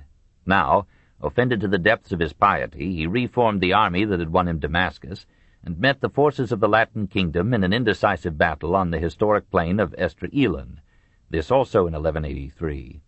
A few months later he attacked Reginald at Karak, but failed to enter the citadel. In 1185 he signed a 4-year truce with the Latin kingdom, but in 1186 Reginald, bored with peace, waylaid a Moslem caravan and took rich booty and several prisoners, including Saladin's sister. "Since they trusted in Mohammed," said Reginald, "let Mohammed come and save them." Mohammed did not come, but Saladin, infuriated, sounded the call for a holy war against the Christians, and swore to kill Reginald with his own hand. The crucial engagement of the Crusades was fought at Hittin, near Tiberias, on July 4, 1187. Saladin, familiar with the terrain, took up positions controlling all the wells. The heavily armored Christians, having marched across the plain in midsummer heat, entered battle gasping with thirst. Taking advantage of the wind, the Saracens started a brush fire whose smoke further harassed the Crusaders. In the blind confusion, the Frank footmen were separated from the cavalry and were cut down. The knights, fighting with desperation against weapons, smoke, and thirst, at last fell exhausted to the ground and were captured or slain. Apparently by Saladin's orders no mercy was shown to Templars or Hospitallers. He directed that King Guy and Duke Reginald be brought before him. To the king he gave drink as a pledge of pardon. To Reginald he gave the choice of death or acknowledging Mohammed as a prophet of God.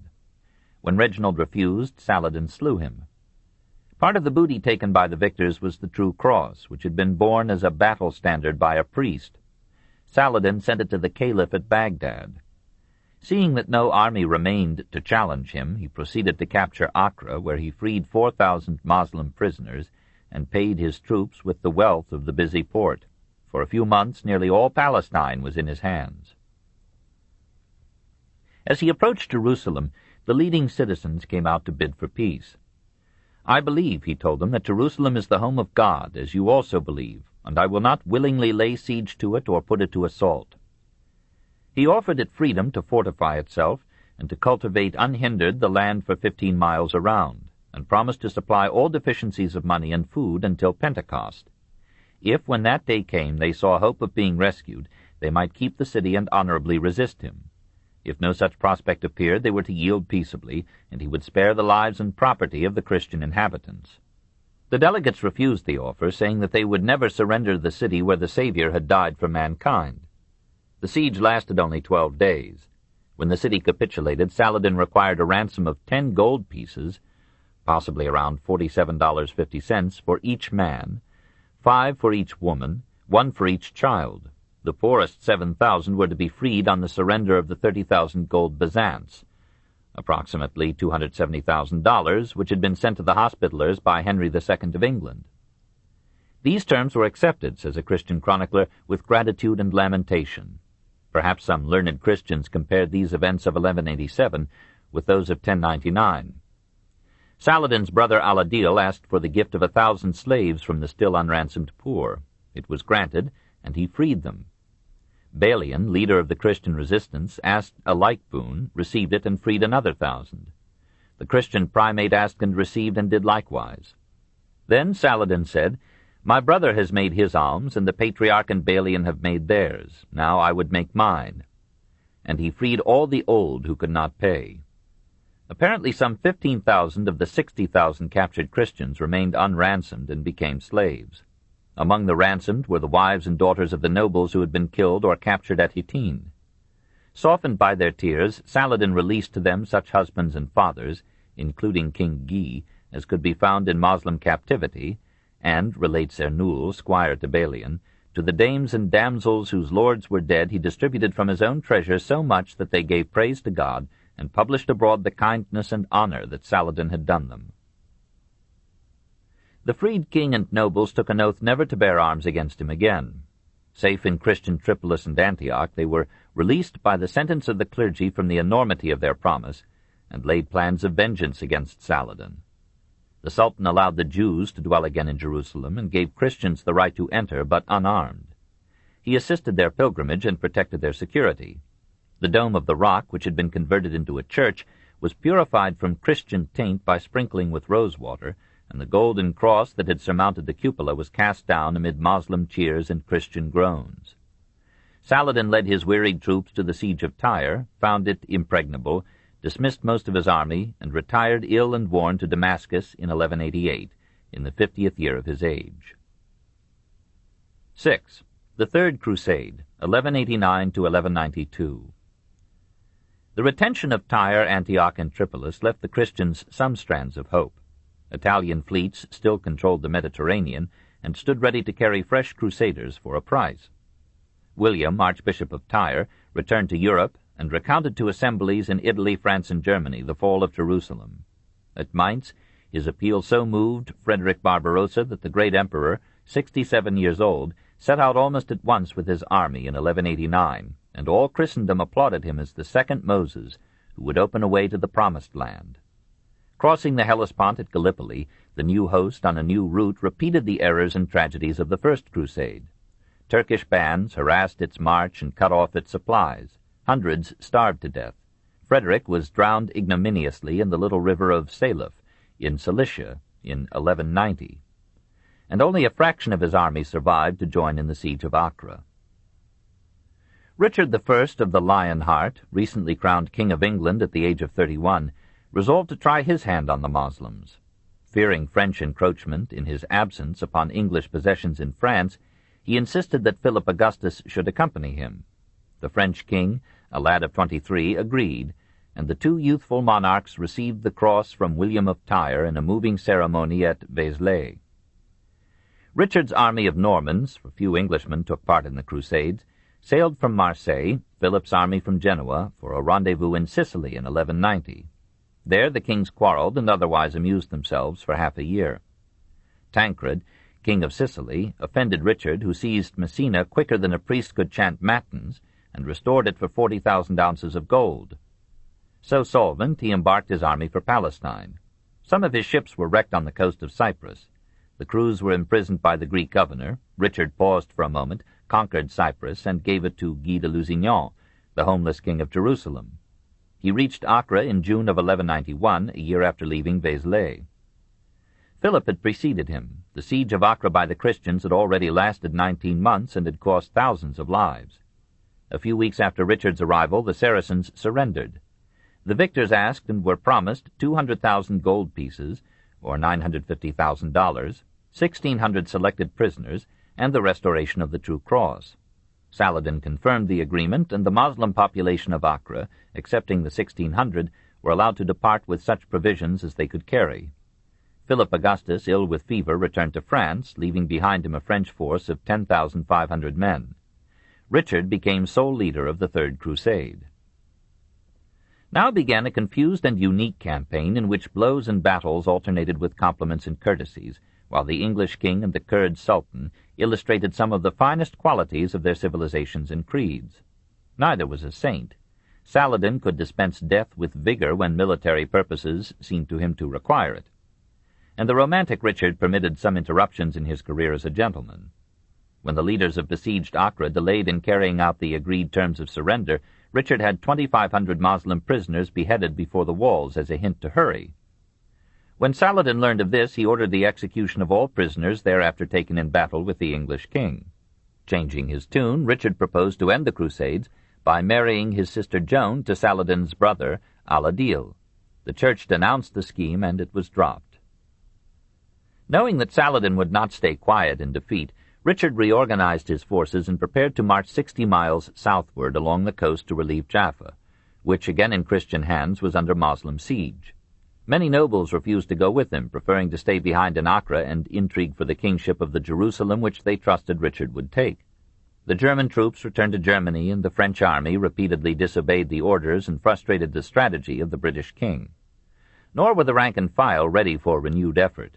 After the long siege, says the Christian chronicler of Richard's crusade, the victorious Christians, given up to sloth and luxury, were loath to leave a city so rich in comforts, to wit, the choicest of wines and the fairest of damsels. Many, by a too intimate acquaintance with these pleasures, became dissolute till the city was polluted by their luxury, and their gluttony and wantonness put wise men to the blush. Richard made matters more difficult by ordering that no women should accompany the men except washerwomen, who could not be an occasion of sin. He atoned for the defects of his troops by the excellence of his generalship, the skill of his engineering, and his inspiring valor on the field. In these respects he excelled Saladin, as well as all other Christian leaders of the Crusades.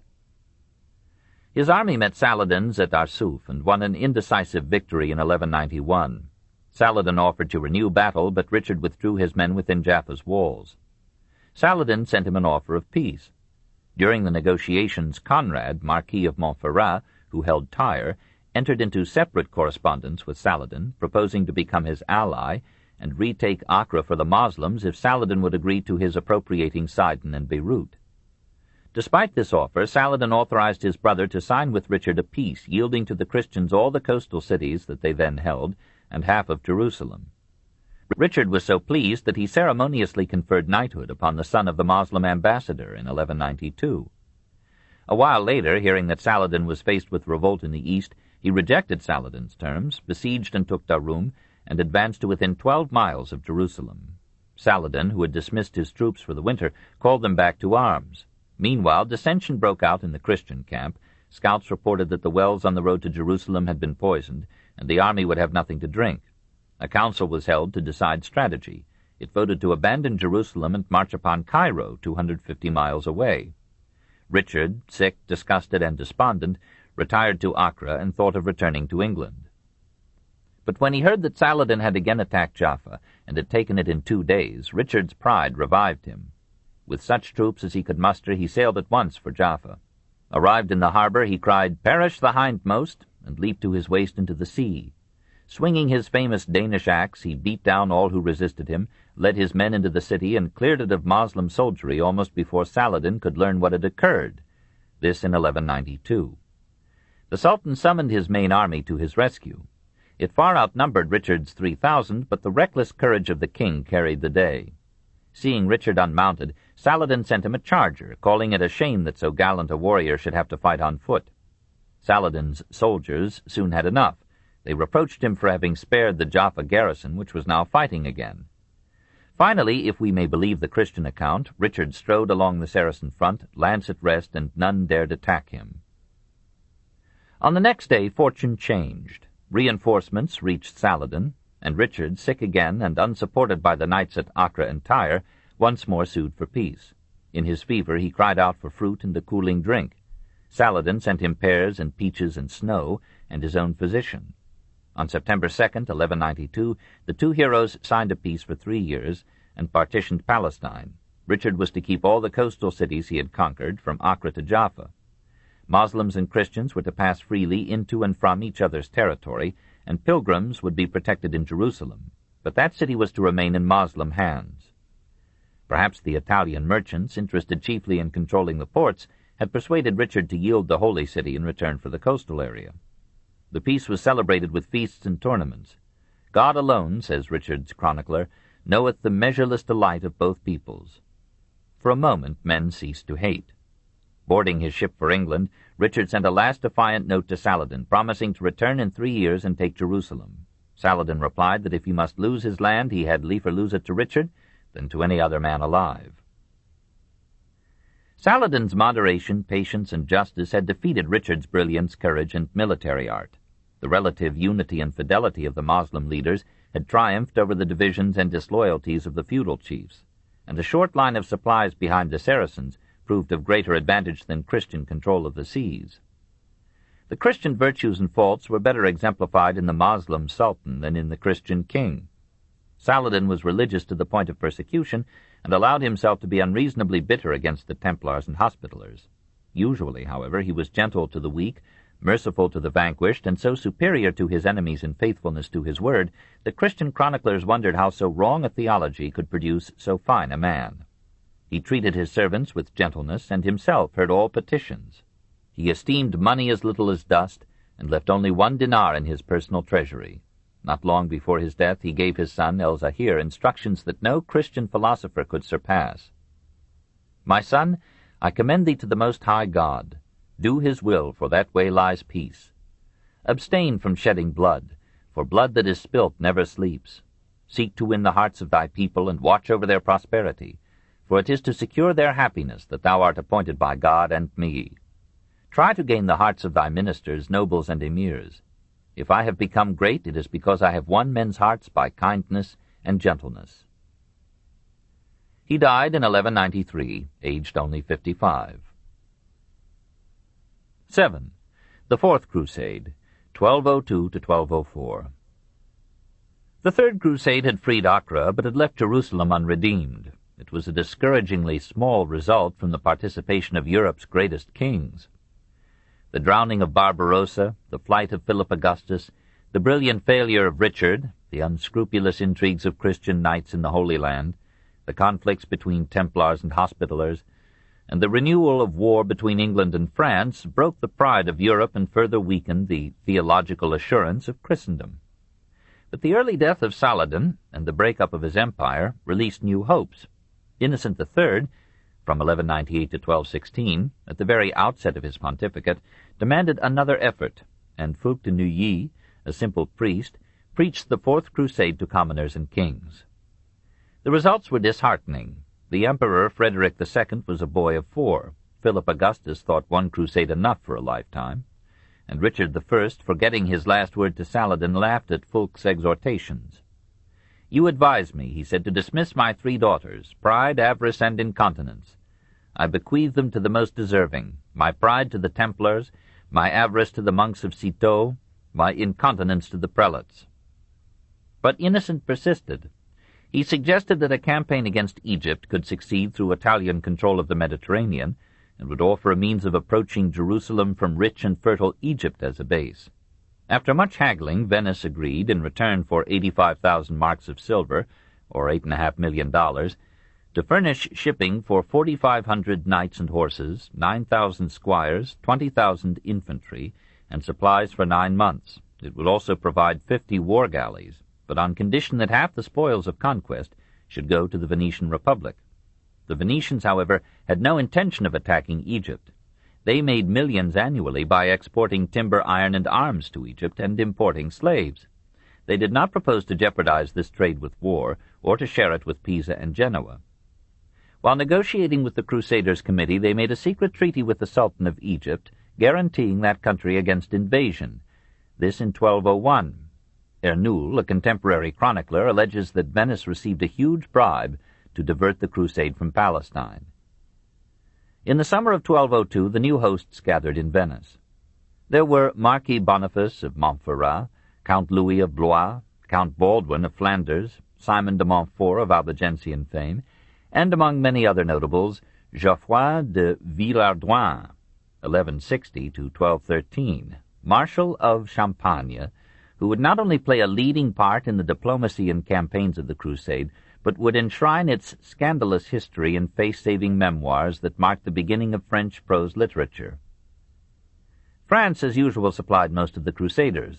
Every man had been instructed to bring a sum of money, proportionate to his means, to raise the 85,000 marks payable to Venice for her outlay. The total fell short by 34,000 marks. Thereupon Enrico Dandolo, the almost blind Doge of the Great Heart, with all the sanctity of his 94 years, proposed that the unpaid balance should be forgiven if the Crusaders would help Venice capture Zara. This was now the most important Adriatic port after Venice itself. It had been conquered by Venice in 998, had often revolted and been subdued. It now belonged to Hungary, and was that country's only outlet to the sea. Its wealth and power were growing, and Venice feared its competition for the Adriatic trade. Innocent III denounced the proposal as villainous and threatened to excommunicate all participants. But the greatest and most powerful of the popes could not make his voice heard above the clamor of gold. The combined fleets attacked Zara, took it in 5 days, and divided the spoils. Then the Crusaders sent an embassy to the Pope, begging his absolution. He gave it, but demanded the restoration of the booty. They thanked him for the absolution, and kept the booty. The Venetians ignored the excommunications, and proceeded to the second part of their plan, the conquest of Constantinople. The Byzantine monarchy had learned nothing from the Crusades. It gave little help and derived much profit. It regained most of Asia Minor and looked with equanimity upon the mutual weakening of Islam and the West in the struggle for Palestine. The Emperor Emmanuel had arrested thousands of Venetians in Constantinople and had for a time ended Venetian commercial privileges there, this in 1171. Isaac II Angelus, from 1185 to 1195, had not scrupled to ally himself with the Saracens. In 1195, Isaac was deposed, imprisoned, and blinded by his brother Alexius III. Isaac's son, another Alexius, fled to Germany. In 1202 he went to Venice, asked the Venetian Senate and the Crusaders to rescue and restore his father, and promised in return all that Byzantium could supply for their attack upon Islam. Dandolo and the French barons drove a hard bargain with the youth.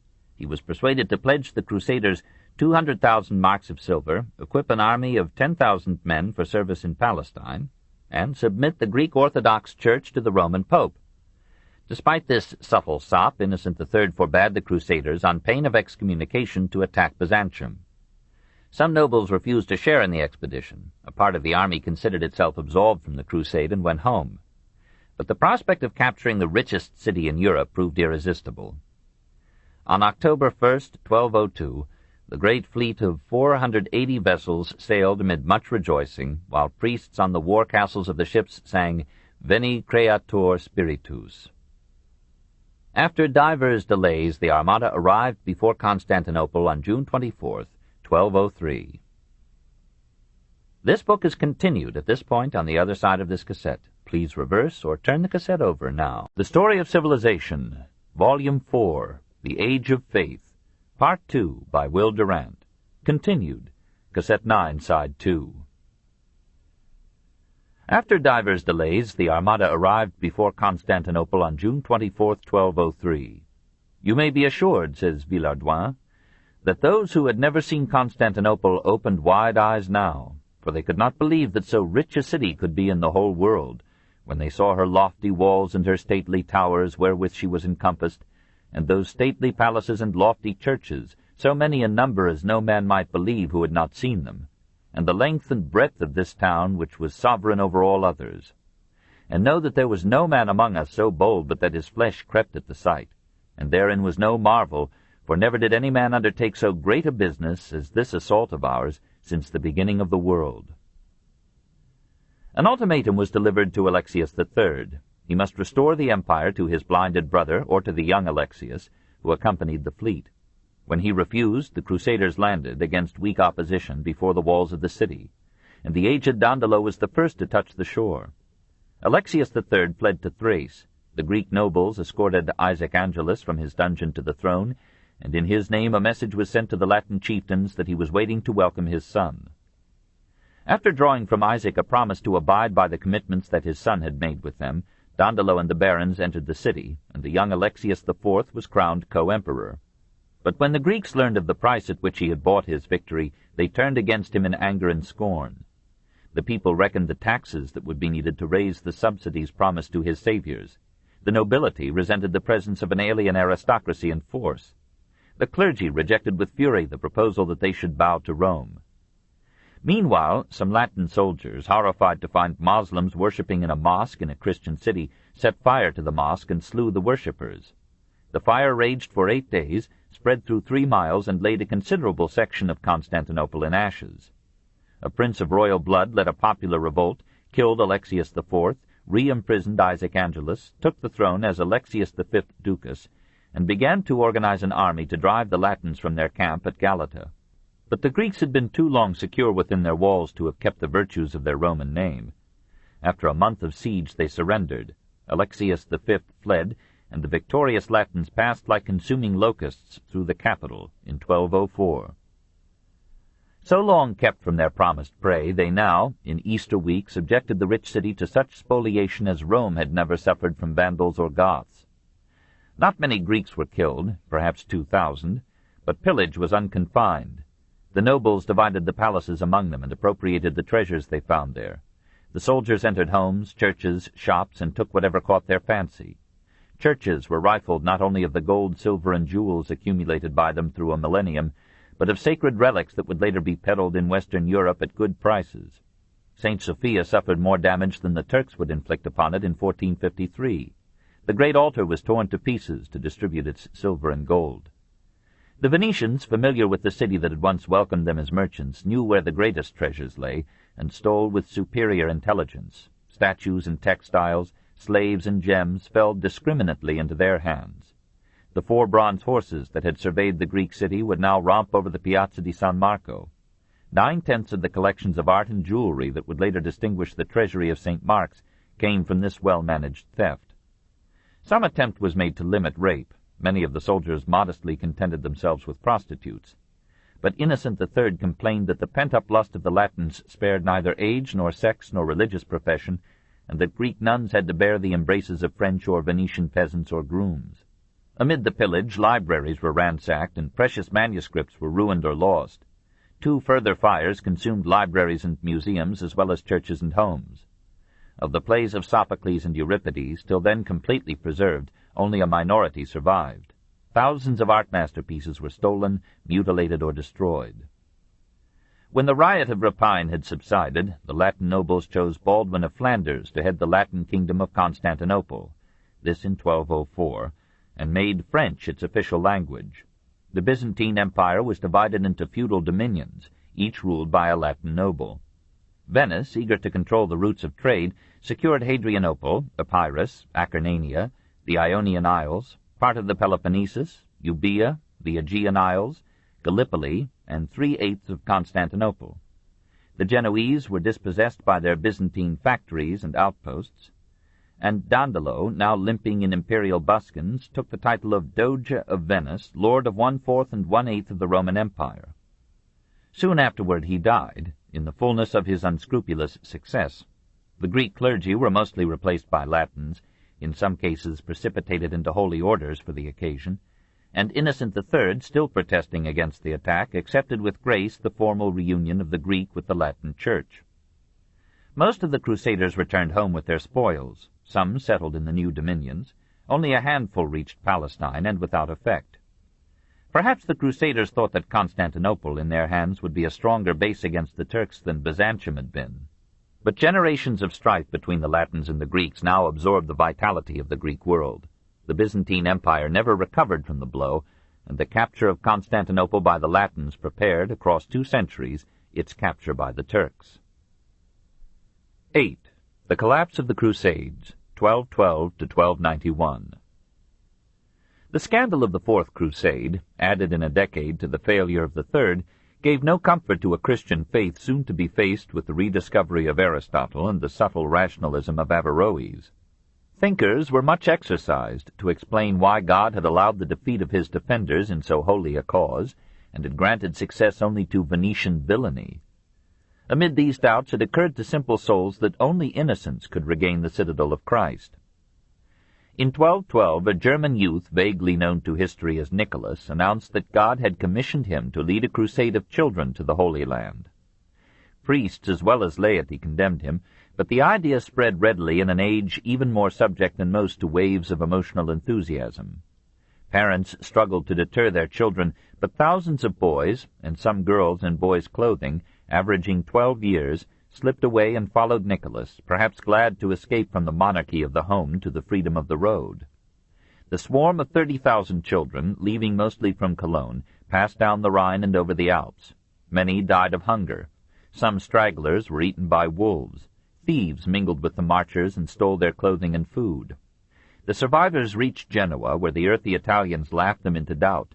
No ships would carry them to Palestine, and when they appealed to Innocent III, he gently told them to go home. Some marched disconsolately back over the Alps. Many settled in Genoa and learned the ways of a commercial world.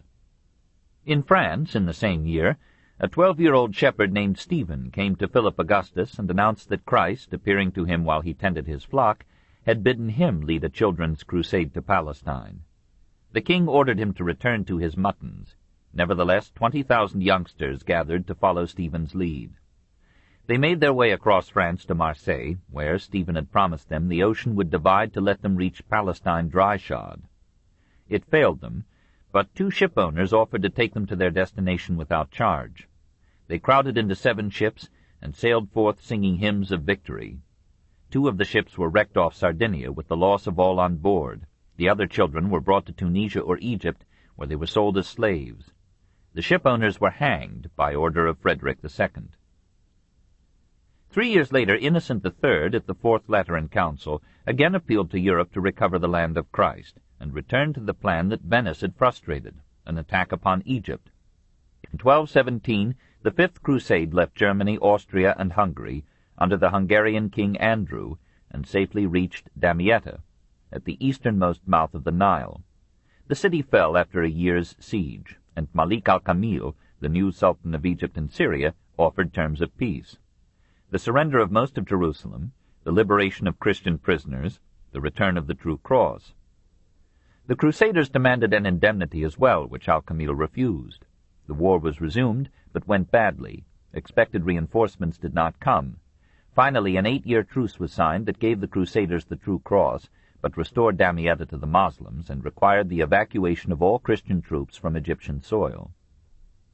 The Crusaders blamed their tragedy upon Frederick II, the young emperor of Germany and Italy.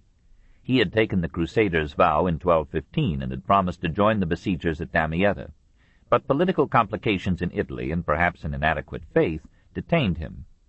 In 1228, while excommunicate for his delays, Frederick set out on the Sixth Crusade. Arrived in Palestine, he received no help from the good Christians there, who shunned an outlaw from the church. He sent emissaries to al-Kamil, who was now leading the Saracen army at Nablus. Al-Kamil replied courteously, and the Sultan's ambassador, Fakhruddin, was impressed by Frederick's knowledge of the Arabic language, literature, science, and philosophy. The two rulers entered into a friendly exchange of compliments and ideas, and to the astonishment of both Christendom and Islam, they signed a treaty in 1229 by which Al-Kamil ceded to Frederick Acre, Jaffa, Sidon, Nazareth, Bethlehem, and all of Jerusalem except the enclosure, sacred to Islam, containing the Dome of the Rock. Christian pilgrims were to be admitted to this enclosure to perform their prayers on the site of Solomon's Temple, and similar rights were to be enjoyed by Mohammedans in Bethlehem. All prisoners on either side were to be released, and for 10 years and 10 months each side pledged itself to peace. The excommunicate emperor had succeeded where for a century Christendom had failed. The two cultures, brought together for a moment in mutual understanding and respect, had found it possible to be friends. The Christians of the Holy Land rejoiced, but Pope Gregory the IX denounced the pact as an insult to Christendom and refused to ratify it. After Frederick's departure, the Christian nobility of Palestine took control of Jerusalem and allied the Christian power in Asia with the Moslem ruler of Damascus against the Egyptian Sultan in 1244. The latter called to his aid the Khwarezmian Turks, who captured Jerusalem, plundered it, and massacred a large number of its inhabitants. 2 months later, Baibars defeated the Christians at Gaza, and Jerusalem once more fell to Islam in October 1244. While Innocent IV preached a crusade against Frederick II, and offered to all who would war against the emperor in Italy the same indulgences and privileges granted to those who served in the Holy Land, the saintly Louis IX of France organized the Seventh Crusade. Shortly after the fall of Jerusalem, he took the cross and persuaded his nobles to do likewise. To certain reluctant ones at Christmas he presented costly garments bearing an inwoven cross. He labored to reconcile Innocent with Frederick, so that a united Europe might support the crusade. Innocent refused. Instead, he sent a friar, Giovanni de Piano Carpini, to the great Khan, suggesting a union of Mongols and Christians against the Turks. The Khan replied by inviting the submission of Christendom to the Mongol power. At last, in 1248, Louis set out with his French knights, including Jean Sire de Joinville, who would narrate the exploits of his king in a famous chronicle. The expedition reached Damietta and soon captured it, but the annual inundation of the Nile, which had been forgotten in planning the campaign, began as the Crusaders arrived, and so flooded the country that they were confined to Damietta for half a year. They did not altogether regret it. The barons, says Joinville, took to giving great feasts, and the common people took to consorting with lewd women. When the army resumed its march, it was depleted by hunger, disease, and desertion, and weakened with indiscipline. At Mansoura, despite brave fighting, it was defeated and fled in wild rout. 10,000 Christians were captured, including Louis himself, fainting with dysentery, this in 1250. An Arab physician cured him. After a month of tribulation he was released, but only in return for the surrender of Damietta and a ransom of 500,000 livres, or $3.8 million. When Louis agreed to this enormous ransom, the Sultan reduced it by a fifth and trusted the king for an unpaid half. Louis led the remnant of his army to Acre and stayed there 4 years, vainly calling upon Europe to cease its wars and join him in a new campaign. He dispatched the monk William of Roubriki to the Mongol Khan, renewing the invitation of Innocent, with similar results. In 1254 he returned to France. His years in the East had quieted the factionalism of the Christians there. His departure released it. From 1256 to 1260, a civil war of the Venetians against the Genoese and the Syrian ports dragged every faction into it and exhausted the Christian forces in Palestine. Seizing the opportunity, Baibars, the slave sultan of Egypt, marched up the coast and took one Christian town after Caesarea in 1265, Safad in 1266, Jaffa in 1267, Antioch in 1268.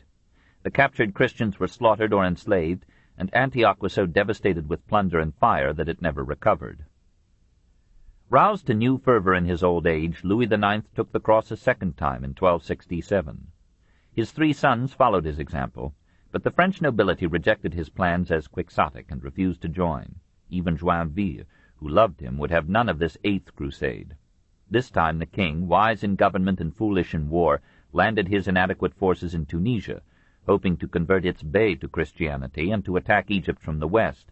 He had hardly touched African soil when he fell sick of a flux in the stomach, and died with the word Jerusalem on his lips in 1270. A year later, Prince Edward of England landed at Acre, bravely led some futile sallies, and hurried back to accept the English crown. The final disaster came when some Christian adventurers robbed a Moslem caravan in Syria, hanged 19 Moslem merchants, and sacked several Moslem towns. Sultan Khalil demanded satisfaction. Receiving none, he marched against Acre, the strongest Christian outpost in Palestine. Taking it after a siege of 43 days, he allowed his men to massacre or enslave 60,000 prisoners, this in 1291. Tyre, Sidon, Haifa, and Beirut fell soon afterward. The Latin kingdom of Jerusalem maintained a ghostly existence for a time in the titles of vain potentates, and for 2 centuries a few adventurers or enthusiasts embarked upon sporadic and futile efforts to resume the great debate. But Europe knew that the Crusades had come to an end. 9. The results of the Crusades. Of their direct and professed purposes, the Crusades had failed. After 2 centuries of war, Jerusalem was in the hands of the ferocious Mamluks, and Christian pilgrims came fewer and more fearful than before. The Moslem powers, once tolerant of religious diversity, had been made intolerant by attack. The Palestinian and Syrian ports that had been captured for Italian trade were without exception lost. Moslem civilization had proved itself superior to the Christian in refinement, comfort, education, and war. The magnificent effort of the popes to give Europe peace through a common purpose had been shattered by nationalistic ambitions and the crusades of popes against emperors. Feudalism recovered with difficulty from its failure in the Crusades. Suited to individualistic adventure and heroism within a narrow range, it had not known how to adjust its methods to oriental climates and distant campaigns. It had bungled inexcusably the problem of supplies along a lengthening line of communications. It had exhausted its equipment and blunted its spirit by conquering not Moslem Jerusalem but Christian Byzantium. To finance their expeditions to the east, many knights had sold or mortgaged their properties to lord, moneylender, church, or king. For a price they had resigned their rights over many towns and their domains. To many peasants they had sold remission of future feudal dues. Serfs by the thousands had used the Crusaders' privilege to leave the land, and thousands had never returned to their manors. While feudal wealth and arms were diverted to the east, the power and wealth of the French monarchy rose as one of the major results of the Crusades. At the same time, both the Roman empires were weakened. The Western emperors lost prestige by their failures in the Holy Land and by their conflicts with the papacy exalted by the Crusades, and the Eastern Empire, though reborn in 1261, never regained its former power or repute. The Crusades, however, had this measure of success, that without them the Turks would have taken Constantinople long before 1453. For Islam, too, was weakened by the Crusades and fell more easily before the Mongol flood. Some of the military orders suffered tragic fates. Those Hospitallers who survived the massacre at Acre fled to Cyprus. In 1310 they captured Rhodes from the Moslems, changed their name to the Knights of Rhodes, and ruled the island till 1522. Expelled then by the Turks, they moved to Malta, became the Knights of Malta, and continued to exist there till their disbandment in 1799. The Teutonic Knights, after the fall of Acre, transferred their headquarters to Marienburg in the Prussia they had conquered for Germany from the Slavs. The Templars, driven from Asia, reorganized in France. Possessed of rich holdings throughout Europe, they settled down to enjoy their revenues.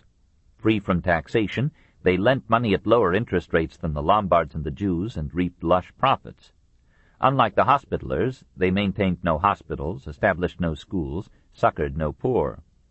At last their hoarded wealth, their armed state within the state, their insubordination to the royal power, aroused the envy, fear, and wrath of King Philip IV the Fair. On October 12, 1310, by his order and without warning, all Templars in France were arrested, and the royal seal was set on all their goods. Philip accused them of indulging homosexual lusts, of having lost their Christian faith through long contact with Islam, of denying Christ and spitting upon the cross, of worshipping idols, of being in secret league with the Moslems, and of having repeatedly betrayed the Christian cause. A tribunal of prelates and monks loyal to the king examined the prisoners. They denied the royal charges, and were put to the torture to induce them to confess. Some, suspended by the wrists, were repeatedly drawn up and suddenly let down. Some had their bare feet held over flames. Some had sharp splinters driven under their fingernails. Some had a tooth wrenched out day after day. Some had heavy weights hung from their genitals. Some were slowly starved. In many cases all these devices were used, so that most of the prisoners, when examined again, were weak to the point of death. One showed the bones that had fallen from his roasted feet. Many of them confessed to all the charges of the king. Some told how life and liberty had been promised them under the royal seal if they would admit the allegations of the government. Several of them died in jail. Some killed themselves. 59 were burned at the stake in 1310, protesting their innocence to the end. Dumoulin, the Grand Master of the order, confessed under torture. Led to the stake, he withdrew his confession, and the inquisitors proposed to try him again. Philip denounced the delay and ordered him to be burned at once, and the royal presence graced the execution. All the property of the Templars in France was confiscated by the state. Pope Clement V protested against these procedures. The French clergy supported the king. The Pope, a virtual prisoner at Avignon, ceased resistance and abolished the order at Philip's behest in 1312. Edward II, also needing money, confiscated the property of the Templars in England. Some of the wealth so appropriated by Philip and Edward was surrendered to the Church. Some of it was granted by the kings to favorites, who by these means founded great manors and supported the kings against the older feudal nobility. Possibly some of the Crusaders had learned in the East a new tolerance for sexual perversions. This, and the reintroduction of public baths and private latrines in the West, may be included among the results of the Crusades. Probably through contact with the Moslem East, the Europeans returned to the old Roman custom of shaving the beard. 1,000 Arabic words now came into the European languages. Oriental romances flowed into Europe and found new dress in the nascent vernaculars. Crusaders, impressed by the enameled glass of the Saracens, may have brought from the East the technical secrets that led to the improved stained glass of the developing Gothic cathedrals. The compass, gunpowder, and printing were known in the East before the Crusades ended, and may have come to Europe in the backwash of that tidal wave. Apparently the Crusaders were too unlettered to care for Arabic poetry, science, or philosophy. Moslem influences in such fields came rather through Spain and Sicily than through the contacts of these wars. Greek cultural influences were felt by the West after the capture of Constantinople. So William of Moerbeeke, Flemish Archbishop of Corinth, furnished Thomas Aquinas with translations of Aristotle made directly from the original. In general, the discovery by the Crusaders that the followers of another faith could be as civilized, humane, and trustworthy as themselves, if not more so, must have set some minds adrift and contributed to the weakening of orthodox belief in the 13th and 14th centuries. Historians like William, Archbishop of Tyre, spoke of Moslem civilization with a respect, sometimes with an admiration that would have shocked the rude warriors of the First Crusade. The power and prestige of the Roman Church were immensely enhanced by the First Crusade and progressively damaged by the rest. The sight of diverse peoples, of lordly barons and proud knights, sometimes of emperors and kings, uniting in a religious cause led by the Church, raised the status of the papacy. Papal legates entered every country and diocese to stir recruiting and gather funds for the Crusades. Their authority encroached upon often superseded that of the hierarchy, and through them the faithful became almost directly tributary to the Pope. The collections so made became customary and were soon applied to many purposes besides the Crusades. The Pope acquired, to the active dissatisfaction of the kings, the power to tax their subjects and to divert to Rome great sums that might have gone to royal coffers or local needs. The distribution of indulgences for 40 days' service in Palestine was a legitimate application of military science. The granting of similar indulgences to those who paid the expenses of a crusader seemed forgivable. The extension of like indulgences to those who contributed to funds managed by the popes, or who fought papal wars in Europe against Frederick, Manfred, or Conrad, became an added source of irritation to the kings and of humor to the satirists. In 1241, Gregory the IX directed his legate in Hungary to commute for a money payment the vows of persons pledged to a crusade, and used the proceeds to help finance his life-and-death struggle with Frederick II. Provençal troubadours criticized the Church for diverting aid from Palestine by offering equal indulgences for a crusade against the Albigensian heretics in France. The faithful wondered, says Matthew Paris, that the same plenary remission of sins was promised for shedding Christian as for shedding infidel blood.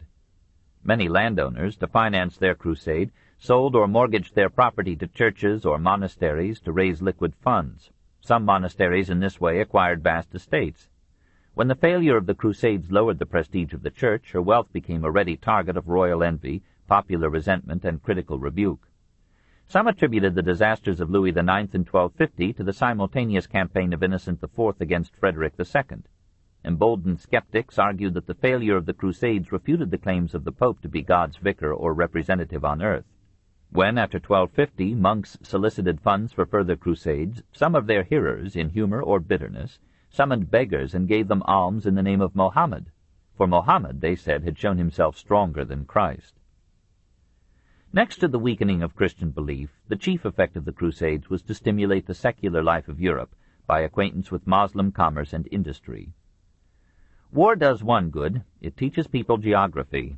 The Italian merchants who throve on the Crusades learned to make good charts of the Mediterranean.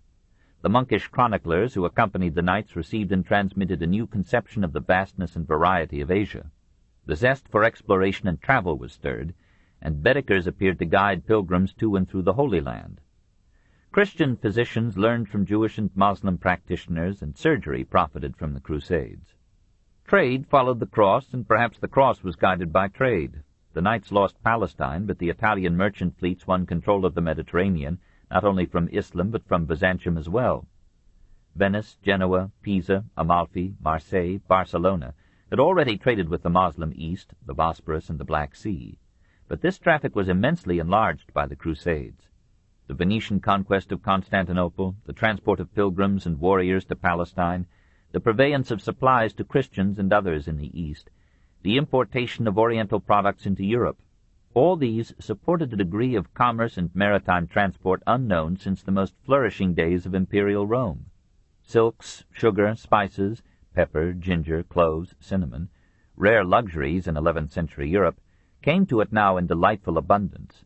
Plants, crops, and trees already known to Europe from Moslem Spain were now more widely transplanted from Orient to Occident. Maize, rice, sesame, carob, lemons, melons, peaches, apricots, cherries, dates. Shallot and scallion were named from the port, Ascalon, that shipped them from the east to the west.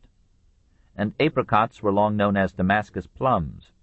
Damasks, muslins, satins, velvets, tapestries, rugs, dyes, powders, scents, and gems came from Islam to adorn or sweeten feudal and bourgeois homes and flesh.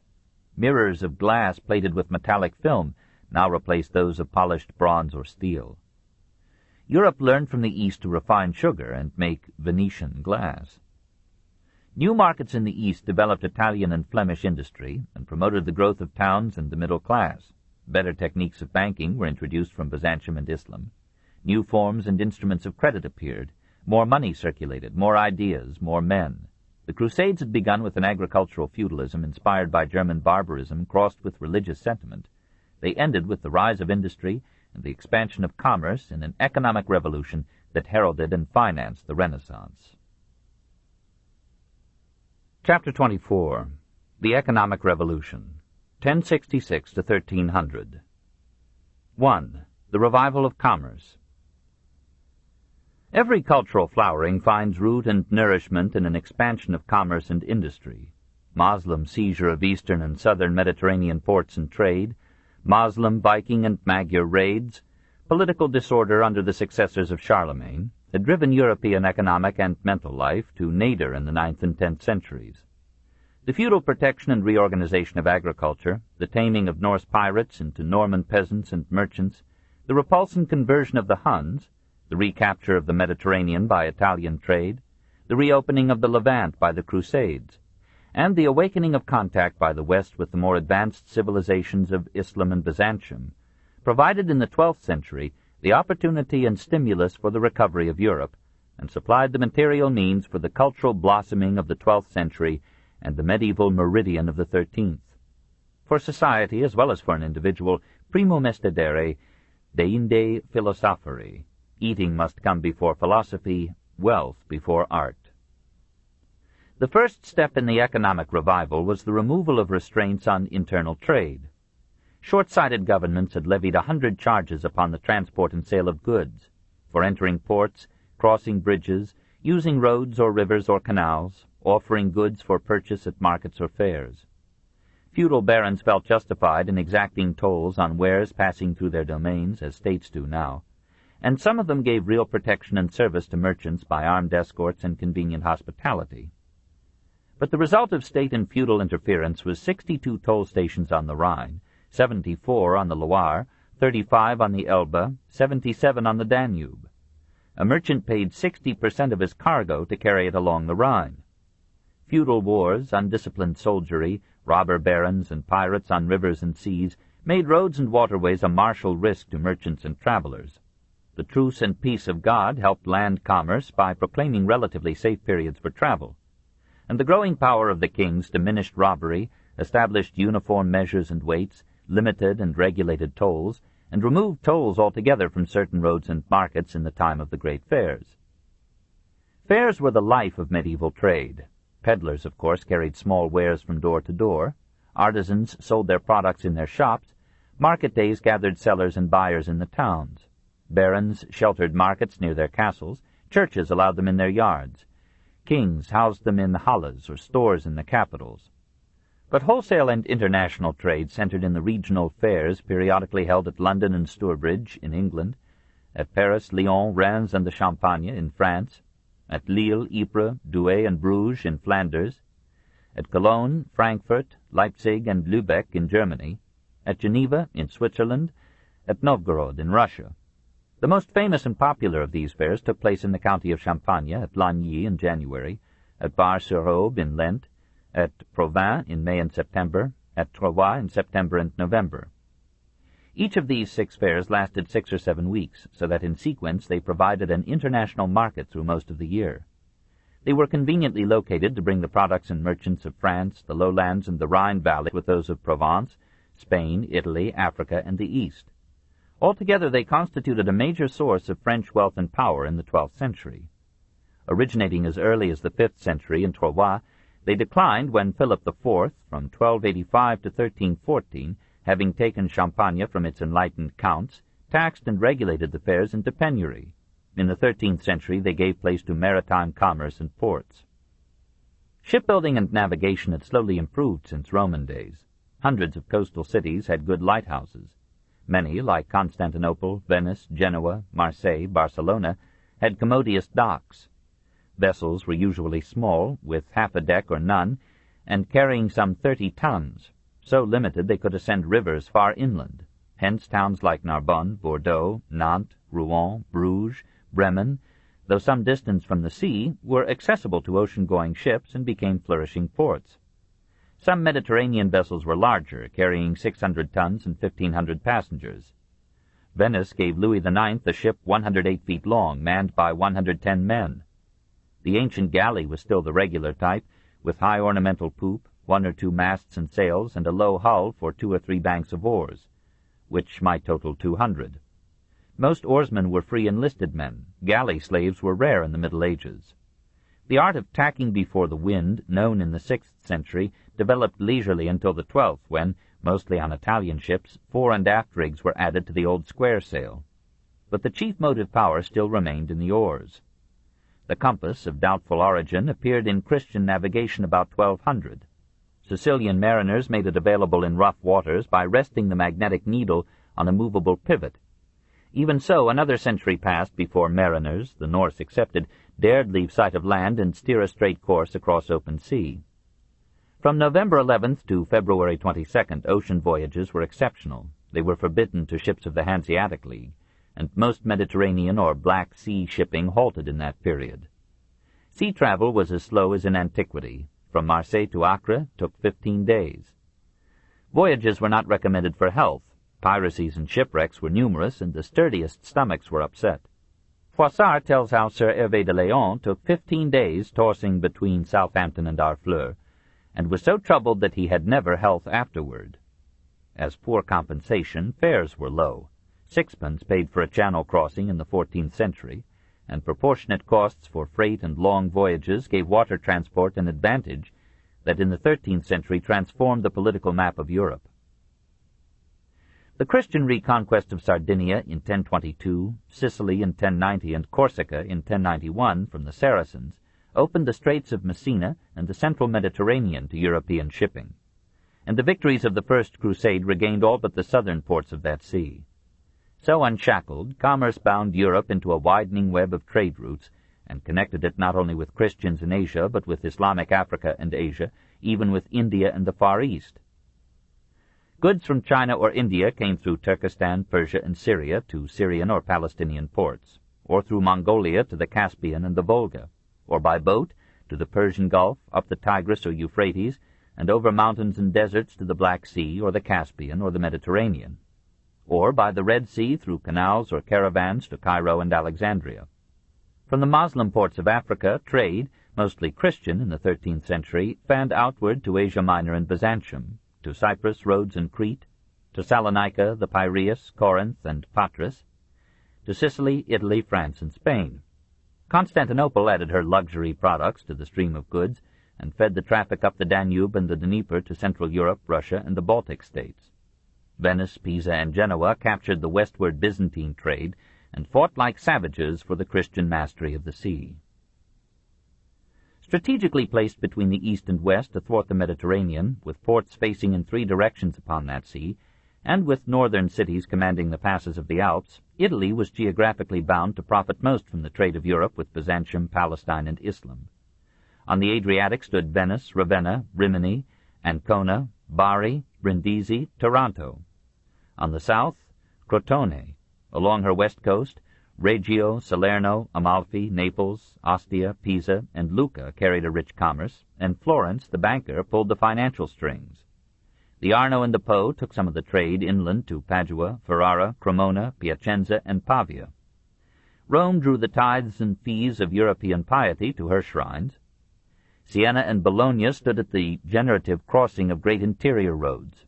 Milan, Como, Brescia, Verona, and Venice gathered into their laps the fruits of the trade that moved over the Alps to and from the Danube and the Rhine. Genoa dominated the Tyrrhenian Sea as Venice ruled the Adriatic. Her merchant fleet numbered 200 vessels manned by 20,000 men. Her trading ports reached from Corsica to Trebizond. Like Venice and Pisa, Genoa traded freely with Islam. Venice with Egypt, Pisa with Tunisia, Genoa with Moorish Africa and Spain. Many of them sold arms to the Saracens during the Crusades. Powerful popes like Innocent III denounced all traffic with the Moslems, but gold ran thicker than faith or blood, and the blasphemous trade went on. Her wars with Venice weakened Genoa, and the ports of southern France and western Spain reached out for a share of Mediterranean commerce. Marseille, stagnant during the Moslem ascendancy, recaptured for a time her old preeminence, but nearby Montpellier, stimulated by her polyglot population and culture of Gauls, Moslems, and Jews, rivaled Marseille in the 12th century as a southern gateway of France. Barcelona profited from the old Jewish mercantile families that remained after its reconquest from Islam. There and at Valencia, Christian Spain, blocked by the Pyrenees, found contact with the Mediterranean world. Cadiz, Bordeaux, La Rochelle, and Nantes sent their ships along the Atlantic coasts to Rouen, London, and Bruges. Genoa, in the 13th century, Venice in 1317, sent vessels through Gibraltar to all these Atlantic ports. By 1300, trade over the Alps diminished, and Atlantic commerce began to lift the Atlantic nations to that leadership which Columbus would ensure. France grew rich on her rivers, liquid strands of unifying trade.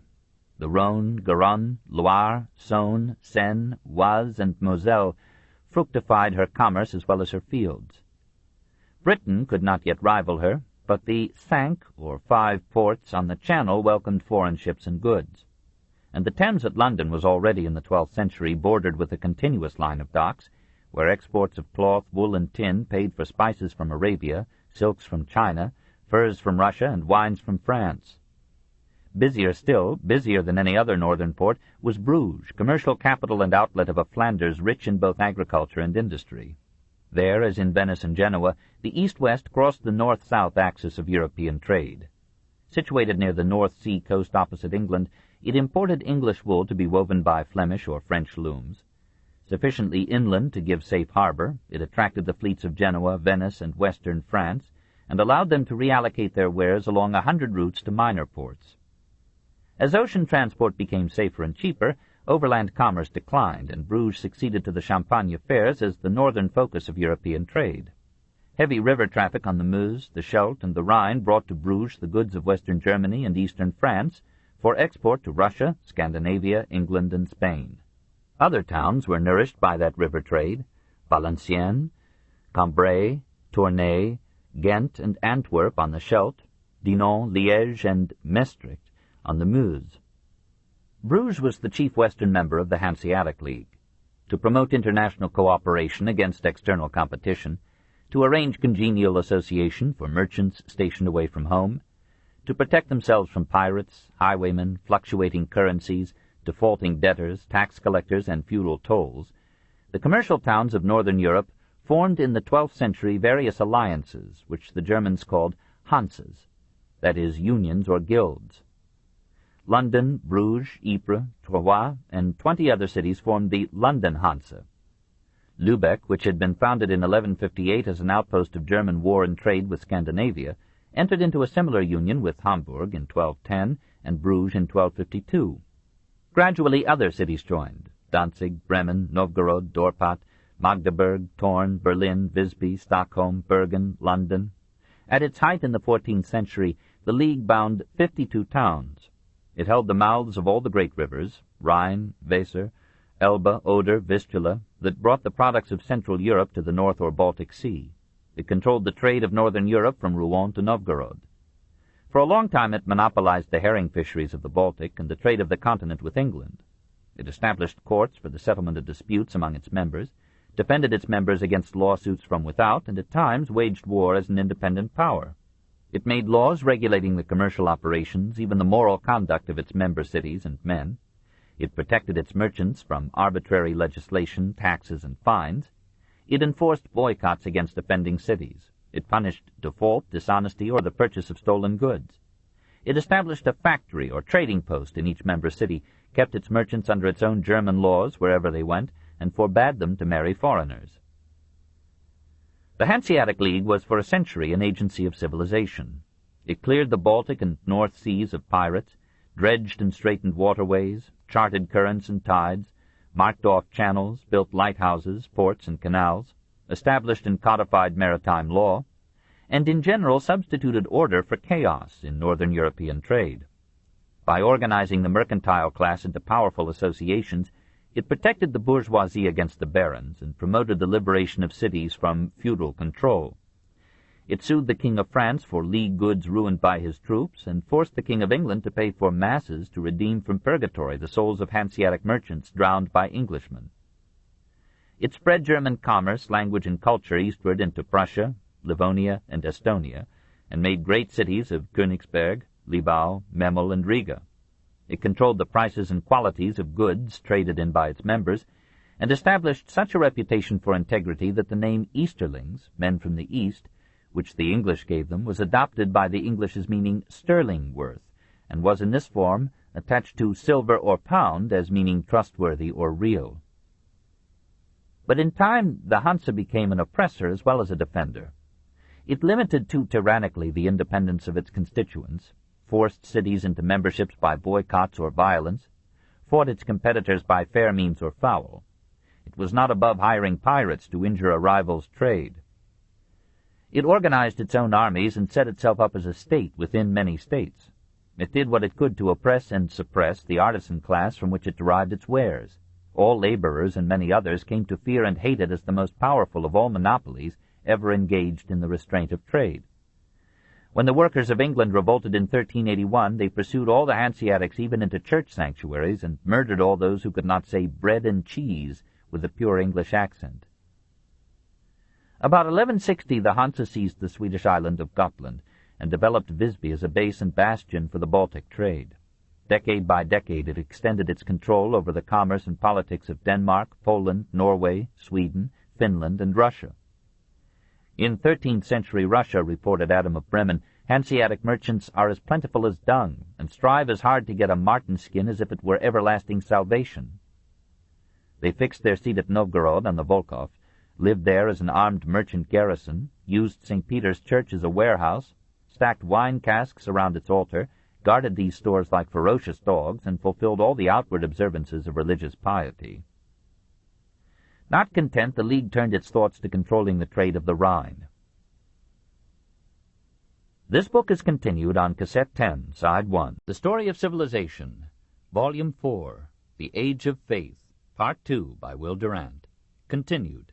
Cassette 10, Side 1. Not content, the League turned its thoughts to controlling the trade of the Rhine. Cologne, which had formed a Hansa of its own, was forced into subordination. But farther south, the Hanseatic was stopped by the Rhenish League, formed in 1254 by Cologne, Mainz, Speyer, Worms, Strasbourg, and Basel.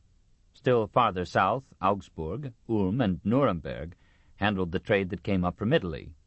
To this day one may see in Venice the Fondaco dei Tedeschi, their depot on the Grand Canal.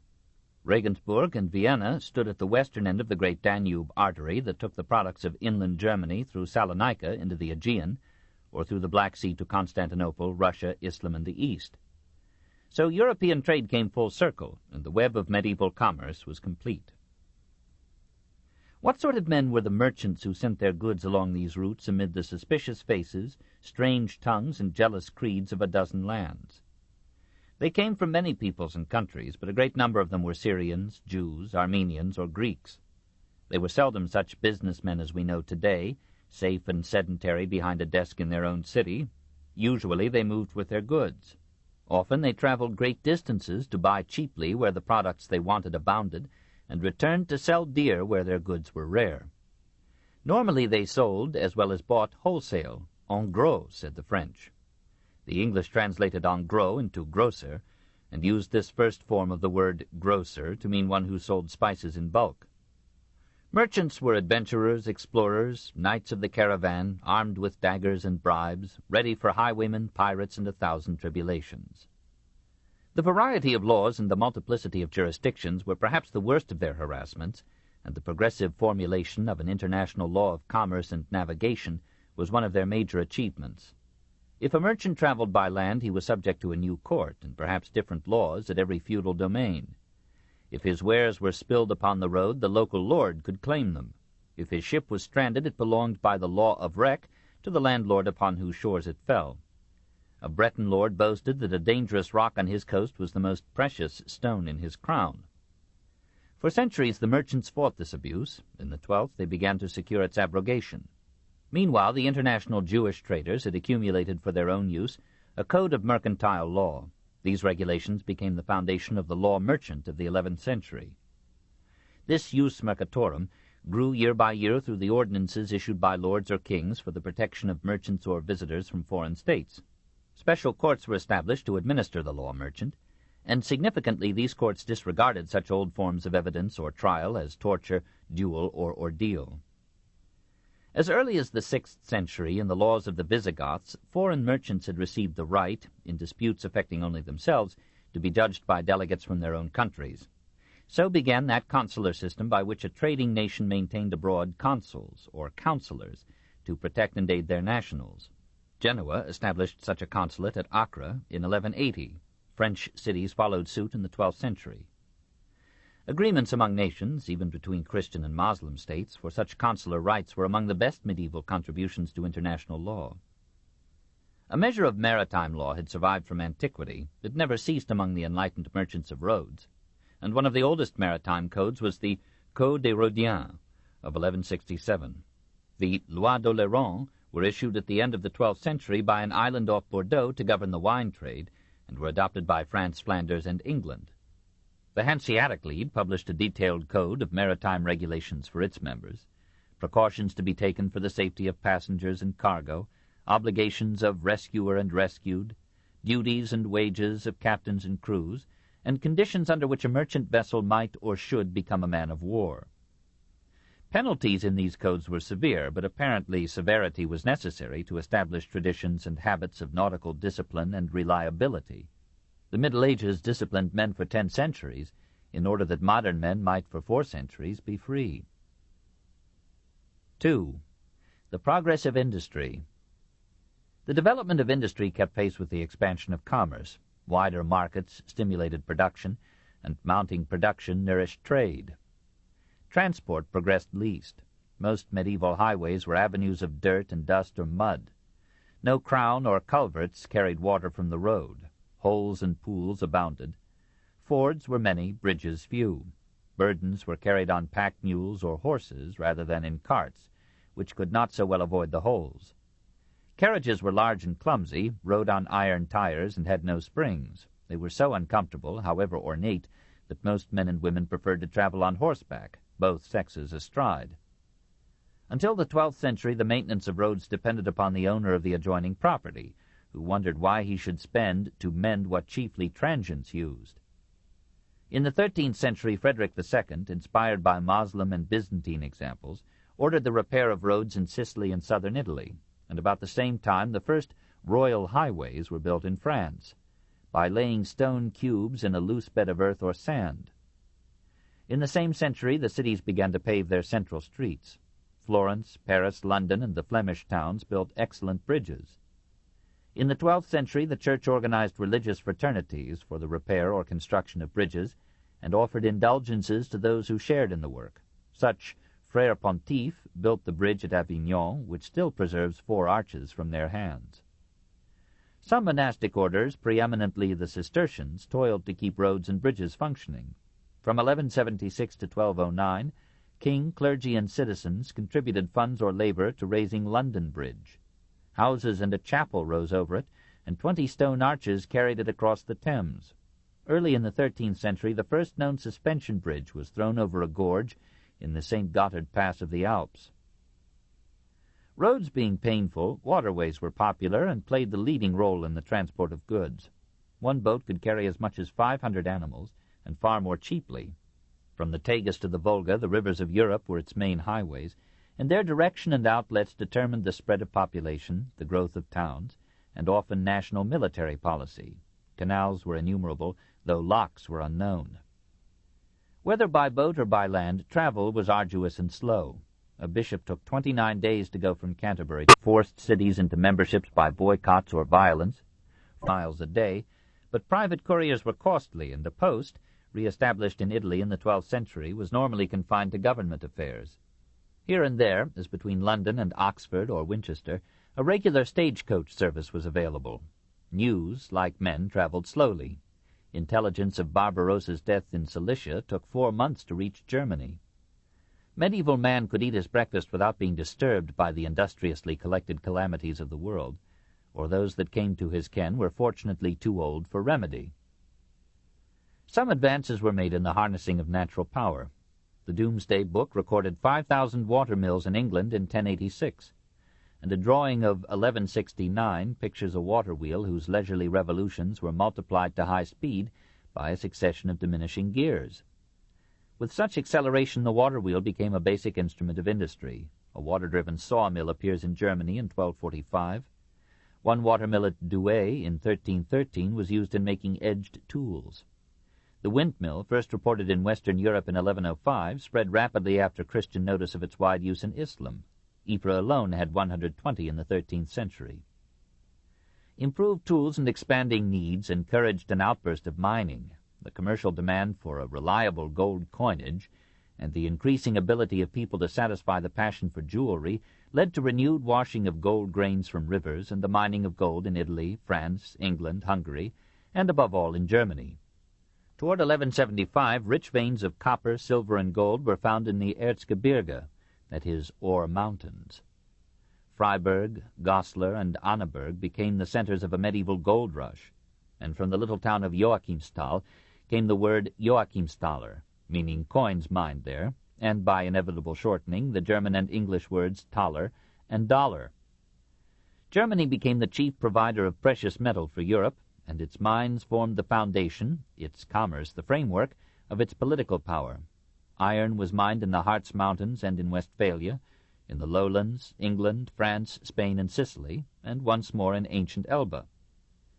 Derbyshire mined lead, Devon, Cornwall, and Bohemia tin, Spain, mercury and silver, Italy, sulfur and alum, and Salzburg took its name from its great deposits of salt. Coal, used in Roman England but apparently neglected in the Saxon period, was mined again in the 12th century. In 1237, Queen Eleanor abandoned Nottingham Castle because of fumes from the coal burned in the town below, and in 1301 London forbade the use of coal because smoke was poisoning the city. Medieval instances of a supposedly modern woe. Nevertheless, by the end of the 13th century, coal was actively mined at Newcastle and Durham, and elsewhere in England, Belgium, and France. The ownership of mineral deposits became a confusion of laws. When feudal tenure was strong, the lord claimed all mineral rights in his land and mined the deposits with his serfs. Ecclesiastical properties made similar claims and used serfs or hired miners to exhume valuable deposits from their land. Frederick Barbarossa decreed that the sovereign was sole proprietor of all minerals in the soil, and that these could be worked only by firms under state control. This reassumption of the regalian right, usual under the Roman emperors, became the law of medieval Germany. In England, the crown claimed all silver and gold deposits. Baser metals could be mined by the landowner on payment of a royalty to the king. Smelting was by charcoal and used up much wood in still primitive furnaces. Even so, the coppersmiths of Dinan produced fine brass wares. The ironworkers of Liège, Nuremberg, Milan, Barcelona, and Toledo made excellent arms and tools, and Seville was renowned for its steel. Toward the end of the 13th century, cast iron, fused at 1535 degrees centigrade, began to replace wrought iron, softened by 800 degrees centigrade. Nearly all previous ironworking had been by hammering, the smiting from which the smith derived his Saxon name. Bell founding was an important industry, for cathedrals and town belfries rivaled one another in the weight, sonority, and timbre of their bells. Coppersmiths made curfews, or couvre-feu, to cover hearth fires when curfew rang. Saxony was famous for its bronze founders, England for its pewter, a mixture of copper, bismuth, antimony, and tin.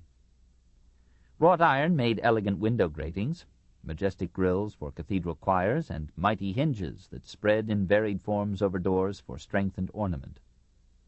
Goldsmiths and silversmiths were numerous, for gold or silver plate served not only to display or disguise one's worth, but also to hedge a man against deflated currencies and to give him in emergency a form of wealth convertible into food or goods. In the 13th century, the textile industry in Flanders and Italy assumed a large-scale, semi-capitalist structure in which thousands of workers produced goods for the general market and earned profits for investors whom they seldom saw. In Florence, the Arte della Lana, or wool guild, had great factories, or fondachi, where washers, fullers, sorters, spinners, weavers, inspectors, and clerks worked under one roof, with materials, tools, and looms over which they had no ownership or control.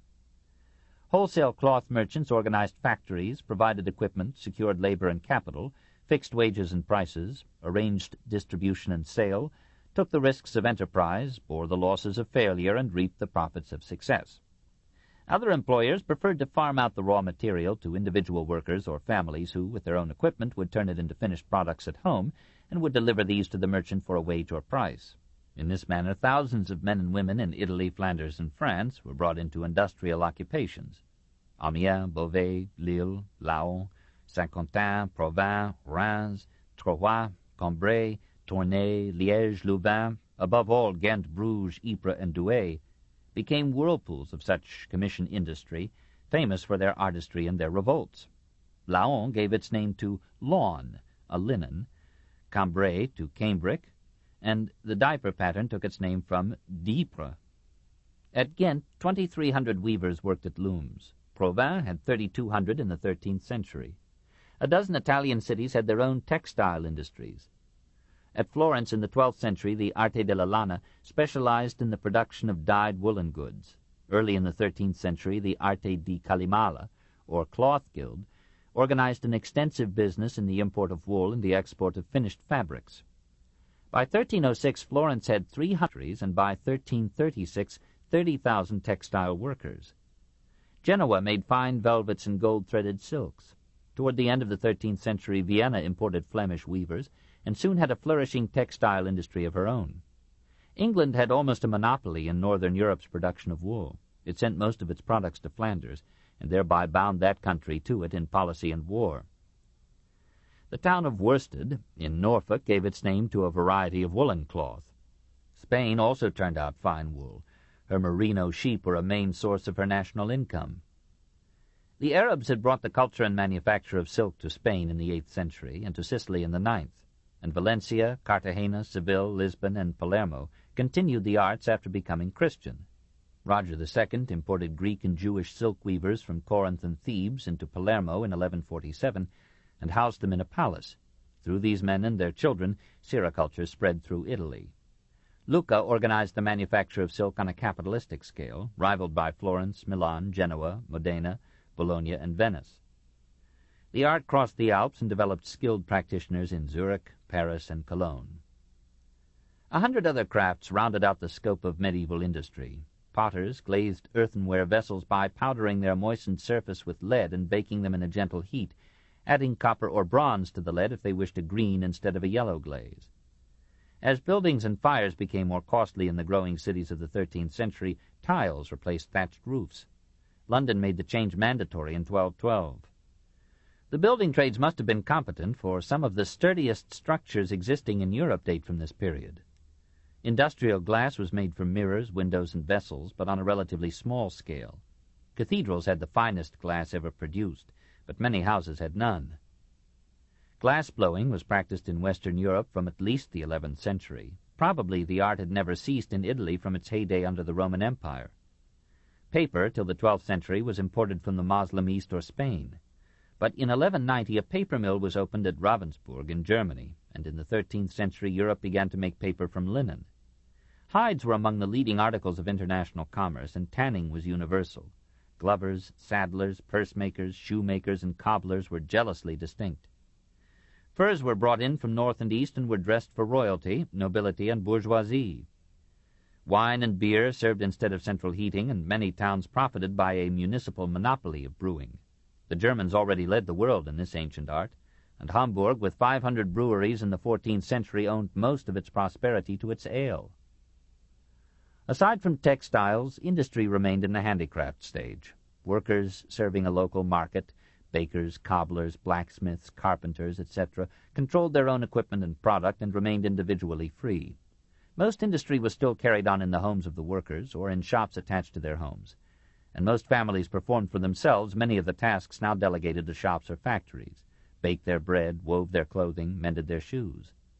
In this domestic industry progress was slow. Tools were simple, machines few. Motives of competition and profit did not stimulate men to invention or the replacement of human skill with mechanical power. And yet this may have been the most wholesome form of industrial organization in history. Its productivity was low, its degree of contentment was probably and relatively high. The worker remained near his family. He determined the hours and in some measure the price of his work. His pride in his skill gave him character and confidence. He was an artist as well as an artisan, and he had the artist's satisfaction of seeing an integral product taking form under his hands. 3. Money. The commercial and industrial expansion revolutionized finance. Commerce could not advance by barter. It required a stable standard of value, a convenient medium of exchange, and ready access to investment funds. Under continental feudalism, the great lords and prelates exercised the right of mintage, and European economy suffered from a bedlam of currencies worse than today's. Counterfeiters and coin clippers multiplied the chaos. The kings ordered such gentry to be dismembered or emasculated or boiled alive, but they themselves repeatedly debased their currencies. Gold became scarce after the barbarian invasions and disappeared from the coinages of Western Europe after the Moslem conquest of the East. Between the 8th and the 13th centuries, all such coinages were in silver or baser metals. Gold and civilization wax and wane together. In the Byzantine Empire, however, gold was coined throughout the Middle Ages. As contact between West and East grew, Byzantine gold coins, called byzants in the West, began to circulate through Europe as the most honored money in Christendom. In 1228, Frederick II, having observed the beneficent effect of a stable gold currency in the Near East, minted in Italy the first gold coins of Western Europe. He called them Augustales, in frank emulation of Augustan coins and prestige. They deserved the name, for though imitative, they were of noble design, and reached at once the highest level of medieval numismatic art. In 1252 both Genoa and Florence issued gold coins. The Florentine florin, equaling in value a pound of silver, was the more beautiful and viable, and was accepted throughout Europe. By 1284, all the major nations of Europe except England had a trustworthy gold coinage, an achievement sacrificed in the turmoil of the 20th century. By the end of the 13th century, the kings of France had bought up or confiscated nearly all seigneurial rights to the coining of money. The French monetary system kept till 1789 the terms, though hardly the values, established by Charlemagne. The livre, or pound of silver, the sou, or 20th part of a livre, and the denier, or 12th part of a sou. This system was brought to England by the Norman invasion. There, too, the pound sterling was divided into 20 parts, shillings, and each of these into 12 parts, pence. The English took the words pound, shilling, and penny from the German Pfund, shilling, and Pfennig, but took the signs for them from the Latin, the pound sign from libra, the S, an abbreviation for shilling, from solidus, and D, the abbreviation for pence, from denarius. England did not arrive at a gold currency till 1343. Her silver currency, however, as established by Henry II from 1154 to 1189, remained the most stable in Europe. In Germany, the silver mark was coined in the 10th century at half the value of the French or British pound. Despite these developments, medieval currencies suffered from fluctuations of value, the unsteady ratio of silver to gold, the power of the kings and cities, sometimes of nobles and ecclesiastics, to call in all coins at any time, charge a fee for reminting, and issue new coins debased with more alloy. Through the dishonesty of the mints, through the more rapid increase of gold than of goods, through the convenience of redeeming national debts in depreciated money, an irregular deterioration affected all European currencies through medieval and modern times. In France, the livre had in 1789 only 1.2% of its value under Charlemagne. We may judge the fall of money from some typical prices. At Ravenna in 1268 a dozen eggs cost a penny. At London in 1328 a pig cost 4 shillings, an oxen 15. In 13th century France, 3 francs bought a sheep, 6 a pig. History is inflationary. Where did the money come from that financed and expanded commerce and industry? The greatest single provider was the Church.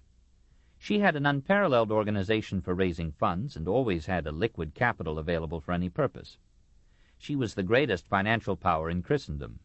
Moreover, many individuals deposited private funds for safekeeping with churches or monasteries. From her wealth, the Church lent money to persons or institutions in difficulty. Loans were made chiefly to villagers seeking to improve their farms. They acted as land banks and played a beneficent role in promoting a free peasantry. As early as 1070, they lent money to neighboring lords in exchange for a share in the revenues of the lord's property. Through these mortgage loans, the monasteries became the first banking corporations of the Middle Ages. The Abbey of Saint-André in France did so flourishing a banking business that it hired Jewish moneylenders to manage its financial operations. The Knights Templar lent money on interest to kings and princes, lords and knights, churches and prelates. Their mortgage business was probably the largest in the world in the 13th century. But these loans by church bodies were usually for consumption or for political use, seldom for financing industry or trade. Commercial credit began when an individual or a family, by what Latin Christendom called commenda, commended or entrusted money to a merchant for a specific voyage or enterprise and received a share of the silent or sleeping partnership was an ancient Roman device, probably relearned by the Christian West from the Byzantine East. So useful a way of sharing in profits without directly contravening the ecclesiastical prohibition of interest was bound to spread, and the company, from companis, or bread-sharer, or family investment became a societas, a partnership in which several persons, not necessarily kin, financed a group or series of ventures rather than one. Such financial organizations appeared in Genoa and Venice toward the end of the 10th century, reached a high development in the 12th, and largely accounted for the rapid growth of Italian trade. These investment groups often distributed their risk by buying parts in several ships or ventures at a time. When in 14th century Genoa such shares, or partes, were made transferable, the joint stock company was born. The greatest single source of finance capital, that is, funds to meet the pre-income costs of an undertaking, was the professional financier. He had begun in antiquity as a money changer, and had long since developed into a money lender, investing his own and other people's money in enterprises or in loans to churches, monasteries, nobles, or kings. The role of the Jews as moneylenders has been exaggerated. They were powerful in Spain, and for a time in Britain, weak in Germany, outdone in Italy and France by Christian financiers. The chief lender to the kings of England was William Cade. The chief lenders in 13th century France and Flanders were the Louchard and Crespin families of Arras. William the Breton described Arras at that time as glutted with usurers. Another center of northern finance was the Bourse, from Bursa, or purse, or money market of Bruges. A still more powerful group of Christian moneylenders originated in Cahors, a town of southern France. Matthew Paris writes, "In these days, 1235, the abominable plague of cohorsions raged so fiercely that there was scarcely any man in all England, especially among the prelates, who was not entangled in their nets. The king was indebted to them for an incalculable amount. They circumvented the indigent in their necessities, cloaking their usury under the pretense of trade." The papacy for a time entrusted its financial affairs in England to the cohorsion bankers, but their ruthlessness so offended the English that one of their number was murdered at Oxford. Bishop Roger of London pronounced an anathema upon them, and Henry III banished them from England. Robert Grosseteste, Bishop of Lincoln, lamented on his deathbed the extortions of the merchants and exchangers of our Lord the Pope, who are harder than the Jews. It was the Italians who developed banking to unprecedented heights in the 13th century. Great banking families rose to supply the sinews of far-reaching Italian trade. The Buonsignori and Gallerani in Siena, the Frescobaldi, Bardi, and Peruzzi in Florence, the Pisani and Tiepoli in Venice. They extended their operations beyond the Alps and lent great sums to the ever-needy kings of England and France, to barons, bishops, abbots, and towns. Popes and kings employed them to collect revenues, manage mints and finances, advise on policy. They bought wool, spices, jewelry, and silk wholesale, and owned ships and hotels from one end of Europe to the other. By the middle of the 13th century, these Lombards, as the North called all Italian bankers, were the most active and powerful financiers in the world. They were hated at home and abroad for their exactions, and were envied for their wealth. Every generation borrows and denounces those who lend. Their rise dealt a heavy blow to Jewish international banking, and they were not above recommending the banishment of these patient competitors. The strongest of the Lombards were the Florentine banking firms, of whom 80 are recorded between 1260 and 1347. They financed the political and military campaigns of the papacy and reaped rich rewards, and their position as papal bankers provided a useful cover in operations that were hardly in harmony with the views of the Church on interest. They made profits worthy of modern times. The Peruzzi, for example, paid a 40% dividend in 1308. But these Italian firms almost atoned for their greed by their vitalizing services to commerce and industry. When their tide ebbed, they left some of their terms, banco, credito, debito, cassa, or money box, cash, conto, disconto, conto corrente, netto, bilanza, bancarotta, bank broken or bankruptcy, in almost all European languages. As these words suggest, the great money firms of Venice, Florence, and Genoa, in or before the 13th century, developed nearly all the functions of a modern bank. They accepted deposits and carried current accounts, between parties having an unfinished series of money transactions. As early as 1171, the Bank of Venice arranged exchanges of accounts among its clients by mere bookkeeping operations. They made loans, and as security they accepted jewelry, costly armor, government bonds, or the right to collect taxes or manage the public revenue. They received goods in bond for transfer to other countries. Through their international connections, they were able to issue letters of credit by which a deposit made in one country would be returned to the depositor or his appointee in another country, a device long known to the Jews, the Moslems, and the Templars. Conversely, they wrote bills of exchange. A merchant, in return for goods or a loan, gave a promissory note to pay the creditor at one of the great fairs or international banks by a stated time. These notes were balanced against one another at fair or bank, and only the final balance was paid in money. Hundreds of transactions could now take place without the nuisance of carrying or exchanging great sums and weights of coin. As the banking centers became clearinghouses, the bankers avoided the long journey to the fairs.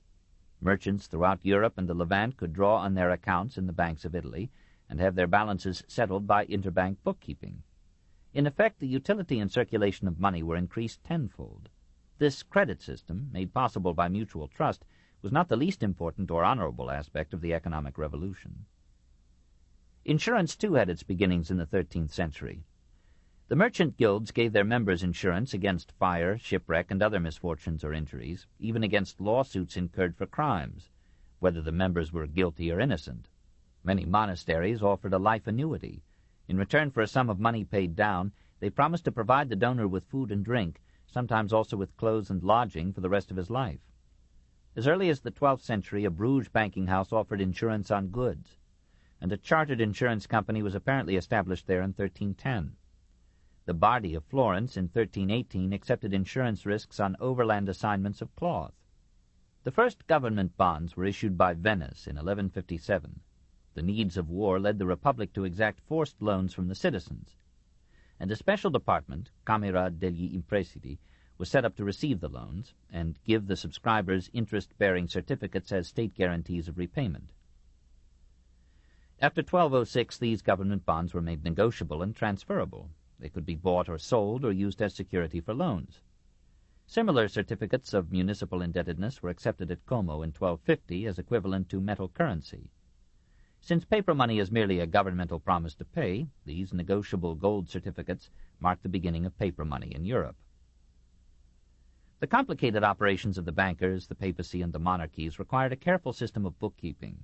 Archives and account books swelled with records of rents, taxes, receipts, expenditures, credits, and debts. The accounting methods of imperial Rome, lost in Western Europe in the 7th century, continued in Constantinople, were adopted by the Arabs, and were revived in Italy during the Crusades. A fully developed system of double-entry bookkeeping appears in the communal accounts of Genoa in 1340.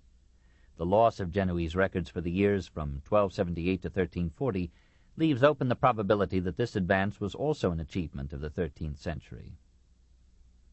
4. Interest. The greatest obstacle to the development of banking was the ecclesiastical doctrine of interest. This had three sources: Aristotle's condemnation of interest as an unnatural breeding of money by money, Christ's condemnation of interest, and the reaction of the fathers of the Church against commercialism and usury in Rome. Roman law had legalized interest, and honorable men, like Brutus, had charged merciless rates.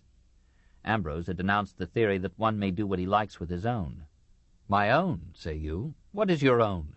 When you came from your mother's womb, what wealth did you bring with you? That which is taken by you beyond what suffices you is taken by violence. Is it that God is unjust in not distributing the means of life to us equally, so that you should have abundance while others are in want? Or is it not rather that he wished to confer upon you marks of his kindness, while he crowned your fellow man with the virtue of patience? You, then, who have received the gift of God, think you that you commit no injustice by keeping to yourself alone what would be the means of life to many? It is the bread of the hungry you cling to, it is the clothing of the naked you lock up, the money you bury is the redemption of the poor." Other church fathers had verged upon communism. "The use of all that is in the world," said Clement of Alexandria, "ought to be common to all men. But by injustice one man has called this his own, another that, and so has come division among men." Jerome held all profit unjust. Augustine considered all business an evil, as turning men from seeking true rest, which is God. Pope Leo I had rejected these extreme doctrines, but the mood of the Church continued unsympathetic to commerce, suspicious of all speculation and profit, hostile to all engrossing, forestalling, and usury, by which last term the Middle Ages meant any interest charge whatever. "Usury," said Ambrose, "is whatever is added to the capital," and Gratian embodied this blunt definition in the canon law of the Church. The councils of Nicaea in 325, Orléans in 538, Macon in 585, and Clichy in 626 had forbidden the clergy to lend money for gain. The capitularies of Charlemagne for 789 and the church councils of the 9th century extended the prohibition to laymen. The revival of Roman law in the 12th century emboldened Irnerius and the glossators of Bologna to defend interest, and they were able to quote Justinian's code in its behalf. But the Third Council of the Lateran in 1179 renewed the prohibition and decreed that manifest usurers shall not be admitted to communion, nor, if they die in sin, to Christian burial, and no priest shall accept their alms. Innocent III must have taken a more lenient view, for in 1206 he advised that in certain cases a dowry should be committed to some merchant, so that an income might be derived from it by honest gain. Gregory the IX, however, returned to the conception of usury as any receipt of any profit on a loan, and this remained the law of the Roman Church till 1917. The wealth of the Church was in land, not in trade.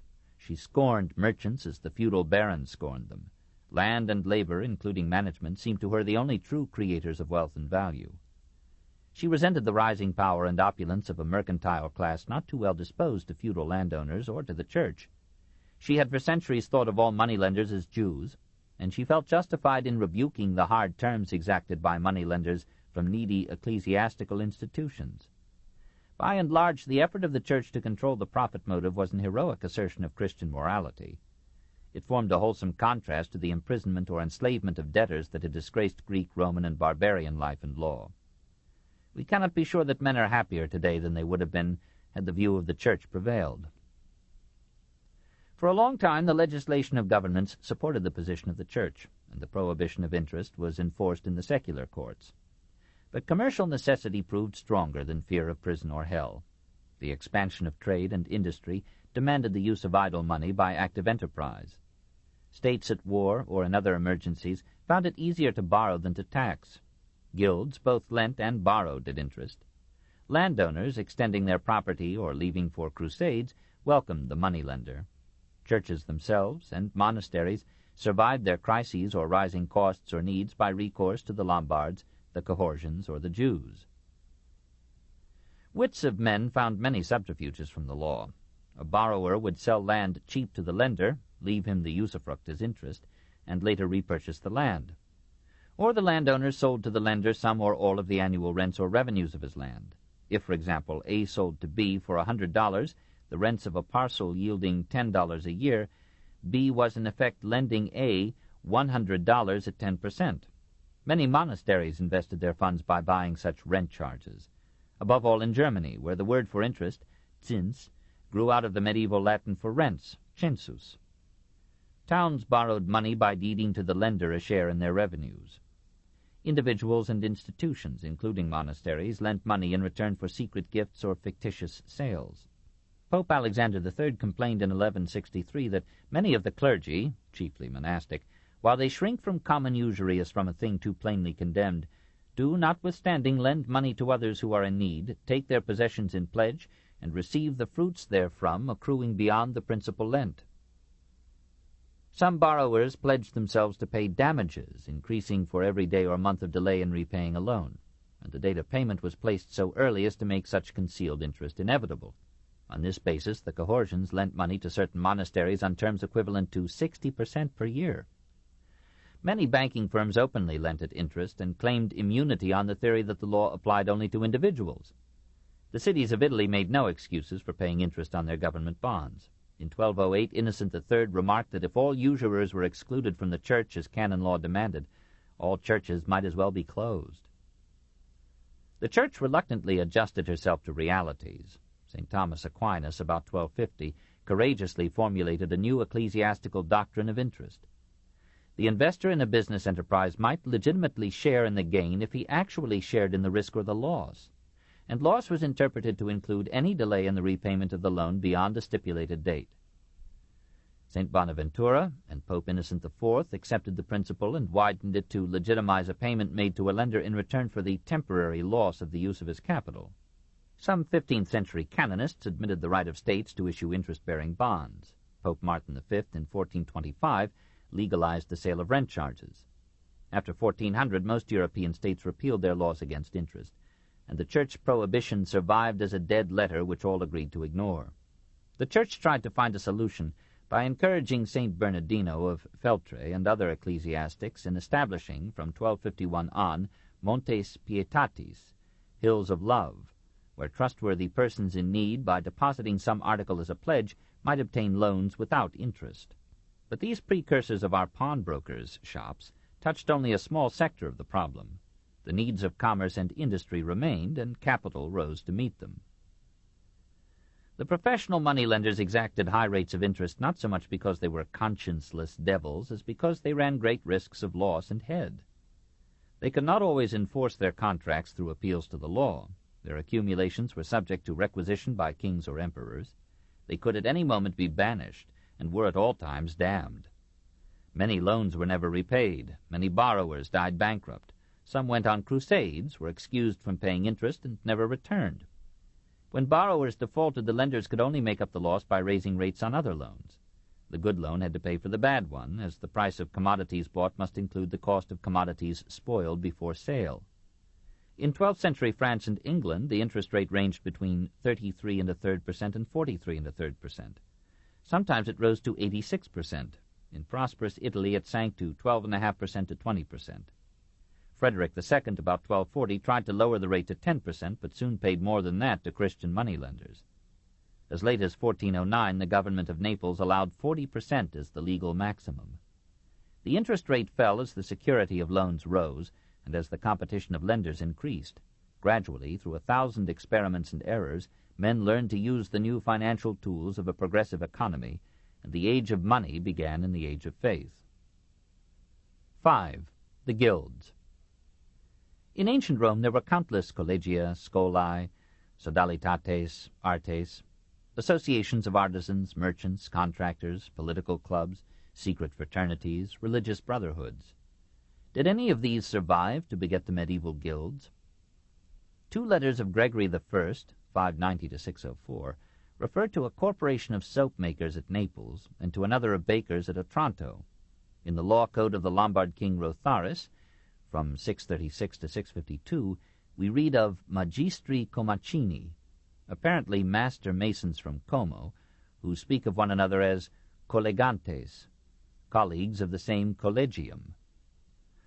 Associations of transport workers are mentioned in 7th century Rome and in 10th century Worms. The ancient guilds continued in the Byzantine Empire. In Ravenna we find references to many scholae, or economic associations. In the 6th century to bakers, in the 9th to notaries and merchants, in the 10th to fishermen, in the 11th to victuallers.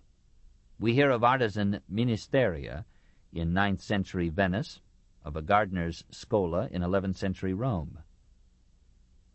Doubtless most of the ancient guilds in the West succumbed to the barbarian invasions and the resulting re-ruralization and poverty, but some seem to have survived in Lombardy. When commerce and industry recovered in the 11th century, the conditions that had begotten the collegia regenerated the guilds. Consequently, these were strongest in Italy, where the old Roman institutions were best preserved. In Florence, in the 12th century, we find arti, arts, craft unions, of notaries, clothiers, wool merchants, bankers, physicians, and druggists, mercers or silk dealers, furriers, tanners, armorers, innkeepers. These guilds were apparently modeled on those of Constantinople. North of the Alps, the destruction of the ancient collegia was presumably more complete than in Italy, yet we find them mentioned in the laws of Dagobert I in 630, the capitularies of Charlemagne in 779 and 789, and the ordinances of Archbishop Hincmar of Reims in 852.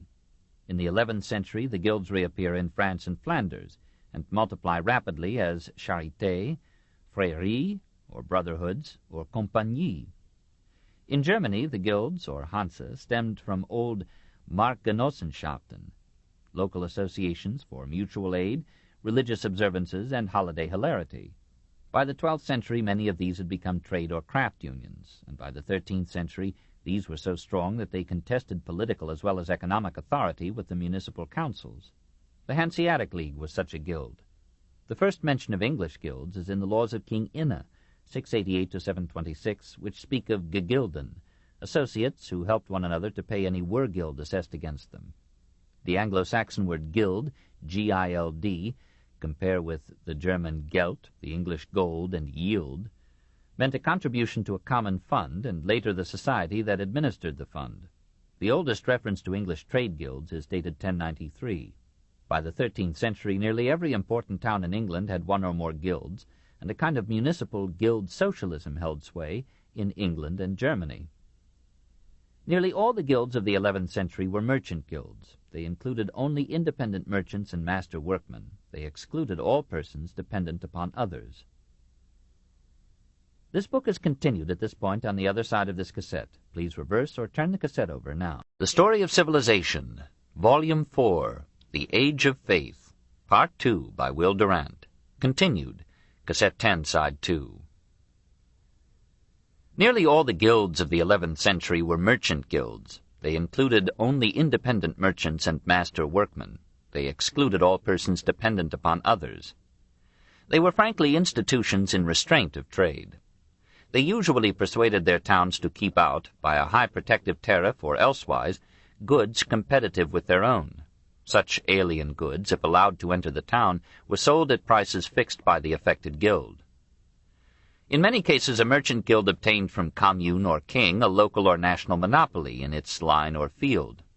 The Paris Company for the Transit of Merchandise by Water almost owned the Seine. By city ordinance or economic pressure, the guild usually compelled craftsmen to work only for the guild or with its consent, and to sell its products only to or through the guild. The greater guilds became powerful corporations. They dealt in a variety of goods, purchased raw materials wholesale, provided insurance against losses, organized the food supply and sewage disposals of their towns, paved streets, built roads and docks, deepened harbors, policed highways, supervised markets, regulated wages, hours, conditions of labor, terms of apprenticeship, methods of production and sale, prices of materials and wares. 4 or 5 times a year they fixed a just price that in their judgment gave fair stimulus and reward to all parties concerned. They weighed, tested, counted all products bought or sold in their trade and area, and did their best to keep inferior or dishonest goods from the market. They banded together to resist robbers, feudal lords and tolls, refractory workmen, tax-levying governments. They took a leading part in politics, dominated many municipal councils, effectively supported the communes in their struggles against barons, bishops, and kings, and themselves evolved into an oppressive oligarchy of merchants and financiers. Usually each guild had its own guild hall, which in the later Middle Ages might be architecturally ornate. It had a complex personnel of presiding aldermen, recorders, treasurers, bailiffs, sergeants. It had its own courts to try its members, and required its members to submit their disputes to the guild court before resorting to state law. It obligated its members to help a fellow guildsman in sickness or distress, to rescue or ransom him if attacked or jailed. It supervised the morals, manners, and dress of its members, and fixed a penalty for coming to meetings stockingless. When 2 members of the Leicester Merchants' Guild engaged in fisticuffs at Boston Fair, their fellows fined them a barrel of beer, to be cooperatively drunk by the guild. Each guild had an annual feast for its patron saint, when a brief prelude of prayer sanctioned a day of moist exuberance.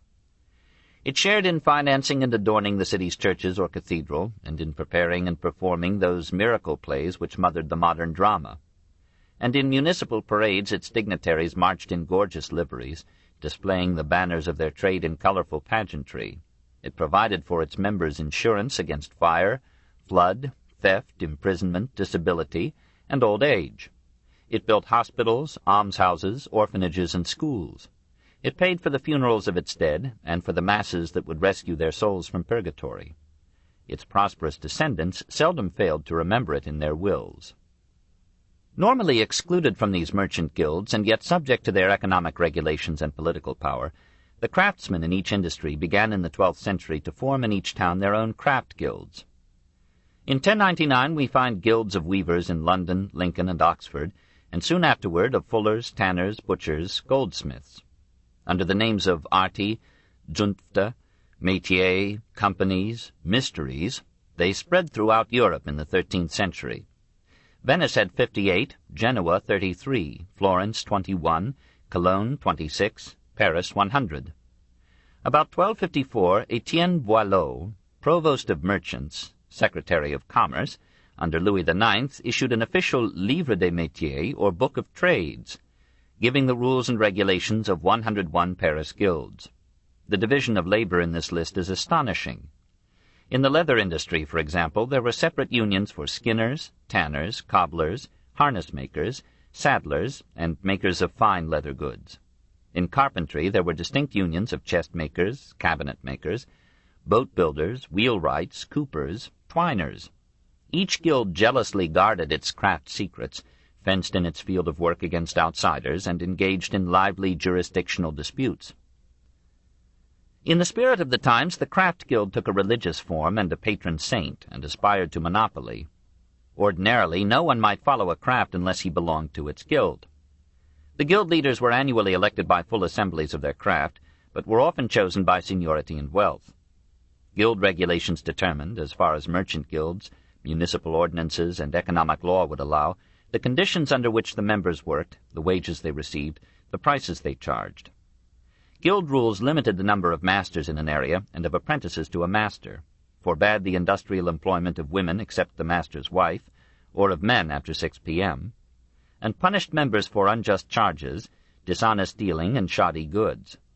In many cases, the guild proudly stamped its products with its trademark or hallmark, referring to the guild hall, certifying their quality. The Cloth Guild of Bruges expelled from the city a member who had forged the Bruges hallmark on inferior goods. Competition among masters in quantity of production or price of product was discouraged, lest the cleverest or hardest masters become too rich at the expense of the rest. But competition in quality of product was encouraged among both masters and towns. Craft, like merchant guilds, built hospitals and schools, provided diverse insurance, succored poor members, dowered their daughters, buried the dead, cared for widows, gave labor as well as funds to building cathedrals and churches, and pictured their craft operations and insignia in cathedral glass. The fraternal spirit among the masters did not prevent a sharp gradation of membership and powers in the craft guilds. At the bottom was the apprentice, 10 to 12 years old, bound by his parents for a period of from 3 to 12 years to live with a master workman and serve him in shop and home. In return he received food, clothing, shelter, and instruction in the trade. In the later years of his service, wages and tools. At the end of his term, a gift of money to start him on his own. If he ran away, he was to be returned to his master and punished. If he continued to abscond, he was forever debarred from the craft. On completing his service, he became a journeyman, or serviteur, garçon, compagnon, varlet, passing from one master to another as a day, or journée, laborer. After 2 or 3 years, the journeyman, if he had enough capital to open his own shop, was examined for technical ability by a board of his guild. If he passed, he was made a master. Sometimes, but only in the later Middle Ages, the candidate was required to submit to the governors of the guild a masterpiece, a satisfactory sample of his craft. The graduate craftsman or master owned his tools and usually produced goods directly on order of the consumer, who in some cases provided the materials and might at any time come in and watch the work. The middleman in this system did not control the avenues between the maker and the user of goods. The scale of the craftsman's operations was limited by the market for which he produced, which was usually his town, but he was not dependent upon the fluctuations of a general market or the mood of distant investors or purchasers. He did not know the economic paranoia of alternating exaltations and depressions. His hours were long, 8 to 13 hours a day, but he chose them himself, worked in a wisely, leisurely way, and enjoyed many a religious holiday. He ate nourishing food, bought sturdy furniture, wore simple but durable clothing, and had at least as wide a cultural life as the master workman of today. He did not read much and was spared much stupefying trash, but he shared actively in the song and dance, the drama and ritual of his community. Throughout the 13th century, the craft guilds waxed in number and power and provided a democratic check on the oligarchic merchant guilds. But the craft guilds in turn became an aristocracy of labor. They tended to restrict mastership to masters' sons. They underpaid their journeymen, who in the 14th century weakened them with repeated revolt, and they raised ever higher barriers against entry into their membership or their towns. They were excellent organizations for an industrial age when difficulties of transportation often narrowed the market to local buyers, and capital accumulations were not yet sufficiently rich and fluid to finance large-scale undertakings. When such funds appeared, the guilds, merchant or craft, lost control of the market and therefore the conditions of work. The Industrial Revolution destroyed them in England by the slow fatality of economic change, and the French Revolution abruptly disbanded them as hostile to that freedom and dignity of work that for a bright moment they had once sustained. 6. The Communes.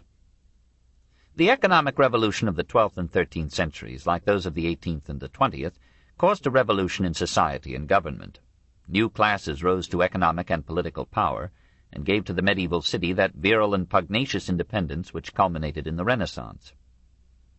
The question of heredity versus environment affects the cities as well as the guilds of Europe. Were they the lineal descendants of Roman municipalities, or new concretions deposited by the stream of economic change? Many Roman cities maintained their continuity through centuries of chaos, poverty, and decay. but only a few in Italy and southeastern France kept the old Roman institutions, and fewer still the old Roman law. North of the Alps, barbarian laws had overlaid the Roman heritage, and in some measure the political customs of the German tribe or village had seeped even into ancient municipalities. Most transalpine towns belonged to feudal domains and were ruled by the will and appointees of their feudal lords. Municipal institutions were alien, feudal institutions natural to the Teutonic conquerors. Outside of Italy, the medieval city rose through the formation of new commercial centers, classes, and powers. The feudal town had grown up, usually on elevations, at the junction of roads or along vital waterways or on frontiers. Around the walls of the feudal castle or fortified monastery, the modest industry and trade of the townsmen or burgesses had slowly developed. When Norse and Magyar raids subsided, this extramural activity expanded, shops multiplied, and merchants and craftsmen, once transient, became settled residents of the town. In war, however, insecurity returned, and the extramural population built a second wall of wider circumference than the feudal moat to protect itself, its shops, and its goods. The feudal baron or bishop still owned and ruled this enlarged town as part of his domain, but its growing population was increasingly commercial and secular, fretted under feudal tolls and controls, and plotted to win municipal liberty. Out of old political traditions and new administrative needs, an assembly of citizens and a corps of officials took form, and more this commune, the body politic, regulated the affairs of the city, the body geographical. Towards the end of the 11th century, the merchant leaders began to demand from the feudal overlords charters of communal freedom for the towns. With characteristic shrewdness, they played one overlord against the other, baron against bishop, knight against baron, king against any of them or all. The townsmen used diverse means to achieve municipal freedom. They took a solemn oath to refuse and resist baronial or episcopal tolls or taxes. They offered the lord a flat sum or an annuity for a charter. On the royal domain they won autonomy by money grants or services in war. Sometimes they bluntly announced their independence and fought a violent revolution. Tours fought 12 times before its liberty was won. Lords in need or debt, especially in preparing for a crusade, sold charters of self-government to the towns that they held in fief. Many English cities in this way won their local autonomy from Richard I. Some lords, above all in Flanders, granted charters of incomplete freedom to cities whose commercial development enhanced baronial revenues. The abbots and bishops resisted longest, for their consecration oath bound them not to lower the income of their abbeys or sees, by which their many ministrations were financed. Hence the struggle of the towns against their ecclesiastical owners was most bitter and prolonged. The Spanish kings favored the communes as foils to a troublesome nobility, and the royal charters were many and liberal. Leon received its charter from the King of Castile in 1020, Burgos in 1073, Nájera in 1076, Toledo in 1085, and Compostela, Cadiz, Valencia, Barcelona soon followed. In Germany, feudalism, in Italy, the cities, profited from the mutual exhaustion of empire and papacy in the war of investitures and other conflicts between church and state. In northern Italy, the cities attained a political vigor hardly known before or since. As the Alpine streams fed the great rivers of Lombardy and Tuscany in commerce and fertilized the plains, so the commerce of Transalpine Europe and Western Asia, meeting in northern Italy, generated there a mercantile bourgeoisie, whose wealth rebuilt old cities, raised up new ones, financed literature and art, and proudly cast off feudal bonds. The nobility from their castles in the countryside fought a losing war against the communal movement. Yielding, they took up residence in the city and swore loyalty to the commune. The bishops, who for centuries had been the real and able governors of the Lombard towns, were subdued with the help of the popes, whose authority they had long ignored. In 1080 we hear of consuls governing Lucca. In 1084 we find them at Pisa, in 1098 at Arezzo, in 1099 at Genoa, in 1105 at Pavia, in 1138 at Florence. The cities of northern Italy continued till the 15th century to acknowledge the formal sovereignty of the empire, and indicted their state papers in its name, but in practice and effect they were free, and the ancient regime of city-state was revived, with all its chaos and stimulus. In France, the enfranchisement of the cities involved a long and often violent struggle. At Le Mans in 1069, Cambrai in 1076, and Reims in 1139, the ruling bishops, by excommunication or force, succeeded in suppressing the communes set up by the citizens. At Noyon, however, the bishop of his own accord gave a charter to the town in 1108. Saint-Quentin freed itself in 1080, Beauvais in 1099, Marseille in 1100, Amiens in 1113. At Laon in 1115, the citizens took advantage of their corrupt bishop's absence to establish a commune. On his return, he was bribed to take oath to protect it. A year later, he induced King Louis VI to suppress it. In the monk Guibert of Nogent's account of what followed, we sample the intensity of the communal revolution. On the 5th day of Easter week, there arose a disorderly noise throughout the city, men shouting, "Commune!" Citizens now entered the bishop's court with swords, battle-axes, bows, hatchets, clubs, and spears, a very great company. The nobles rallied from all sides to the bishop. He, with some helpers, fought them off with stones and arrows. He hid himself in a cask, and piteously implored them, promising that he would cease to be their bishop, would give them unlimited riches, and would leave the country. And as they, with hardened hearts, jeered at him, one named Bernard, lifting his battle-axe, brutally dashed out the brains of that sacred though sinner's head. And he, slipping between the hands of those who held him, was dead before he reached the ground, stricken by another blow under the eye sockets and across the nose. There, brought to his end, his legs were cut off, and many another wound inflicted. Thibaut, seeing a ring on the bishop's finger, and not being able to draw it off, cut off the finger. The cathedral was fired and was razed to the ground. Thinking to take 2 steps at once, the pillagers began to sack and burn the mansions of the aristocracy. A royal army stormed the city and joined nobles and clergy in massacring the population. The commune was suppressed. 14 years later it was restored, and the citizens labored with pious enthusiasm to rebuild the cathedral that they or their fathers had destroyed. The struggle continued for a century. At Vézelay in 1106 the people killed Abbot Arnaud and set up a commune. Orléans rose in 1137 but failed. Louis VII granted Sens a charter in 1146, but revoked it 3 years later on petition of the abbot within whose domains the city lay. The populace killed the abbot and his nephew, but failed to re-establish the commune. The Bishop of Tournai fought a civil war for 6 years, from 1190 to 1196, to overthrow the commune. The Pope excommunicated all the citizens. On Easter Sunday of 1194, the people of Rouen sacked the houses of the cathedral canons. In 1207, the city was put under a papal interdict. In 1235, at Reims, the stones brought into the city to rebuild the cathedral were seized by the populace and were used for missiles and barricades in a revolt against the highest ecclesiastic in Gaul. He and his canons fled and did not return until 2 years later, when the Pope induced Louis VII to abolish the commune. Many cities of France never succeeded till the Revolution in establishing their freedom, but in North France most of the cities were freed between 1080 and 1200, and under the stimulus of liberty entered upon their greatest age. It was the communes that built the Gothic cathedrals.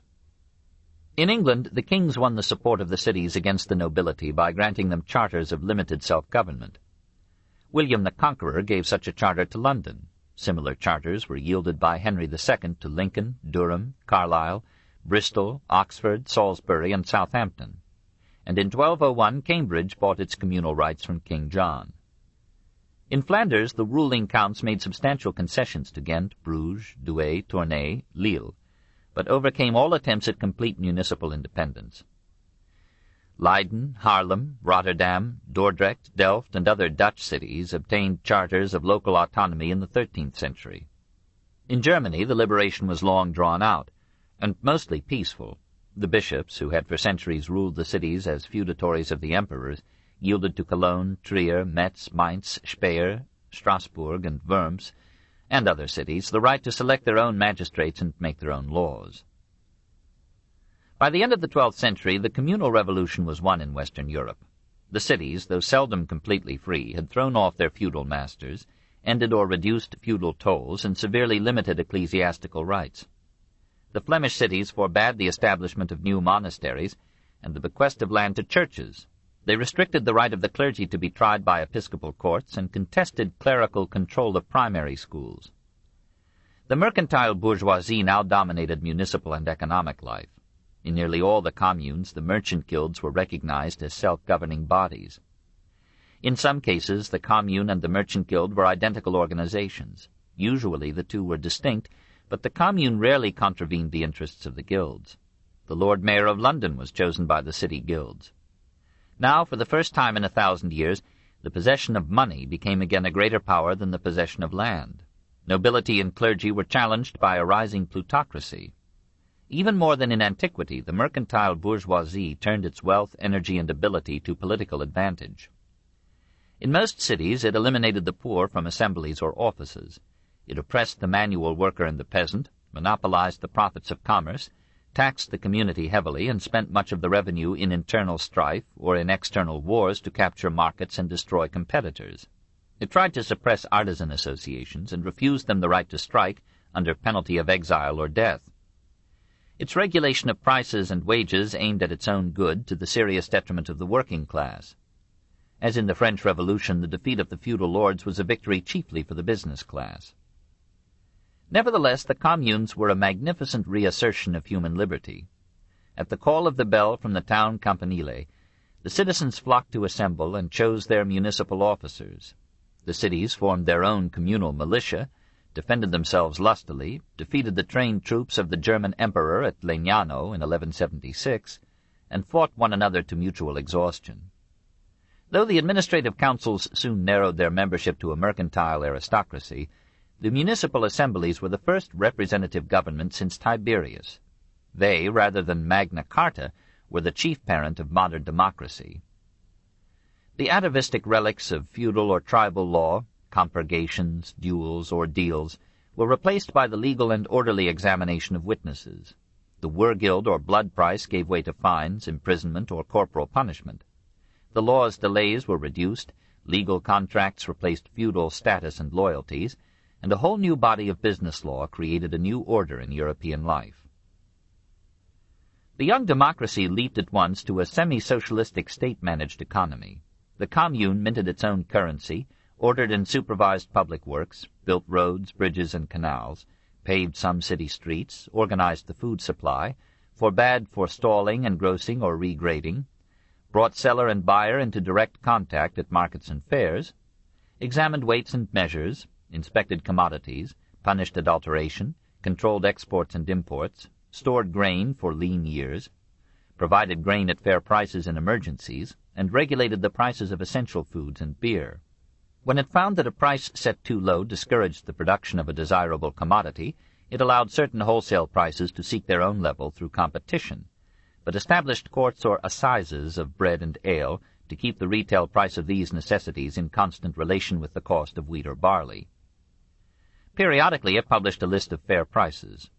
It assumed that for every commodity there must be a just price, combining costs of materials and labor. The theory ignored supply and demand and fluctuations in the value of currency. Some communes, like Basel or Genoa, assumed a monopoly of the trade in salt. Others, like Nuremberg, brewed their own beer or stored corn in municipal granaries. The flow of goods was impeded by municipal protective tariffs, and in some cases by requiring transient merchants to expose their goods for sale in the town before passing through. As in our century, these regulations were often circumvented by the subtlety of refractory citizens. Black markets were numerous. Many of these restrictive ordinances brought more harm than good, and soon ceased to be enforced. But all in all, the work of the medieval communes did credit to the skill and courage of the businessmen who managed them. Under their leadership, Europe experienced in the 12th and 13th centuries such prosperity as it had not known since the fall of Rome. Despite epidemics, famines, and wars, the population of Europe swelled under the communal system as not for 1,000 years before. The population of Europe had begun to decline in the 2nd century, and had probably reached nadir in the 9th century. From the 11th century to the Black Death in 1349, it rose again with the resurrection of commerce and industry. In the region between the Moselle and the Rhine, it probably multiplied tenfold. In France, it may have reached 20 million, hardly less than in the 18th century. The economic revolution involved a migration from country to city almost as definite as in recent times. Constantinople with 800,000, Cordova and Palermo with 500,000 each, had long been populous, but before 1100 only a few cities north of the Alps had more than 3,000 souls. By 1200, Paris had some 100,000, Douai, Lille, Ypres, Ghent, Bruges, approximately 50,000 each. London, 20,000. By 1300, Paris had 150,000, Venice, Milan, Florence, 100,000, Siena and Modena, 30,000, Lübeck, Nuremberg, and Cologne, 20,000, Frankfurt, Basel, Hamburg, Norwich, York, 10,000. Of course, all these figures are loose and hazardous estimates. The growth of population was both a result and a cause of the economic development. It came from improved protection of life and property, better exploitation of natural resources through industry, and the wider spread of food and goods through rising wealth and trade. Conversely, it offered an expanding market to commerce and industry, to literature, drama, music, and art. The competitive pride of the communes turned their wealth into cathedrals, city halls, bell towers, fountains, schools, and universities. Civilization crossed seas and mountains in the wake of trade. From Islam and Byzantium it swept over Italy and Spain, and marched over the Alps into Germany, France, Flanders, and Britain. The Dark Ages became a memory, and Europe was alive again with lusty youth. We must not idealize the medieval town.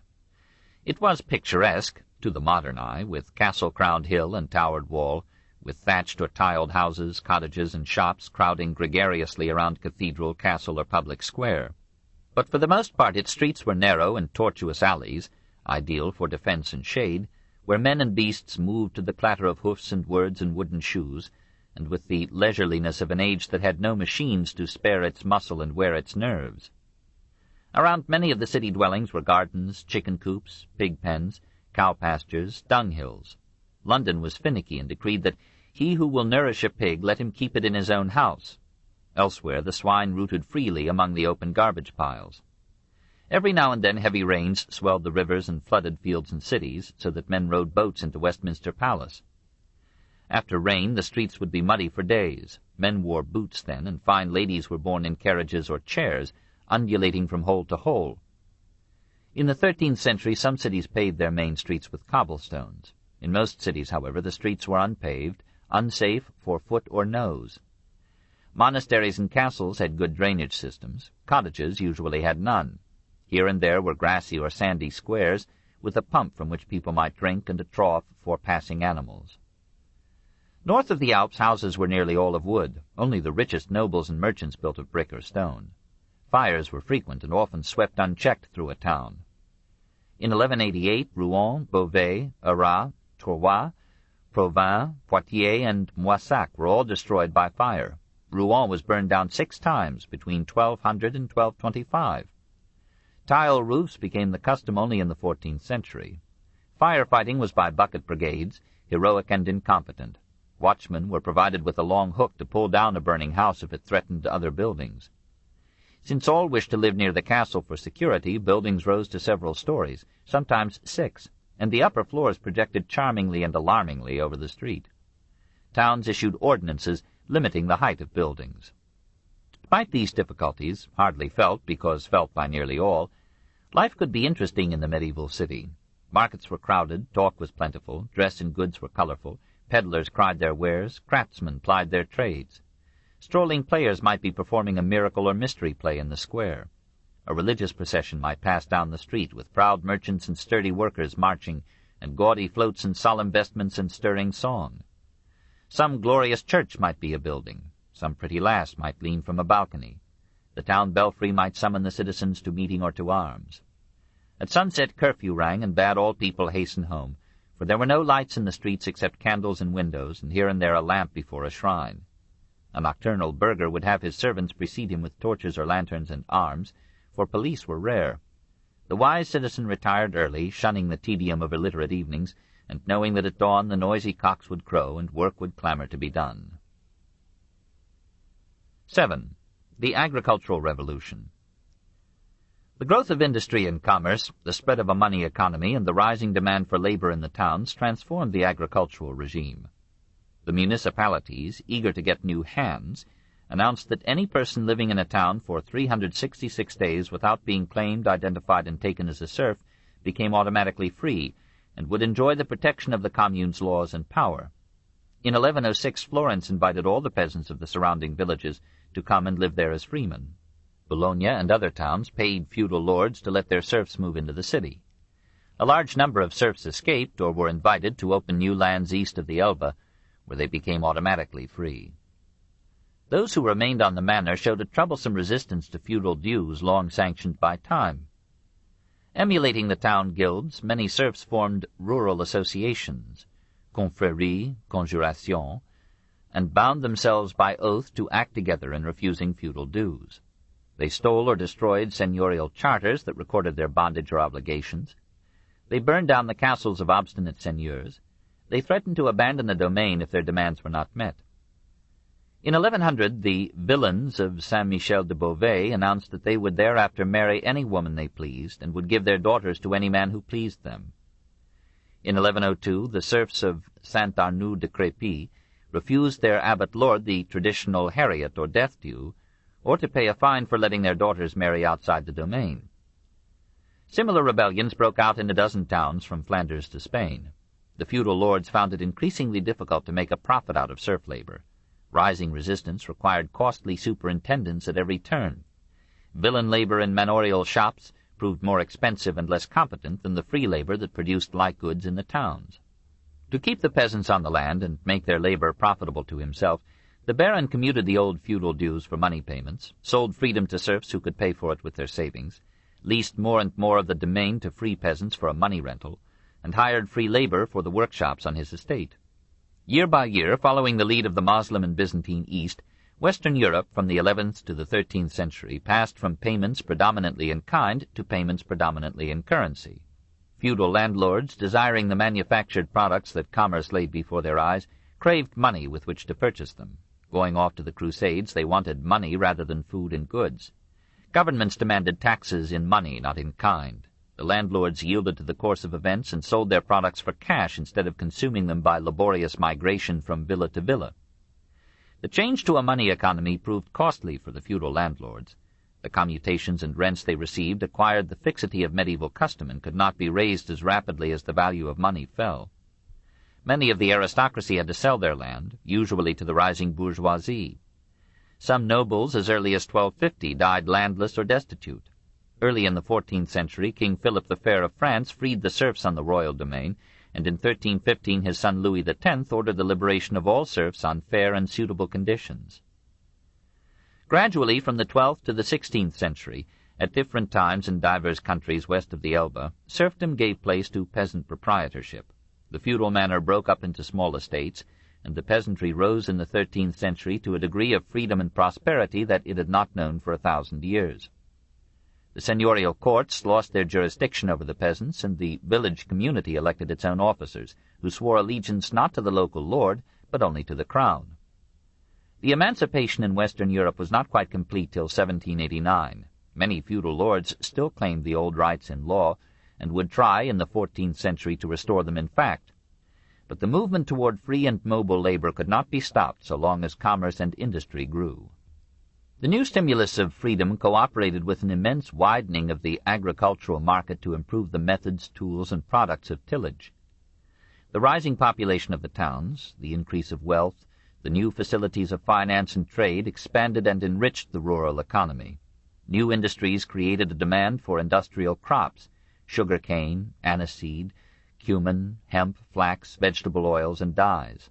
The nearness of populous towns promoted cattle-raising, dairy farming, and market gardening. From thousands of vineyards in the valleys of the Tiber, the Arno, the Po, the Guadalquivir, the Tagus, the Ebro, the Rhone, the Gironde, the Garonne, the Loire, the Seine, the Moselle, the Meuse, the Rhine, and the Danube, wine flowed along the rivers and over land and sea to console the toilers of Europe's fields, workshops, and counting rooms. Even England, from the 11th to the 16th century, made wine. To feed the hungry towns, where fast days were numerous and meat was costly, great fleets went out into the Baltic and North Seas to bring in herring and other fish. Yarmouth owed its life to the herring trade. The merchants of Lubeck acknowledged their debt to it by carving herrings on their pews. And honest Dutchmen admitted that they had built upon herrings the proud city of Amsterdam. Agricultural techniques slowly improved.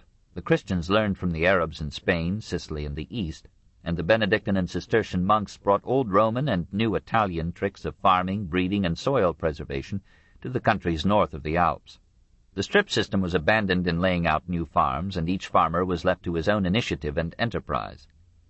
In Flanders fields reclaimed from swamps, the peasants of the 13th century practiced a 3-field rotation of crops, in which the soil was used each year but was triennially replenished by fodder or leguminous plants. Powerful teams of oxen drew iron plowshares more deeply into the soil than before. Most plows, however, were still, as of 1300, of wood. Only a few regions knew the use of manure, and wagon wheels were seldom shod with iron tires. Cattle raising was difficult because of prolonged droughts, but the 13th century saw the first experiments in the crossing and acclimatization of breeds. Dairy farming was unprogressive. The average cow in the 13th century gave little milk and hardly a pound of butter per week. A well-bred cow now yields 10 to 30 pounds of butter per week. While their masters fought one another, the peasants of Europe fought the greater battle, the more heroic and unsung, of man against nature. Between the 11th and the 13th century, the sea had 35 times swept over barriers and across the lowlands, creating new gulfs and bays where once there had been land, and drowning 100,000 persons in a century. From the 11th to the 14th century, the peasants of these regions, under their princes and abbots, transported blocks of stone from Scandinavia and Germany, and built the Golden Wall, behind which the Belgians and the Dutch have developed two of the most civilized states in history. Thousands of acres were rescued from the sea, and by the 13th century the lowlands were latticed with canals. From 1179 to 1257 the Italians cut the famous Naviglio Grande, or Great Canal, between Lake Maggiore and the Po, fertilizing 86,485 acres of land. Between the Elbe and the Oder, patient immigrants from Flanders, Frisia, Saxony, and the Rhineland turned the marshy Mooren into rich fields. The superabundant forests of France were progressively cleared and became the farms that through centuries of political turmoil have kept France fed.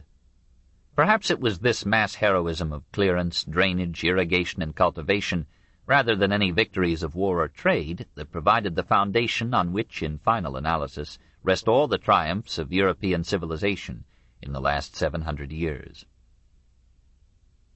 8. The Class War. In the early Middle Ages there had been only two classes in Western Europe, German conquerors and native conquered.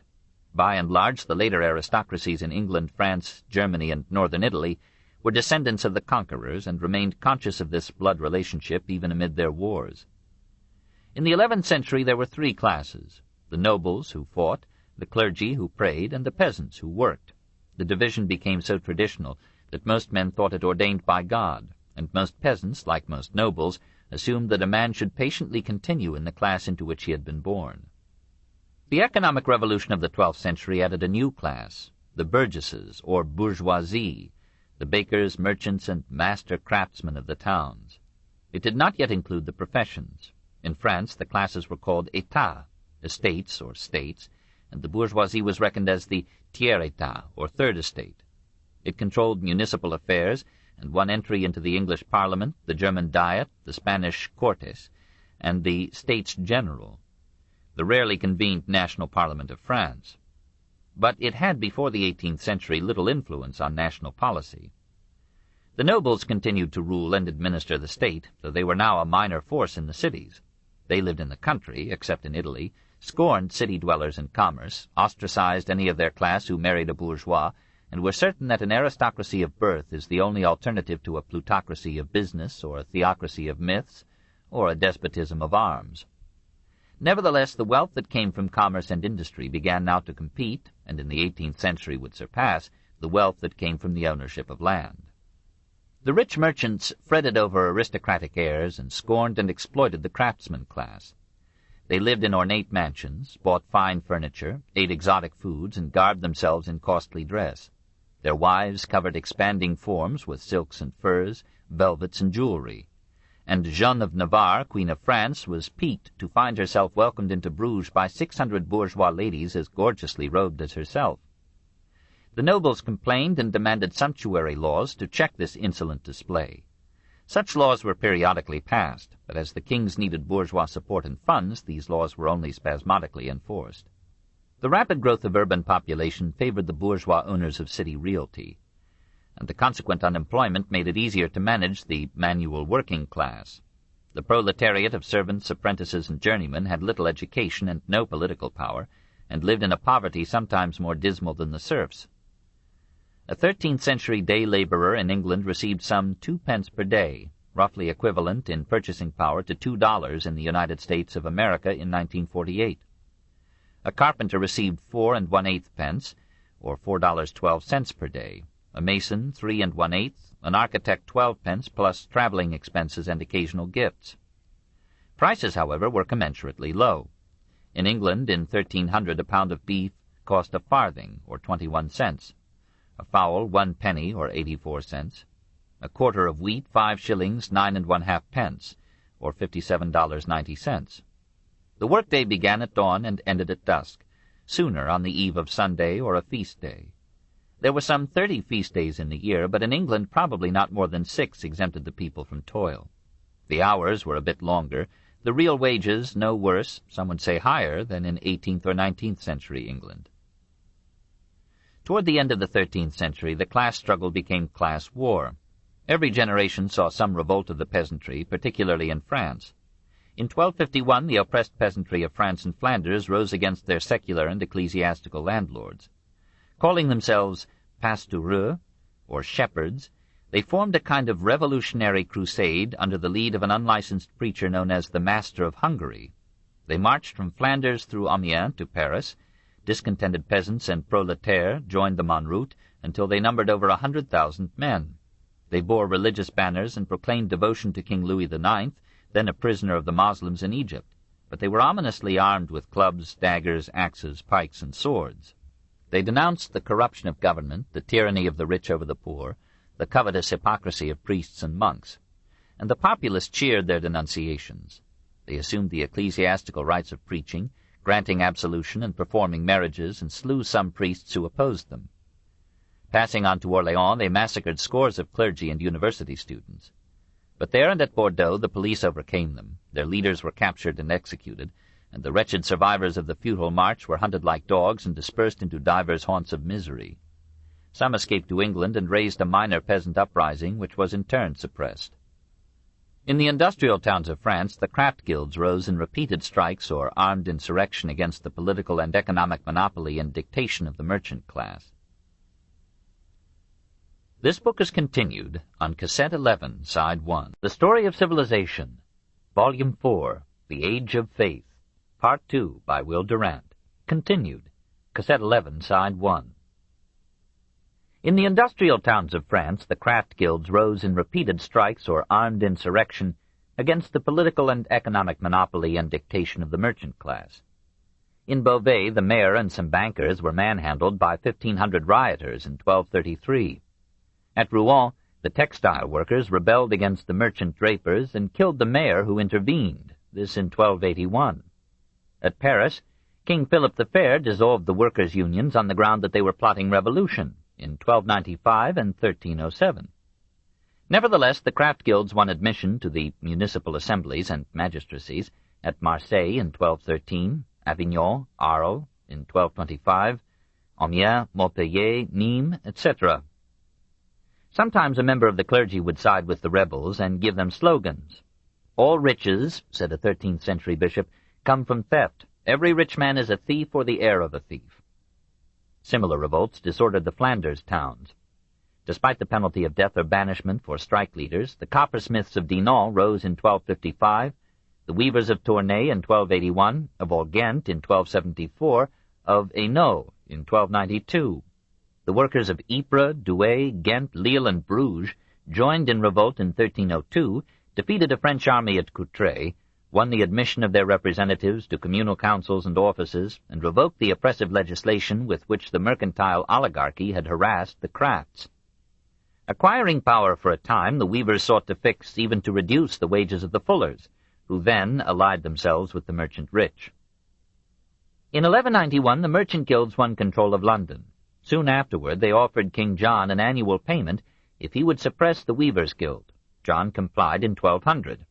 In 1194, one William Fitzaubert, or Longbeard, preached to the poor of London the need of a revolution.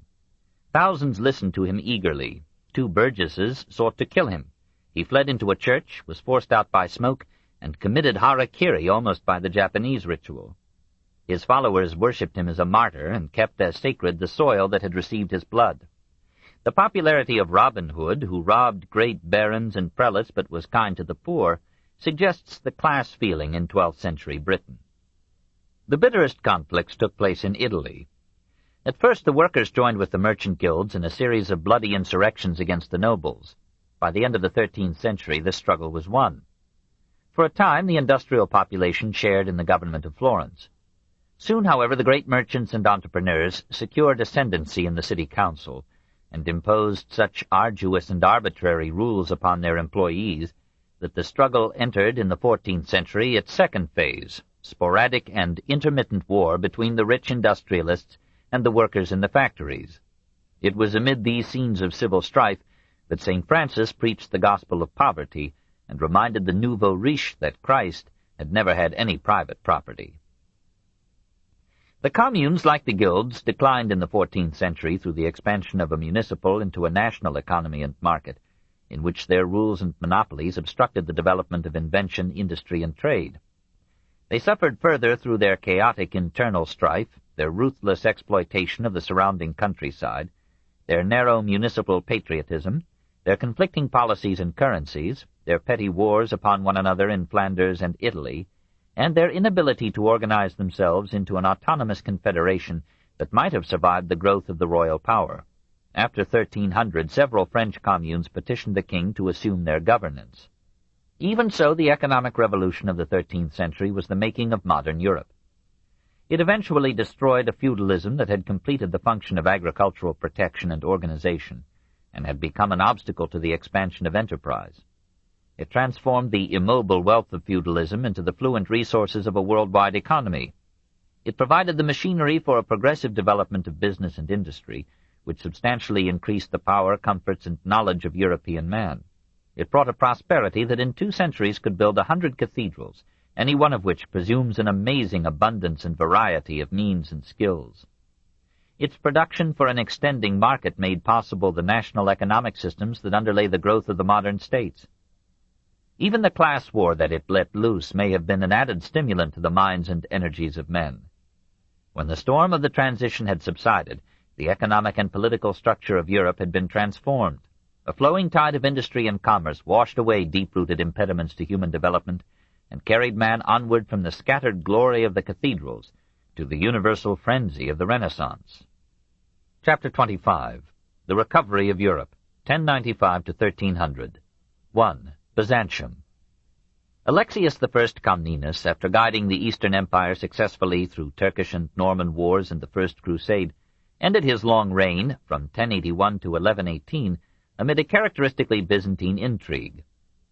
His eldest daughter, Anna Comnena, was a paragon of learning, a compendium of philosophy, a poet of parts, a politician of subtlety, an historian of accomplished mendacity. Betrothed to the son of the Emperor Michael VII, she felt herself marked for empire by her birth, her beauty, and her brains, and she could never forgive her brother John for being born and succeeding to the throne. She conspired to assassinate him, was detected and forgiven, retired to a convent, and chronicled her father's career in a prose Alexiad. John Comnenus, from 1118 to 1143, astonished Europe by a reign of private virtue, administrative competence, and victorious campaigns against pagan, Moslem, and Christian foes. For a time it seemed that he would restore the empire to its former scope and glory, but a scratch from a poisoned arrow in his own quiver ended his life and his dream. His son, Manuel I, from 1143 to 1180, was an incarnate Mars, dedicated to war and delighting in it, ever in the van of his troops, welcoming single combat, and winning every battle but the last. Stoic in the field, he was an Epicurean in his palace, luxurious in food and dress, and happy in the incestuous love of his niece. Under his indulgent patronage, literature and scholarship flourished again. The ladies of the court encouraged authors, and themselves condescended to write poetry. And Zonorus now compiled his immense epitome of history. Manuel built for himself a new palace, the Blachernae, on the seashore at the end of the Golden Horn. Odom of Douai thought it the fairest building in the world. Its pillars and walls were half covered with gold and encrusted with jewels that shone even in the obscurity of the night. Constantinople in the 12th century rehearsed the Italian Renaissance. This splendor of the capital, and the many wars that the aging empire waged to ward off death, required heavy taxation, which the enjoyers of luxuries passed on to the producers of necessaries. The peasants grew poorer and surrendered to serfdom. The manual workers of the cities lived in noisome slums, whose dark filth harbored uncounted crimes. Vague semi-communistic movements of revolt agitated the proletarian flux, but have been forgotten in the careless repetitiousness of time. Meanwhile, the capture of Palestine by the Crusaders had opened Syrian ports to Latin commerce, and Constantinople lost to the rising cities of Italy a third of its maritime trade. Christian and Moslem alike aspired to capture this treasury of a millennium's wealth. A good Moslem visiting the city in Manuel's heyday prayed, "May God in his generosity and grace deign to make Constantinople the capital of Islam." And Venice, daughter of Byzantium, invited the chivalry of Europe to join her in raping the Queen of the Bosporus. The Latin kingdom of Constantinople, established by the Fourth Crusade, endured but 57 years, from 1204 to 1261. Rootless in the race, faith, or customs of the people, hated by a Greek church forcibly subjected to Rome, weakened by its division into feudal principalities, each aping sovereignty, lacking the experience required to organize and regulate an industrial and commercial economy, attacked by Byzantine armies without and conspiracies within, and unable to draw from a hostile population the revenues needed for military defense, the new kingdom stood only as long as Byzantine revenge lacked unity and arms. The conquerors fared best in Greece. Frank, Venetian, and other Italian nobles hastened to carve the historic land into feudal baronies, built picturesque castles on dominating sites, and ruled with dash and competence a supine and industrious population. Prelates of the Latin Church replaced the exiled bishops of the Orthodox faith, and monks from the West crowned the ancient hills with monasteries that were monuments and treasuries of medieval art. A proud Frank took the title Duke of Athens, which Shakespeare, by a venial error of 2,000 years, would unbaconianly apply to Theseus. But the same martial spirit that had reared these little kingdoms destroyed them with fraternal strife. Rival factions fought suicidal wars in the hills of the Morea and on the plains of Boeotia. And when the Grand Catalan Company of military adventurers from Catalonia invaded Greece in 1311, the flower of Frank chivalry there was slaughtered in battle near the Cephisus River, and helpless Hellas became the plaything of Spanish buccaneers. 2 years after the fall of Constantinople, Theodore Lascaris, son-in-law of Alexius III, set up a Byzantine government in exile at Nicaea. All Anatolia, with the rich cities of Prusa, Philadelphia, Smyrna, and Ephesus, welcomed his rule, and his just and able administration brought new prosperity to these regions, new life to Greek letters, and new hope to Greek patriots. Farther east at Trebizond, Alexius Comnenus, son of Manuel, established another Byzantine kingdom, and a third took form in Epirus under Michaelangelus. Lascaris' son-in-law and successor, John Vatatzes, from 1222 to 1254, added part of Epirus to the Nicaean kingdom, recaptured Salonika from the Franks in 1246, and might have regained Constantinople itself had he not been called back to Asia Minor by learning that Pope Innocent IV had invited the advancing Mongols to attack him from the east in 1248. The Mongols rejected the papal plan on the ironical pretense that they were loath to encourage the mutual hatred of Christians. John's long reign was one of the most creditable in history. Despite expensive campaigns to restore Byzantine unity, he lowered taxes, encouraged agriculture, built schools, libraries, churches, monasteries, hospitals, and homes for the old and poor. Literature and art prospered under him, and Nicaea became one of the richest, fairest cities of the 13th century. His son Theodore Lascaris II, from 1254 to 1258, was an ailing scholar, learned and bemused. He died after a brief reign, and Michael Palaeologus, leader of the discontented aristocracy, usurped the throne from 1259 to 1282. If we may believe the historians, Michael had every fault: selfish, hypocritical, an inborn liar, vain, cruel, and rapacious. But he was a subtle strategist and a triumphant diplomat. By one battle he made his power in Epirus secure. By an alliance with Genoa, he won ardent aid against the Venetians and the Franks in Constantinople. He instructed his general, Strategopulus, to feign an attack upon the capital from the west.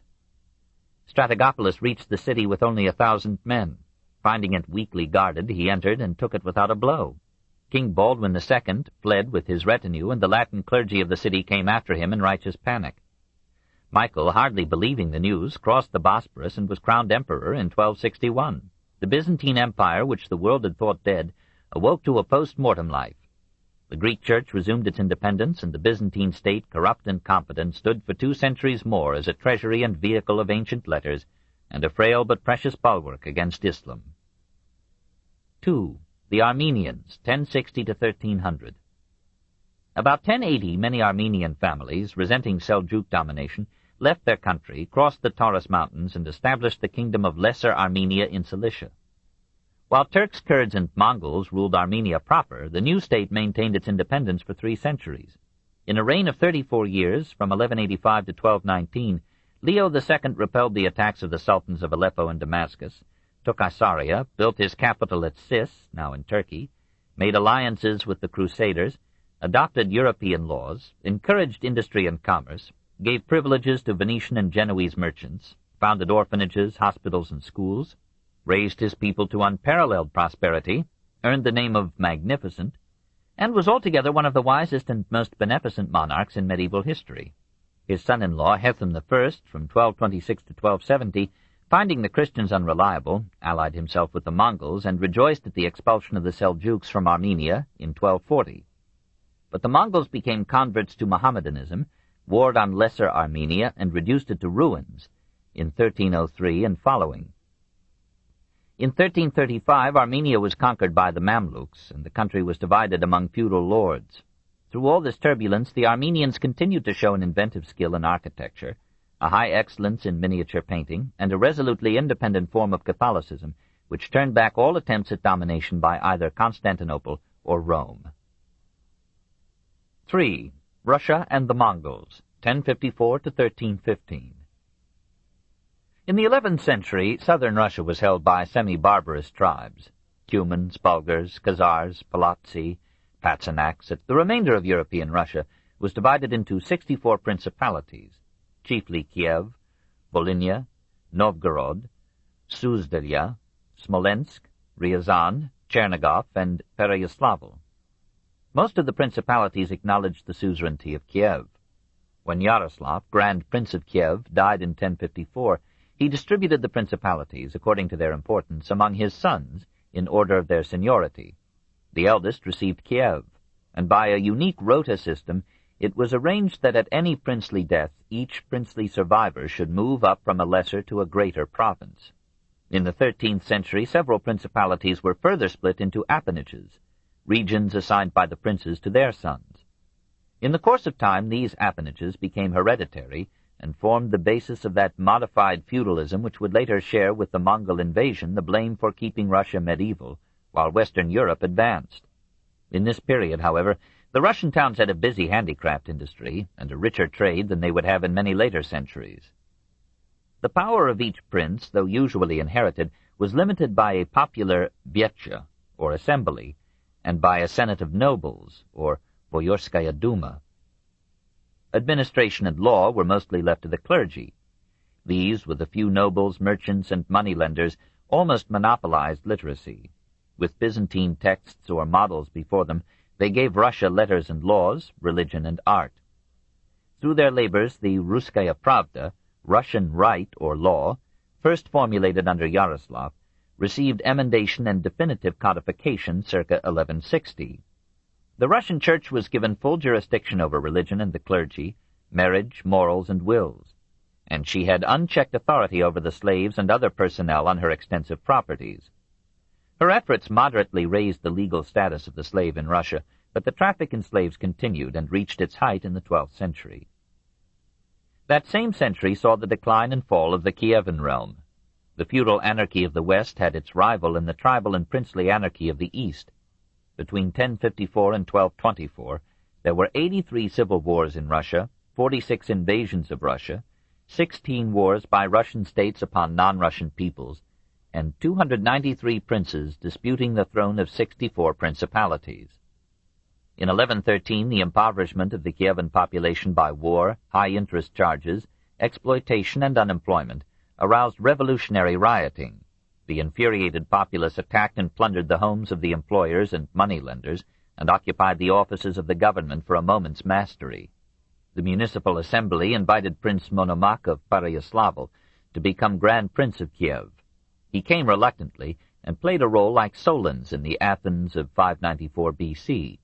He lowered the rate of interest on loans, restricted the self-sale of bankrupt debtors into slavery, limited the authority of employers over employees, and by these and other measures, denounced as confiscatory by the rich and as inadequate by the poor, averted revolution and reorganized peace. He labored to end the feuds and wars of the princes and to give Russia political unity, but the task was too great for his 12 years of rule. After his death, the strife of princes and classes was resumed.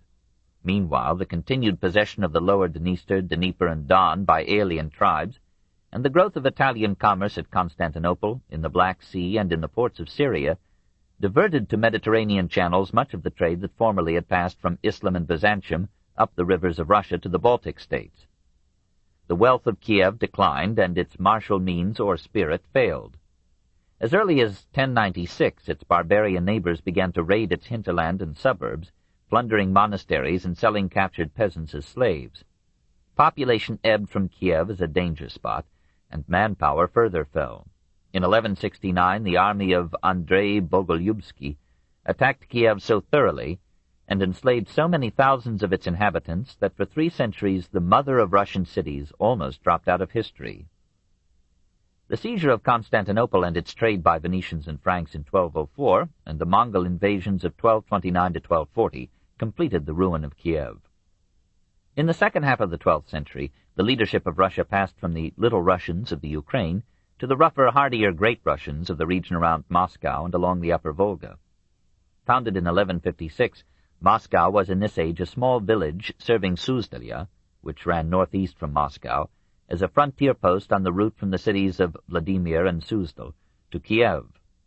Andrei Bogolyubsky, 1157 to 1174, fought to make his principality of Suzdalya supreme over all Russia, but he died by the hand of an assassin while campaigning to bring Novgorod, like Kiev, under his sway. The city of Novgorod was situated in northwest Russia, on both sides of the Volkhov, near the exit of that river from Lake Ilmen. As the Volkhov emptied into Lake Ladoga in the north, and other rivers left Lake Ilmen to the south and west, and the Baltic, via Lake Ladoga, was neither too close for safety nor too far for trade, Novgorod developed a vigorous internal and foreign commerce, and became the eastern pivot of the Hanseatic League. It traded through the Dnieper with Kiev and Byzantium, and through the Volga with Islam. It almost monopolized the traffic in Russian furs, for its control reached from Pskov in the west to the Arctic on the north, and almost to the Urals on the east. After 1196, the vigorous merchant aristocrats of Novgorod dominated the assembly that ruled the principality through its elected prince. The city-state was a free republic and called itself My Lord Novgorod the Great. If a prince proved unsatisfactory, the burgesses would make a reverence and show him the way to leave town. If he resisted, they clapped him into jail. When Sviatopolk, the great prince of Kiev, wished to force his son upon them as prince in 1015, the Novgorodians said, "Send him here if he has a spare head." But the republic was not a democracy. The workers and small traders had no voice in the government and could influence policy only by repeated revolts. Novgorod reached its zenith under Prince Alexander Nevsky from 1238 to 1263. Pope Gregory the IX, anxious to win Russia from Greek to Latin Christianity, preached a crusade against Novgorod. A Swedish army appeared on the Neva. Alexander defeated it near the present Leningrad in 1240 and won his surname from the river. His victory made him too great for a republic and won him exile, but when the Germans took up the crusade, captured Pskov, and advanced to within 17 miles of Novgorod, the frightened assembly begged Alexander to return. He came, recaptured Pskov, and defeated the Livonian knights on the ice of Lake Peipus in 1242. In his last years he had the humiliation of leading his people under the Mongol yoke. For the Mongols entered Russia in overwhelming force. They came from Turkestan through the Caucasus, crushed a Georgian army there, and pillaged the Crimea. The Cumans, who had for centuries warred against Kiev, begged for Russian aid, saying, "Today they have seized our land, tomorrow they will take yours." Some Russian princes saw the point and led several divisions to join the Cuman defense. The Mongols sent envoys to propose a Russian alliance against the Cumans. The Russians killed the envoys. In a battle on the banks of the Kalka River near the Sea of Azov, the Mongols defeated the Russian Cuman army, captured several Russian leaders by treachery, bound them, and covered them with a platform on which the Mongol chieftains ate a victory banquet, while their aristocratic prisoners died of suffocation. This in 1223. The Mongols retired to Mongolia and busied themselves with the conquest of China, while the Russian princes resumed their fraternal wars. In 1237 the Mongols returned under Batu, a great-nephew of Genghis Khan. They were 500,000 strong and nearly all mounted. They came around the northern end of the Caspian, put the Volga Bulgars to the sword, and destroyed Bulgar, their capital. Batu sent a message to the Prince of Ryazan. "If you want peace, give us the 10th of your goods." He answered, "When we are dead, you may have the whole." Ryazan asked the principalities for help. They refused it. It fought bravely and lost the whole of its goods. The irresistible Mongols sacked and razed all the towns of Ryazan, swept into Suzdaliya, routed its army, burned Moscow, and besieged Vladimir. The nobles had themselves tonsured and hid in the cathedral as monks. They died when the cathedral and all the city were given to the flames. Suzdal, Rostov, and a multitude of villages in the principality were burned to the ground. This in 1238. The Mongols moved on toward Novgorod. Turned back by thick forests and swollen streams, they ravaged Chernigov and Pereyaslavl and reached Kiev. They sent envoys asking for surrender. The Kievans killed the envoys. The Mongols crossed the Dnieper, overrode a weak resistance, sacked the city, and killed many thousands.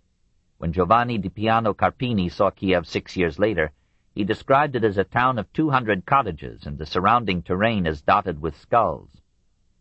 The Russian upper and middle classes had never dared to arm the peasants or the city populace. When the Mongols came, the people were helpless to defend themselves and were massacred or enslaved at the convenience of the conquerors. The Mongols advanced into Central Europe, won and lost battles, returned through Russia ravaging, and on a branch of the Volga built a city, Sarai, as the capital of an independent community known as the Golden Horde. Thence Batu and his successors kept most of Russia under domination for 240 years. The Russian princes were allowed to hold their lands, but on condition of annual tribute and an occasional visit of homage over great distances to the Khan of the Horde or even to the Great Khan in Mongolian Karakorum.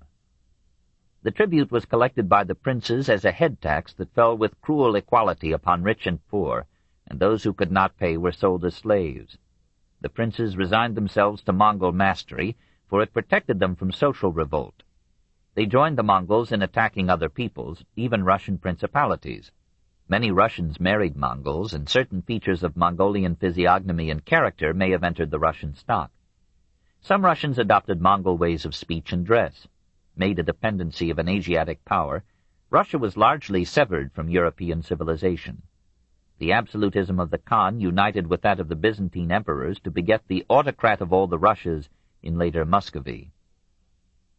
Recognizing that they could not keep Russia quiet by force alone, the Mongol chieftains made peace with the Russian Church, protected her possessions and personnel, exempted them from taxation, and punished sacrilege with death. Grateful or compelled, the Church recommended Russian submission to the Mongol masters and publicly prayed for their safety. To find security amid alarms, thousands of Russians became monks. Gifts were showered upon religious organizations, and the Russian Church became immensely rich amid the general poverty. A spirit of submissiveness was developed in the people and opened a road to centuries of despotism.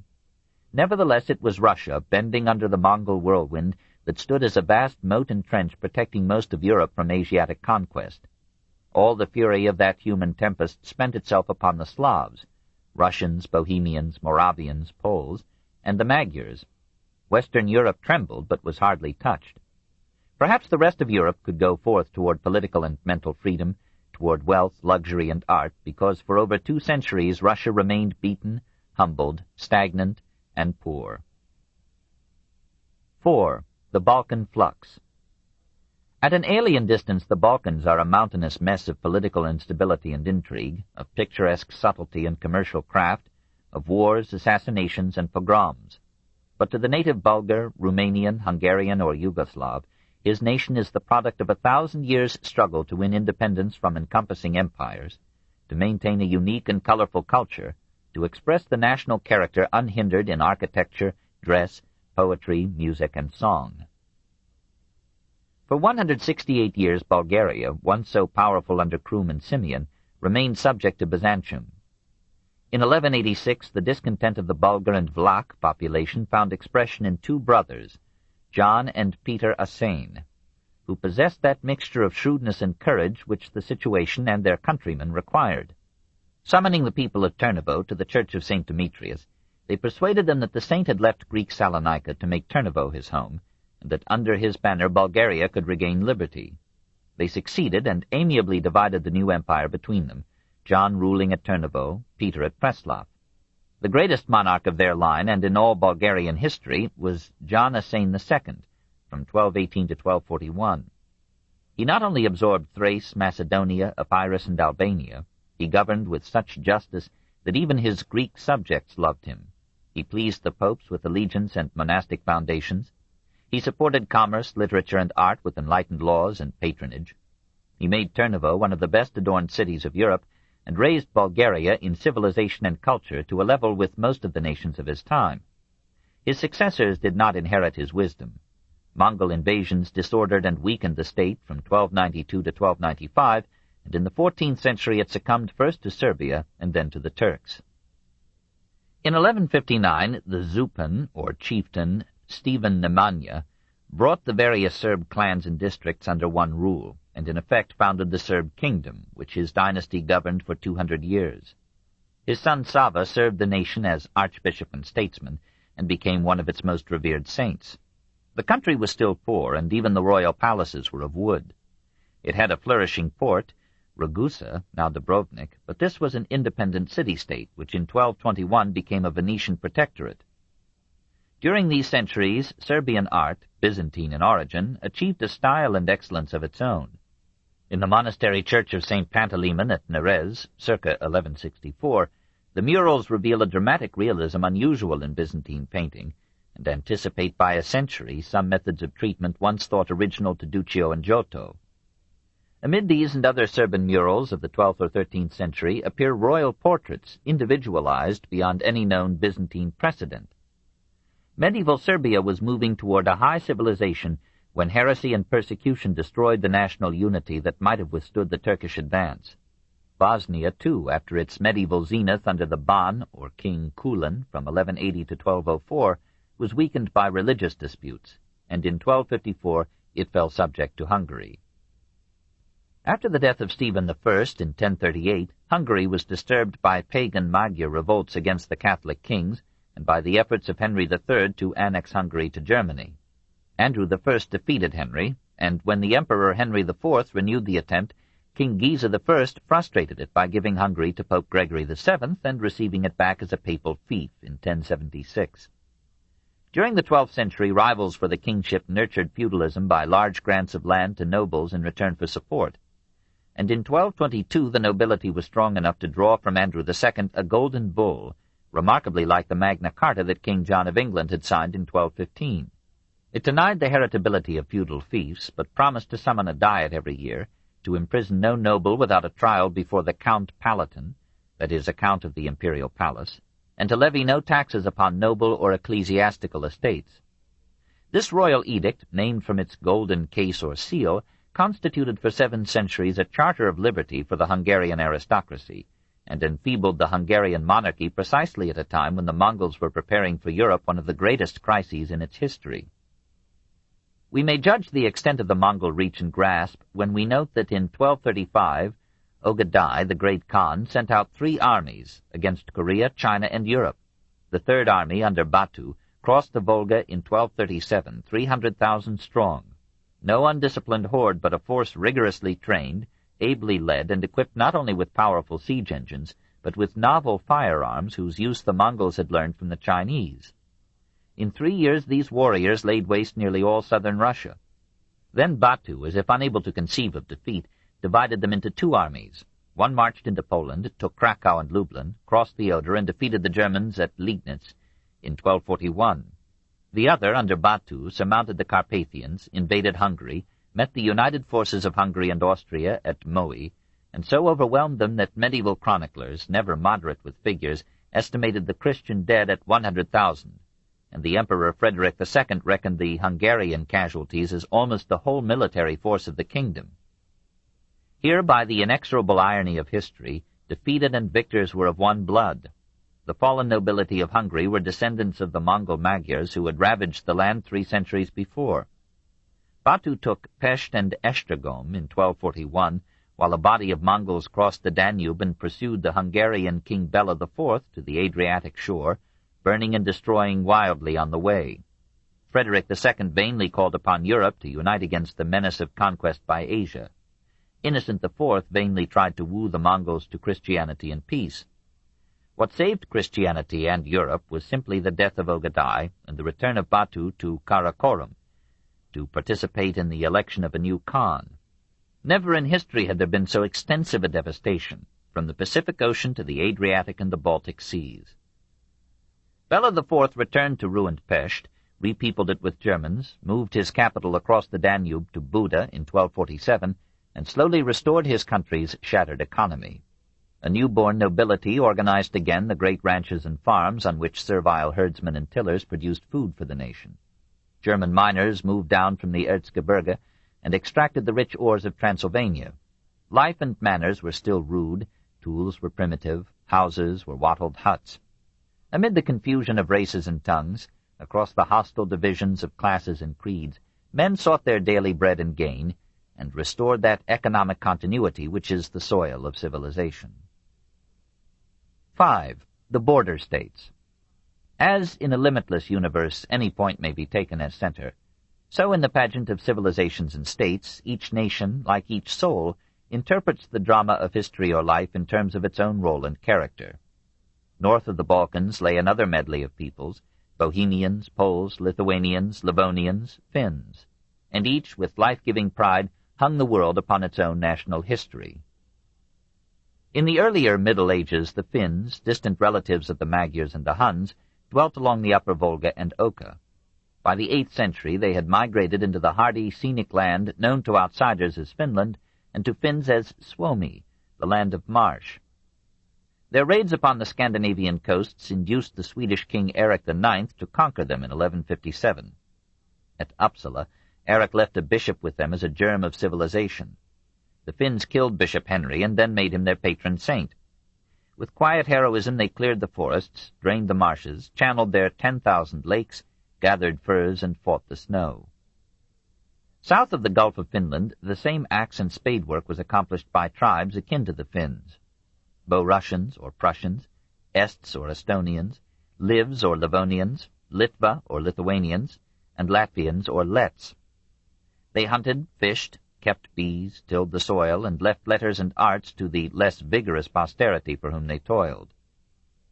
All but the Estonians remained pagan till the 12th century, when the Germans brought Christianity and civilization to them with fire and sword. Finding that Christianity was being used by the Germans as a means of infiltration and domination, the Livonians killed the missionaries, plunged into the Dvina to wash off the stain of baptism, and returned to their native gods. Innocent III preached a crusade against them. Bishop Albert entered the Dvina with 23 men of war, built Riga as his capital, and subjected Livonia to German rule in 1201.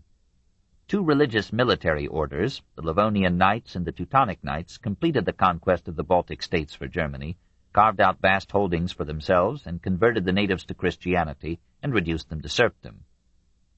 Heartened by this success, the Teutonic Knights advanced into Russia, hoping to win at least its western provinces for Germany and Latin Christianity, but they were defeated on Lake Peipus in 1242 in one of the innumerable decisive battles of history. Around these Baltic states surged an ocean of Slavs. One group called itself Polani, people of the fields, and tilled the valleys of the Barta and the Oder. Another, the Mazurs, dwelt along the Vistula. A third, the Pomerzani, by the sea, gave its name to Pomerania. In 963, the Polish prince Mieszko I, to avoid conquest by Germany, confided Poland to the protection of the popes. Thenceforth Poland, turning its back upon the semi-Byzantine Slavdom of the East, cast in its lot with Western Europe and Roman Christianity. Mieszko's son, Boleslav I, from 992 to 1025, conquered Pomerania, annexed Breslau and Krakow, and made himself the first king of Poland. Boleslav III, from 1102 to 1139, divided the kingdom among his 4 sons. The monarchy was weakened. The aristocracy parceled the land into feudal principalities, and Poland fluctuated between freedom and subjection to Germany or Bohemia. In 1241 the Mongol avalanche came down upon the land, took Krakow, the capital, and leveled it to the ground. As the Asiatic flood receded, a wave of German immigration swept into western Poland, leaving there a strong admixture of German language, laws, and blood. At the same time, in 1246, Boleslav V welcomed Jews fleeing from pogroms in Germany and encouraged them to develop commerce and finance. In 1310, King Wenceslas II of Bohemia was elected King of Poland and united the 2 nations under one crown. Bohemia and Moravia had been settled by Slavs in the 5th and 6th centuries. In 623, a Slavic chieftain, Samo, freed Bohemia from the Avars and established a monarchy that died with him in 658. Charlemagne invaded the land in 805, and for an unknown period Bohemia and Moravia were parts of the Carolingian Empire. In 894, the Przemysl family brought both lands under their enduring dynasty, but the Magyars ruled Moravia for half a century, from 907 to 957, and in 928 Henry I made Bohemia subject to Germany. Duke Wenceslas I, from 928 to 935, brought prosperity to Bohemia despite this intermittent dependency. He had been given a thoroughly Christian upbringing by his mother, St. Ludmilla, and he did not cease to be a Christian when he became a ruler. He fed and clothed the poor, protected orphans and widows, gave hospitality to strangers, and bought freedom for slaves. His brother tried to assassinate him as lacking the vices desirable in a king. Wenceslas struck him down with his own hand and forgave him. But other members of the conspiracy murdered the king on his way to Mass on September 25, 935. The day is annually celebrated as the Feast of Wenceslas, Bohemia's tutelary saint. Warlike dukes succeeded him. From their strategic castle and capital at Prague, Boleslav I, from 939 to 967, and the second, from 967 to 999, and Bratislav I, from 1037 to 1055, conquered Moravia, Silesia, and Poland. But Henry III forced Bratislav to evacuate Poland and resume the payment of tribute to Germany. Ottokar I, from 1197 to 1230, freed Bohemia and became its first king. Ottokar II, from 1253 to 1278, subjected Austria, Styria, and Carinthia. Eager to develop industry and a middle class as counterweights to a rebellious nobility, Ottokar II encouraged German immigration until nearly all the towns of Bohemia and Moravia were predominantly German. The silver mines of Kutna Hora became the ground of Bohemia's prosperity and the goal of her many invaders. In 1274, Germany declared war against Ottokar.